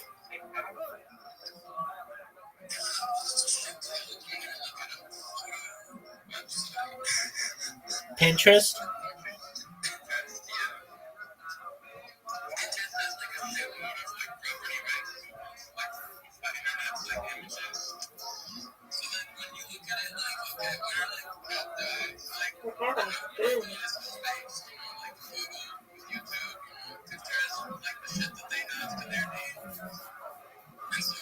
Nice job.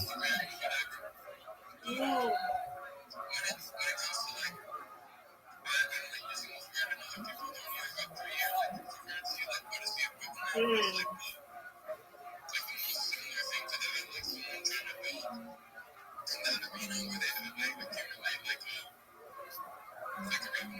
Good job.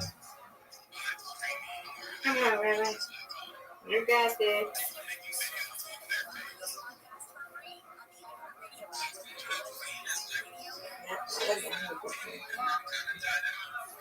You won, Miss Aquarius. Yay. Okay. Just one moment. Bitcoin. Miss Aquarius, I'll play with you tonight, okay? Okay, thank you. Take care. Thank you for coming. All right. Excellent. Oh, excellent. All right, Bitcoin, I'm all yours. Yeah, so you're saying who has the best ability to do it within the cryptocurrency realm? Is that what you're saying?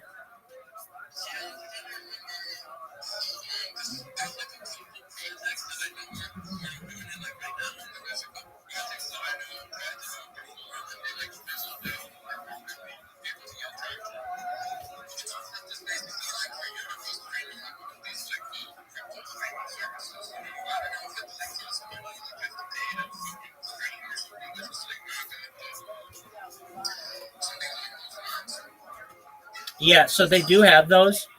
One of them is called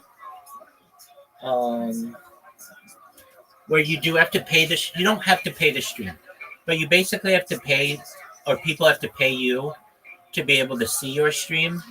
And it starts with that letter S. Is a streaming service. Yeah, Senko. Thank you. Yeah, so Senko is one of them.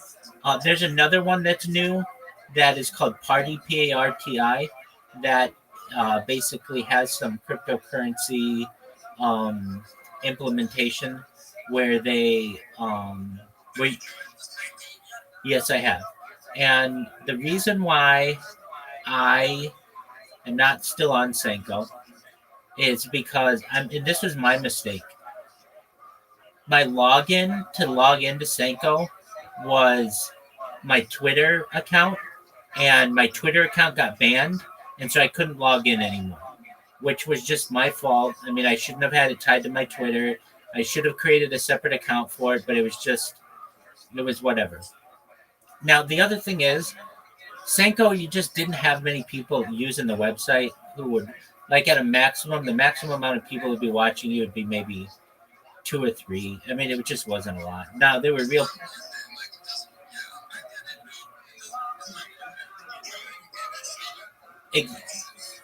Exactly. And the other thing about it was, so I like it when I stream, since I do so much multi-streaming, I like it to just automatically work for me, meaning I don't have to put in new keys every time I stream.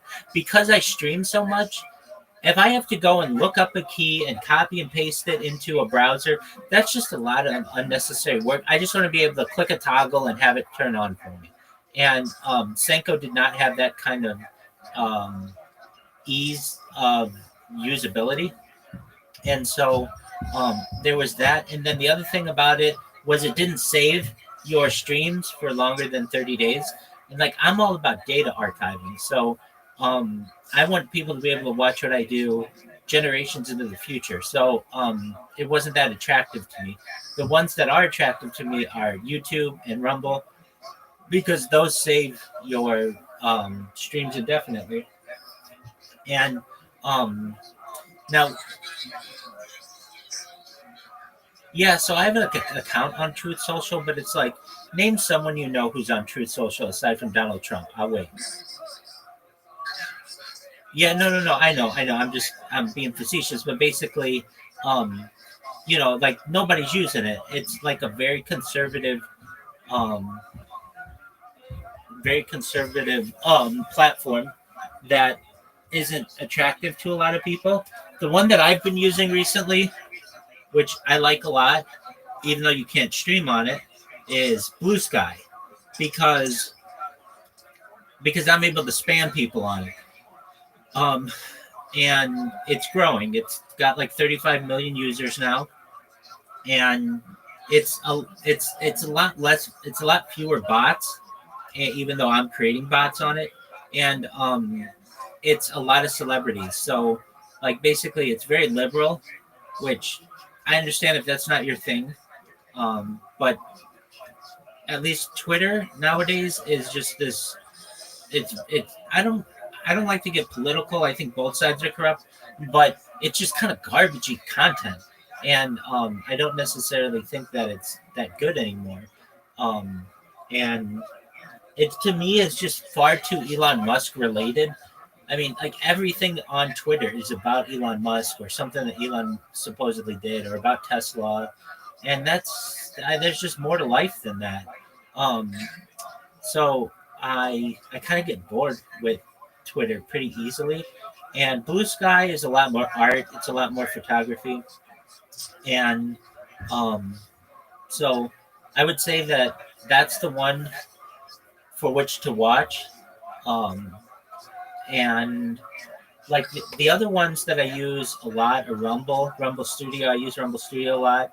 It has some technical glitches. When it first started, it was really great, but I don't know. They have some things when you do really long streams, they can bug out on you. I use a really nice platform for multi-streaming called Restream, and like, the thing that happens to me, since I do such long streams, and nobody's internet is perfect. If my internet ever has what I call a hiccup, like where it just goes down for just like half a second or whatever, if you're using YouTube or something like that, it will end your stream. But these other streams have disconnect protection, and that's much better. And I don't understand why the internet sometimes does that, but it does. And but really, Rumble allows you to do multi-streaming for free, so I can be on 33 different platforms simultaneously without an issue, and it's the same amount of bandwidth, and it doesn't cost me anything. So I've been very impressed with specifically. I've been impressed with Rumble, and I'm a major advocate for it.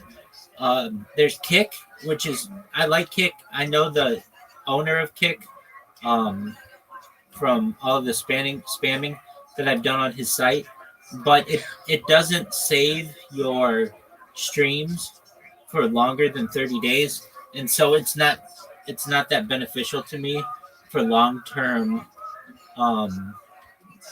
as like a long-term platform. I will say that it's also very heavily botted. If you have the opportunity, go to a website called Botted, BOTTED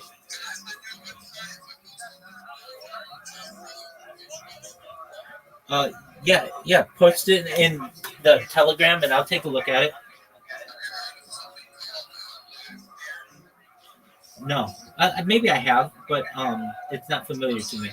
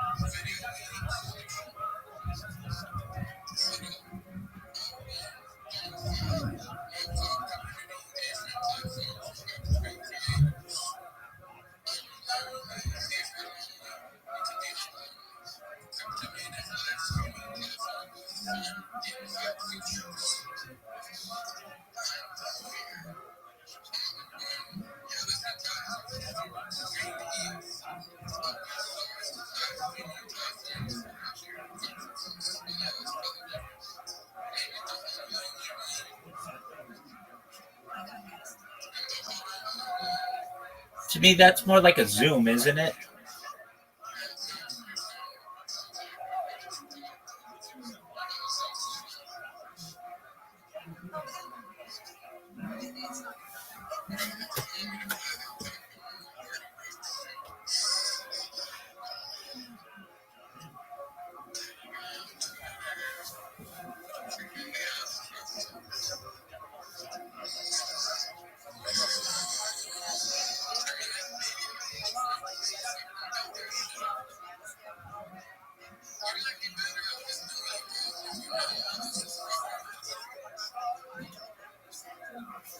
Yeah, I mean the big ones. There are some smaller ones like D Live and Trovo, and You Now, and there's Billy, and um, there's Africa TV, and there's Vaughn Live. There are a bunch of them, but then there are some of them that, like, while I've been live streaming, because I've done it for so long, that I've seen them start up and shut down. Basically, like, they're expensive. They're very expensive to run, and even more expensive to store all the data. And if you don't have like a very deep pockets, it's not going to work. But if you want a list of them, I mean, I've got, I can give you a list of what I use. But I'm live on like at least like as many as 33 of them at once, and I continue to churn out as much data as I can, and basically be as uncancelable as possible. If you ban me on one account, I'm going to have some backups somewhere of the data that I have. So I find that to be very beneficial.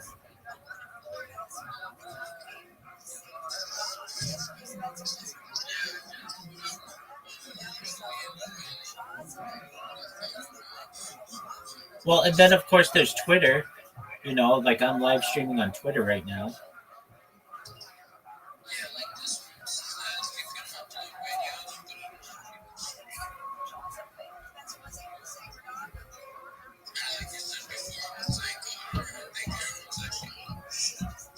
Right.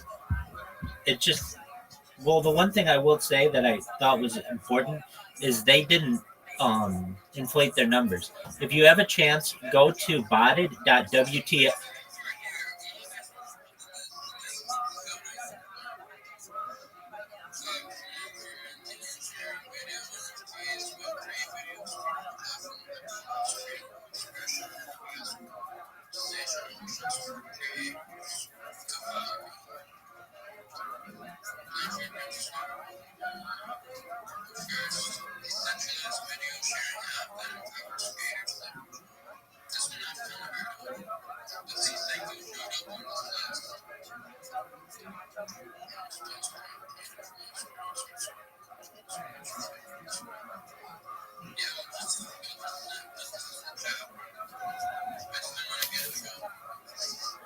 I understand. I'll take a look at it. Let me know when you sent it.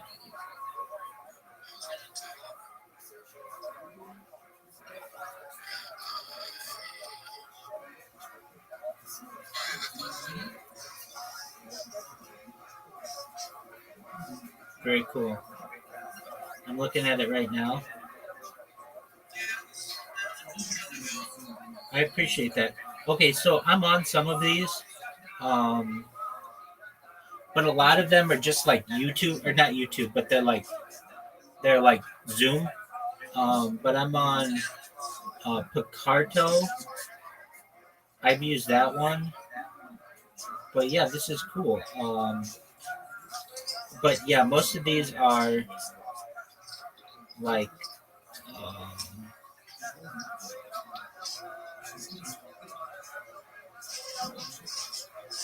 they are like Zoom.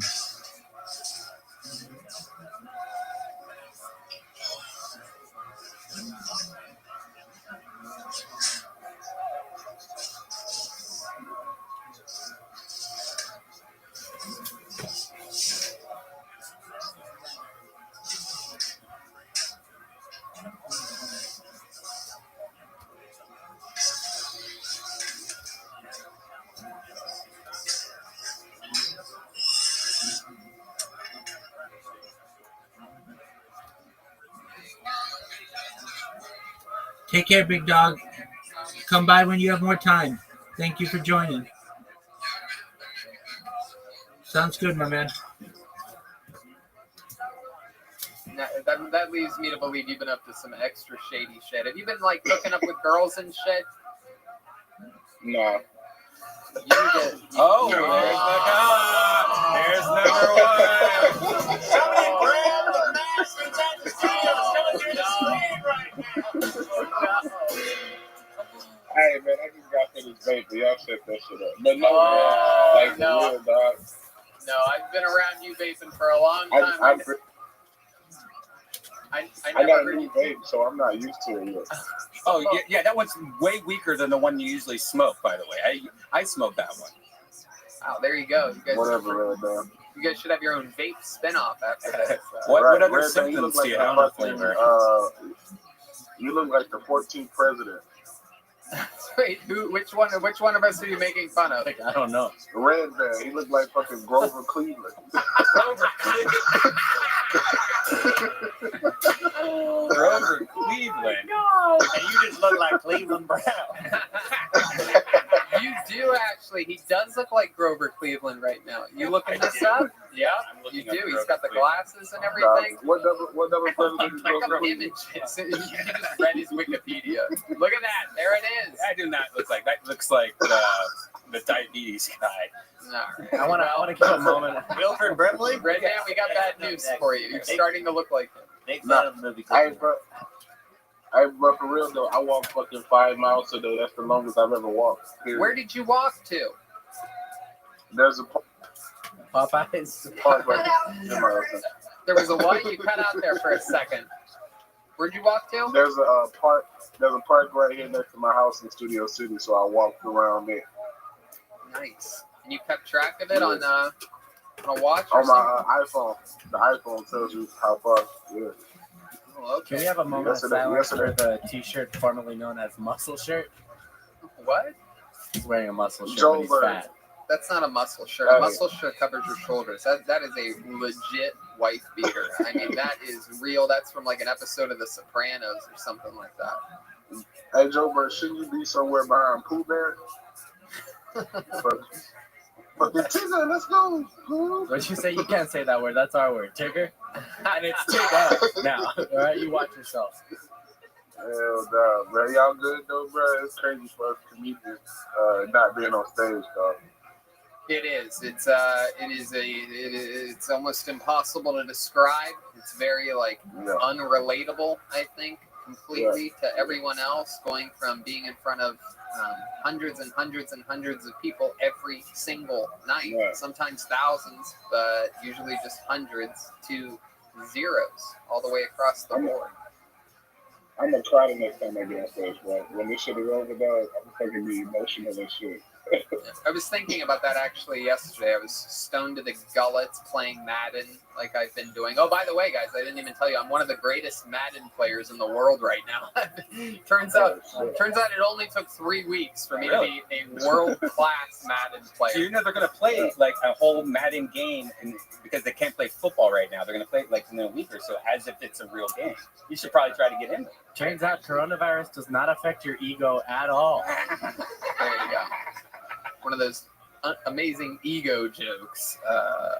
So anyway, one of those ego jokes that just always shakes. Back to the dildo or booty hole joke. Go ahead. Go ahead, David. It is that gold, baby. That black gold. I read that you the fucking. Oh my god. What the fuck were we just talking about? But before Madden, I was saying how I need Red Band to grow his hair back so he looked like the fucking BTK kid. Red Band pretends like he doesn't get any of your references when they're on him. Burger killer. He's like, BTK, Burger, 2K, what is Burger King? How many hamburgers is that? Oh my goodness gracious. How are your parents doing? Because you went from New York at its peak. Like the day you left New York was the day that every news channel was saying anyone that's been in New York 14 days, no excuses, by yourself. And you went home and hung out with your parents. So it turns out the coronavirus already ran through my family. They recovered. My cousin just got she just recovered Saturday. And how do they know that it's already run through? Is there like a test for that or anything? So my mom was sick first, then followed by my aunt, and then right after my granddaddy died, they all had the flu for like 3 weeks, staggered. Right. And then my cousin hung around them, and she just fucked around and got tested, and they told her that she had corona, so it's likely that they had it as well. When was that exactly that your granddaddy died? What was that, January 26th, 27th? Yep, that'll do it. How did he die? Do they know? He had cancer. He had the other lung cancer, but he was a smoker for 70 years. Gotcha. Yeah, bro. He died at 84. Yeah. Man, that's good for a smoker. Yeah. Yeah, that's. I didn't know barbecue was that dangerous, actually, to be honest. When I hear stories like that of people smoking for 70 years, it makes me mad that I've switched to vaping because I'm pretty sure I have one of those. I have those crazy genes that I think I could get away with it. It makes me mad. It makes me switch. Yeah, my dad does not slow down at all. Don't do it. I'm so glad you guys vape and don't smoke, to be honest. It's been dope as fuck. My friends aren't smoking cigarettes. Yeah, I know. What the fuck, period, boy? You really are a gay typer. Yeah, I thought I established that at the top of the show. Can you call these guys the N-word for me, please? I can't do it. That motherfucker is the only tiger that eats soy lamb. And you're the only black guy that eats soy booty hole. How about that? Oh my god. I stole that from your act. You guys are out of control. Anything else we should cover, David, before moving on? What else is going on? Anything else crazy? Hey man, when Kill Tony come back, I'm gonna have a whole bunch of new lights memorized. I love it. I can't wait. I'm going through Audio Slave, Radiohead right now, bro. I think Chris Cornell is the best vocalist that I've witnessed. I agree. The only thing better than his vocals is his facial hair. That's what I always say. Right. Your nose looks like Baby Yoda. Wow. And Red Band, your head looks like Mount Rushmore. Dude, your head looks like branches on trees in the dark. Dude. Looks like a Tim Burton film. It really does. I'm gonna shoot a slingshot through the middle of that, dude. Hey, Red Band, your hairline looks like a GPS arrow. Turn right. Oh my! Your hair looks like some sort of stick Harry Potter would use to find like a cursed closet or something. Is that motherfucking transgender tiger? You better fucking believe it. Watch out, he rolls his R's. Well, David, the only tiger that got his nails painted. Hey, David, do you listen to my music, Joe Exotic? Hell yeah, I listen to your shit. With 3 hands, you think? Yes, sir. I heard a lot of that was not even you. That you somebody else wrote it and sang it. What the not even him. It's not. Is that true? Yeah. Yep. I beg to differ. I can sing it right now. I'll tell you right now. Sing one right now. Is that our tiger, and now I understand. I saw tiger, and I saw man. Wow. Love it. I guess I was wrong. Take that, Carol Baskin. That's all me. Those are all my vibes. Hey, you husband killing bitch. What, David? She's Carol. Carol. Yeah. Fucking evil, psychotic ass Floridian. Thank you very much. I don't know. I kind of got a Carol fetish right now. Jesus, that Everybody is one likes evil white lady. She's not Carol Baskin Robbins. Damn it. Hey man, shut your fake Jeff Foxworthy ass up. Oh, Jesus, David, you're taking shots at the characters over here. I tried to warn you. And a redneck meets a black neck. Oh my goodness. Hell yeah. It's a no neck. The no collar comedy tour over here. What up, Pimp? How are you? You look like Joe Dirt's gay bro. What'd you say? You're good. What's up, big dog?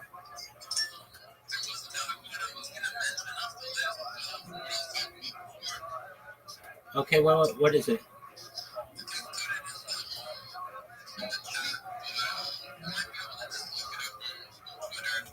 Sure, what's it called? Okay.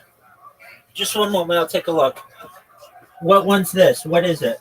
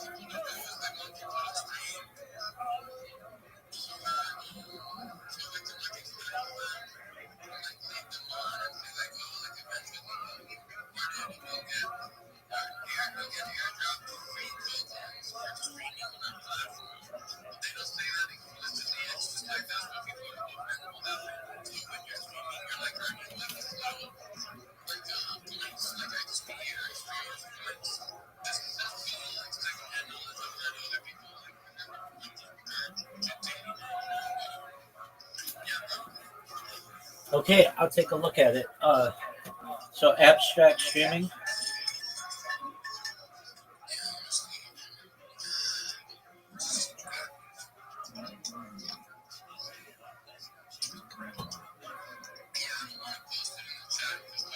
That's okay. No, it's okay. I'll look it up. I see it.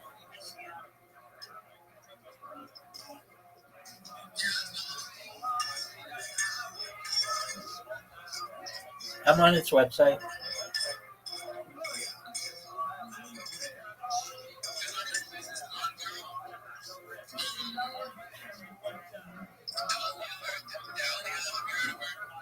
No.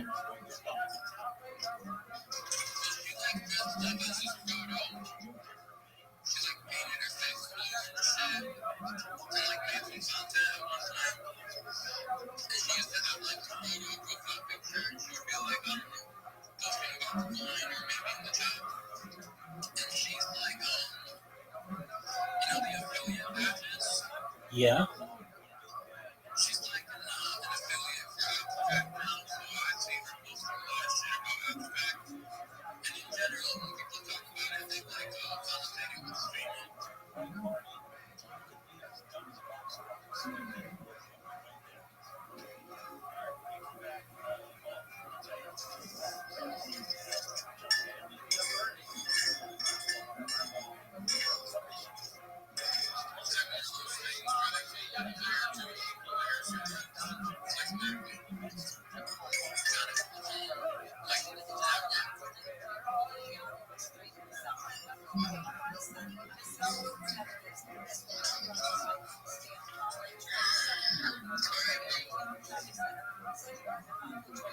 Peace, big dog.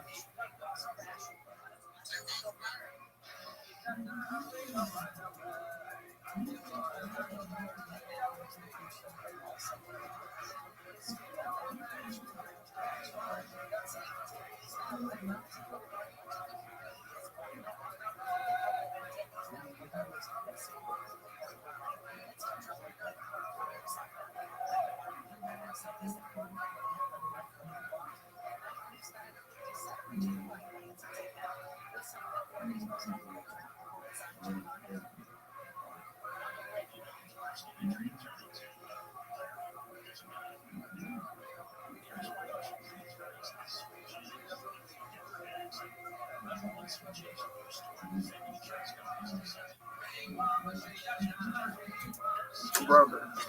Oh. Anything else? I am gay and I'm proud of it. I will shuck your dick right now, boy. Oh my I'll God. shuck your dick backwards. Oh my God. All right, Oh, I'm gonna put an end to this, David. I'm gonna get you out of here. I love you.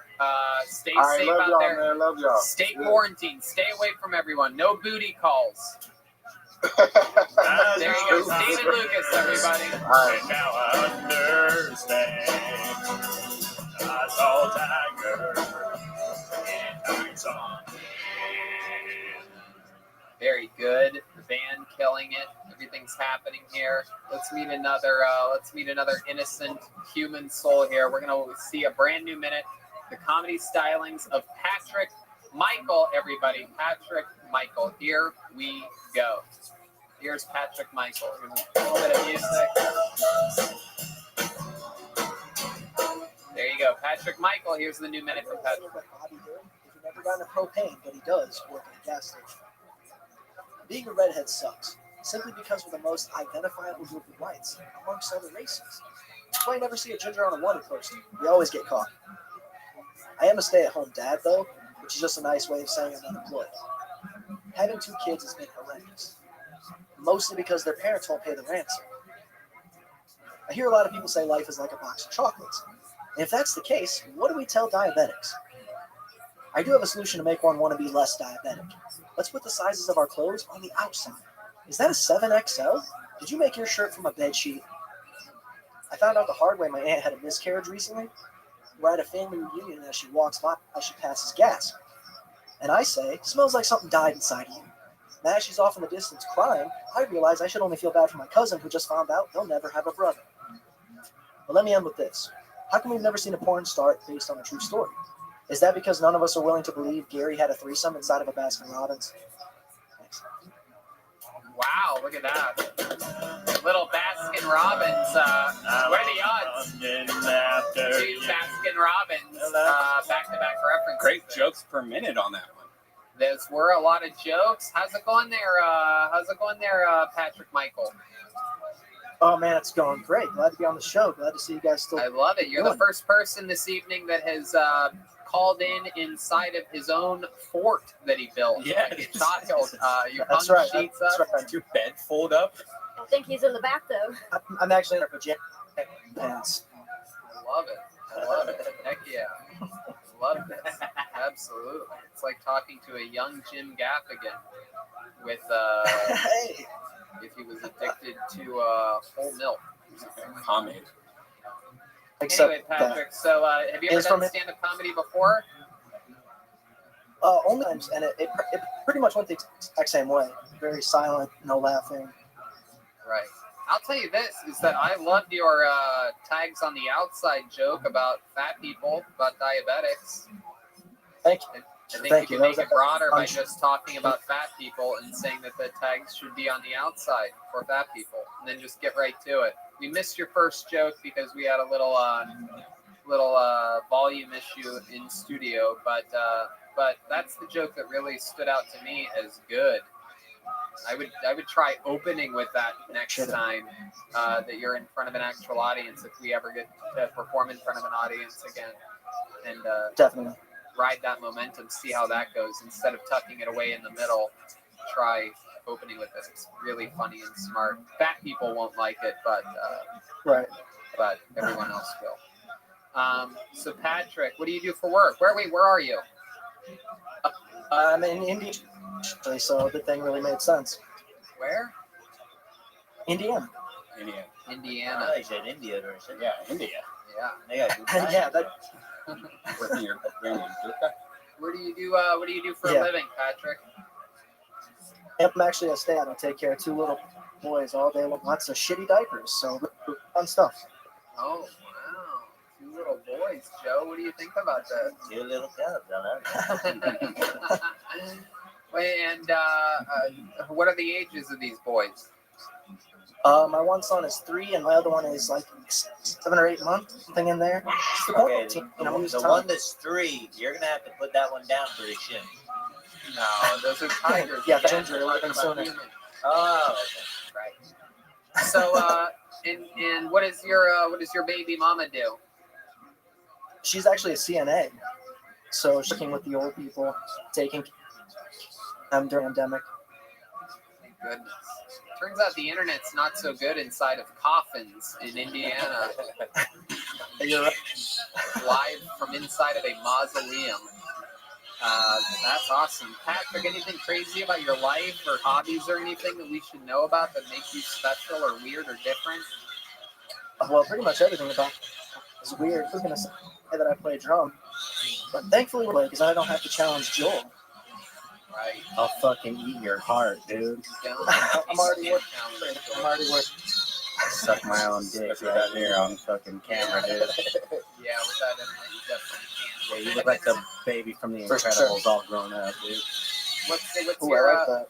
What's your internet service provider? We have the good time, but inside of really protecting myself from the quarantine, whole self and so just be safe. The CNA, she could break. Patrick, we love you. We're gonna let you go. The internet's just a little bit janky on this one, so we're gonna keep it moving. But thank you for your submission. Try that tags on the outside joke at the beginning of the set sometime. There he goes. Patrick, Michael, everybody. Smell like a sound, I'm all around, and I'm hungry like a All right, your next comedian, the other regular from Kiltony, ladies and gentlemen, William Montgomery, live in the flesh. Here he is. William, how are you? How's it going, y'all? The rumors are true. My name's Sean Dragon. I have an all-black porn, Jamaican stuff, butt fuck stuff. No, but seriously, I'm cosplaying as Mrs. Doubtfire right now. Oh my God! God. Can't believe you did that joke earlier, David. You piece of shit. It sounds like you're sick as a motherfucker. You piece of shit. No, but seriously, my name's Sean Dragon, and I've been killing kids over in Azerbaijan. Are in for a treat with this next joke. I wrote a book about an 8-legged horse. It took me 3 years to write. We're going through the publishing process, and at the end, they're like, "What's the name of the book?" And I'm like, "I don't know. Who do I look like? Stephen fucking King?"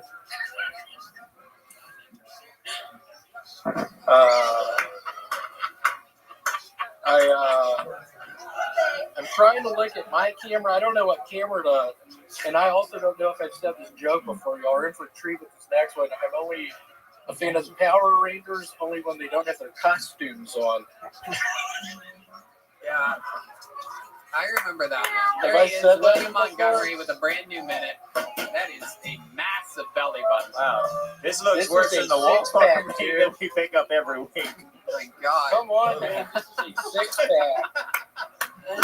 Tiger King says you look worse than the Walmart meat they pick up every week. Hold on, go back to that belly button for a second. Go back, show us that belly button. Oh, that's a deep one. Is that the belly button that Bubba Fett fell into in Return of the Jedi? Oh my God, he did land on the moon. The Sarnak pit? Bubba Fett? The Sarnak pit. Bubba Fett. Did I say Bubba? That's Bubba Fett, though, right here. That is Bubba Fett. Bubba Fett, dude. That's why I thought of it. It reminds me of a Bubba Fat. Okay, thank you. Love it, love it. How are y'all doing? Now, William, William, I'm going to acknowledge something. Last week, you were in studio. We have decided since that performance to no longer let you in a room with us. During that performance, there was parts where you were dipping your head down and you were showing us your hair or lack thereof, and now it appears as though this week you have a brand new haircut. Wow, look at that comb over with that some Joe Tiger bangs. Oh my god! Is that natural? That hair you got there? I have a Tiger King joke. I look like if Tiger King had a rival on Survivor. Wow. No. Oh my god. I don't know. Oh, yikes. I'm still watching a bunch of Survivor. Uh-huh. I love that. So you haven't been at work, have you, William? You've taken work off for the week? Yeah, I've been sick. Yes. Have you really been sick? You always say this. You've been saying this for a month. Yeah, I've been sick. Yes. Yes. Yes. I'm sick as a dog right now. I've been peeing in my pants. Well, I mean, that should be that's not one of the shaking. Dogs don't wear pants, William. That's not one of the symptoms of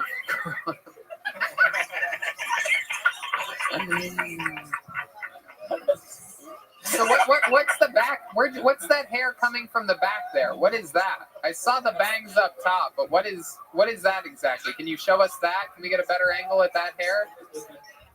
Can you show us where it connects to your This skull? is confusing me. How is this camera going? William, where are you right now? Hello, is that a baseball player? What the fuck? This is a Kobe Bryant with a green face. Oh my god. He's a zombie? He's a zombie Kobe Bryant. Wow. What the hell? What the hell? No, but seriously, how are y'all feeling? I've been sick as shit for over. No, we're great. We're great. So do you think this is a new permanent look for you, this new haircut you got? I think my mom helped me put it on. I don't know if y'all have ever seen nipples like these kind. Oh, yeah. Yeah. Usually on... I am gay and I'm thinking about my life right now. Is your armpit hair red as well, Will? Oh, my God, it is. Let's see your armpit hair. Look at that red. Let's see your armpit hair. It's redder than a Point the camera at it. Oh. Oh, how do you work this camera? You need to get some black clip-ons for your armpit hair too. You're a little bit This is why Joe Exotic never kept orangutans around. a little bit light in the loafers there on armpit hair. So William, William, what else has been going on this week? There's rumors going around that you're back with your ex, that you're drinking heavily. Can you confirm or deny any of these rumors that you're doing everything wrong? What do you mean? We're in a.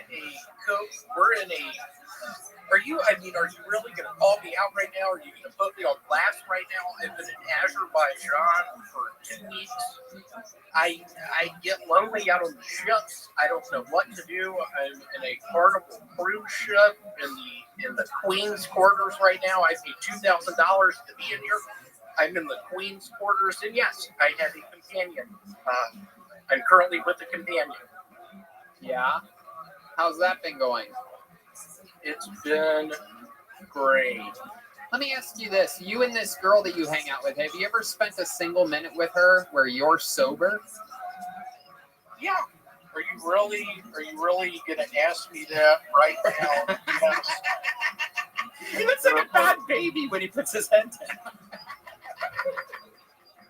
There are plenty of time. I look like a what, Red Man? A bad baby. What the like fuck? your haircut, you faggot. Oh. Jesus Christ. Wow. That's offensive to gay tigers. Pure hatred coming out of William right now. William, anything else weird about your body that we can't see? What are your thighs like right now? My thighs are, hold on, take a look. I don't know how to do the camera the other way on this. You hit the thing that looks like a camera with arrows going around it. I don't see it. Is that a landline that you're calling from? Yes, it's a landline I'm calling from. Oh, Tony, I just moved the thing. I see you right now. How are you? Oh, my God. We're 7 minutes into this interview, William. I'm great. Oh man, yeah. I wish I could look at my toes. Did you just poop your pants just then?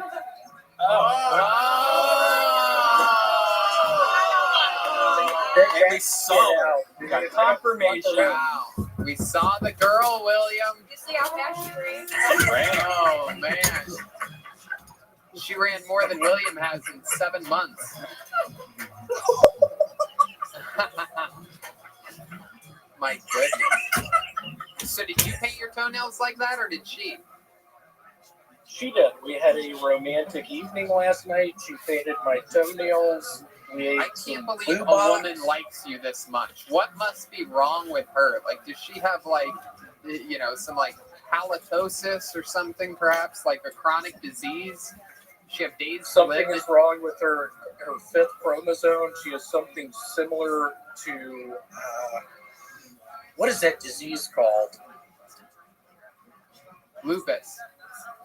Not lupus. Down It's where all the people look the same. Yeah, it's Down syndrome. Oh, very cool.